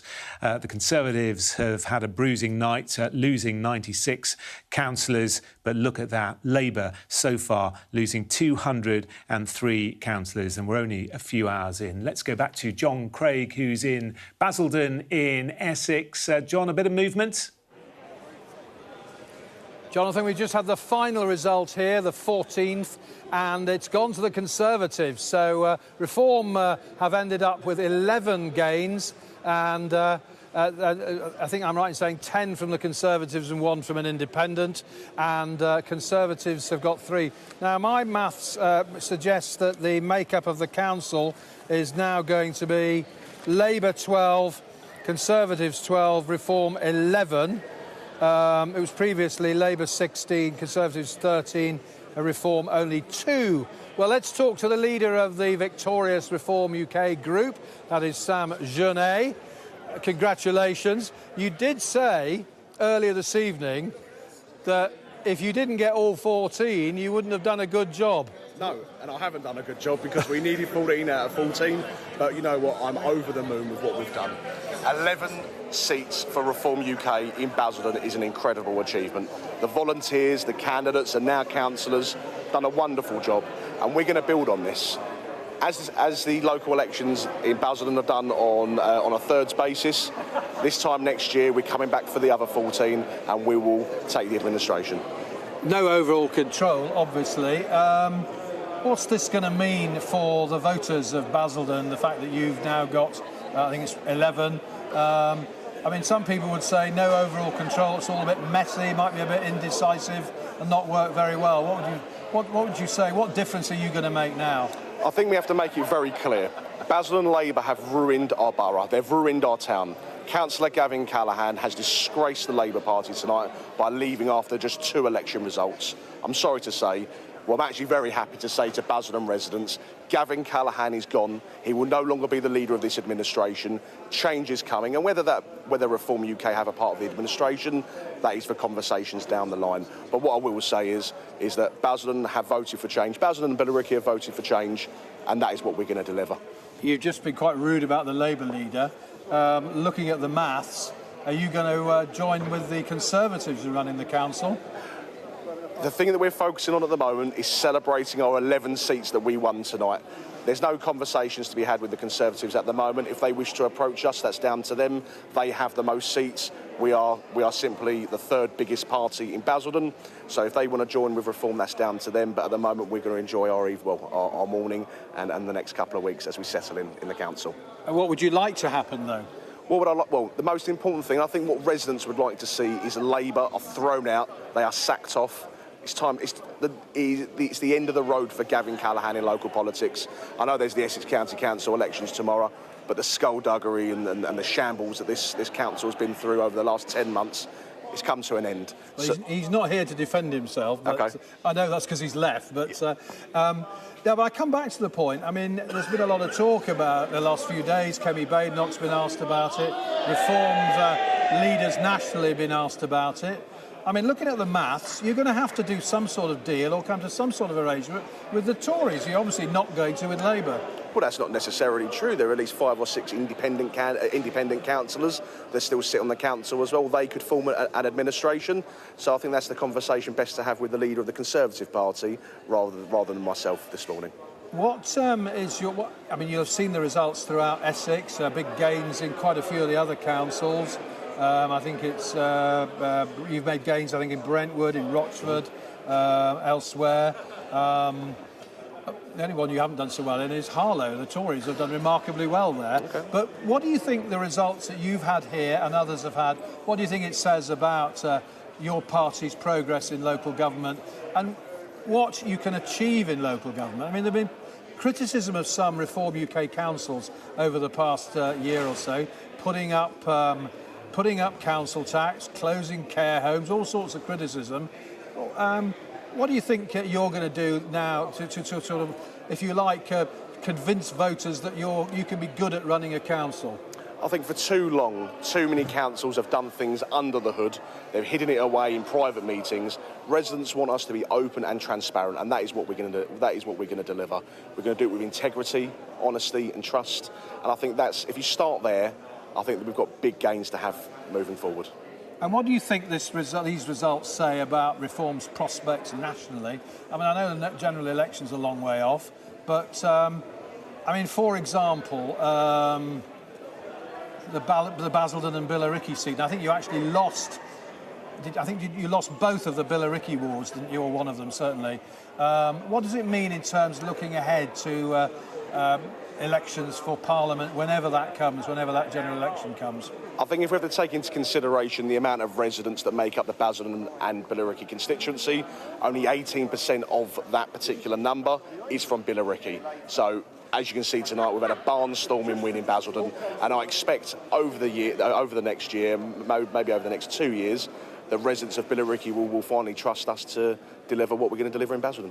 I'm told that James McMurdoch campaigned for you and your fellow councillors. Would you like to see him back in Reform UK? I think that's a question to ask Nigel Farage, our leader. I think James McMurdoch is he's someone that I had on my campaign during my first by-election. I found him to be a really, really good guy. But of course, that is my personal belief. In regards to whether he returns to Reform UK, again, that's a question for Nigel Farage, our leader. You're quite an extrovert character, aren't you? I mean, you remind me of you're a bit of a Ray Winstone character, aren't you? I mean, I know you're a jeweller. Okay. You're a diamond geezer. Well, if you're calling me a diamond geezer, then I'll take that. I'll take that. Now, why? Last question, very quickly. Why, when we're indoors, are you wearing a raincoat like Columbo in the detective series? Well, you know what? I thought I'd come super smart tonight, and you know what? It goes nice with the blue trousers, right? So. Well, congratulations. Thank you well so done. much. 11 gains. Thank you very much. I'll let you celebrate with your supporters. Up the Reform. Thank you very much. Up the Reform. Sounds like a West Ham fan, doesn't he?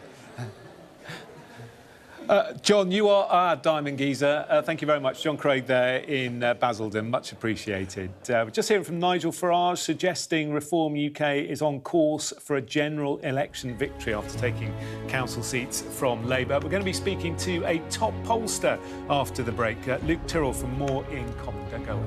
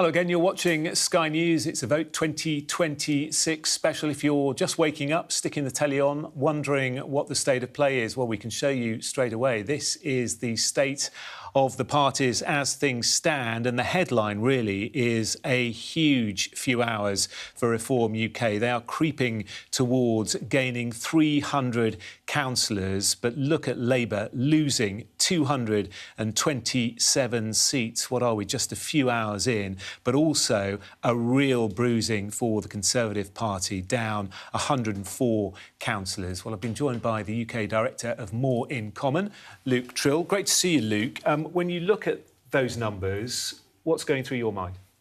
Well, I think we're seeing the death of two-party politics in real time. The Conservatives and Labour, not even holding on to half of the seats that they are contesting. And I guess, the way I'd sum it up is what you're seeing from the electorate is a rebellion against the status quo. We've been doing focus groups right around the country in the run-up to these elections. Very different areas, voters going in very different directions. The one thing they have in common is they say, we're not happy with the status quo. It's not working for us. We want something different. We had the Tories. That didn't work. We've had 2 years of Labour. We're not happy with that. We want something new.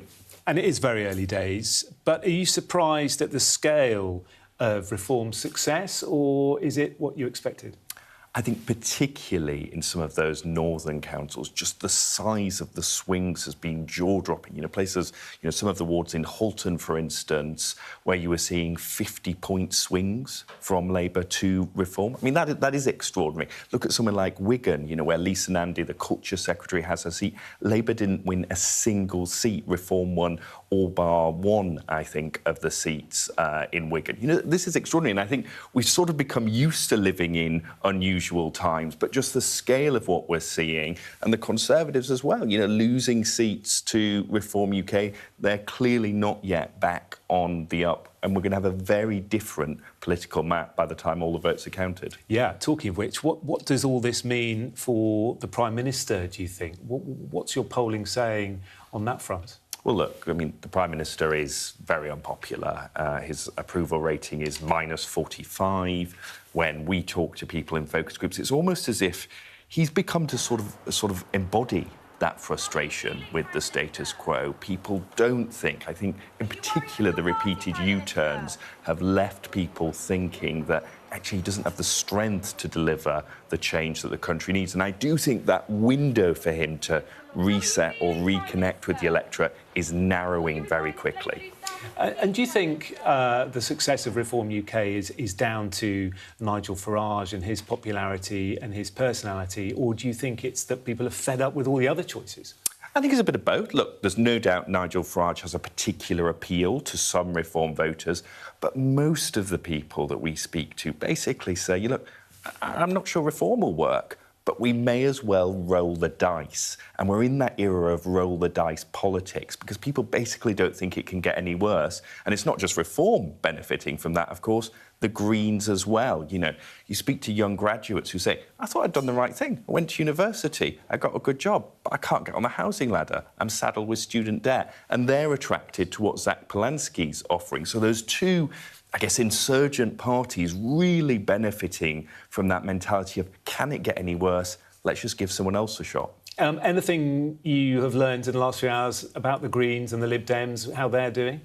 Well, the Liberal Democrats are kind of doing what Liberal Democrats do, right? Every local election, they're steadily creeping up. They won Stockport. If you look actually at South West London, and it's basically a one-party Liberal Democrat state there. They've almost swept out the entire opposition. So, that they're doing what they do. And I think the Greens as well, really demonstrating, and I think we'll see this a lot more once more of the London results come in, that they are a serious threat to Labour's left flank. That Polanski momentum, that enthusiasm is translating into real votes. And Luke, a lot of people will be waking up this morning wondering how this all translates into a general election. We're still a long way off from a general election. How do we quantify that? How do we work that out? Well, it's difficult, right? Because, people often use use local elections to give the government a bit of a kicking. You can't read across. It's a different group of people who turn out. Turnout in local elections is lower. But later on in the day, you'll be getting the national equivalent vote. And what that looks to do is, if the whole country were voting, what would it have looked like? What would the percentages have looked like? And the best thing to do is benchmark that against last year. And what you should be able to see is, are Reform making more progress than they did last year? Where are the Greens? How badly are the two main parties doing? And I think that's the best throw forward. But look, we live in volatile times. Reform just took all of the seats up for election in Hartlepool. Tories reduced to 0. 5 years ago, there was a blimp of Boris Johnson in Hartlepool when they won that by-election, which just goes to show quite how volatile politics is. Yeah, it's fascinating, isn't it? Luke, great to get your thoughts. I'm sure we'll be speaking to you again in the next few days. Luke Tyrrell from More in Common. Thank you very much. Coming up in a moment, Sam Coates, my right-hand man, is going to be speaking to me all about the numbers. We're going to do a deep dive, crunch all the data that's come in so far as Labour suffer big losses as Reform surges in England's local elections. Do stay with us.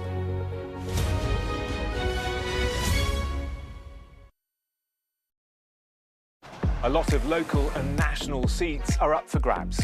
Waiting for the people's vote on who will sit in them. It's your chance to have a say on who has a seat at the table. Follow Sky News as we give you the best seats in the House. From voting to the results, the analysis, and what comes next. Join us for Vote 26. Get the full story fast on Sky News. Sky News has been given exclusive data showing every Palestinian who has been killed in Gaza since the war began. Our analysis of this pattern in the killings suggests that entire families were wiped out in their homes or shelters. The data and forensics team is a multi-skilled unit dedicated to providing transparent journalism from Sky News. We located footage of the airdrop to a tent camp in central Gaza.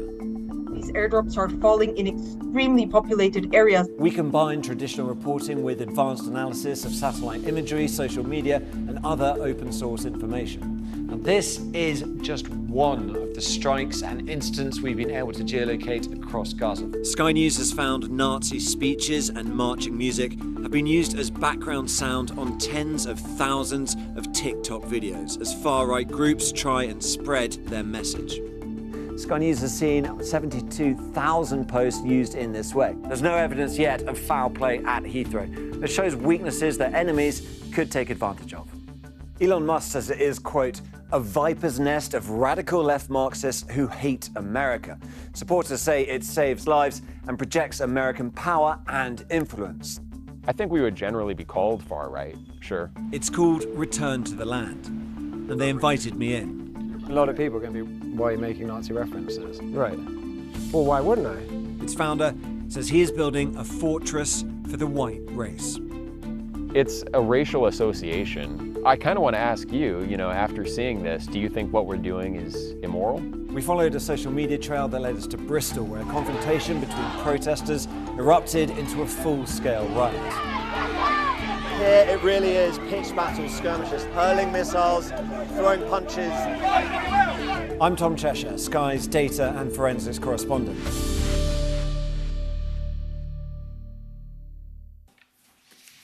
Hello again, you're watching Vote 2026. We'll speak to our panel of experts in just a moment. First, let's bring you in our Deputy Political Editor, Sam Coates. First thing this morning, 1,000 seats counted. What do the results look like? Well, it's pretty stark. Look at this. You can see the clear winner from the overnight results. Reform UK on 300 gains. They didn't contest any seats at the last local elections that were based around these seats, so every single one again. The big losers overnight, the Labour Party. They have lost 227 seats. So you can see a lot of Reform's gains come from Labour losses. The Tories also having a bad night, 162 seats overall, 23 gains, but losses of 134.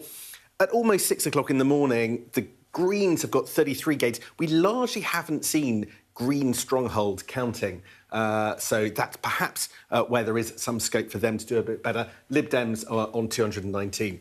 But you want to compare how the Labour Party is doing, maybe to last year. So let's look at this. And this figure has bounced around through the night, but this is the number of seats that Labour is defending that they managed to hold on to. And you can see last year they lost 66% of the seats that they defended. And this year, as of 6 o'clock, with some way through 326 seats counted, 66% again. So they are doing exactly the same percentage. They're holding on to exactly the same percentage as last year. There'll be a little bit of relief. Earlier in the night, this figure was dramatically worse, but I think there will be some relief that figure is not worse than it is here. Now let's look at the Tory comparative figure. Well, last year they lost 68% of the seats that they held. Actually, the Tories are holding on to a little bit of a higher percentage. 44% is what they're losing, meaning that they're holding on to 56.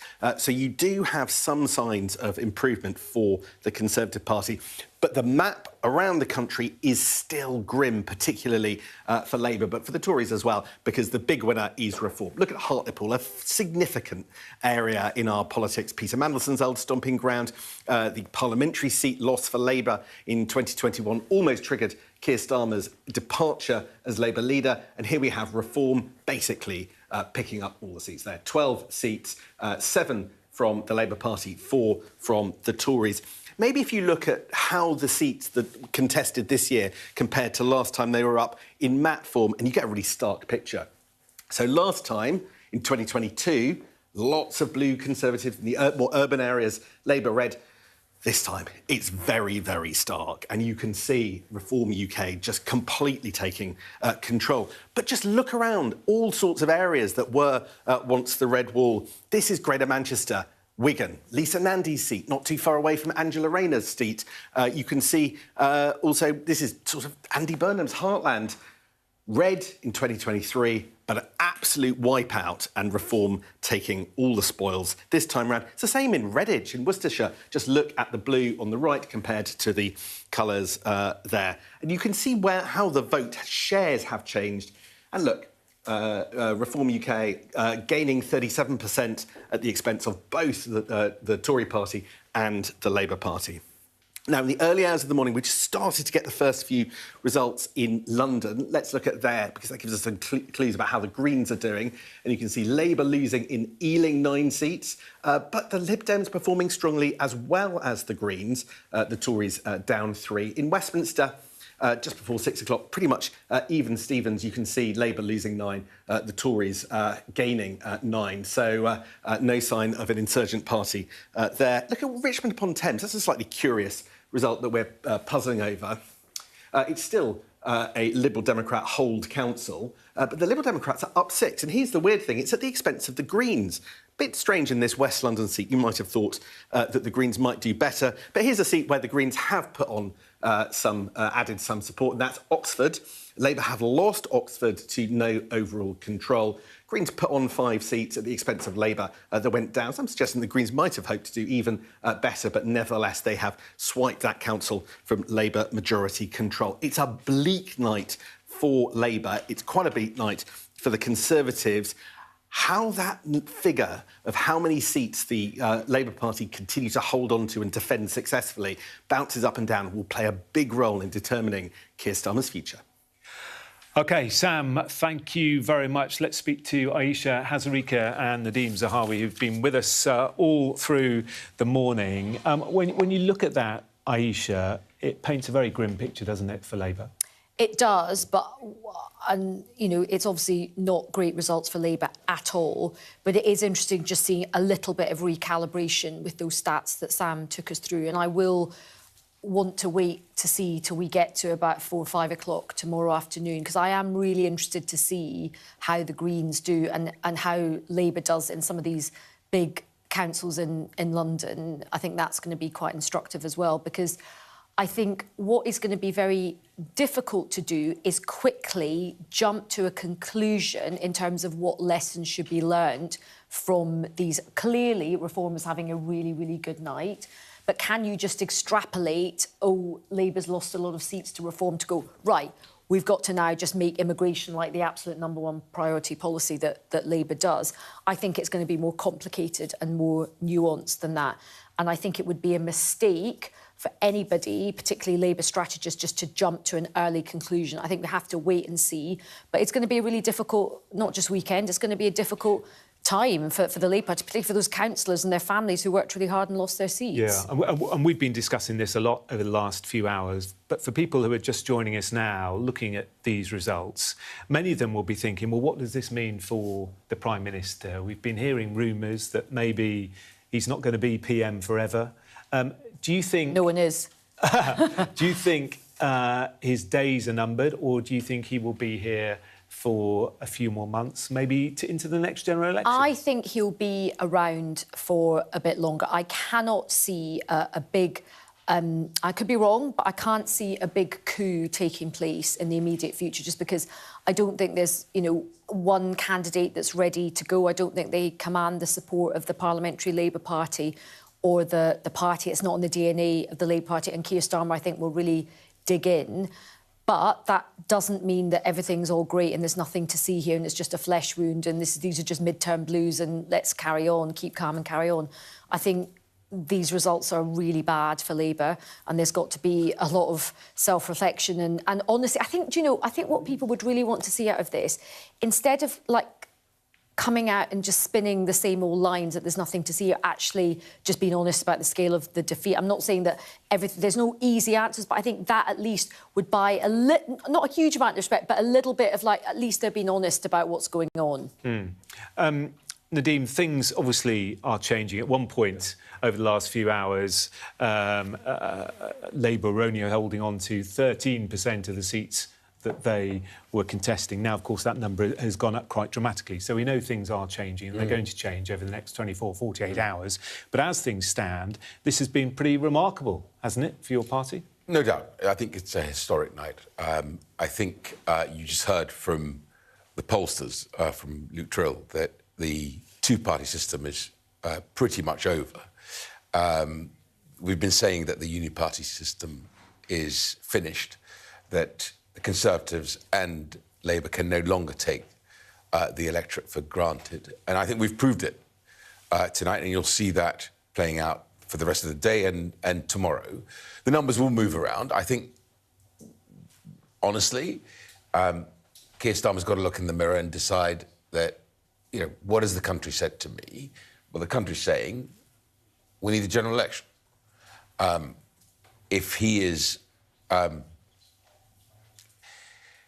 honourable enough, then he would say he either steps aside and have a general election or otherwise. The country is not asking for a general election. They are. We stood on a platform that said, vote reform, get Starmer out, and look at what we've been able to achieve. Well, let's just wait. We stood on a platform that we will deal with immigration. You've been around politics for a long time. Nadeem, you've been around politics for a long time, and, you and I get on well. I think you're a very, smart guy. Come on, let's be within the realms of reality. Reform are having a really good night, right? There's no denying that.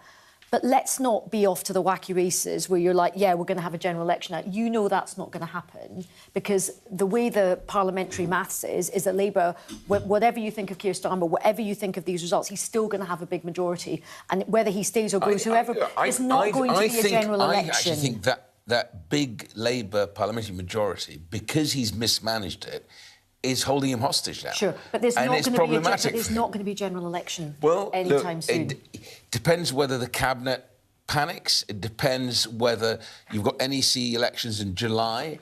If the cabinet are not going to vote for having an election, that Andy Burnham's going to get his people on the NEC, then Starmer might be gone by the end of the year. I'm very good on the criminology of the Labour Party. Yeah. There is going to be fear, anger, and loathing, panic. Absolutely. I'm not saying that's something, but your argument that there's going to be a general election soon just does not pass the smell test. Mm-hmm. Well, there you are. Let's see what happens next. The other issue is that a general election doesn't have to happen, does it, for a long time? Is it 2.5 years? I'm not quite sure what it is. Do you think your party can keep this momentum going? Because there has been a suggestion that the polls aren't what they were and maybe the shine has come off slightly. Clearly, tonight's results could prove that to be very wrong. But local elections are one thing, a general election is something else. Can you keep that momentum going? Absolutely. I think what you will see, what we've been able to demonstrate, is the ability to field thousands of candidates. Don't forget, about 4.5 million voters actually were able to vote in these elections because Reform and Nigel Farage challenged the government. You know, the government wanted those councils, including some Conservative councils, didn't want to have an election and were going to kick the can down the road. And because we challenged the government, they relented and they allowed the elections to go ahead, rightly so. So I think what you're beginning to see is a serious party with thousands of councillors, a serious team with policies that absolutely chime with where the nation is at on cost of living, on immigration, on the madness of net zero that Edi Miliband's been putting more pressure on business and on energy bills for families. I'm absolutely convinced that the only way we get rid of Starmer's government is to vote Reform. OK, Nadeem, Aisha, thank you both very much. We are approaching 6 o'clock. You've been watching Vote 26. Plenty more analysis to come. As Nigel Farage suggests, Reform UK is on course for a general election victory after taking council seats from Labour in the early results so far. Stay with us.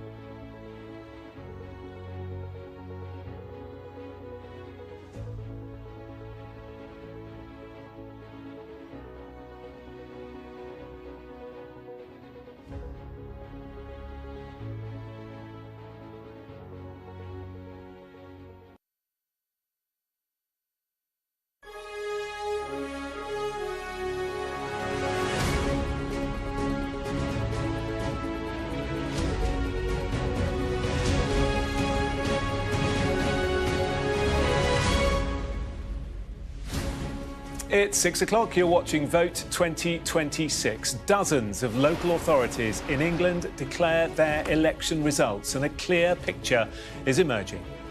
Reform UK sees big gains, with Nigel Farage claiming an historic change in British politics. Labour suffers big losses, prompting more questions about Sir Keir Starmer's leadership. And questions too for the Conservatives, with significant losses for Kemi Badenoch's party.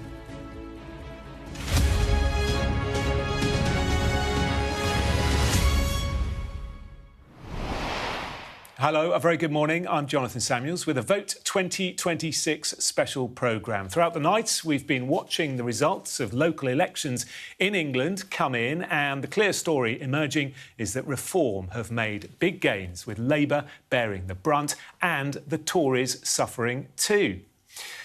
We'll talk to our panel of experts in just a moment. First, let's bring in our Deputy Political Editor, Sam Coates. Sam, talk us through the last few hours. Well, Jonathan, at 6 o'clock, we've got about 1,000 seats in, so we've got a pretty good handle on what's going on. Let's look at the overall results, and here we have the clear lead for Reform UK. There it is, 321 gains. To be honest, they weren't defending any seats. They weren't really in the game at this set of elections last time around. Here is the bad news for Labour. They're on 219 seats, but they were on a lot more because they've lost 235. They are by far and away the biggest losers of the night. The Tories also losers on 140, down 146, leaving them with 194.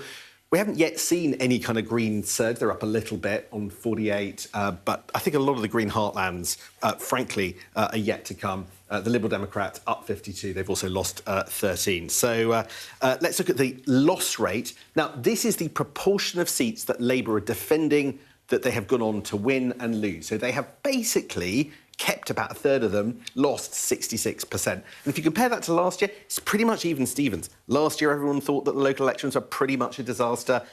I think they'll think that again.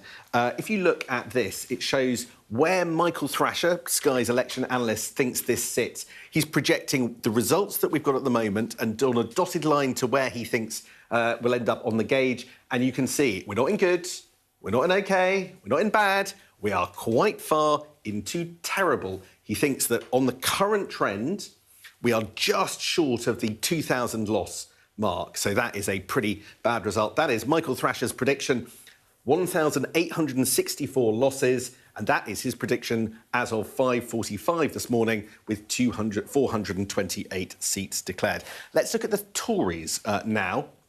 Last year, they held on to just about 32% of their seats. They lost 68% of them. Actually, it looks from this as if the Tories are doing a little bit better. They've managed to lose 44%, hanging on just over 60%. So slightly better. Let's look at Michael Thrasher's projection for them. And they're not in good territory. They're not in OK. They're just on the cusp of OK and bad. The overall total, minus 599. So Michael has looked at 291 seats declared. This is his projection, the dotted line through from where we are at the moment to where he thinks we'll end up at 5:45 a.m. And he thinks that we are somewhere between OK and bad. I have to say, I think the Tories would take that because that's an improvement on last year. But all over the what we would have called the red wall, Labour, one-time Labour heartlands, what you have seen is Reform UK winning. And here we are in Hartlepool. Hartlepool, pretty important place in British politics. Lord Mandelson's old stomping ground. Keir Starmer nearly resigned when Labour didn't win that seat in 2021. And look, you've got losses by Labour and the Conservatives, 7 losses and 4 losses respectively, and Reform picking up 12 seats. Now, that means that Labour have lost the council to no overall control, but that's partly because not all seats were up. What I want to show you is what that looks like visually. Just the seats that were up compared to the last time they were up. And look at this. So in 2022, you could see more rural seats, all Conservative, Labour, closer in the more urban areas. But look at this. In 2026, absolutely all Reform UK light blue. It's quite the picture. And then you go to other bits of the red wall and the north of England, and it's pretty similar. Look at this. Greater Manchester, Wigan, home to Lisa Nandy, not that far from Angela Rayner, part of Andy Burnham's empire. Red in 2023, Reform UK blue. And what about Worcestershire? Redditch, look at this. You can see the same picture again. Labour North, Tory South, That was in 2024. Now, in 2026, it's a completely different story, just one ward that is Labour. And you can see the vote shares that lie beneath that. And you can see, again, Reform UK up 37 percentage points at the expense, on a basis of about 2-1 Tories and Labour. Now, it's 6 o'clock in the morning. We've got a little bit of information about London. Ealing, so we can see there that Labour are down 13, Greens up 5, so for that West London seat. But the Lib Dems also doing quite strongly in Ealing as well. So that's a Labour hole, so they'll be pretty pleased about that. Westminster still counting at time of speaking. You can see the Tories up 9, Labour down 9. So, you know, potentially we could see some change there. But look at this in Richmond. This one caught my eye because this is a Lib Dem hole. That's the big picture. And, you know, in the overall scheme of things, not a huge number of change of seats. Lib Dems up 6, but the Greens down 5. It's a bit curious. I would have thought that Greens might be doing better at the expense of the Liberal Democrats, but that doesn't seem to be the picture there. But one place where the Greens have done quite well, that's Oxford. They've gained 5 seats in Oxford. Labour have lost 5 seats. Some suggesting that maybe the Greens could have done even better than that. But Labour have lost the council to overall control. So the picture all round, well, terrible is the word that Michael Thrasher would use for where we are at the moment for Labour results. The dotted line takes you to almost 2,000 council seats losses. I think the overall picture for Keir Starmer is bleak. Undisputably, one winner, that's Reform UK. OK, Sam, thank you very much. Also hearing in the last few minutes, Labour has lost control of South West London's Wandsworth Council, gone to no overall control. Well, let's take you through some of the key moments so far. Reform UK, changing politics for good, 1,280 votes. As you can see, it was all cheers in Basildon a short time ago as Reform snatched the win for the St Martin's ward, the first of 11 seats gained on the council.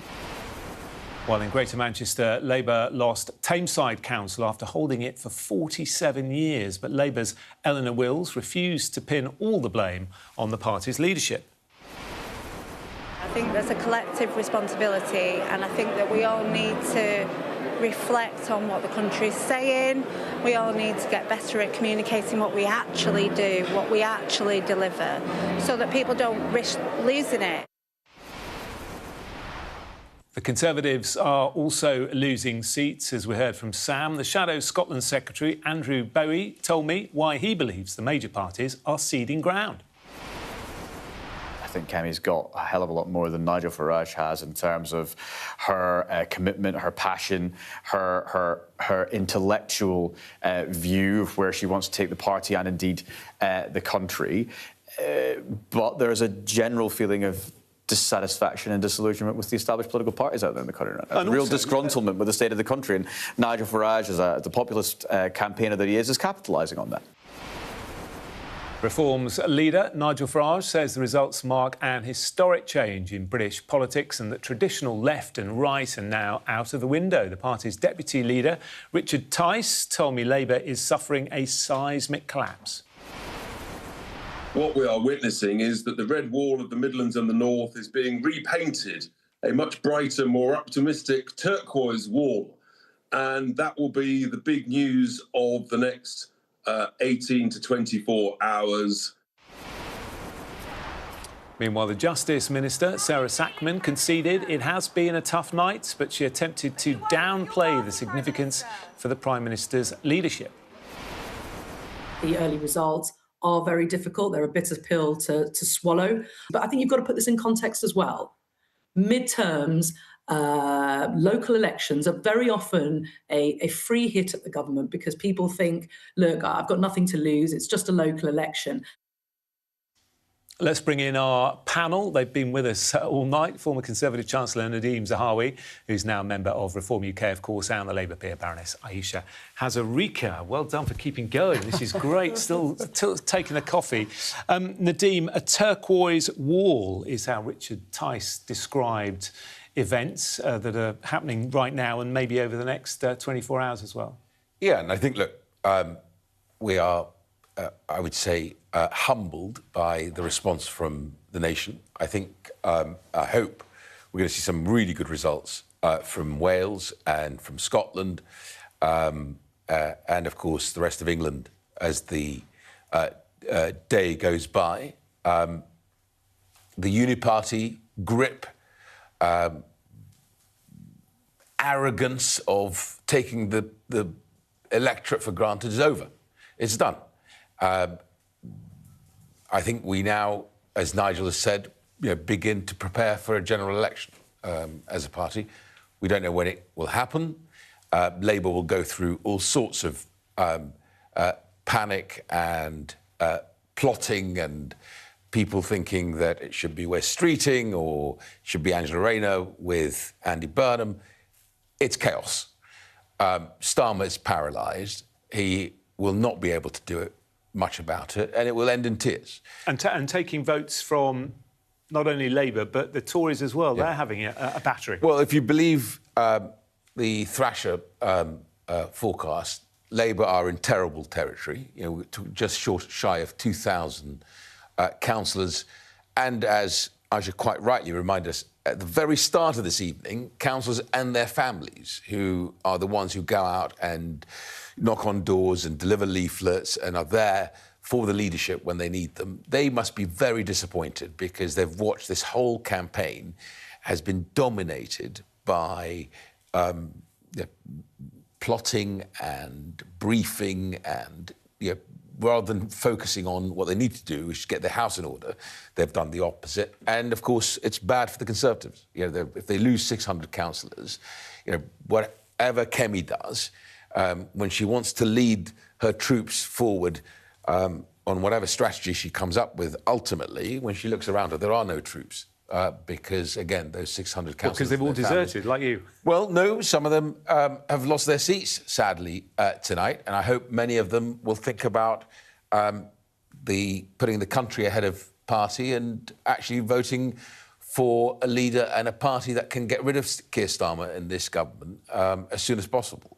We stood on a campaign of family, community and country, and, of course, getting rid of Starmer if you come out and vote, and the nation's come out and voted. And in some areas, the turnout is really encouraging. And so it is a turquoise wall that I hope we now focus on delivering for. Yeah, the turnout has been good for midterm local elections. The words that we've been hearing, Aisha, tonight, words like apocalyptic, existential, are they fair, do you think? Well, I would probably... Look, it's not been a great night for Labour, far from it. But all I would just urge is, I suppose... That's the understatement of the century. It's just a tiny bit of restraint and, in terms of the hyperbole, just let's see where we get to. Because, we started off the evening, I understand we started early and it was like, oh, my goodness, we've lost, 80-something% seats. Now it's like 6... Let's just see where we are tomorrow when the final count is. Then we can make a cool-headed, evidence-based assessment. But it's not looking great for Labour. We know that from certainly.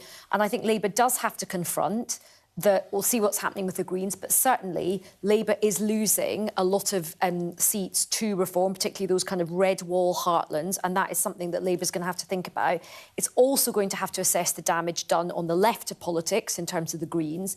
And I think there is going to be a lot of hurt and pain and anger and panic and fear this weekend. I do not see a big kind of coup taking place. I just don't see that happening because I don't think there is the organisation. I don't think there is a candidate. I don't think there's a plan. I don't think there's a stomach or the appetite or the psychology for it. Now the Prime Minister's definitely going to sort of dig in. But so why there's were they going briefing? to be...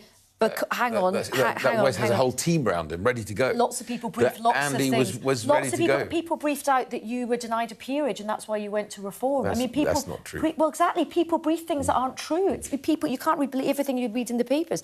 But there is going to have to be a lot... the worst thing that Labour could do is not acknowledge the fact that this has been a difficult step. If it is just business as usual, let's just carry on, nothing to see here, I think that is really problematic because what we are seeing is a huge amount of enthusiasm for Reform. You cannot deny that. And let's see where we get to with the Greens. And the Labour Party, from the top strategist at Downing Street and the Prime Minister, right down to backbench MPs, are going to have to think really carefully about, you know, how to sort of navigate this in the future. They can't just do more of the same, carry on nothing. You know, there has to be some proper reflection. OK, great. Hold that thought. We will come back to you shortly. We're just going to go and join our chief political correspondent, John Craig. He's in Basildon in Essex, where it has been a remarkable night for reform, John.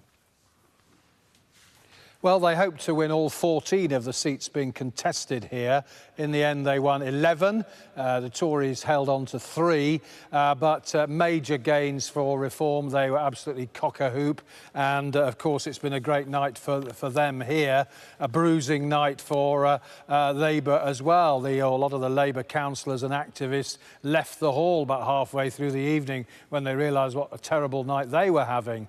But the leader of the reform group here, a colourful character, I think I can call him, Sam Junet.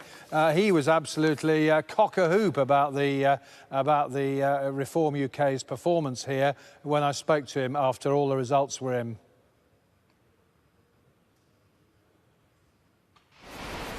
I'm over the moon with what we've done. 11 seats for Reform UK in Basildon is an incredible achievement. The volunteers, the candidates and now councillors done a wonderful job, and we're going to build on this. As the local elections in Basildon are done on a thirds basis, this time next year we're coming back for the other 14 and we will take the administration. And obviously a very confident Reform group leader there. Elsewhere in Essex, Reform also made big gains, for example, on Brentwood Council, Rochford and Essex County Council. Now, some of the boroughs inside Essex were counting their county council votes today, and the Reform UK have made huge gains there, mostly at the expense of the Conservatives. So that could well be a gain for Reform UK tomorrow. Others, like Thurrock, perhaps tomorrow, may provide gains for the Reform UK. However, there was one piece of good news for the Tories in Essex, because they won all their seats on Harlow Council, 10 of them being contested today, and they defeated 5 Labour, had 5 gains from Labour. And I know it's not in Essex, but you mentioned Westminster in London. I've had a message from a Conservative source in Westminster saying it's looking good for the Conservatives taking back control of Westminster, along with Wandsworth, former flagship Tory councils. Looks like both of those have fallen. I can remember going back to 1990. I know you hate history lessons, but in 1990, when the Tories had a terrible night and they won Westminster and Wandsworth, and Kenneth Baker, the then Conservative Party chairman, spun it as a great night for the Tories. Well, I wonder if Kemi Badenoch will do the same thing. We love your history lessons, John. What are you talking about? John Craig in Basildon, thank you very much for that. As John was saying, Labour has lost control of Wandsworth Council. That's in south-west London. Sam is here. You've been looking into a bit more detail at the numbers. That's right. Now, when it comes to Wandsworth and when it comes to Westminster, what we've got is, Jonathan, is an upset in the narrative, because this isn't what we've been talking about all night. Look at this. Labour, yes, have lost Wandsworth Council to no overall control. But who've they lost it to? Oh, well, it's because of gains by the Tories. We've been talking about Reform UK gains all night. Well, this is actually an upset in the way that we think about London politics, because we've got, and I think the Tories will be pretty happy about this, signs of Tories taking back, well, I mean, frankly, one of the most famous councils, stretching back 30 years, Wandsworth Council.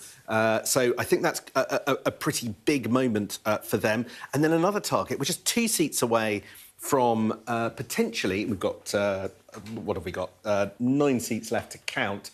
But we're very close to the Tories getting the magic number of 28 seats and taking Westminster, where we're broadcasting to you from live. They've won 9 seats, again, at the expense of the Labour Party, down 9.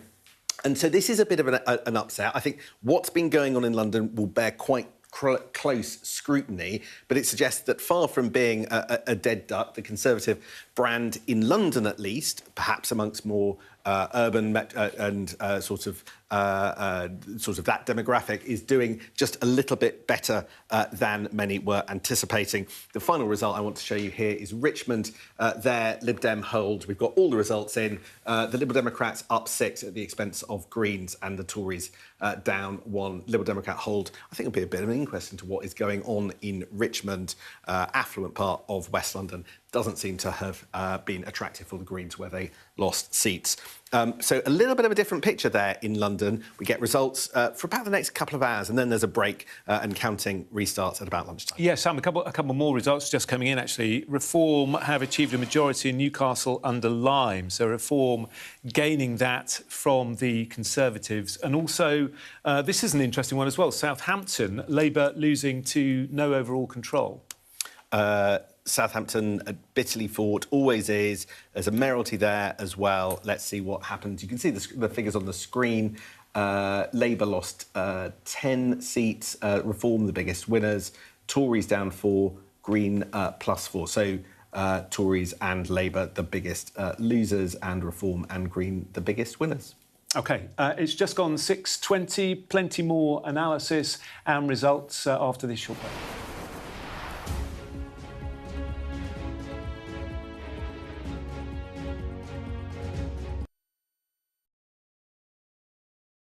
I'm Adam Parsons, Sky's Middle East correspondent. We've just entered Gaza. The vista out there is complete destruction. I'll always remember going into Gaza City during the war. All around us was destruction and the sounds of battle. What you see a lot of here are military machines, soldiers, devastation and destruction. What you see very little of are the locals, the Gazans, the people who used to live here, the ghosts of this town. I witnessed the scars of the October the 7th attacks, burnt out homes, bullet holes in walls and bloodstains on the floor.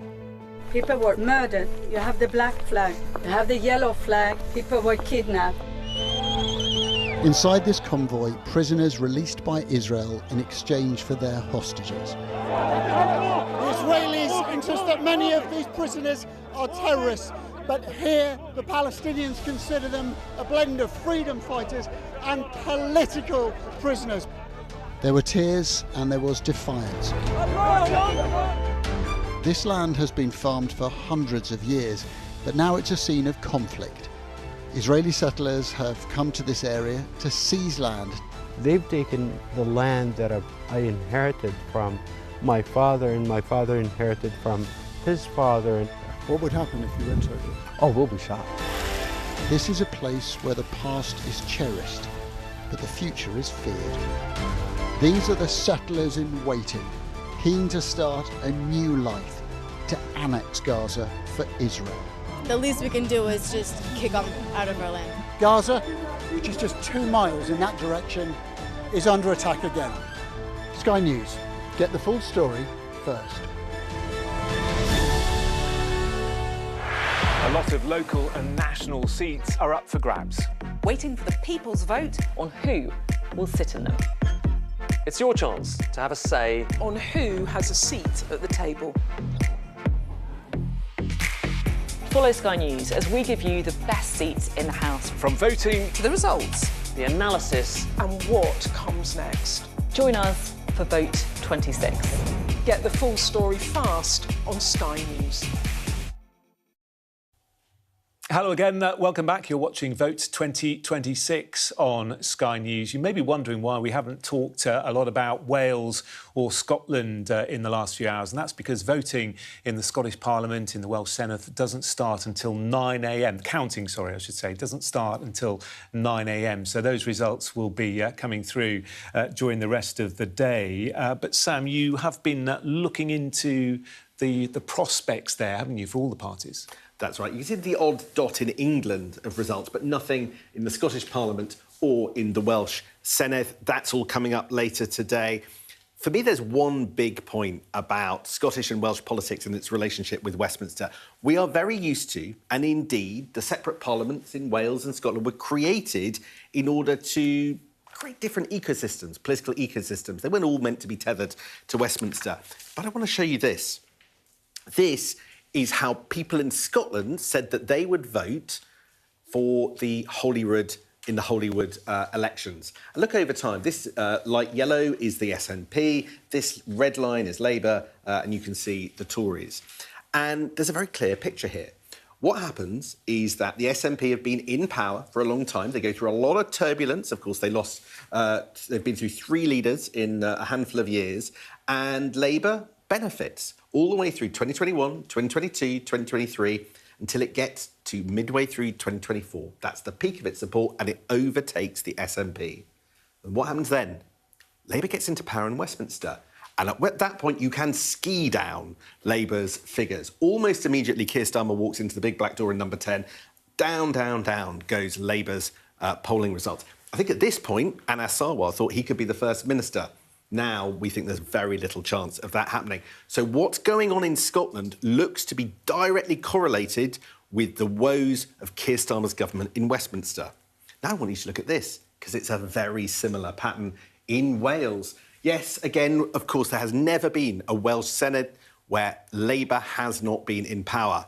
But is that about to change later today? You can see Labour topping the poll back in 2021, and it started to decline. And then there was the 2024 general election, and the rate of decline increased, and it's now down in the doldrums. Again, linked to what's going on in Westminster. And it's all quite remarkable. If you just zip back up to Scotland, again, look, the SNP have been in power. They've been the biggest party since 2007. They've had the First Minister all the way back there. Sometimes it's been a minority government. In 2011, it was a majority government. In 2021, they governed initially with the help of the Greens. And you would have thought, after 4 consecutive terms in government, the 5th would be very hard to achieve. But it looks as if John Swinney, the new leader of the SNP, I think has been around Scottish politics for a long time, could just be out to snatch that unprecedented 5th term. The Scottish system never designed to allow the SNP into power. Now they're about to cement the SNP's government in Holyrood for the 5th consecutive time. Sam, thank you very much to Nadeem and Aisha. Nadeem, what are your thoughts about Wales and Scotland from Reform's point of view? Look, I think that a good result for us would be to become the official opposition in Scotland and to be within touching distance of winning the Senate in Wales. I think if I were Anas Sarwar, and he was probably the first serious heavyweight Labour politician to come out and call for Keir Starmer to step aside. He hasn't changed his mind throughout the campaign. I suspect, if he comes third in these elections, he's going to be pretty mightily cheesed off, putting it mildly, and will probably be one of the big voices to push, if not for a replacement, but at least a date when Keir Starmer leaves number 10, and to get him to commit to that. So I suspect he's probably already talking to Ed Miliband and others about that, because it just feels like a massive body blow to Anas's ambitions. I know Anas well. He's a very talented politician, very smart politician, and he very clearly came out and said, Keir Starmer has to go. And I agree with that. I've been saying it all night. I know Aisha is in denial about Keir Starmer having to go, but let's see what happens. But I mean, Wales will be a great opportunity for us if we win to be able to form a government and to demonstrate that we can govern. Dan Thomas has done a great job in the campaign. I think we've got a very clear manifesto dealing with things like the cost of living, that welfare and social housing should be for Welsh electors. Getting rid of the blanket 20-mile-per-hour speed limit is very popular. So, look, let's see what happens. But I'm optimistic. Well, look, I'm going to be very interested in the results in Scotland and Wales, particularly Scotland. That's where I'm from. And I do really feel for Anas Sarwar because he is head and shoulders above any leader of the Labour Party we've had in Scotland for a long time. He's very articulate, he's very presentable, he's very smart. And I think... And there is a correlation, isn't there, between his woes and... Oh, absolutely, and absolutely. And you can see, in fact, just before the elections, the general election, there was a very significant by-election, a Rutherglen and Hamilton by-election, where Labour only had one MP in Scotland for a long time. They got a second MP, Michael Shanks, and it was felt that Anas was, really doing a lot of the heavy lifting. And then, of course, Labour did very well in terms of getting about 30 Labour MPs. And it felt like, at that point, it was almost like even SNP people were saying to me, I think Anas Sarwar is going to be the next First Minister of Scotland. And then it all sort of turned really quickly. And I think there's lots of mistakes made, but I think there's one policy that really did damage, I think, Wales and Scotland. That was a winter fuel allowance. I think that was very, very, very damaging, particularly in Scotland, because it is very cold in Scotland. And it's something that I think was very kind of problematic. Now, you talk about Anas Sarwar being the first person to really go over the top and call for Keir Starmer to resign. What was really interesting at that point is that is when the Cabinet could have done something about it and they chose not to, right? And that weekend, there was so much fevered speculation, there were phone calls, there was operations going around, and I think that weekend is the weekend where the Prime Minister came perilously close to being toppled. But actually, the kind of grandees in the Cabinet, including people like Ed Miliband, said no. We've looked over the precipice. We don't think this is a good idea. So my feeling is that if they didn't go for it when Anas called for it the first time, they're probably not going to just do Anas. And you might be right. Anas may well, I'm sure he will call for him to go again. He may resign. Who knows? It depends in terms of what happens. But I think it's a great shame for him because I think he is a very talented politician. And as for Wales, I think it's going to be so interesting to see how reform does. But remember, there was a lot of tactical voting at that Caerphilly by-election. So let's just see how all of that kind of plays out. But, in terms of the Labour story, it will be heartbreaking for so many people because Labour and Wales are synonymous. You think of great Labour figures, Neil Kinnock, Nye Bevan, Keir Hardie, who, ended up as a Welsh MP. Labour and Wales and, of course, Scotland are so part of the history and tradition. Labour has only ever been in power since devolution. So this will be a big blow if Labour does badly. Yeah, counting begins in about 2.5 hours' time. So we will know more as the day progresses. Thank you both very much for the moment. We are going to take you to a break. When we come back, plenty more results, plenty more analysis. Do stay with us.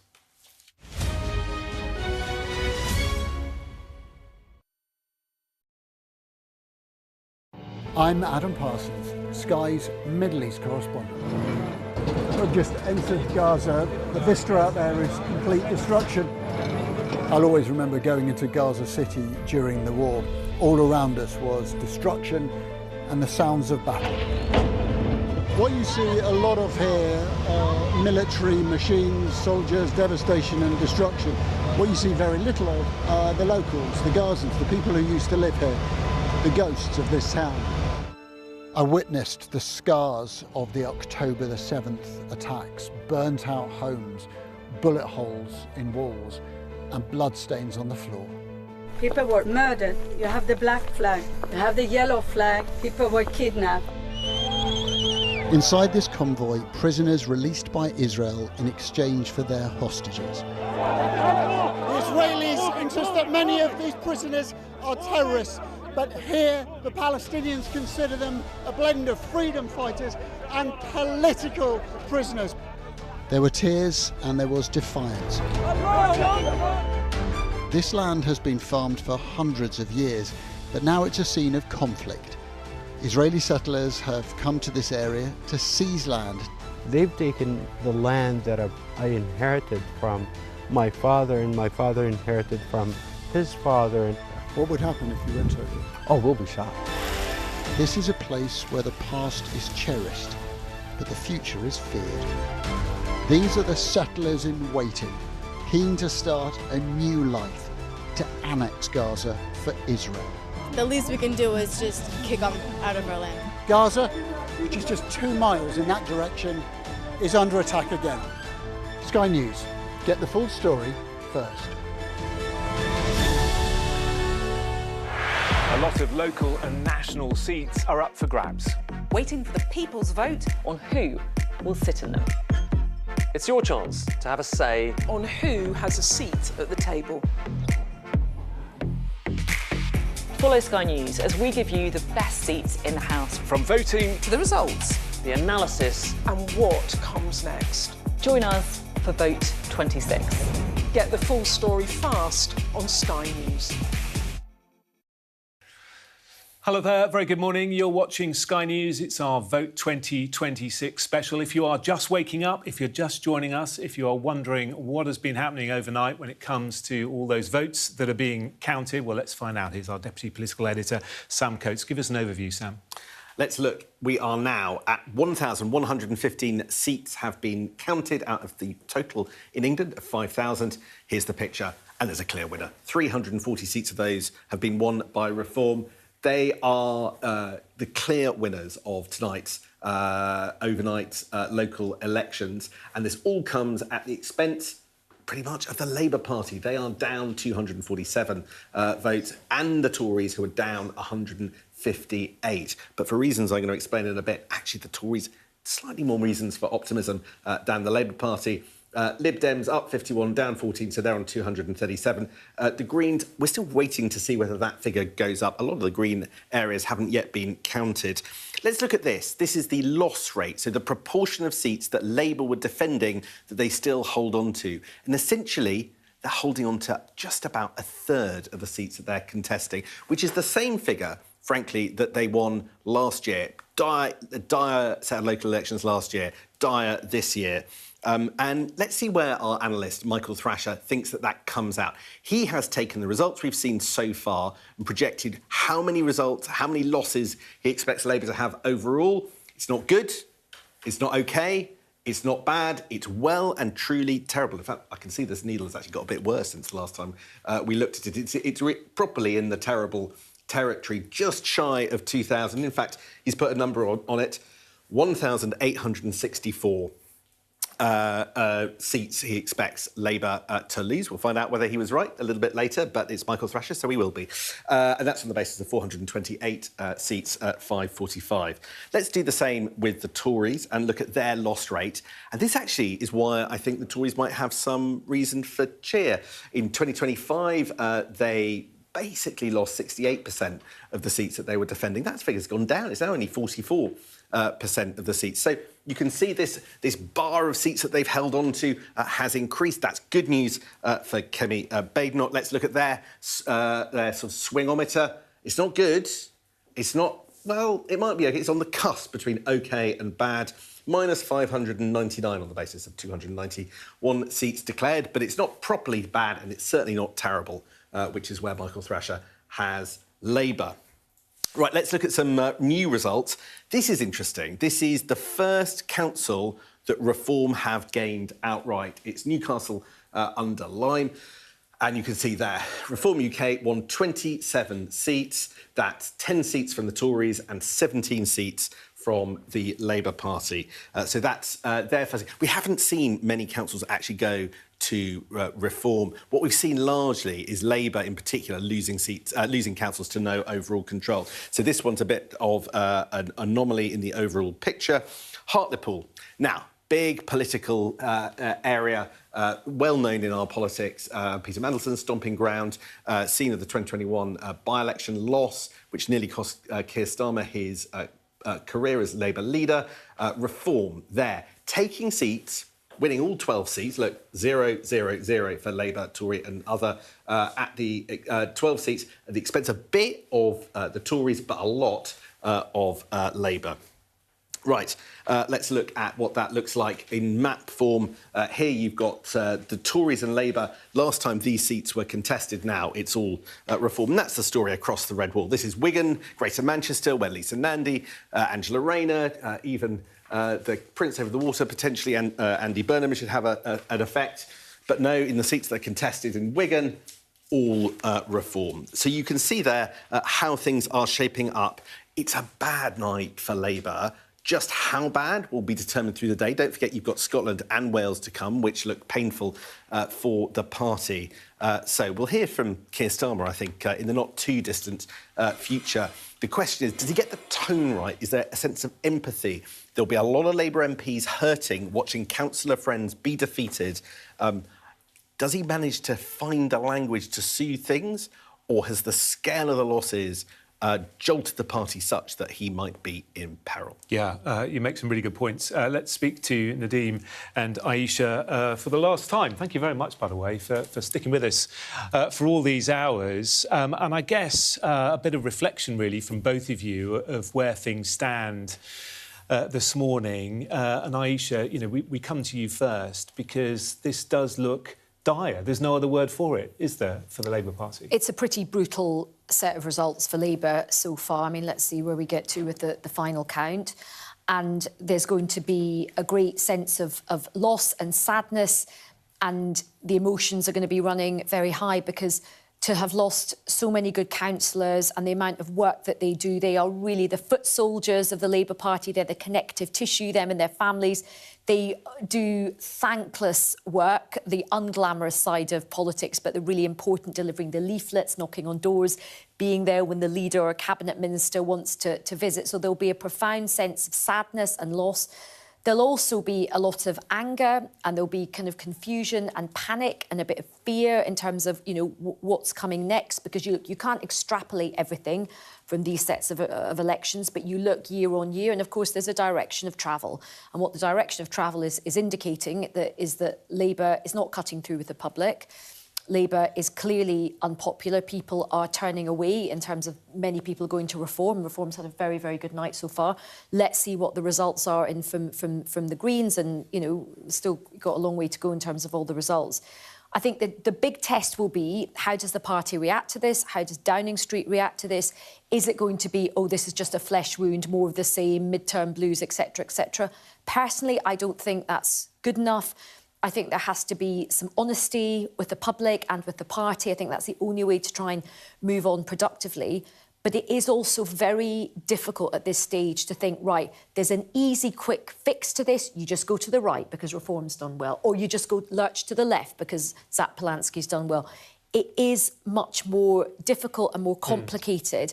And that deep thinking, there has to be some quite honest, robust conversations, I think, within the Labour Party about what needs to happen, because just being in denial and saying more of the same is not going to be good enough, because there is a real chance that Nigel Farage could become Prime Minister. In fact, you could have a situation where you've got Nigel Farage, who's Prime Minister Westminster, you've got a nationalist SNP government in Scotland, you've got a Welsh nationalist government in Wales, you've got a nationalist party in Northern Ireland. There could actually be really big fundamental questions about the Constitution and the Union. So I think this is a profound moment. And also the other thing, final thing I'll say for Dean is, I think the days of the stranglehold of two-party politics is gone. Yeah, that is the theme of tonight, isn't it? Really? Absolutely right. And I think, look, we've now built an infrastructure, and you're seeing it play out tonight, of a serious party with credible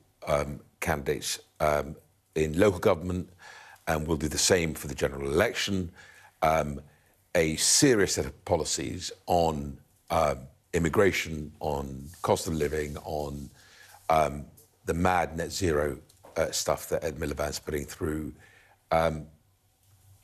Reform will, in my view, deliver for this country, because we have been clear-eyed about where the pain is, where the mistakes of the previous Conservative government, where the tragic mistakes of this Labour government have taken place, and we've got the policies to deliver against it. And so I think it is a historic night. I agree with Nigel. It's no longer about left or right. We're taking votes and going into Labour, traditional Labour heartland, in the north, in the East and West Midlands, in Essex, into deep Conservative territory. I think both main parties have done badly tonight. You know, the Conservatives will put a spin on it that losing 600 councillors is a good night. I think they need to be careful with that, because those 600 councillors, their families will not see it as a good night. Labour's had a catastrophic night, and I think we need a general election. OK. And just in a sentence, you still believe Keir Starmer can stay in post? I think for the foreseeable future, because I just I don't think there's any plot right now where there is a candidate ready to go, and I think that he will not want to go. I think, to be fair to him, he's only the 4th Labour leader that's ever won an election from the Conservatives.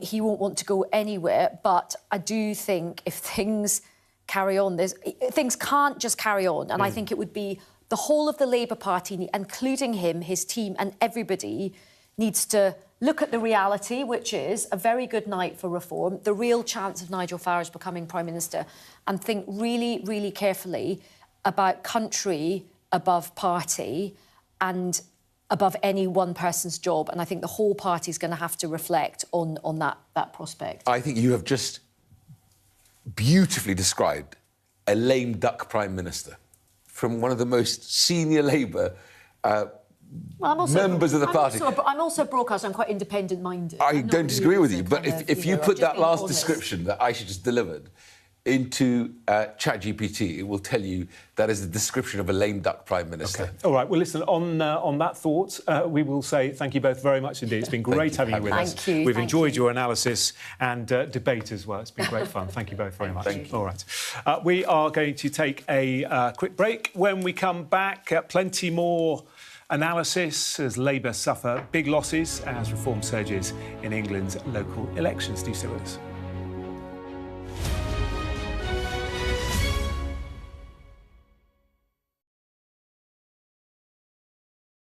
I'm Adam Parsons, Sky's Middle East correspondent.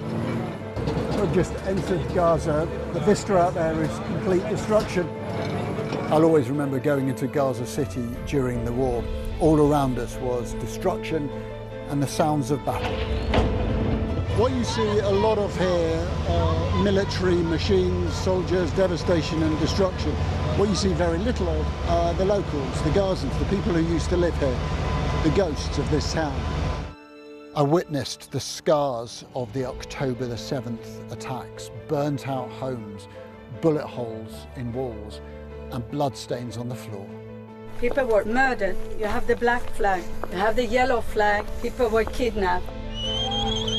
Inside this convoy, prisoners released by Israel in exchange for their hostages. The Israelis insist that many of these prisoners are terrorists, but here the Palestinians consider them a blend of freedom fighters and political prisoners. There were tears and there was defiance. This land has been farmed for hundreds of years, but now it's a scene of conflict. Israeli settlers have come to this area to seize land. They've taken the land that I inherited from my father, and my father inherited from his father. What would happen if you went over? Oh, we'll be shot. This is a place where the past is cherished, but the future is feared. These are the settlers in waiting, keen to start a new life, to annex Gaza for Israel. The least we can do is just kick them out of our land. Gaza, which is just 2 miles in that direction, is under attack again.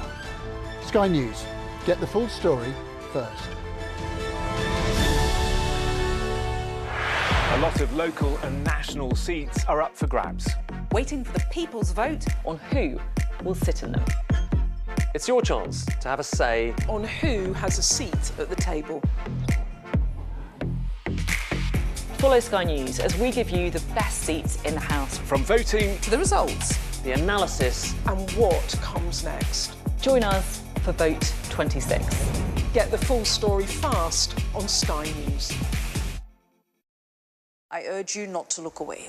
If Hamas hands the hostages over, they will end this conflict. The world has been watching. Good to see you again. How are you? Did she say how he was? The conditions are awful. The jets were ordered to come back. Historic day here today. How will you respond if India does launch airstrikes? They'll be all out to war. I'm just going to put some body armor on. I'm Yalda Hakim.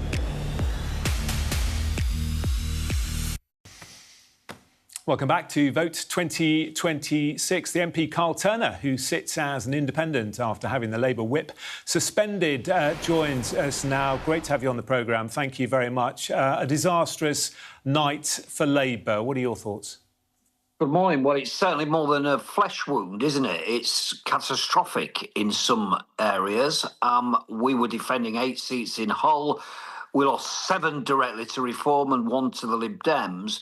Catastrophic results for us, and we expect that to play out in the rest of England. We've not got the results, of course, from Scotland and Wales, but we expect poor results for us there as well. It's a bad night. Worse than expected? Well, look, I mean, people are playing it down. There was sort of suggestions that we might lose up to 1,850 seats, and we think it's probably going to be fewer than 1,500, but losing 1,500 seats when you're defending 2,500 seats is fairly bad, isn't it? I mean, you can't really say there's nothing to see here, let's plough on more of the same. There's got to be significant change, in my view. What went wrong? Well, look, on the doorstep in East Hull and across the city, I'm afraid to say it was Keir Starmer that came up. That's just the truth. I'm not happy about it. But that was what was coming up time and again. Policy a little bit, the winter fuel debacle and the welfare benefits stuff a bit.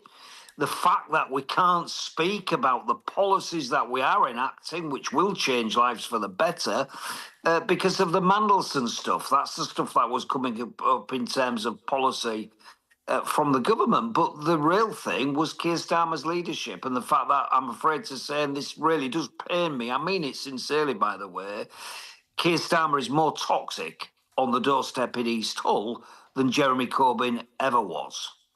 So you're saying we need to see him go and someone else come in. Who should that be?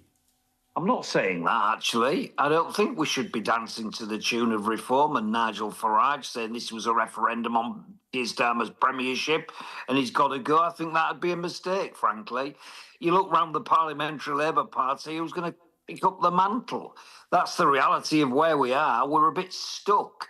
But what we do need to do, I listened to an interview from John McDonnell earlier, what we do need to do, in my experience and my view, is listen to the PLP, listen to backbenchers.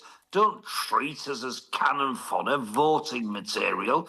Don't treat us as the legal necessity to get things through. Listen to us, consult with us, roll the pitch when you bring in policy in that we've never heard of and never been promised in manifestos, and behave with reasonable respect towards the backbenches. Don't treat us with contempt. And I'm afraid to tell you, Keir Starmer's leadership has treated backbenchers with utter contempt. He said a few months ago he's going to start listening. I've not seen any evidence of that. So you're clearly angry, and it's understandable, but what is the solution? If you were to speak to Sir Keir later on today, what would you say to him in terms of what he needs to do next?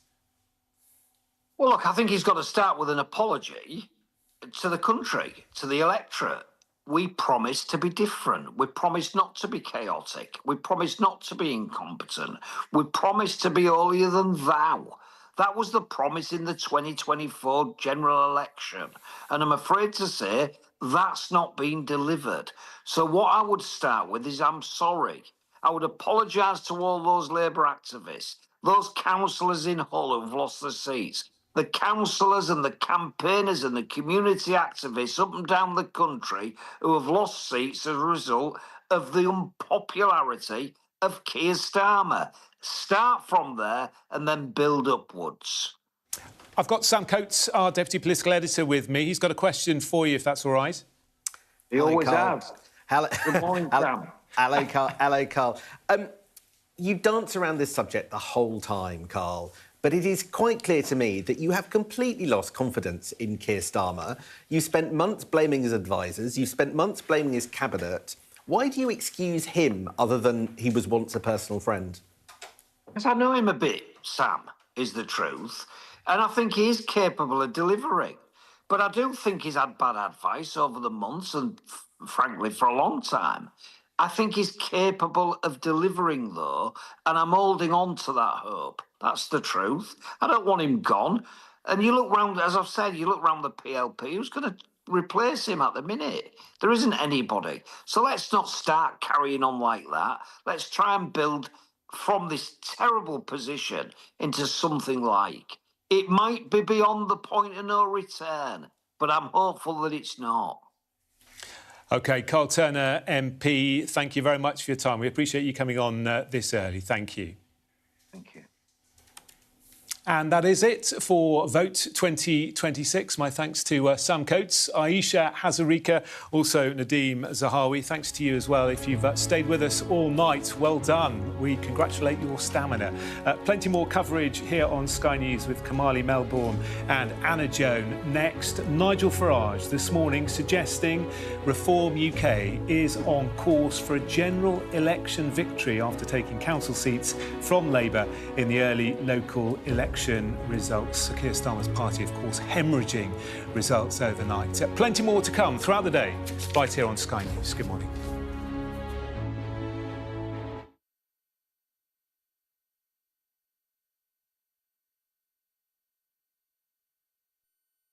The best thing about being a Sky News journalist... My darling. Beth Rigby, Sky News. Is being a Sky News journalist. You said to people, I'm not coming back for more, but you have come back for more. Well, let's kick off and make a statement. What can our Prime Minister say to you to not impose tariffs? He's coming out! What more do you need? We're trying to see as much as we can. We're in an area that's just been reclaimed. Mr. Zuma, Sky News. People are directly protesting. The whole neighbourhood has rallied around her. It's been impenetrable to journalists over the last 2 years of war in Sudan. I've been waiting for this for 2 years. It doesn't feel like a big homecoming. It was never going to be pretty. War isn't pretty.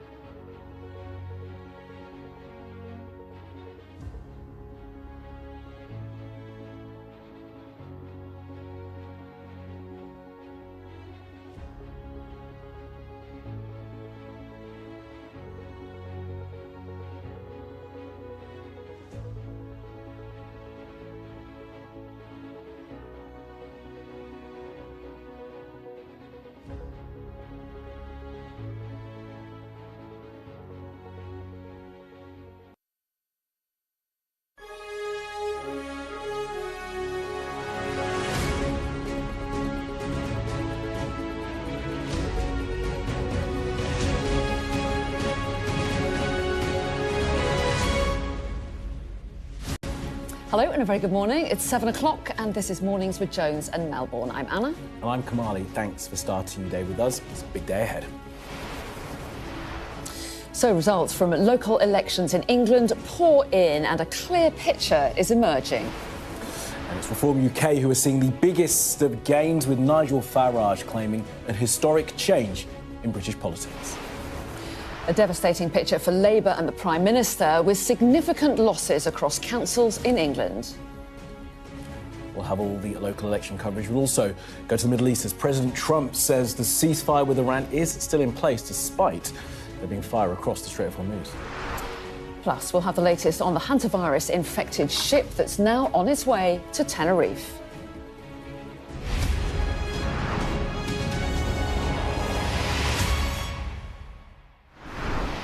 Hello and a very good morning and thanks for joining us here today. So it's a seismic day in British politics as the results of elections in England, Wales and Scotland will come in and so far reveal a terrible night for Labour. Overnight, we've had some results of local council elections in England, where counting has been happening through the night, with Scotland and Wales due to start counting later on today. But the picture so far is pretty clear. Reform UK made huge gains across England, with Labour bearing the brunt of the losses. The Conservative Party, though, was suffering too. Now, the results will undoubtedly pile more pressure on the Prime Minister and his leadership. We've got a really dynamic day ahead. So let's just go through where we are right now, looking at the current state of play. As what are we, just after 7 o'clock in the morning, these results coming in. As we say, the results in Scotland and Wales will come in later on. We've got many other results to come in later, but you can see Reform UK there, way ahead and making huge gains at councils that are being contested all across England. Our election analyst, Professor Michael Thrasher, has described this as not just midterm blues for the Labour Party, but actually a seismic, profound, existential crisis for the party as Labour suffer losses all across England. Those gains being made by Reform. The Conservatives have lost seats as well. And the Greens, they're showing in fifth place. Currently, many of the seats and the councils that the Greens were looking to really challenge in have not reported back yet. They'll be getting some of those back in London later on today, so we'll see exactly how well the Greens have done. And you can see there the Conservatives suffering, as we say, as well as Labour. However, they have had a success in Westminster City Council. Let's just take you there. They have been declaring in the last few minutes.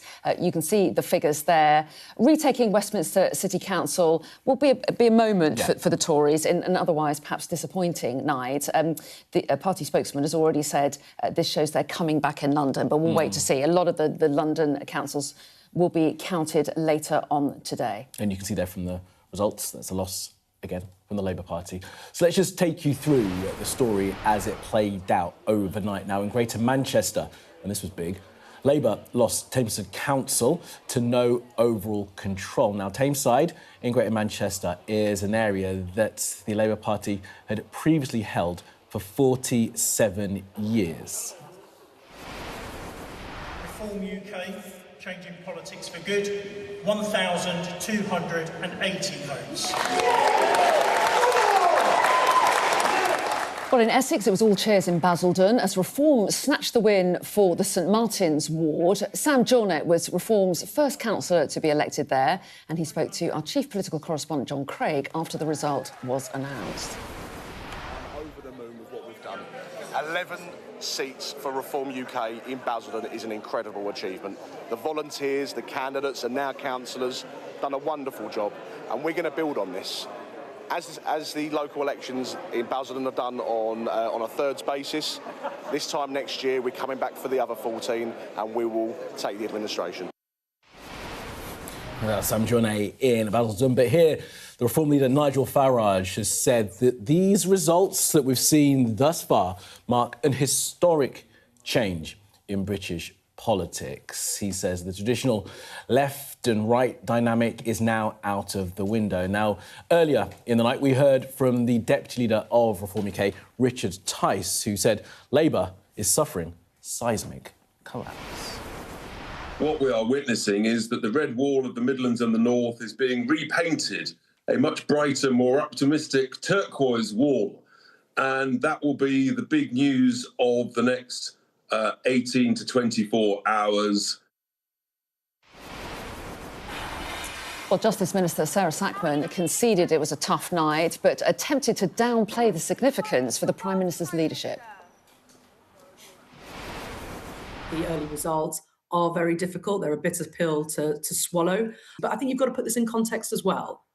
Midterms, local elections are very often a free hit at the government because people think, look, I've got nothing to lose. It's just a local election. Now, as we've been saying, the vote counting in Scotland and Wales will begin at 9 o'clock. So we will then get a real picture of how these election results are playing out for the parties all across the country. Polling is suggesting currently that Labour could lose its dominance in the Senedd.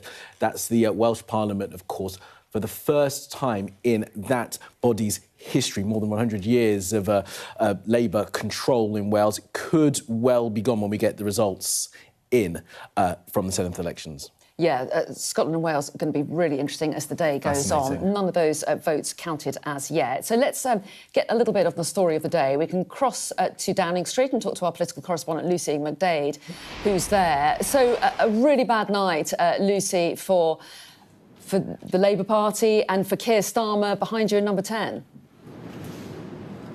Yeah, absolutely. This set of elections, they are the biggest test of the Prime Minister's premiership, Labour's time in office since the general election of 2024. They did know it was going to be a bad night. We heard it just now, and I'm sure we'll hear it plenty of times today, that midterm elections are usually very challenging for a governing party. But this is a party, as we can see from the slim snapshot that we have now, is a party that's losing support all over the country, particularly at the moment to reform UK. What is crucial here is that for many Labour MPs, for many Labour councillors, party members across the country, today, yesterday as well, was the measure at which they would decide the Prime Minister's fate. This is why the Prime Minister waking up this morning, knowing that it was going to be a challenging day, certainly won't soften the blow for the results that we are seeing, losing in places like Hartlepool and Thameside, losing in the backyards of the likes of Angela Rayner and Andy Burnham, senior figures within the party, senior figures who have criticised the direction of the Labour Party. The bad thing for the Prime Minister this morning is that we only have a slim snapshot at the moment. We only have an England picture. Thousands more councils are yet to declare. We haven't heard any results yet from Wales and Scotland. Wales is where the Labour Party was founded. Already there, they are ceding. They are saying that they are going to lose power in Wales for more than 100 years of dominance there. So for the Prime Minister waking up to a bad set of results, they know it is likely to get even worse. I think what's important to pick up on, I know from conversations I've had in the past few days, there are people, there are MPs willing to come out today and call for the Prime Minister to resign. But apart from the usual expected handful of MPs, we haven't yet had those calls. I think Labour are probably waiting to see what the scale of the losses they are facing today, what those results are like. But from the people I've spoken to in the week, there isn't necessarily a clear successor to Keir Starmer, so that could be what saves him today. The other thing is that we are seeing the fracturing of the political landscape. Yes, we are standing here on Downing Street this morning talking about reform success. What we haven't had yet is a very clear indicator of how parties like the Greens are doing. The big challenge for the Prime Minister, the big challenge for Labour is how after today you regroup around the table and you look at what the direction of this party needs to be when it is splintering support to parties on the left and the right. That is what is going to be really challenging. Of course, for the Prime Minister, for him, he is thinking about his fate. But I think there's a bigger, more existential question that politicians are going to be asking themselves after today, and that is how all of their parties move forward in a world where the landscape, people are losing trust in all mainstream political parties. And Lucy, I don't know what to make of the symbolism of someone sweeping up behind you. Is it a new broom that is needed? Because, of course, the pressure continuing on the PM this morning. And we're seeing some reporting in some of the newspapers, aren't we, as well, that someone close to him in his cabinet may have actually advised him it's time to go.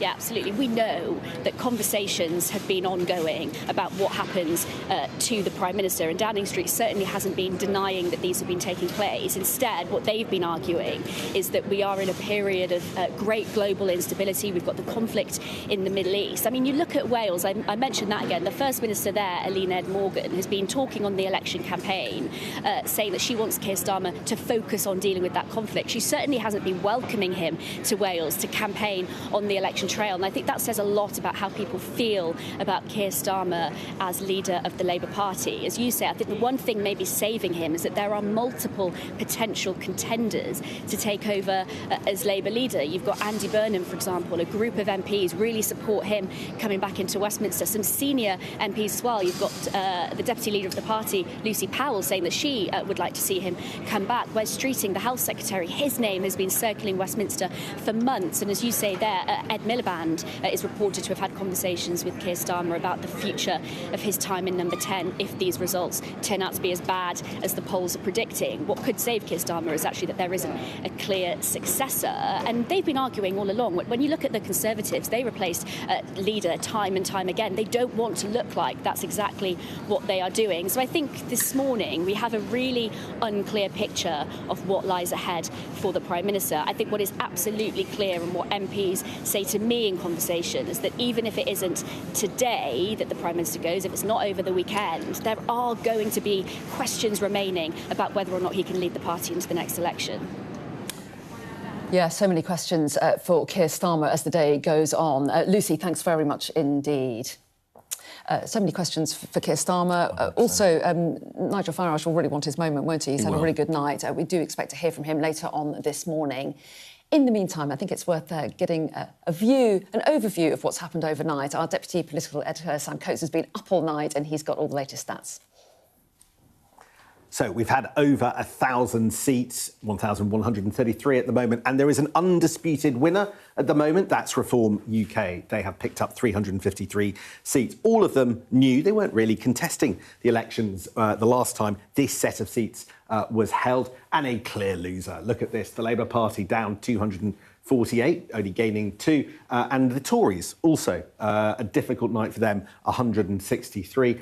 We haven't yet really seen the green surge that has been talked about. That's partly just because the seats what they might in the councils that they might do well in haven't counted yet, and the Liberal Democrats up 51 to 237.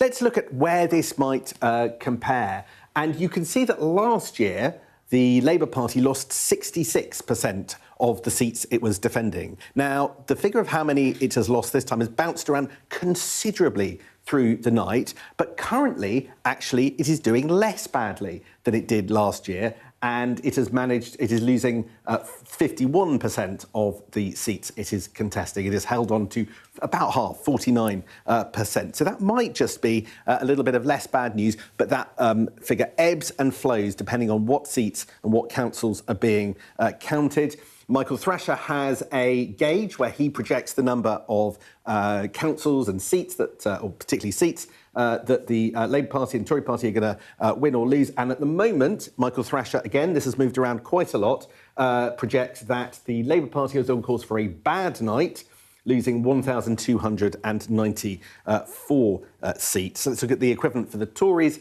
and there they seem to be on course for a much better night than last time, losing 39% of the seats that they're contesting, as opposed to last year, where they lost 68%.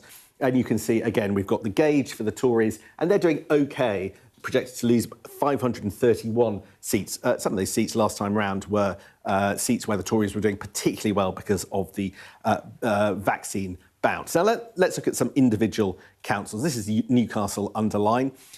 And this one's significant because this is a Reform gain from the Conservatives. We've had a lot of councils that have gone from Labour to no overall control. This is the only one so far where Reform have actually gained it outright. What's the picture? Well, Reform have picked up 27 seats. Where have they picked that up from? Well, some of them from the Tories, 10, and some of them losses from Labour, which is 17. Now, let's look at a particularly notable area of our politics, which is Hartlepool, Peter Mandelson's old stomping ground. It's an area, Labour heartland, that Keir Starmer failed to retake in 2021, nearly resigned as a result. But there's a really clear picture here with Reform picking up all of the seats that were contested. 4 from the Tories, 7 from Labour. But I want to show you the map, which really underscores the change since the last time these wards were contested. Then the more rural areas were all Tory blue, the more inner urban areas were Labour red. Now it's a complete rout in favour of the Reform UK party. And that's the picture all over the place. This is Greater Manchester, Wigan, Lisa Nandy, the glow of Andy Burnham's Greater Manchester mayoralty. All should be in operation. You can see all red going to all turquoise. Redditch in Worcestershire. Again, you can see the same picture. Red in the north, blue in the south now. Pretty much all turquoise. And you can see how the share of the vote, the percentage of people voting different ways has... And you can see that essentially the Reform UK vote is coming both from the Tories and from Labour. A couple of early London results. Westminster, well, that's going to be a big night for the Tories. They have gained that council outright from Labour. Most of the gains that we saw overnight were to Reform. Actually, in London, Conservative brand still seems to be holding up, taking 9 seats direct off Labour. It's a pretty similar picture in Wandsworth. Let's have a look at that, where Labour have lost that to no overall control. But the picture is the same. Labour lose 7, the Conservatives gain 7. And then one more anomaly, which I think is quite interesting. Richmond, the Liberal Democrats have held that, consolidating, but at the expense of the Greens. Something of a surprise, that. But the Greens have done OK elsewhere. In Oxford, you can see that they have triggered the loss of that council to no overall control, picking up 5 seats at the expense of Labour. Some people think that the Greens could have done a bit better. But overall, I think there's a clear winner and a clear loser. It is for the Labour Party to decide just how bad it is. All right, Sam, for now, thank you so much for that analysis. Of course, more from Sam and the rest of the politics team, of course, throughout the day as we continue to try and understand these election results. As Sam was pointing out there, and I think it's fascinating because we recorded a podcast earlier this morning where it looked way worse for the Labour Party in terms of their losses than it perhaps seems it is now. It's still really bad, but perhaps not as bad as a couple of hours ago. But that could change again as we move through the day. Yeah, and I think what will be particularly painful is where they've lost seats as well. They've lost them in, as Sam was pointing out, in sort of Labour heartlands, you know, Greater Manchester, Wigan, Tameside, exactly. And the MPs in those constituencies where seats have been lost in the councils are held by people like Angela Rayner and Lisa Nandy. And so it's going to hurt. It's really going to hurt. And as we say, just a fraction of the votes counted so far. I think it's 46 out of, I haven't got it written down, 130 something. I don't have it. So we've still got a lot to come, is what I'm trying to say. Lots to go. All right, of course, we'll have more coverage of the local elections throughout the day, but we must turn to the Middle East because there has been more violence in the Strait of Hormuz overnight. Now, President Trump says the US is still negotiating with Iran despite that exchange of fire. Yeah, the US Central Command said it targeted Iranian military facilities after responding to attacks on its Navy ships in the Strait of Hormuz. Iranian news agency said several explosions were heard near the city of Bandar Abbas and at a pier on Qasem Island. Well, Iran accused Washington of violating the ceasefire, but the president called the strikes a love tap and said it remains in place. We took our 3 destroyers and we rammed them through some pretty big stuff today, and we knocked the hell out of them. The destroyers weren't hurt in any way. The people weren't hurt, but they were firing at us, and we were firing back at them. And our firepower was a hell of a lot stronger than theirs, and they knocked the hell out of them. The plan is very simple. Iran cannot have a nuclear weapon. It cannot have a nuclear bomb, and it's not going to have. And they're really at the end of the line. Really are at the end of the line. Well, let's cross live to Dubai. Sally Lockwood is there for us. Morning to you, Sally. So the president maintaining the ceasefire is still in place despite exchange of fire overnight. So what's going on? Yeah, that's right. Neither side is willing to declare that this ceasefire is over. But certainly here on the ground, it feels like escalation in all but name. The Ministry of Defence here in the UAE have reported intercepting more missiles and drones fired at the country from Iran this morning, around 4 hours ago at 6:30 this morning local time. No reports of any damage, but that is the 3rd attack on the UAE this week. The US continues to play these attacks down. They do not want to acknowledge that this ceasefire could be in danger of collapse. And these attacks on the UAE follow significant exchange of fire overnight between the US and Iran, each side accusing the other of firing first. So the Iranians said that areas were struck and targeted in the port of Bandar Abbas, which is in the south of Iran. You can get a ferry there normally from the UAE, and in the island of Qashm, which is the biggest Iranian island in the Strait of Hormuz. They're also reporting that areas were targeted in western Tehran, civilian areas, they're saying. Now, the US is saying that this was self-defense, that they targeted missile launch sites in the south of the country in response to unprovoked attacks from Iran on 3 US Navy destroyers that were trying to pass the Strait of Hormuz safely. Iran said that they damaged those vessels. The US say that no damage was caused to US assets. So there we have it. That's what happened overnight, certainly an extremely volatile situation, and it feels escalatory.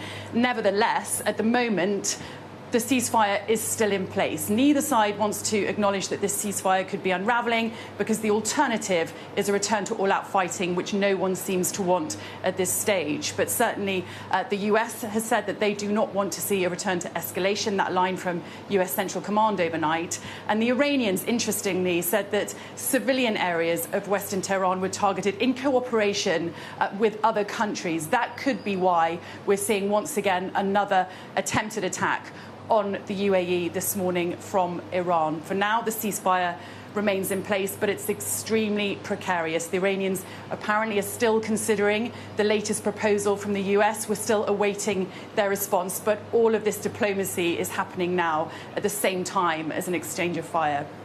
All right, Sally, for now in the UAE, thank you for that. Let's return to the local elections. I'm pleased to say we can hear from the government now. The Defence Secretary, John Healey, joins us now live. John Healey, thank you very much for being with us. Bad night for Labour. Where's it gone so wrong? Good morning. Well, first of all, recognition and respect to all the candidates of all parties that have stood in this election. It's a big step to put yourself forward for election and the judgment of voters, and especially for our Labour candidates. They fought a hard campaign, which has been really tough at times, and it's clear from early results that in some parts we're holding good Labour councillors and councils like Lincoln and Reading and parts of London. But in too many areas, too many Labour councillors are losing their seats, and I know that national sentiment has played a part in making their job harder. OK, national sentiment. What does that mean? What's your analysis as to where it has gone so wrong, Mr Healey? Historic losses at this stage. Not all the votes are in, but it's not looking good at this point. Well, I think we always see people voting locally, taking account of national sentiment. What's happened here, I think, is that we're less than 2 years into a 5-year term of a national government. People have seen some of the changes that they voted for: 6 cuts in interest rates to bring down mortgages, NHS waiting lists down by 400,000, new Labour renters' rights, protections against being kicked out of people's homes without good reason, and also the low paid for the first time having a right to sick pay. But is this enough? No. Is it starting to make a difference in many people's lives? Yes. But it's clear we have to go further, we have to be bolder, and I think Keir would acknowledge we have to deliver more, we have to be bolder, and I think he would acknowledge also we have to do more to give people a sense of hope for the future. Yeah, you've used the phrase national sentiment for the second time, so I'm trying to understand exactly what you mean by that. Do you mean that just because the party is so unpopular across the country, you've done badly here? There's always going to be links between the parties standing nationally and the way that people vote, including for local elections. And we've all got to take some responsibility for that, especially for those of us in Parliament. And I don't want to downplay how serious the results are for Labour. But I was elected as an MP 2 years before being part of that Labour government in 1999, when we lost over 1,100 councillors in that election, but we went on then to win the 2001 and the 2005 elections. And we've got to work our way back. We've got to win back the confidence. We've got to demonstrate to people the differences that delivering what they voted for will start to make. But above all, we've got to give them some hope for the future. And for me, you can't be hopeful about the future without security. And that's why, faced with the global conflicts, we've got to step up on national security. And Keir Starmer has said we will do that by spending more on defence. We've got to be able to step up on economic security by demonstrating how we're acting to help people with rising costs and business confidence. And when people are fearful and worried and concerned and insecure online and on their streets, we've got to act on that insecurity as well, and we will. You'll hear more, I think, from Keir Starmer in the days ahead, and you'll certainly see next week in the King's speech the sort of steps that we can start to take to give people that greater sense of security, greater hope for the future, a confidence that Britain is going again in the right direction. Secretary of State, you say you all take responsibility, but as the Prime Minister, he must take the most responsibility. He's described as toxic on the doorstep. Many observers describe him as a drag on the party. He's historically unpopular. What responsibility does he take? He takes a great deal of the responsibility. I know he feels it deeply. I've seen the way that he is preparing to do that. But I would just say to people, look, he's one of only 4 Labour leaders in 120 years that has won an election. He's won a mandate from the public for 5 years, and we're less than 2 years into that. And at this time, with everything going on in the world, rising threats, greater conflict, a oil price crisis looming, the last thing that people would expect is for a Labour Party to turn in on itself, and the first thing they have a right to expect of their government is for us to be working for them, looking to deal with the problems, the concerns and the insecurities that they face. And that's, I know, what Keir Starmer will be determined to do. So you're telling me that he's going to stay the course and try and tough this out, despite him potentially being a drag on the party going forward? He will stay the course. He's determined to do what he believes he's got a duty to do and was elected to do, which is to lead this Labour government. And those of us around him have a big duty and a responsibility throughout Parliament to help him do that. We can work our way back. We can do that by being bold, by delivering faster on the things that people voted for in the election, and by giving people some hope and security for the future. I mean, you've lost in large parts to Reform UK. We're going to hear from Nigel Farage later on this morning. If the Labour Party wants to try and keep Nigel Farage out of number 10, isn't it time now to assess how you're doing that? You're losing in the polls, you've lost at these elections, and many would point to the fact that it's the man in number 10 currently who's bringing you down.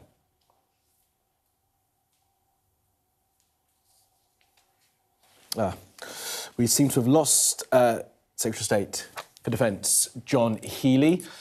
He wasn't just ignoring my question there, he didn't want to answer it. His line seems to have fallen over, but I'm now told by the voices in my head that he is back. Secretary of State, could you hear me? Could you hear my question? I thought you were ignoring me.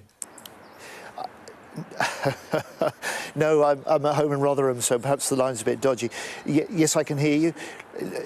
It's clear a lot of people have voted for Reform candidates, and we've seen this before, that Reform have made big promises that they haven't delivered. I mean, look at Worcester, where they were elected promising to cut council tax, and they've hiked it by 9%. It led Farage to turn around and say he wished he hadn't bothered to win in Worcester, and for me that tells you everything about Nigel Farage. He wants to exploit people's problems, not fix them. Get it. Sorry, Secretary, to interrupt you, but we're short of time because of that little interlude that we had there.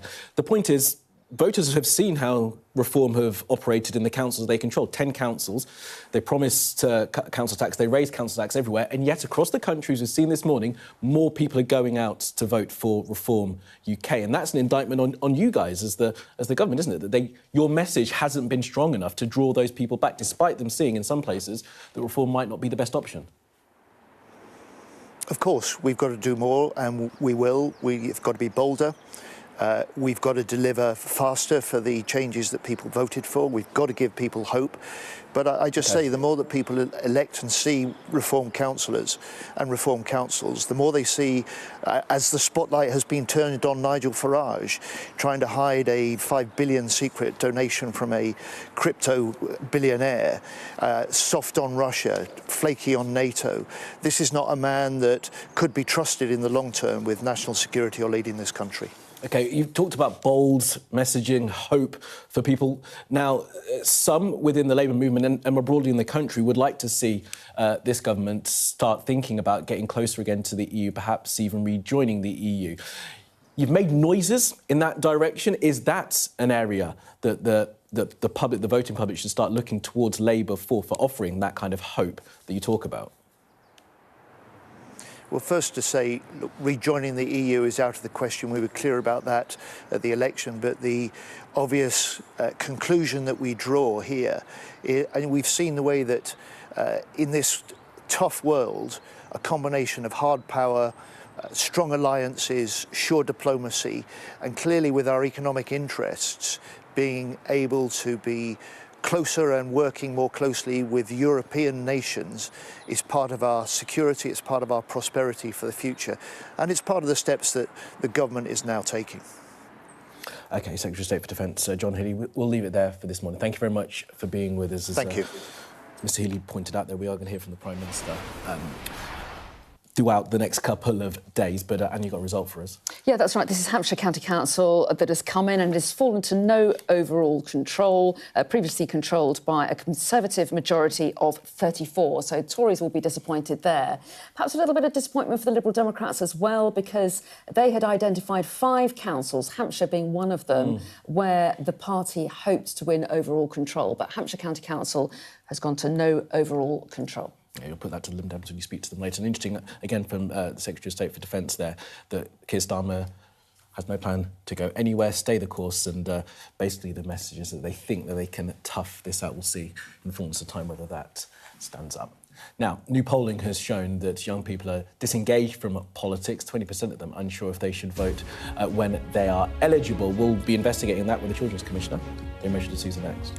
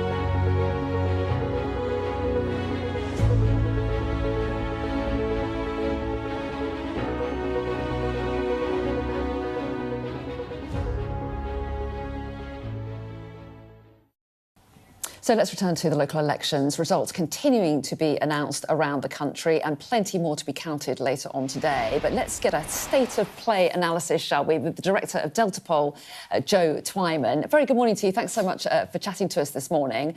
So give us your assessment of the night's results so far. Is it fair to say good for Reform, bad for Labour, or is it much more extreme than that? Yeah, that's certainly a good overall assessment of where we are. It is worth saying that these are the results so far, and so far we've had relatively few results in, and those results that have come in tend to lean more towards the kind of areas that Reform UK would be heading for.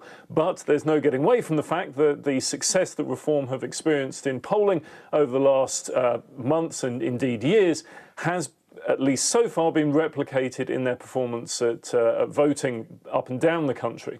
At the same time, Labour, who were expected to do badly, seem to have fulfilled that at least to some degree. Whether they're doing quite as badly as was expected or not remains to be seen, and it really is too early to conclude on that. And then the Conservatives, although they have picked up some wins in places like Westminster and also one in Harlow, they will be disappointed about their overall performance as well. The Greens probably not too worried at the moment, though many of their target areas will be coming up later. Indeed, and we'll get a fuller picture then, won't we, at that point, Joe? Morning, it's Kamali here. Have you started to be able to sort of break down the votes? I know we've got quite a high turnout. Are we clear who's been turning out? Young people, old people? What's the turnout like, do we think, at this stage? Do we know? It's not possible to tell on the types of people who are turning out, but it does appear that turnout is up, at least in the areas that have declared so far, and so that's a positive thing for the health of democracy.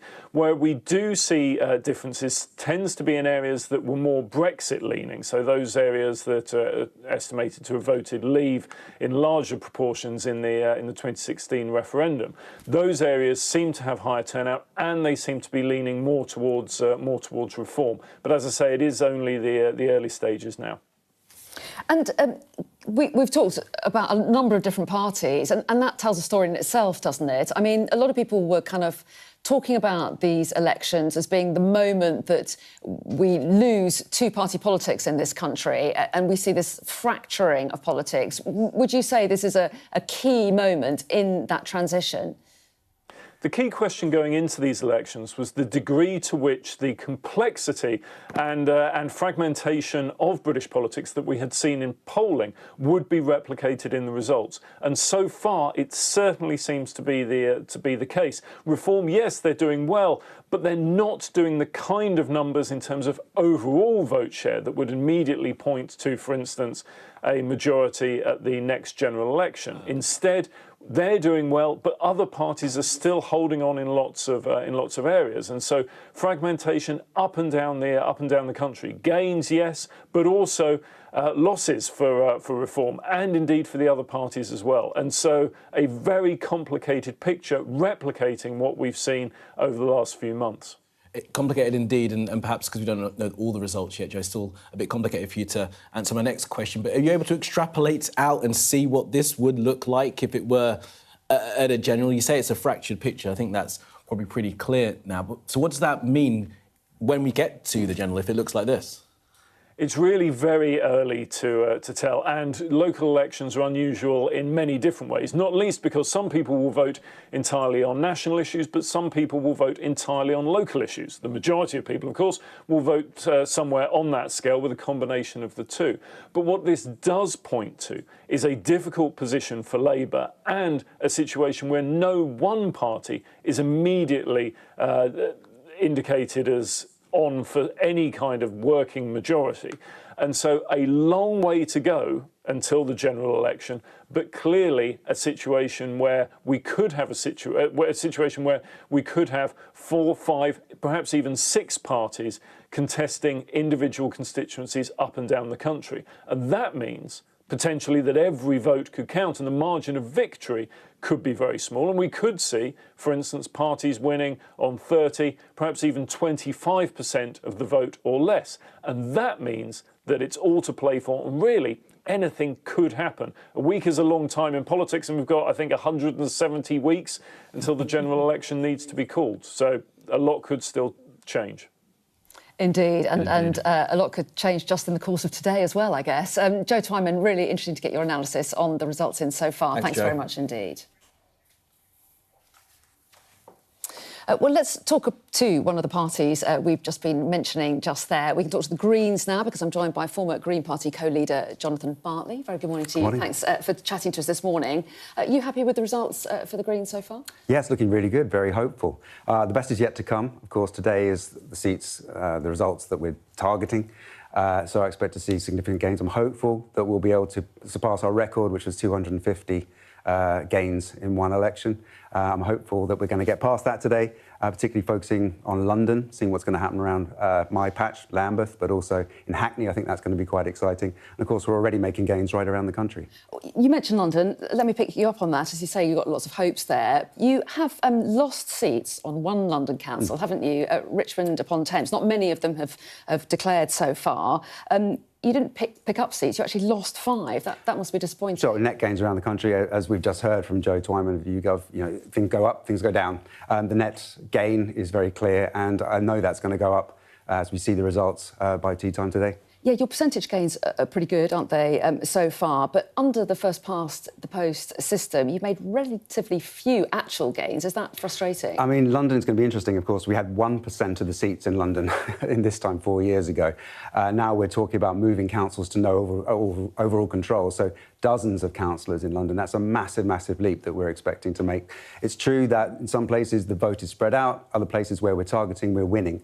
But I think watch this space because I'm very quietly confident that we're going to see some huge breakthroughs in the capital and right around the country. Because so far you've made good gains, but Reform are way out ahead in terms of picking up disaffected voters. Is that a worry for you? With Reform doing so well, how much room does that leave for the Greens to pick up votes from people who are frustrated with the status quo? Well, I'm worried to see Reform doing well. We are the, if you like, the antithesis to Reform and the main challenger increasingly to Reform. Labour, through what they've done over the last 2 years, we've seen them allow an open door for Reform to come in. They've let people down. But we find that people in London and elsewhere are turning to the Greens rather than Reform because they see we have the policies, we see that we care about the cost of living crisis. In Gorton and Denton, we won the by-election and beat Reform there because people recognise that the Greens do have the answer to those people who are crying out for change, who feel left behind, who feel their voices aren't being heard. And the Greens are representing their voice to the government, to wider country at local authority level too. Remember, this is part of 10 years of gains by the Greens. Year on year on year, we've been increasing. So it's not unsurprising to see another great surge this time. When I was leader, we trebled our number of councillors. That momentum has just carried on. So we're not a flash in the pan. You know, you see the Brexit Party, UKIP come and go. Reform, they might be doing very, very well, but have they got the ability to actually deliver for people? I don't see any policy really proposals from Reform. It's very much a protest vote at the moment. With Greens, you know that we've got costed policies, we know we've got policies that we deliver at the local level. We'll have Reform on later. I'm sure they'll dispute that. I'm sure they will. They could reel out policies, I'm sure. But you mentioned that you were leader before. Now Zach Polanski, of course, is leader.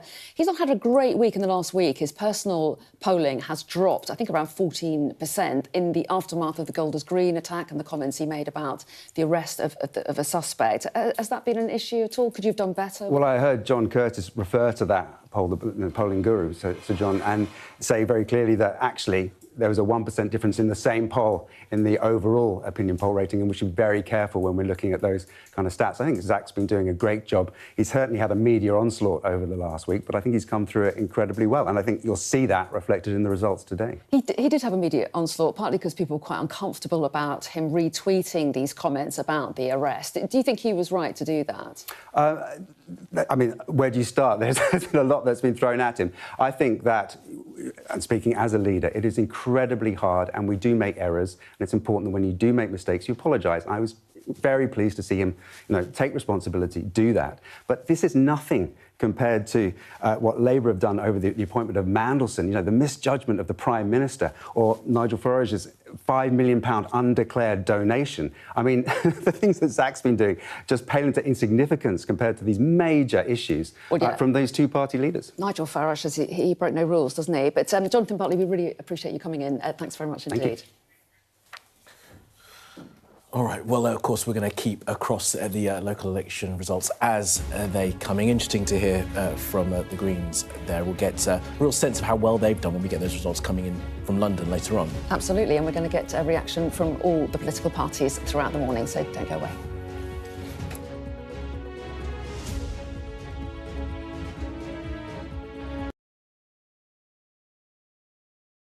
I'm Adam Parsons, Sky's Middle East correspondent. We've just entered Gaza. The vista out there is complete destruction. I'll always remember going into Gaza City during the war. All around us was destruction and the sounds of battle. What you see a lot of here are military machines, soldiers, devastation and destruction. What you see very little of are the locals, the Gazans, the people who used to live here, the ghosts of this town. I witnessed the scars of the October the 7th attacks, burnt out homes, bullet holes in walls and bloodstains on the floor. People were murdered. You have the black flag, you have the yellow flag, people were kidnapped. Inside this convoy, prisoners released by Israel in exchange for their hostages. The Israelis insist that many of these prisoners are terrorists. But here, the Palestinians consider them a blend of freedom fighters and political prisoners. There were tears and there was defiance. This land has been farmed for hundreds of years, but now it's a scene of conflict. Israeli settlers have come to this area to seize land. They've taken the land that I inherited from my father, and my father inherited from his father. What would happen if you entered? Oh, we'll be shot. This is a place where the past is cherished, but the future is feared. These are the settlers in waiting, keen to start a new life, to annex Gaza for Israel. The least we can do is just kick them out of our land. Gaza, which is just 2 miles in that direction, is under attack again. Sky News, get the full story first. A lot of local and national seats are up for grabs. Waiting for the people's vote on who will sit in them. It's your chance to have a say on who has a seat at the table. Follow Sky News as we give you the best seats in the House. From voting to the results, the analysis, and what comes next. Join us for Vote 26. Get the full story fast on Sky News. Hello. What's the best thing about being a Sky News presenter? I have no idea. Don't care. Go away, adverts. Go away. Oh, here we are. Hello. Good morning. Yeah, I woke up at 4 o'clock. I had my alarm set for every hour through the night, and there was just nothing interesting to talk about, because they're still counting the votes in these elections where it's only a third of the seats are going, so no councils are changing hands.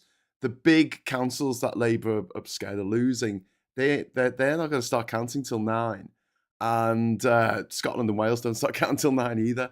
So I'll pop back over to the feed over here. We're seeing Conservative lose to no other overall control. Conservatives gained Westminster over Labour, but then that was a bit of a historical blip because Labour won the council a couple of years ago, and that was a bit unusual just because the Tories were so unpopular there.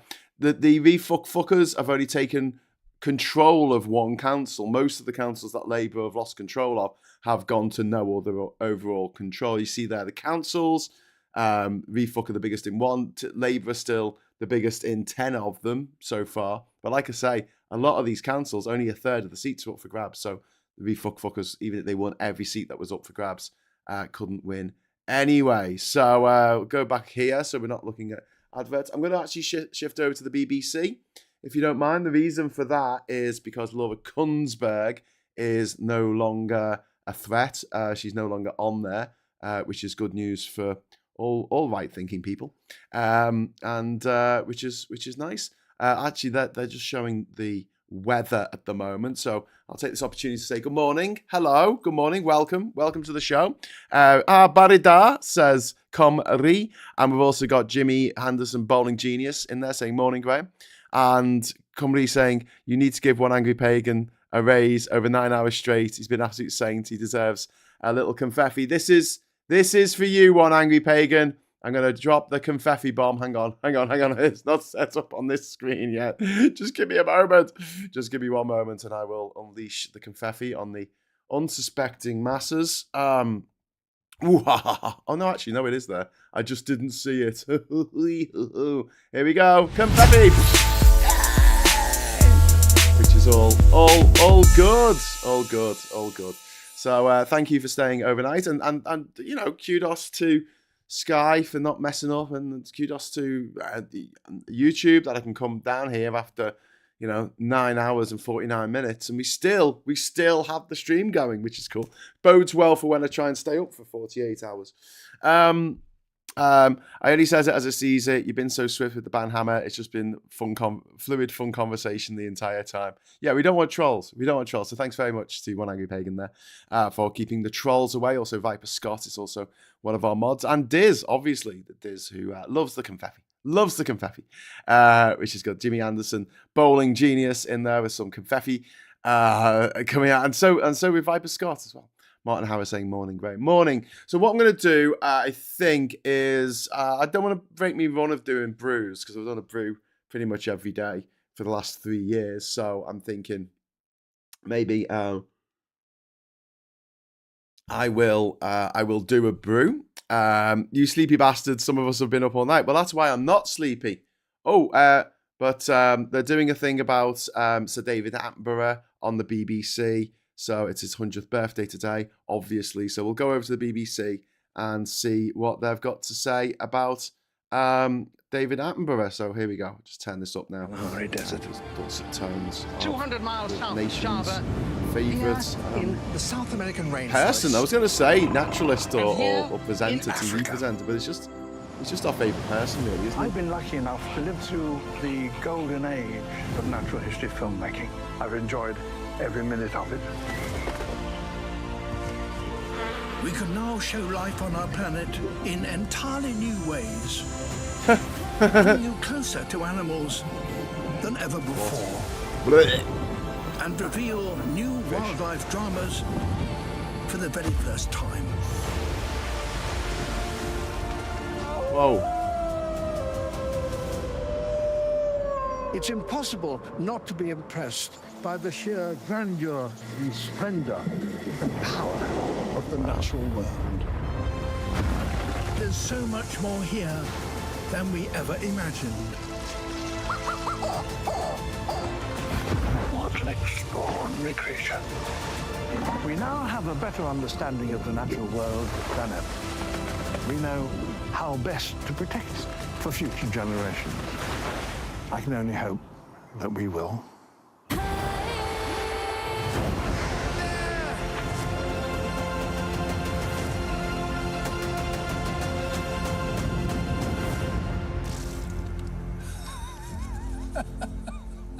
So much joy, amazing pictures to our art and media correspondent David Sillitoe. Is at the Royal Albert Hall. As you can see, David, it's such a spectacular setting there, and I dare say there will be a lot of emotion in the room tonight. You're not kidding. I've had a look at what's planned this evening, a few surprises. For the last week or so, I've been chatting to friends and colleagues of Sir David, and they've all said the same thing. If it was his choice, he'd be at home tonight, having maybe a glass of wine, bar of chocolate, a nice quiet evening. However, friends, fans, colleagues, as you can see, have got different ideas. This place is absolutely thronging. It's going to be a celebration, a look back at his life, and also, well, thanks for an extraordinary life. I'm joined by one of those colleagues, and also Tanya Steele of the World Wildlife Fund. Mike, you've known him for how many years? Nearly 40. Is that the main all? question, as a filmmaker, and you've been in all sorts of places with him, what's he really like? He's a twat. I'm afraid no shocks. He is what you'd expect and what you'd hope. Charming, delightful, funny, just a joy to be with, and of course, just a brilliant broadcaster with such a great story. Enthusiasm is contagious. It's got to be said. You have filmed many of those amazing pieces to camera. Tell us about the one we're going to have a look at. It involves a plant, not an animal. Again, this is another piece of comic timing and how David has this really brilliant sense of theatre. A little cucumber ready to spread its seeds, and he has to just touch it with a stick and see what happens, and his reaction. We just saw that clip. Okay, let's have a little look at that now. We just saw that as when he's lying down. Let me just saw that. A slight nudge. There you go. Nice. All right, this has got nothing to do with elections, has it? So, let's get going. Let's get going on the old election stuff. The election stuff is the stuff that we're here for, I'm afraid. Although we do love our David Attenborough. I could just sit here and read from his book. It's really cool, this. A life on our planet. Well worth getting a hold of this. It's got chapters on things like rewilding the seas. Basically, it's like solutions to what is happening on the planet. And don't forget, like, before, in David Attenborough's life since 1926, he's seen he saw the Nazis. He would have been a teenager before the war ended. He would have been too young to fight in the war, but still, I mean, he saw that. He saw the coming of television. He was there at the forefront of that. The transition to colour television.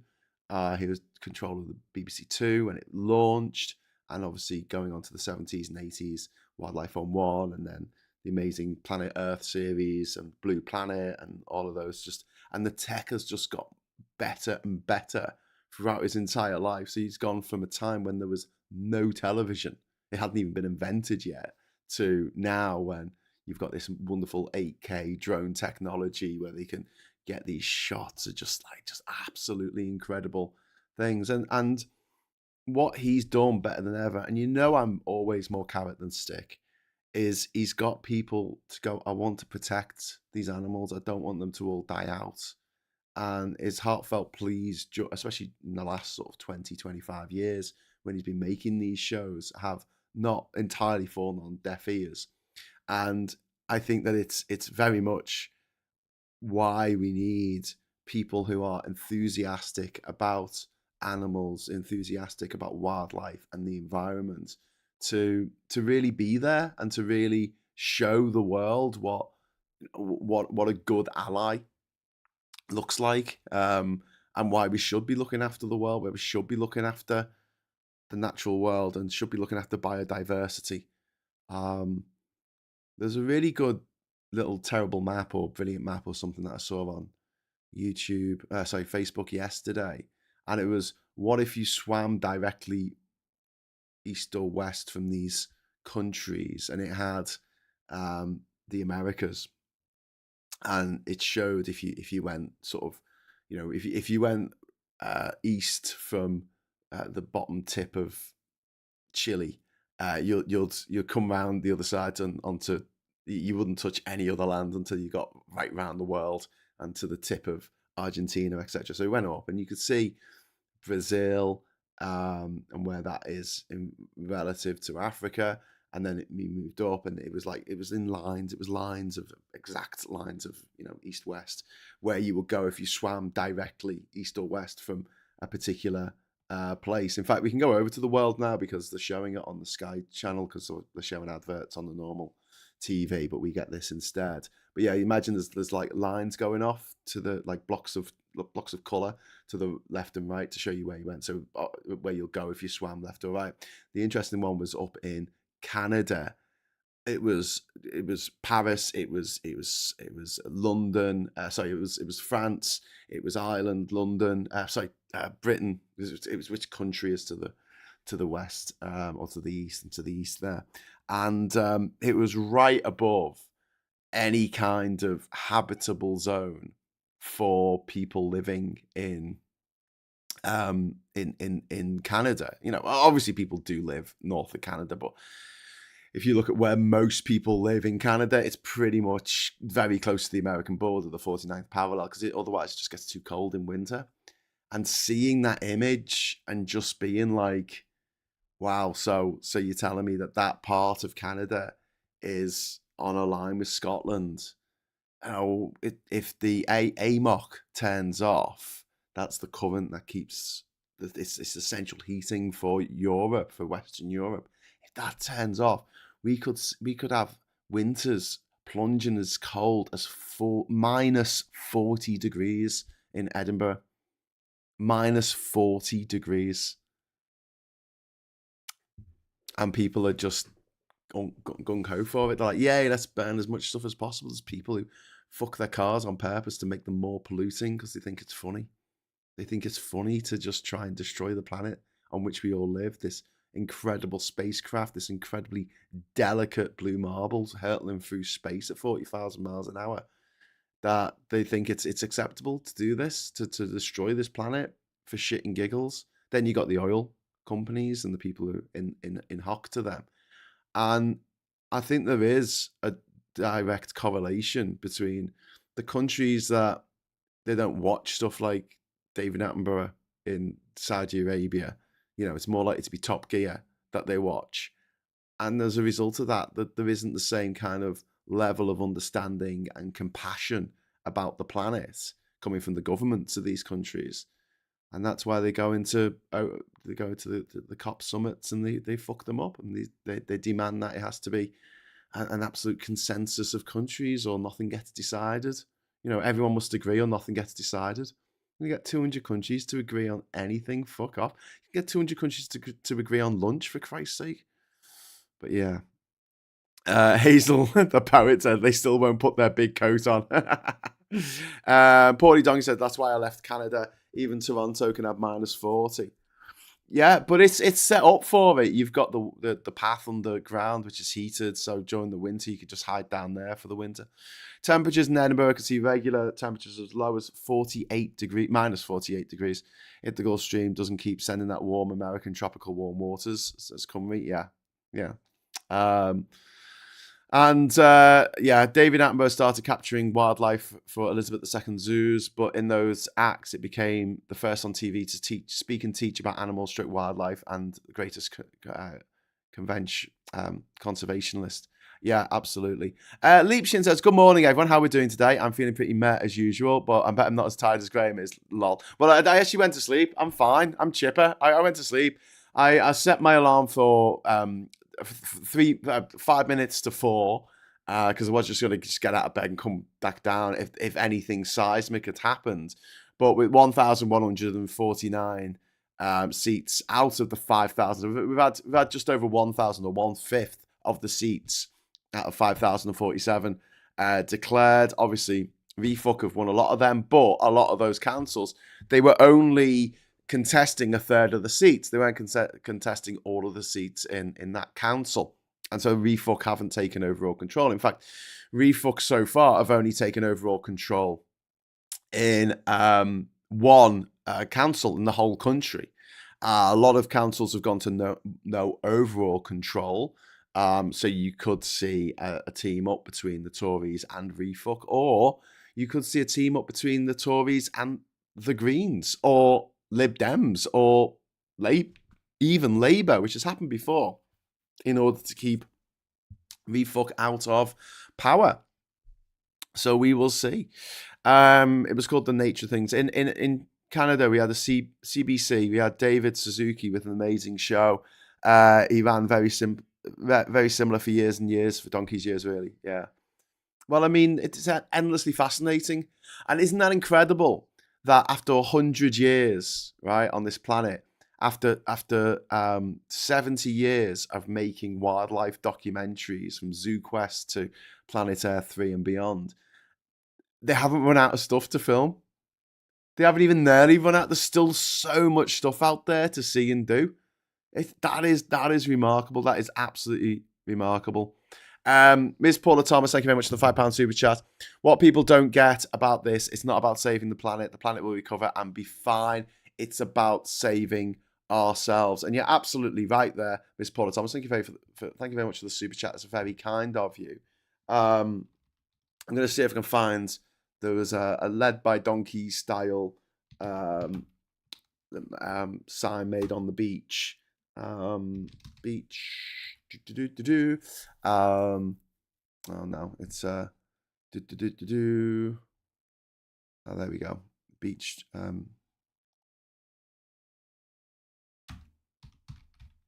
Okay, I'm going to show you this now. Oh. I lost it. Sorry, hang on a sec. Hold on a sec, my friends. There we go. Right, so how do you... Oh, I don't know how to restart this, so I'll just leave it as it is. But here you go. Here's what some people have done to celebrate Sir David Attenborough's 100th birthday. I'll share this with you.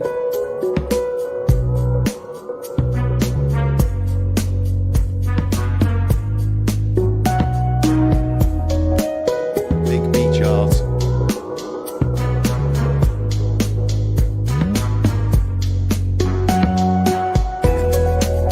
That's pretty cool. Oh, there's another one that I saw, so they must have done two.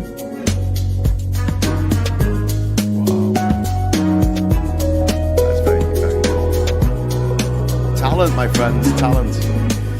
Okay, that's just going to run on a loop. That wasn't the one I wanted to show you. There was another one, which ties in with what Miss Paula Thomas was just saying. David Attenborough, beach tribute. Who's painting marks? Oh, here we go. Oh, this is from Reuters. So I'll just go back. Same sort of thing. So hold on to your pants. There you go. But you have some lively music there. The hell's in Morecambe Bay? Morecambe Bay?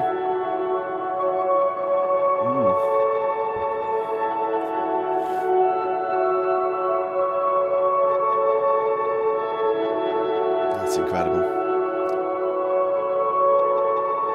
Look at the little people crawling on his face. That's very cool.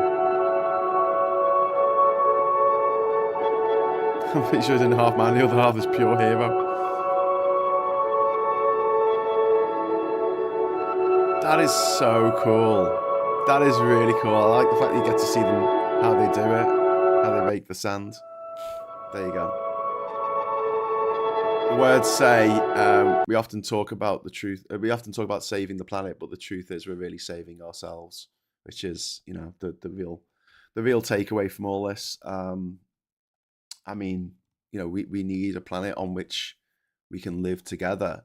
But unfortunately, the ghouls, the evils, the motherfuckers like Farage and Trump, they want to create more refugees because that makes them look stronger when they put up defences and mines in the water to kill refugees, children fleeing persecution. But also, you're going to see more and more people fleeing climate change. So climate change is in their interest. Just like Vladimir Putin paid for instability in Africa through his Wagner group.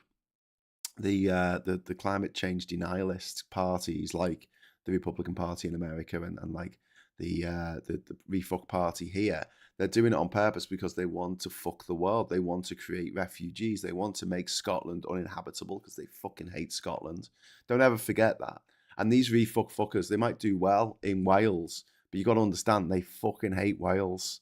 You know how like you get people who are racist and they claim not to be racist, but then you get a couple of drinks inside them and they become really fucking racist. Yeah, do that with a refuck fucker, right? First of all, they become racist because they're all racist. Not all refuck voters are racist, but all of them are racist. All the people in refuck are racist. And all the voters are racist as well. Prove me wrong. Said Charlie Kirk, and then a bullet did. Oh, Tears. Oh, fireworks, even better. Sorry, shouldn't make jokes about that. Is it too soon? Is it too soon? Don't know. Not for his widow to be running around going fireworks, yay! Do you know what? If my partner had just been shot dead, the last thing I'd want is to have things banging around on the stage around me as I strut my stuff in my sparkly outfit to say, hey, who here is ready to grieve? Yeah, but all these fuckers, they are trying to engineer a situation to cause instability around the world. So Wagner Group, the push for climate change to accelerate. That means that storms and extreme weather and wildfires and flooding will accelerate, rendering vast areas uninhabitable. And it has two effects. So first of all, you've got the people who have to leave whatever country they're in and try and go somewhere else. And you've got people internally displaced in this country. And that's going to create a lot of fucking problems as well. Because you've got places like Hull. And Hull it's below sea level. It's not going to take much of a rise for the average sea level for Hull to be in serious fucking danger. It's not like Liverpool, which is, I mean, up in the north, they might be in a bit of trouble. But down in the south of Liverpool, there's a fucking cliff. There's a cliff, right? You know, you got the Mersey, and then you got this reclaimed land. I'm talking about down by Brunswick Dock and all the way down to the old London Liverpool overhead railway extension, which goes into a cliff. There's an opening in the cliff where the old overhead railway used to go, like punch its way into the cliffside and then go in. So, I mean, if you're in Dingle or something, you're not going to go underwater. But all that area down by the water, that's all reclaimed land. And we might have to put a tidal barrier in, akin to what they have in London, in the Thames. And the tidal barrier that they have in London, it's not going to save London from if we get really, really high tides coming in. Because don't also forget, so when water gets hotter, when liquid gets hotter, it expands. And so the water in the sea, not only have you got the melting ice caps, I mean, Antarctic's not going to be so bad in that respect. Sorry, the Arctic is not going to be so bad in that respect because that's floating on the water as it is. So it's acting like a massive ice cube. So it's not really changing the levels of the water that much. But Greenland and Antarctica are continents. Or, yeah, Greenland's a big island. That it's land. It's sitting. The permafrost is sitting on the land. In Siberia, the permafrost is sitting on the land. If that frost like defrosts and that water goes into the sea, you've got a big problem. And also because water expands as it gets warmer, you know, you might not notice it in a cup of water, but you certainly notice it over an entire sea. And you're already seeing places where, you know, they're getting flooded, and it's because of the rising tides and that we can't stop that. You know, no matter what technology we think we're going to have in the future, there just isn't enough concrete in the world to make a big enough wall to protect all of our cities. So Liverpool would just push all the water down the ship canal. That would be good. Starmer to address the nation, apparently, hopefully announcing he's going to go away forever. Hey, listen, if he does go, I will not be shocked, but I will be surprised. Can I put it that way? Because I don't think there's anyone there to replace him. And I think that if he does leave today, it will look a bit petulant because he knows that he can't be replaced by Andy Burnham. So he's just going to stand up and say, right, I'm going to go now so Andy Burnham can't have the role. Do you know what I mean? That seems pretty petty to me. I think he should wait till Andy Burnham is an MP again so he can run. That would be the best thing for Labour. In fact, it would be the best thing for the country. And I just to go back to the elections for a moment, obviously we're getting a few more, things in here. But, you know, you look at sort of the results that have come in, it's like, it's like nothing. Do you know what I mean? It's like, they got 10 seats. They lost 5 seats in Oxford. It's not particularly seismic, the stuff that's coming in. It's not going to be seismic till after 9 o'clock. And even then, I mean, they're starting voting then in Scotland and Wales. So I have to wait. But I'm getting a bit sick of already seeing the likes of Nigel Farage saying, oh, this is the end of two-party politics. And like the Lib Dems have been saying that since the 1980s. every time they do well in the locals, they're like, oh, this is the end of two-party politics. And it's not. It's not. This is an aberration. Really, it is an aberration. I know the Greens are doing all right, but they're only doing all right. They haven't taken any councils. They haven't won that many seats. Refuck have won many seats, but they're being given money by crypto-fascist money launderers from Thailand. They're being given millions and millions of pounds to run these campaigns, which are going to be effective because everyone's had 4 Refuck leaflets through the door and had hardly any other leaflets from any other party because they can't compete with the amount of money that Refuck have. But Refuck is the you got to imagine Refuck is the robot which has this Krang-like being in the stomach of it saying, "Shredder, take me to the Technodrome," and that's Farage. He is the Krang in this allegory. He is Krang. He is controlling the body. Is Refuck, and if the Teenage Mutant Ninja Turtles manage to take out Krang at some point, that's it. You know, the body fucking withers and fucking dies. The same with MAGA in America. The Republican Party will still keep going without Trump, I'm sure. But MAGA will die with Trump. And in the same way that Refuck or whatever Farage changes its name to in a few years' time, it's going to die with Farage. He's as soon as he's out, no one's going to give a fuck again because they're completely reliant on that one man's charisma.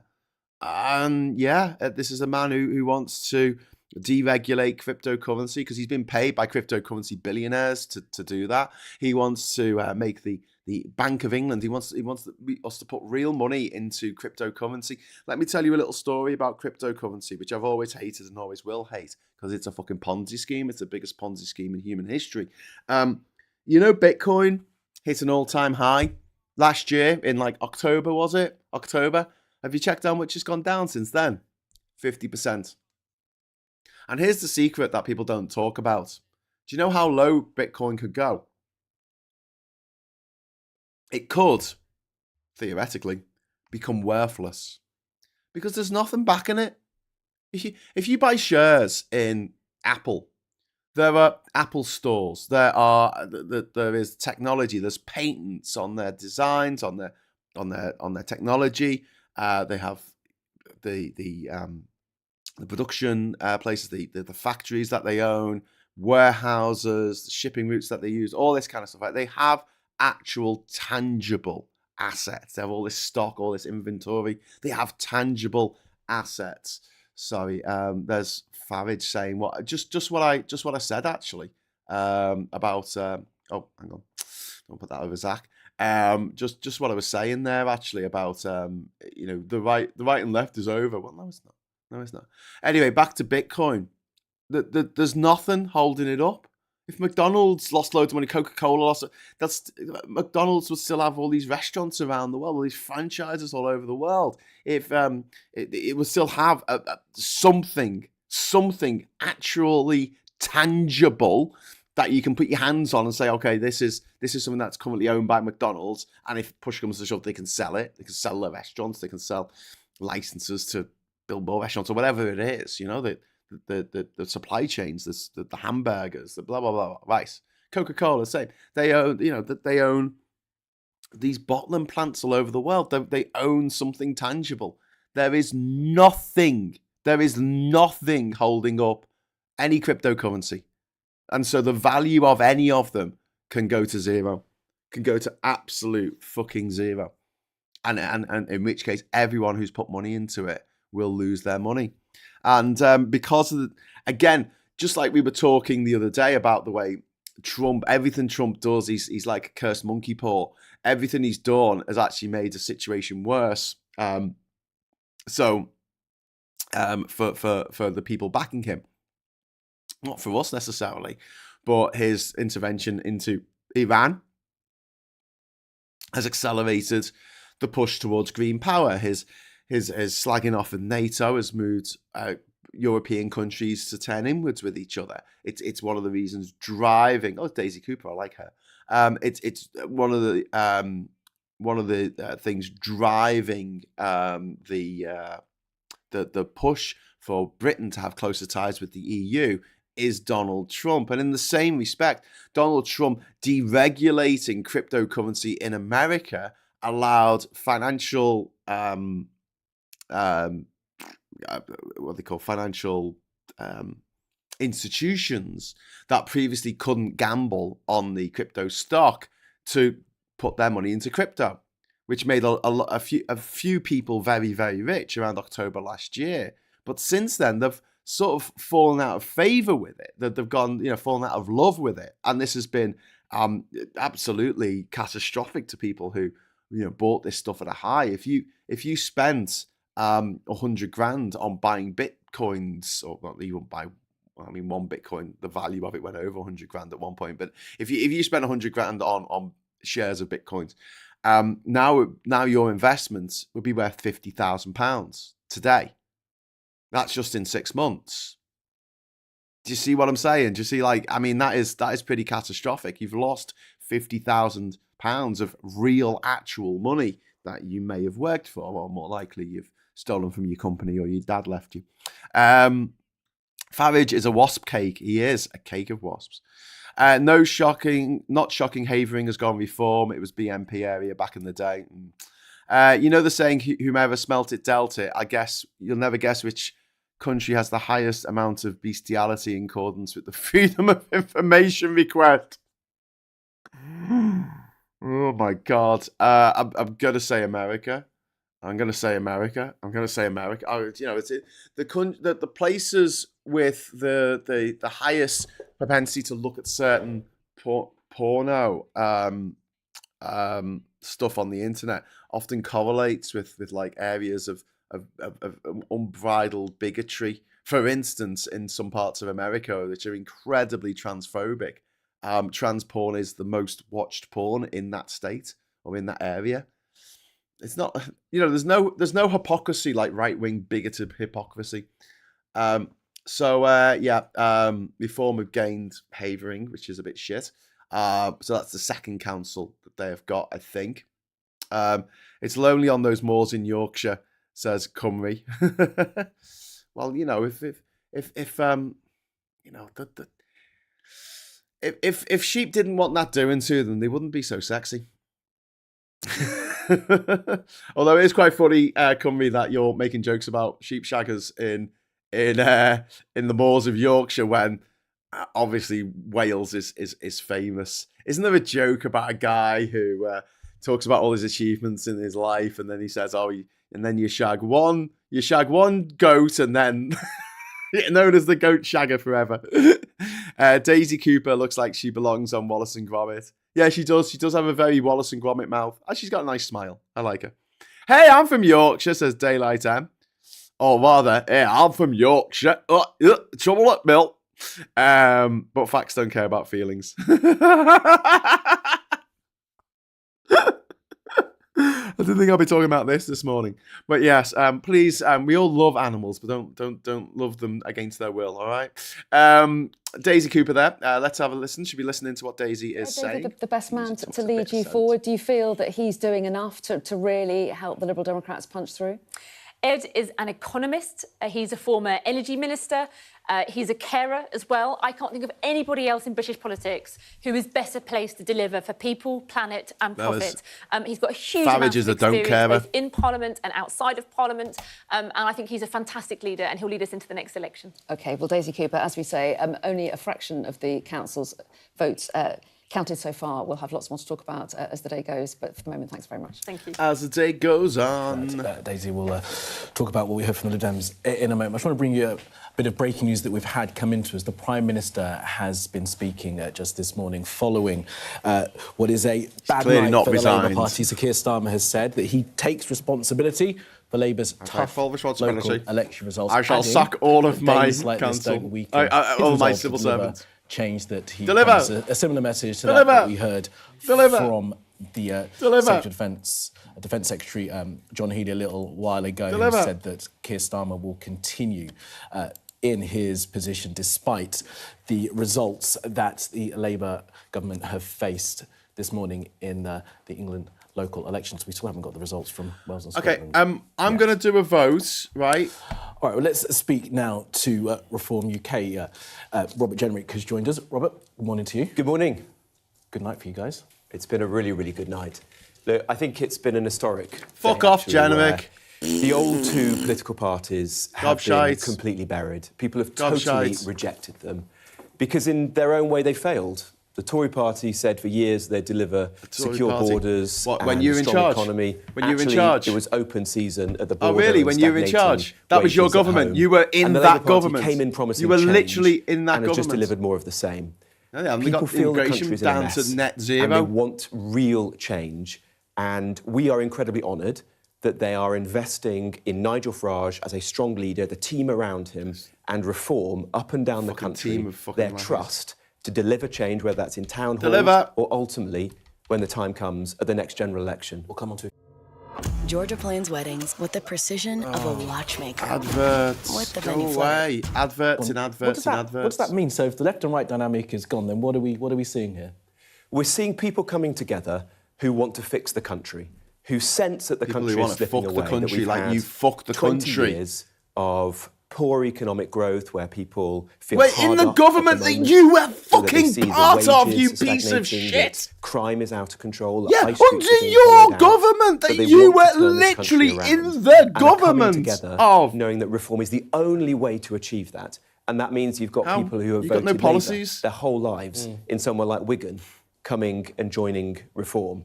And equally in rural towns and villages of Essex, you've got people who may well have voted Tory for their whole lives, making the same decision. It's people setting aside party loyalties and the way they may have voted in the past, how their mum and dad voted, you name it, and coming together because they sense that Nigel and reform is the only way that we can actually turn this country around and get it back up and running. You'll know that the charge of some reform policies is it can be divisive in some areas. There's talk of deporting people. I know that you have talked about having a net emigration policy. Is anything going to be done from reform in the party to reach across to some of those people who were slightly put off by that idea of deporting people that have been in this country for a long time? I'm not talking about the criminals, not talking about people who've broken the law, but people that have been here for a long time who should people be who've allowed done to stay in nothing this wrong. country. Well, we're only talking about people who've broken the law.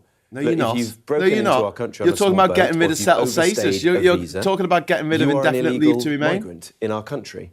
And it's only right that we enforce the laws of this country, and they haven't been properly enforced for years Fuck and you years to death. and years. Fuck off. Absolute shitbag. What a piece of... Sorry, I'm just turning him off. I can't bear to listen to him anymore. What an absolute gob of shite that man is. What a terrible human being. I really hope horrible things happen to him. Really, really gruesome, horrible things. I hope he looks down on himself one day and it's all gone fucking horribly, horribly wrong. And he's forced to, I don't know, go very quickly go to the hospital. But there's nothing they can do. I'll come back to that in momentarily. We've got. I'm on the BBC News channel now, but they're talking about the hantavirus on this cruise ship. So I have a question for you, my friends. The question is this: I was gonna do a new show, right, for Brew. I was gonna do the morning Brew. However, since they're gonna start doing the election at counting for Scotland and Wales at 9 o'clock when I normally start the Brew, I can just keep going. And if you want, I can stay with you here. I'll come and go. I'll leave on the news and whatever, but I'll go and have some breakfast and come back. But we could just keep this going, right? And even into 1 o'clock today, when we'll be doing the agenda, we'll just make it all one show. We'll just make it all one show because I can quite easily change the title there so it says Morning Brew when I need to. So yeah, if you're up for it, I'm going to put the poll out now. Should we just keep going with this broadcast? Because that's quite fun.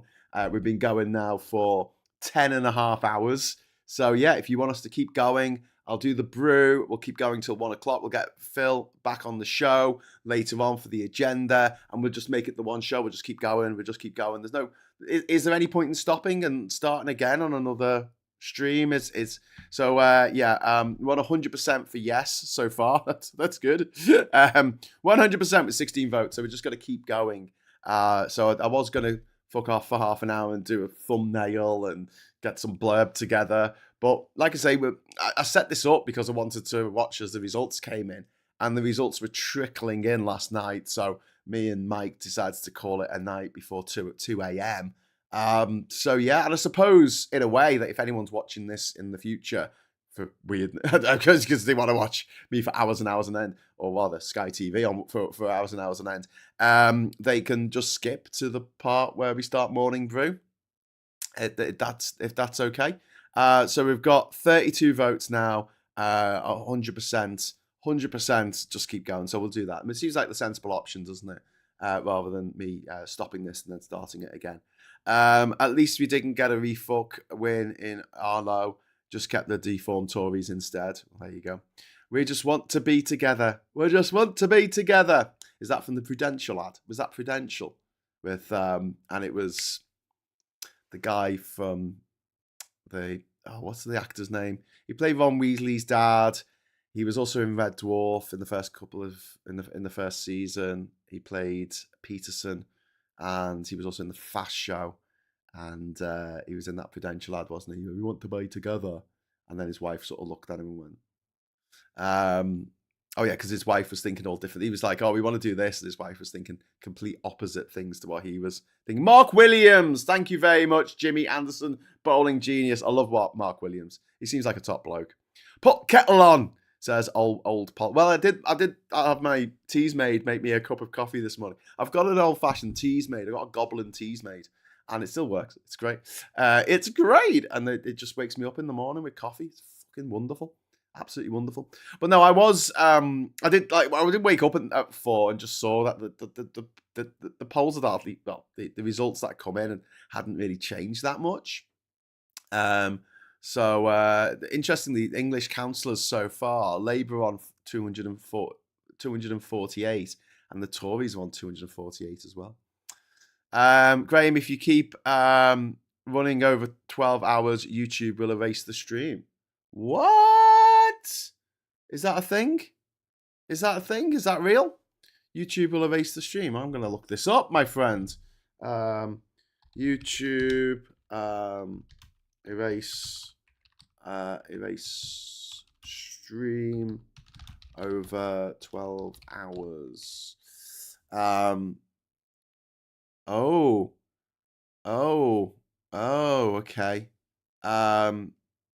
wow, okay. YouTube does not save or archive live streams that exceed 12 hours.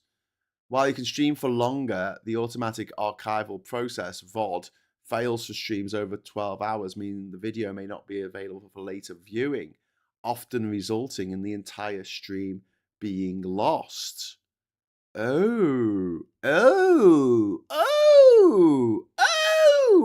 Okay. Today I will be mainly wearing, which was nice. Okay, well, we've just got over 10.5 hours. So, yeah, what I might do then, in that case, you're absolutely right. We don't want to lose this, do we? We don't want to lose this time that we've had together. I think I will start a new stream. Sorry. And what I can do is I can set this stream up to automatically go to the new stream, I think. And I'll just switch over so we can keep going. Preserve the streams. Don't cross the streams, says Band of Hardjaps. Sounds like it. Start and stop again. So a break will be necessary then. Yeah, I just looked it up. The AI overkill told me. But it said in some cases, but I understand that because obviously, you know, you're streaming in 4K and you're just streaming for like 36 hours straight. Go get yourself some breakfast then. Some big breakfast. Yeah, I'll do that. I will do that. But yeah, we'll break it up, and the reason why we're going to break it up is so that we can obviously have a look at this in context. So what I'm going to do is I'm going to schedule a stream.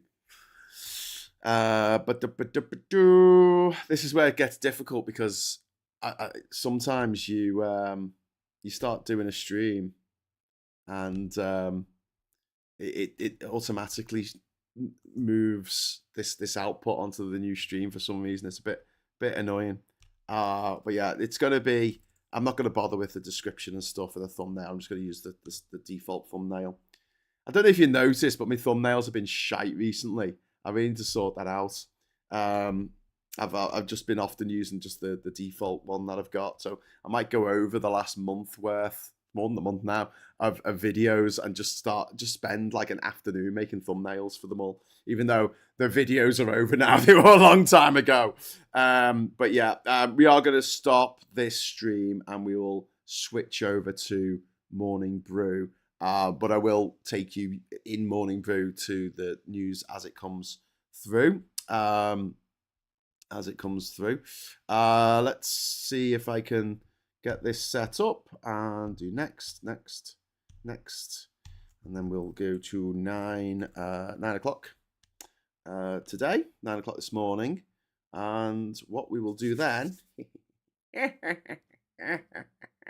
is finish the stream, then start the new stream before anything happens. Yeah, that's what I'm thinking. So we'll come back with Morning Brew at 9 o'clock. But I'll keep going on this. I can keep going on this till like 5 to 9. The problem here is I want to try and do that record-breaking 48-hour solo live stream record for the Guinness people. Well, for me, so we can get a third certificate out there. I am currently the holder of 3 Guinness World Records, but the third one's a bit daft. It's the most countries identified by a landmark in Europe. Most capital cities identified by a landmark in Europe in 60 seconds, and my record was 20. I honestly, I could have done better than that. I could have done 60, I reckon. If I was allowed to press the button to go to the next picture, because someone else was controlling that, and they wouldn't go forward until I got it right or said pass. So you'll have to watch that when I'm on the Guinness World Record podcast later in the month, whenever that happens. But yeah, I don't know. I'll have to talk to Guinness about Guinness World Records. Sorry, don't call them Guinness. They get very upset if you call them Guinness. I'll have to talk to Guinness World Records about the fact that I will have to stop my live stream at points to start it again every 12 hours. But there you go. Anyway, so okay, so this is good. Election night watch party is going on here. Oh wow. And now I'm going to see if I can do a redirect to my Morning Brew. Yes, I can. Yay! Right, so this is going to be cool. I'm going to do an automatic redirect to Morning Brew. And so you're going to be able to join me on that without having to do anything whatsoever, which is pretty cool. The record was broken last night. It's down to like 9 days now for live stream. It's not a solo live stream, Simon. It's not a solo live stream. That wasn't a solo one. No one can stay up for 9 days and just continuously talk for 9 days. It's going to be the record at the moment, as it sits with Guinness, is 45 hours and 45 minutes. That's not a record that anyone has actually set. That's just a bare minimum that they want to see. So yeah, finish the stream now and start the new stream before anything happens. I've read that one. Sorry, Sarah. Unless you don't do it for that stream, it's not only once, not every week. Well, do you know what I could do? Because when I do that, okay, there's certain things I have to do for the 48-hour stream, right, to make it legit. I have to have a TV behind me showing live TV, right? And I also have to have more than one angle of camera going at the same time. So I'll actually have 2 streams. So I'll have this camera and I'll set my other camera up. I'll put that on a tripod and I'll have a second stream going on another channel, which might be going out on, maybe not on YouTube, but maybe going out on Twitch or maybe going out on TikTok or something like that, and have those 2 streams at once. So they're from different angles and they both show the same TV behind me that's, you know, got live TV on it. And then the people at Guinness can actually ensure that I was here, I was live, I wasn't in front of a green screen, you know, this is all interactive behind me. And the certain thing, I've got to have a clock. So see there, just above the Guinness World Record certificates, I'm going to have a big like digital clock set up there.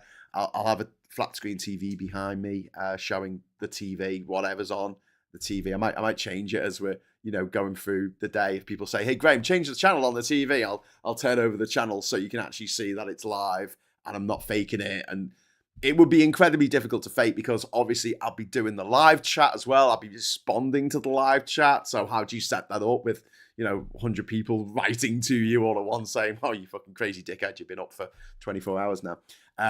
But yeah, I could do a 2-week sleeping stream, says Benny Larson. Yeah. Did you have a nap and any popcorn, says Greg. Yeah, no, I had a nap. I slept like a baby. It was great. I woke up crying, having shit myself. But yeah, I woke up, I had 5 hours sleep, something like that. Yeah, woke up at 7. Did I miss anything? Asked Sid. Well, not really. The election results have been absolutely trickling in. And I really mean trickling in, as you can see here now on the BBC. And it's also been a difficult morning for the Conservatives, losing 146. 146. So the Liberal Democrats, we can see they're gaining 36. Green Party has gained 27 seats. The independent councillors. See, the Lib Dems have won more than the Greens. Seats. That's that worth looking at. That is the big picture. It's worth considering. English councils. It's not the big picture. So then, if we look at the individual seats, only 19% of seats have been declared. So far, Labour is down by 8, and Reform has gained control of 2. Counts for the parliamentary elections in Scotland and Wales will begin in around half an hour's time. Let's go straight back to Havering. Our cameras are there. Nigel Farage is on the scene. He was cut off.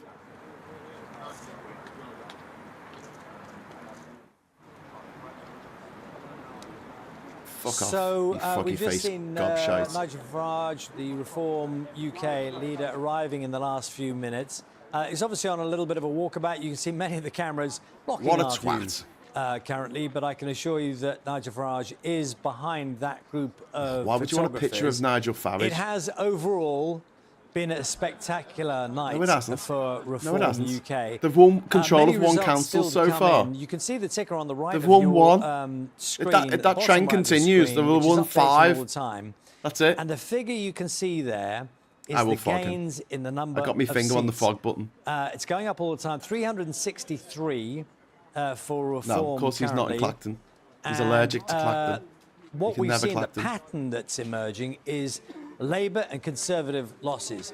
Labour down 251 on the night. Conservatives, you can see, down 146.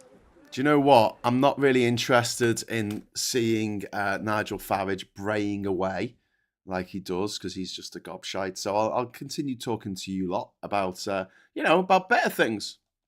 Guinness World Records. I've got my Guinness World Records that I've got lined up. I want to do a 48-hour solo stream challenge. It's going to be effectively a filibuster for 48 hours, although I will be able to sit down, so that'd be nice. Might have to get myself a new chair before I do it, or put me back out. I want to do the Eurodyssey challenge. I don't know if you know this, but in 2017, I tried to go to every country in Europe in less than 3 weeks, in 21 days. Without flying, and I started in Iceland, I ended in Cyprus, and it wasn't until after I finished the journey that I was told by Guinness World Records that they weren't going to accept it because I'd gone to, I'd taken too long, essentially, to do it. They wanted, and the reason I'd taken too long is because I'd gone to Turkey and Cyprus, and they were not including those countries as part of the challenge because they didn't count them as technically as part of Europe, which is crazy because there's definitely part of there is part of Turkey that is definitely part of Europe. Obviously, Istanbul, famously the city that straddles 2 continents, Europe and Asia. But Cyprus is, I know it's closer to Israel than it is to Greece, but it's part of the European Union. It's like literally part of the European Union. It's like saying Malta's actually Africa. No, it's not. It's definitely Europe. It's part of Europe. But then, for whatever reason, they decided it wasn't. But then Russia was part of Europe when the vast majority of Russia is actually in Asia, wherever you draw the border. So I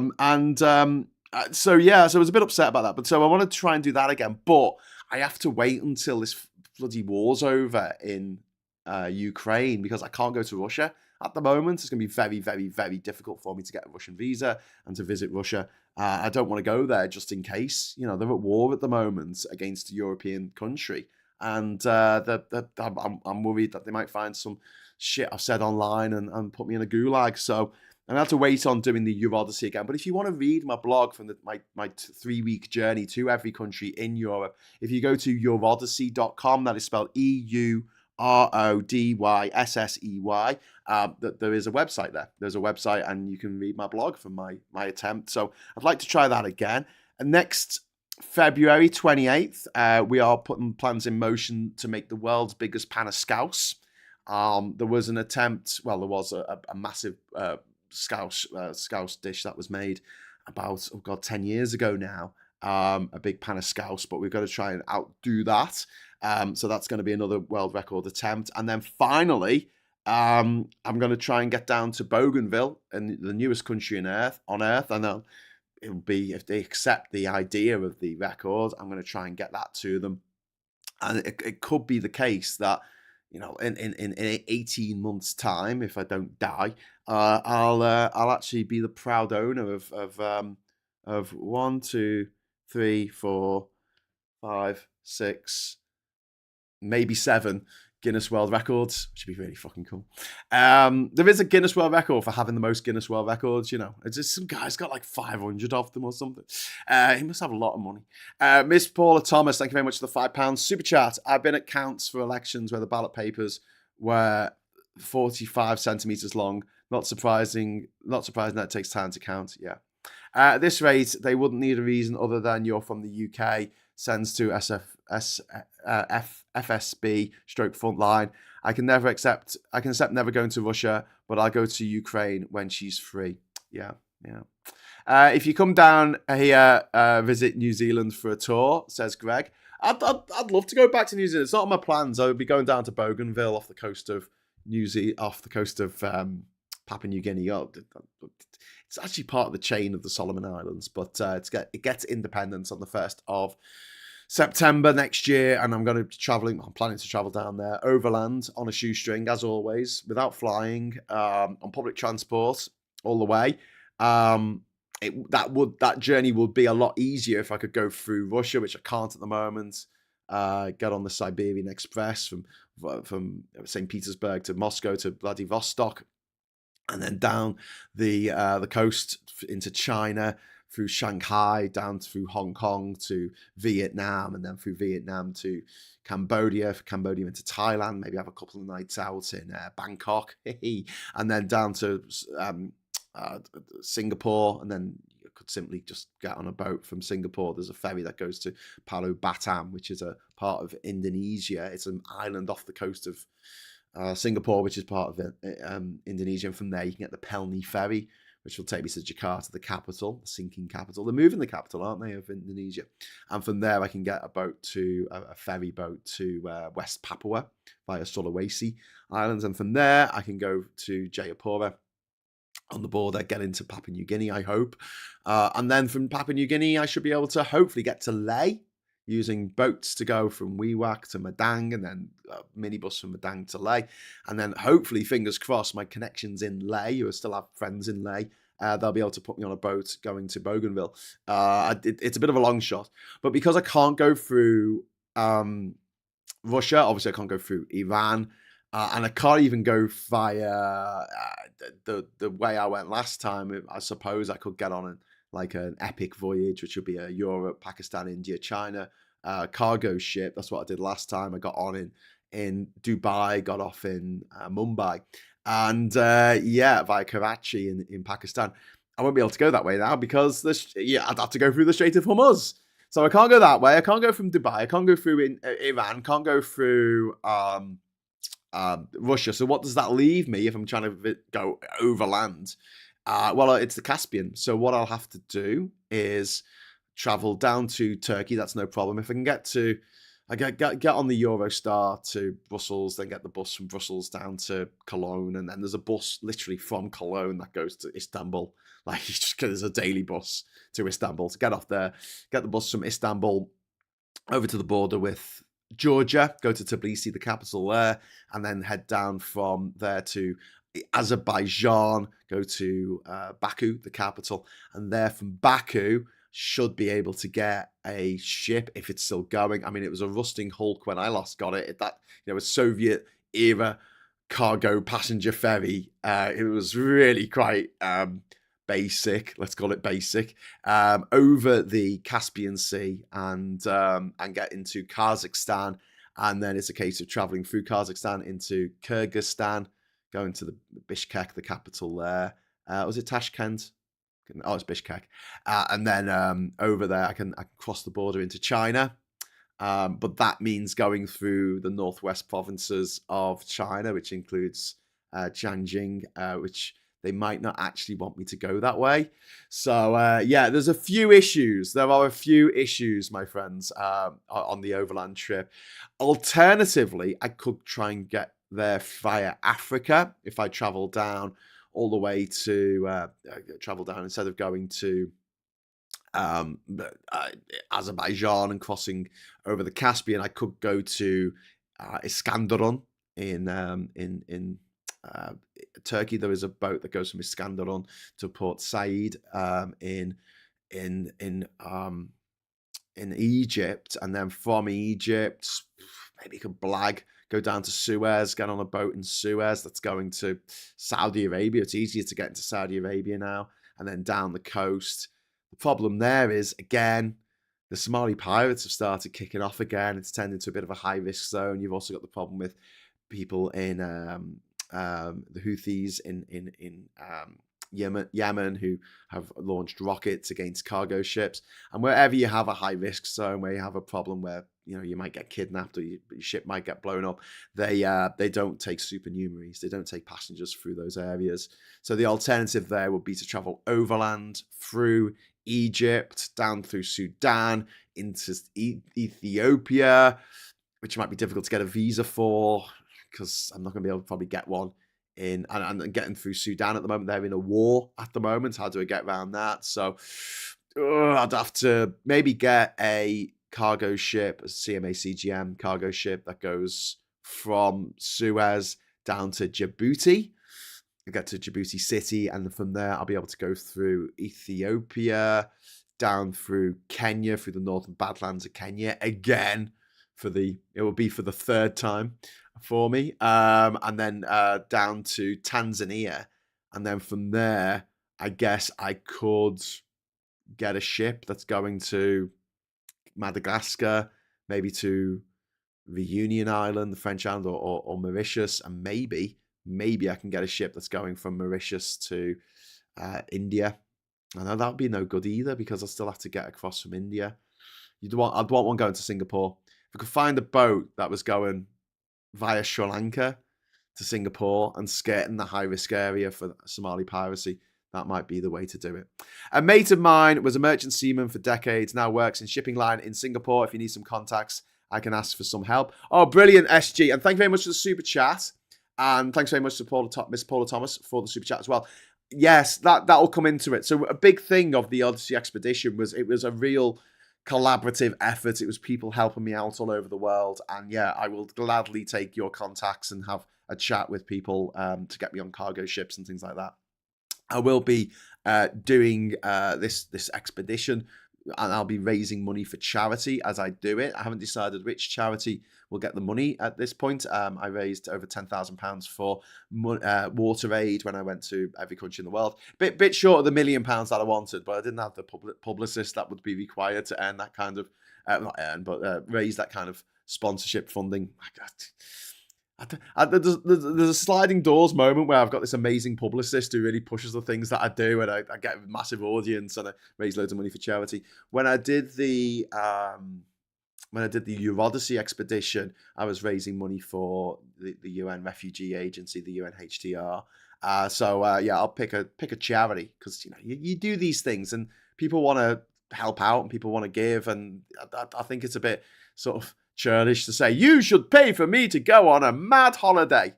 But yeah, I mean, maybe I can get a boat from, say, Mauritius to Singapore, something like that, or even go down all the way to South Africa. I'm just going to have to look at the shipping timetables and things like that. If I do go that way, there is going to be the eclipse of the century next August, right? And I'm going to be traveling down at that time. And if I'm in Africa at that time, there's a good chance that I could be in Bougainville for September the 1st, but it's going to be cutting it really fine. I think the date of it is like mid-August, so I'd only have like 2 weeks to get from Africa to Bougainville, which is I think we'll be cutting it a bit fine at the best of time. But what I'm going to plan to do is just work out how many days it's going to take me probably to get from each place, and then add an extra week on, so I've got a bit of leeway in case things fuck up. And there's only 2 sort of pinch points where I could be waiting a long time for a boat. Those 2 places are crossing the Caspian and crossing over from Papua New Guinea to Bougainville, because I just don't know what the shipping timetable's looking like for there. Breaking news. Starmer says results very tough for Labour. He takes responsibility and party must reflect and respond. Yeah. Okay, so Nigel Farage has gone. The sleazy bastard has actually gone. Oh, sorry. That's the screen for me and Mike. Mike's not here anymore.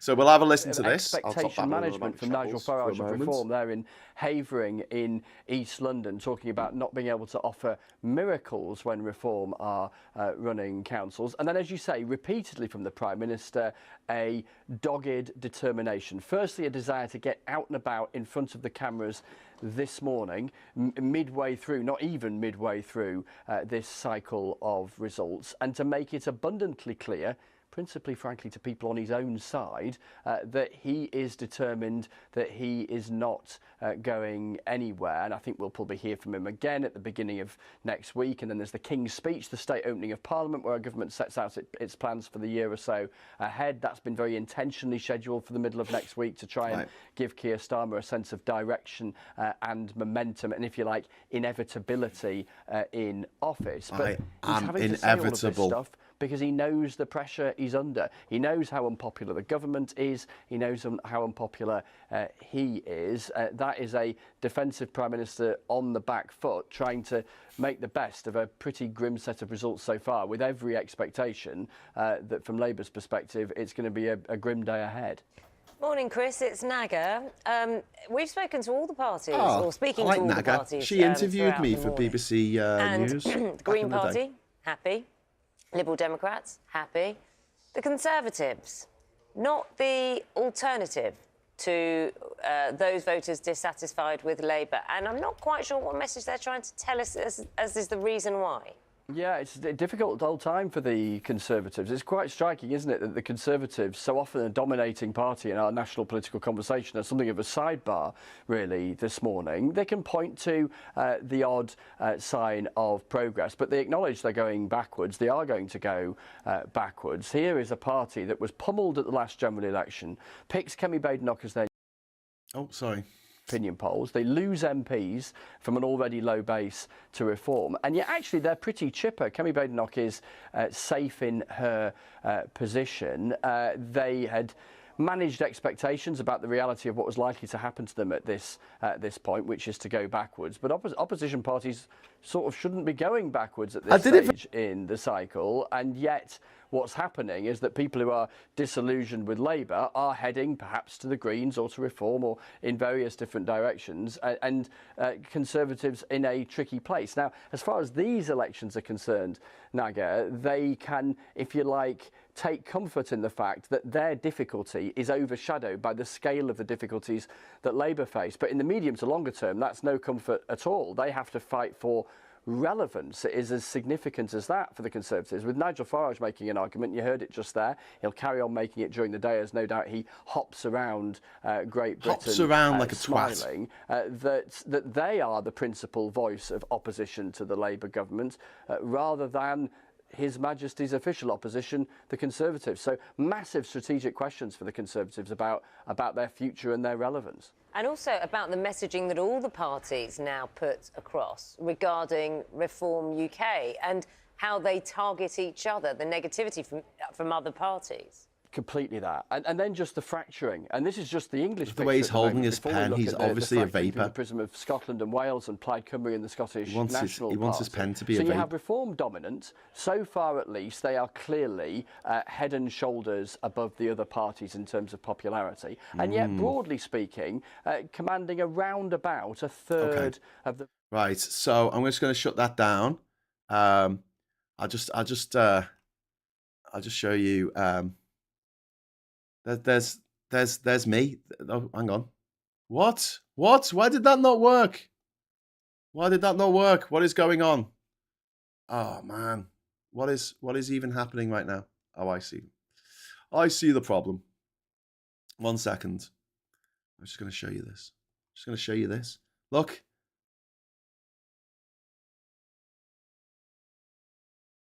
Woo!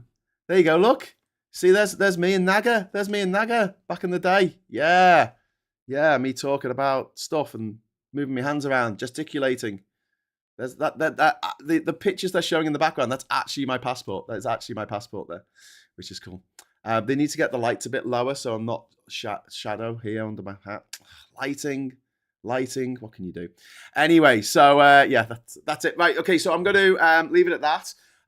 Me and Naga are going to go off and do some reporting on the news. Liam Fairhurst has joined the channel. Welcome, Liam Fairhurst. Thank you for coming along. I'm going to leave now. I'll be back. Just keep watching, right? You're going to see the credits, and then it's going to go instantly to the new feed. So hopefully, well, maybe a couple of seconds. So thanks very much for watching. I'll be back in a moment. And until then, I'll say hello, good evening, welcome, and goodbye. Keep watching.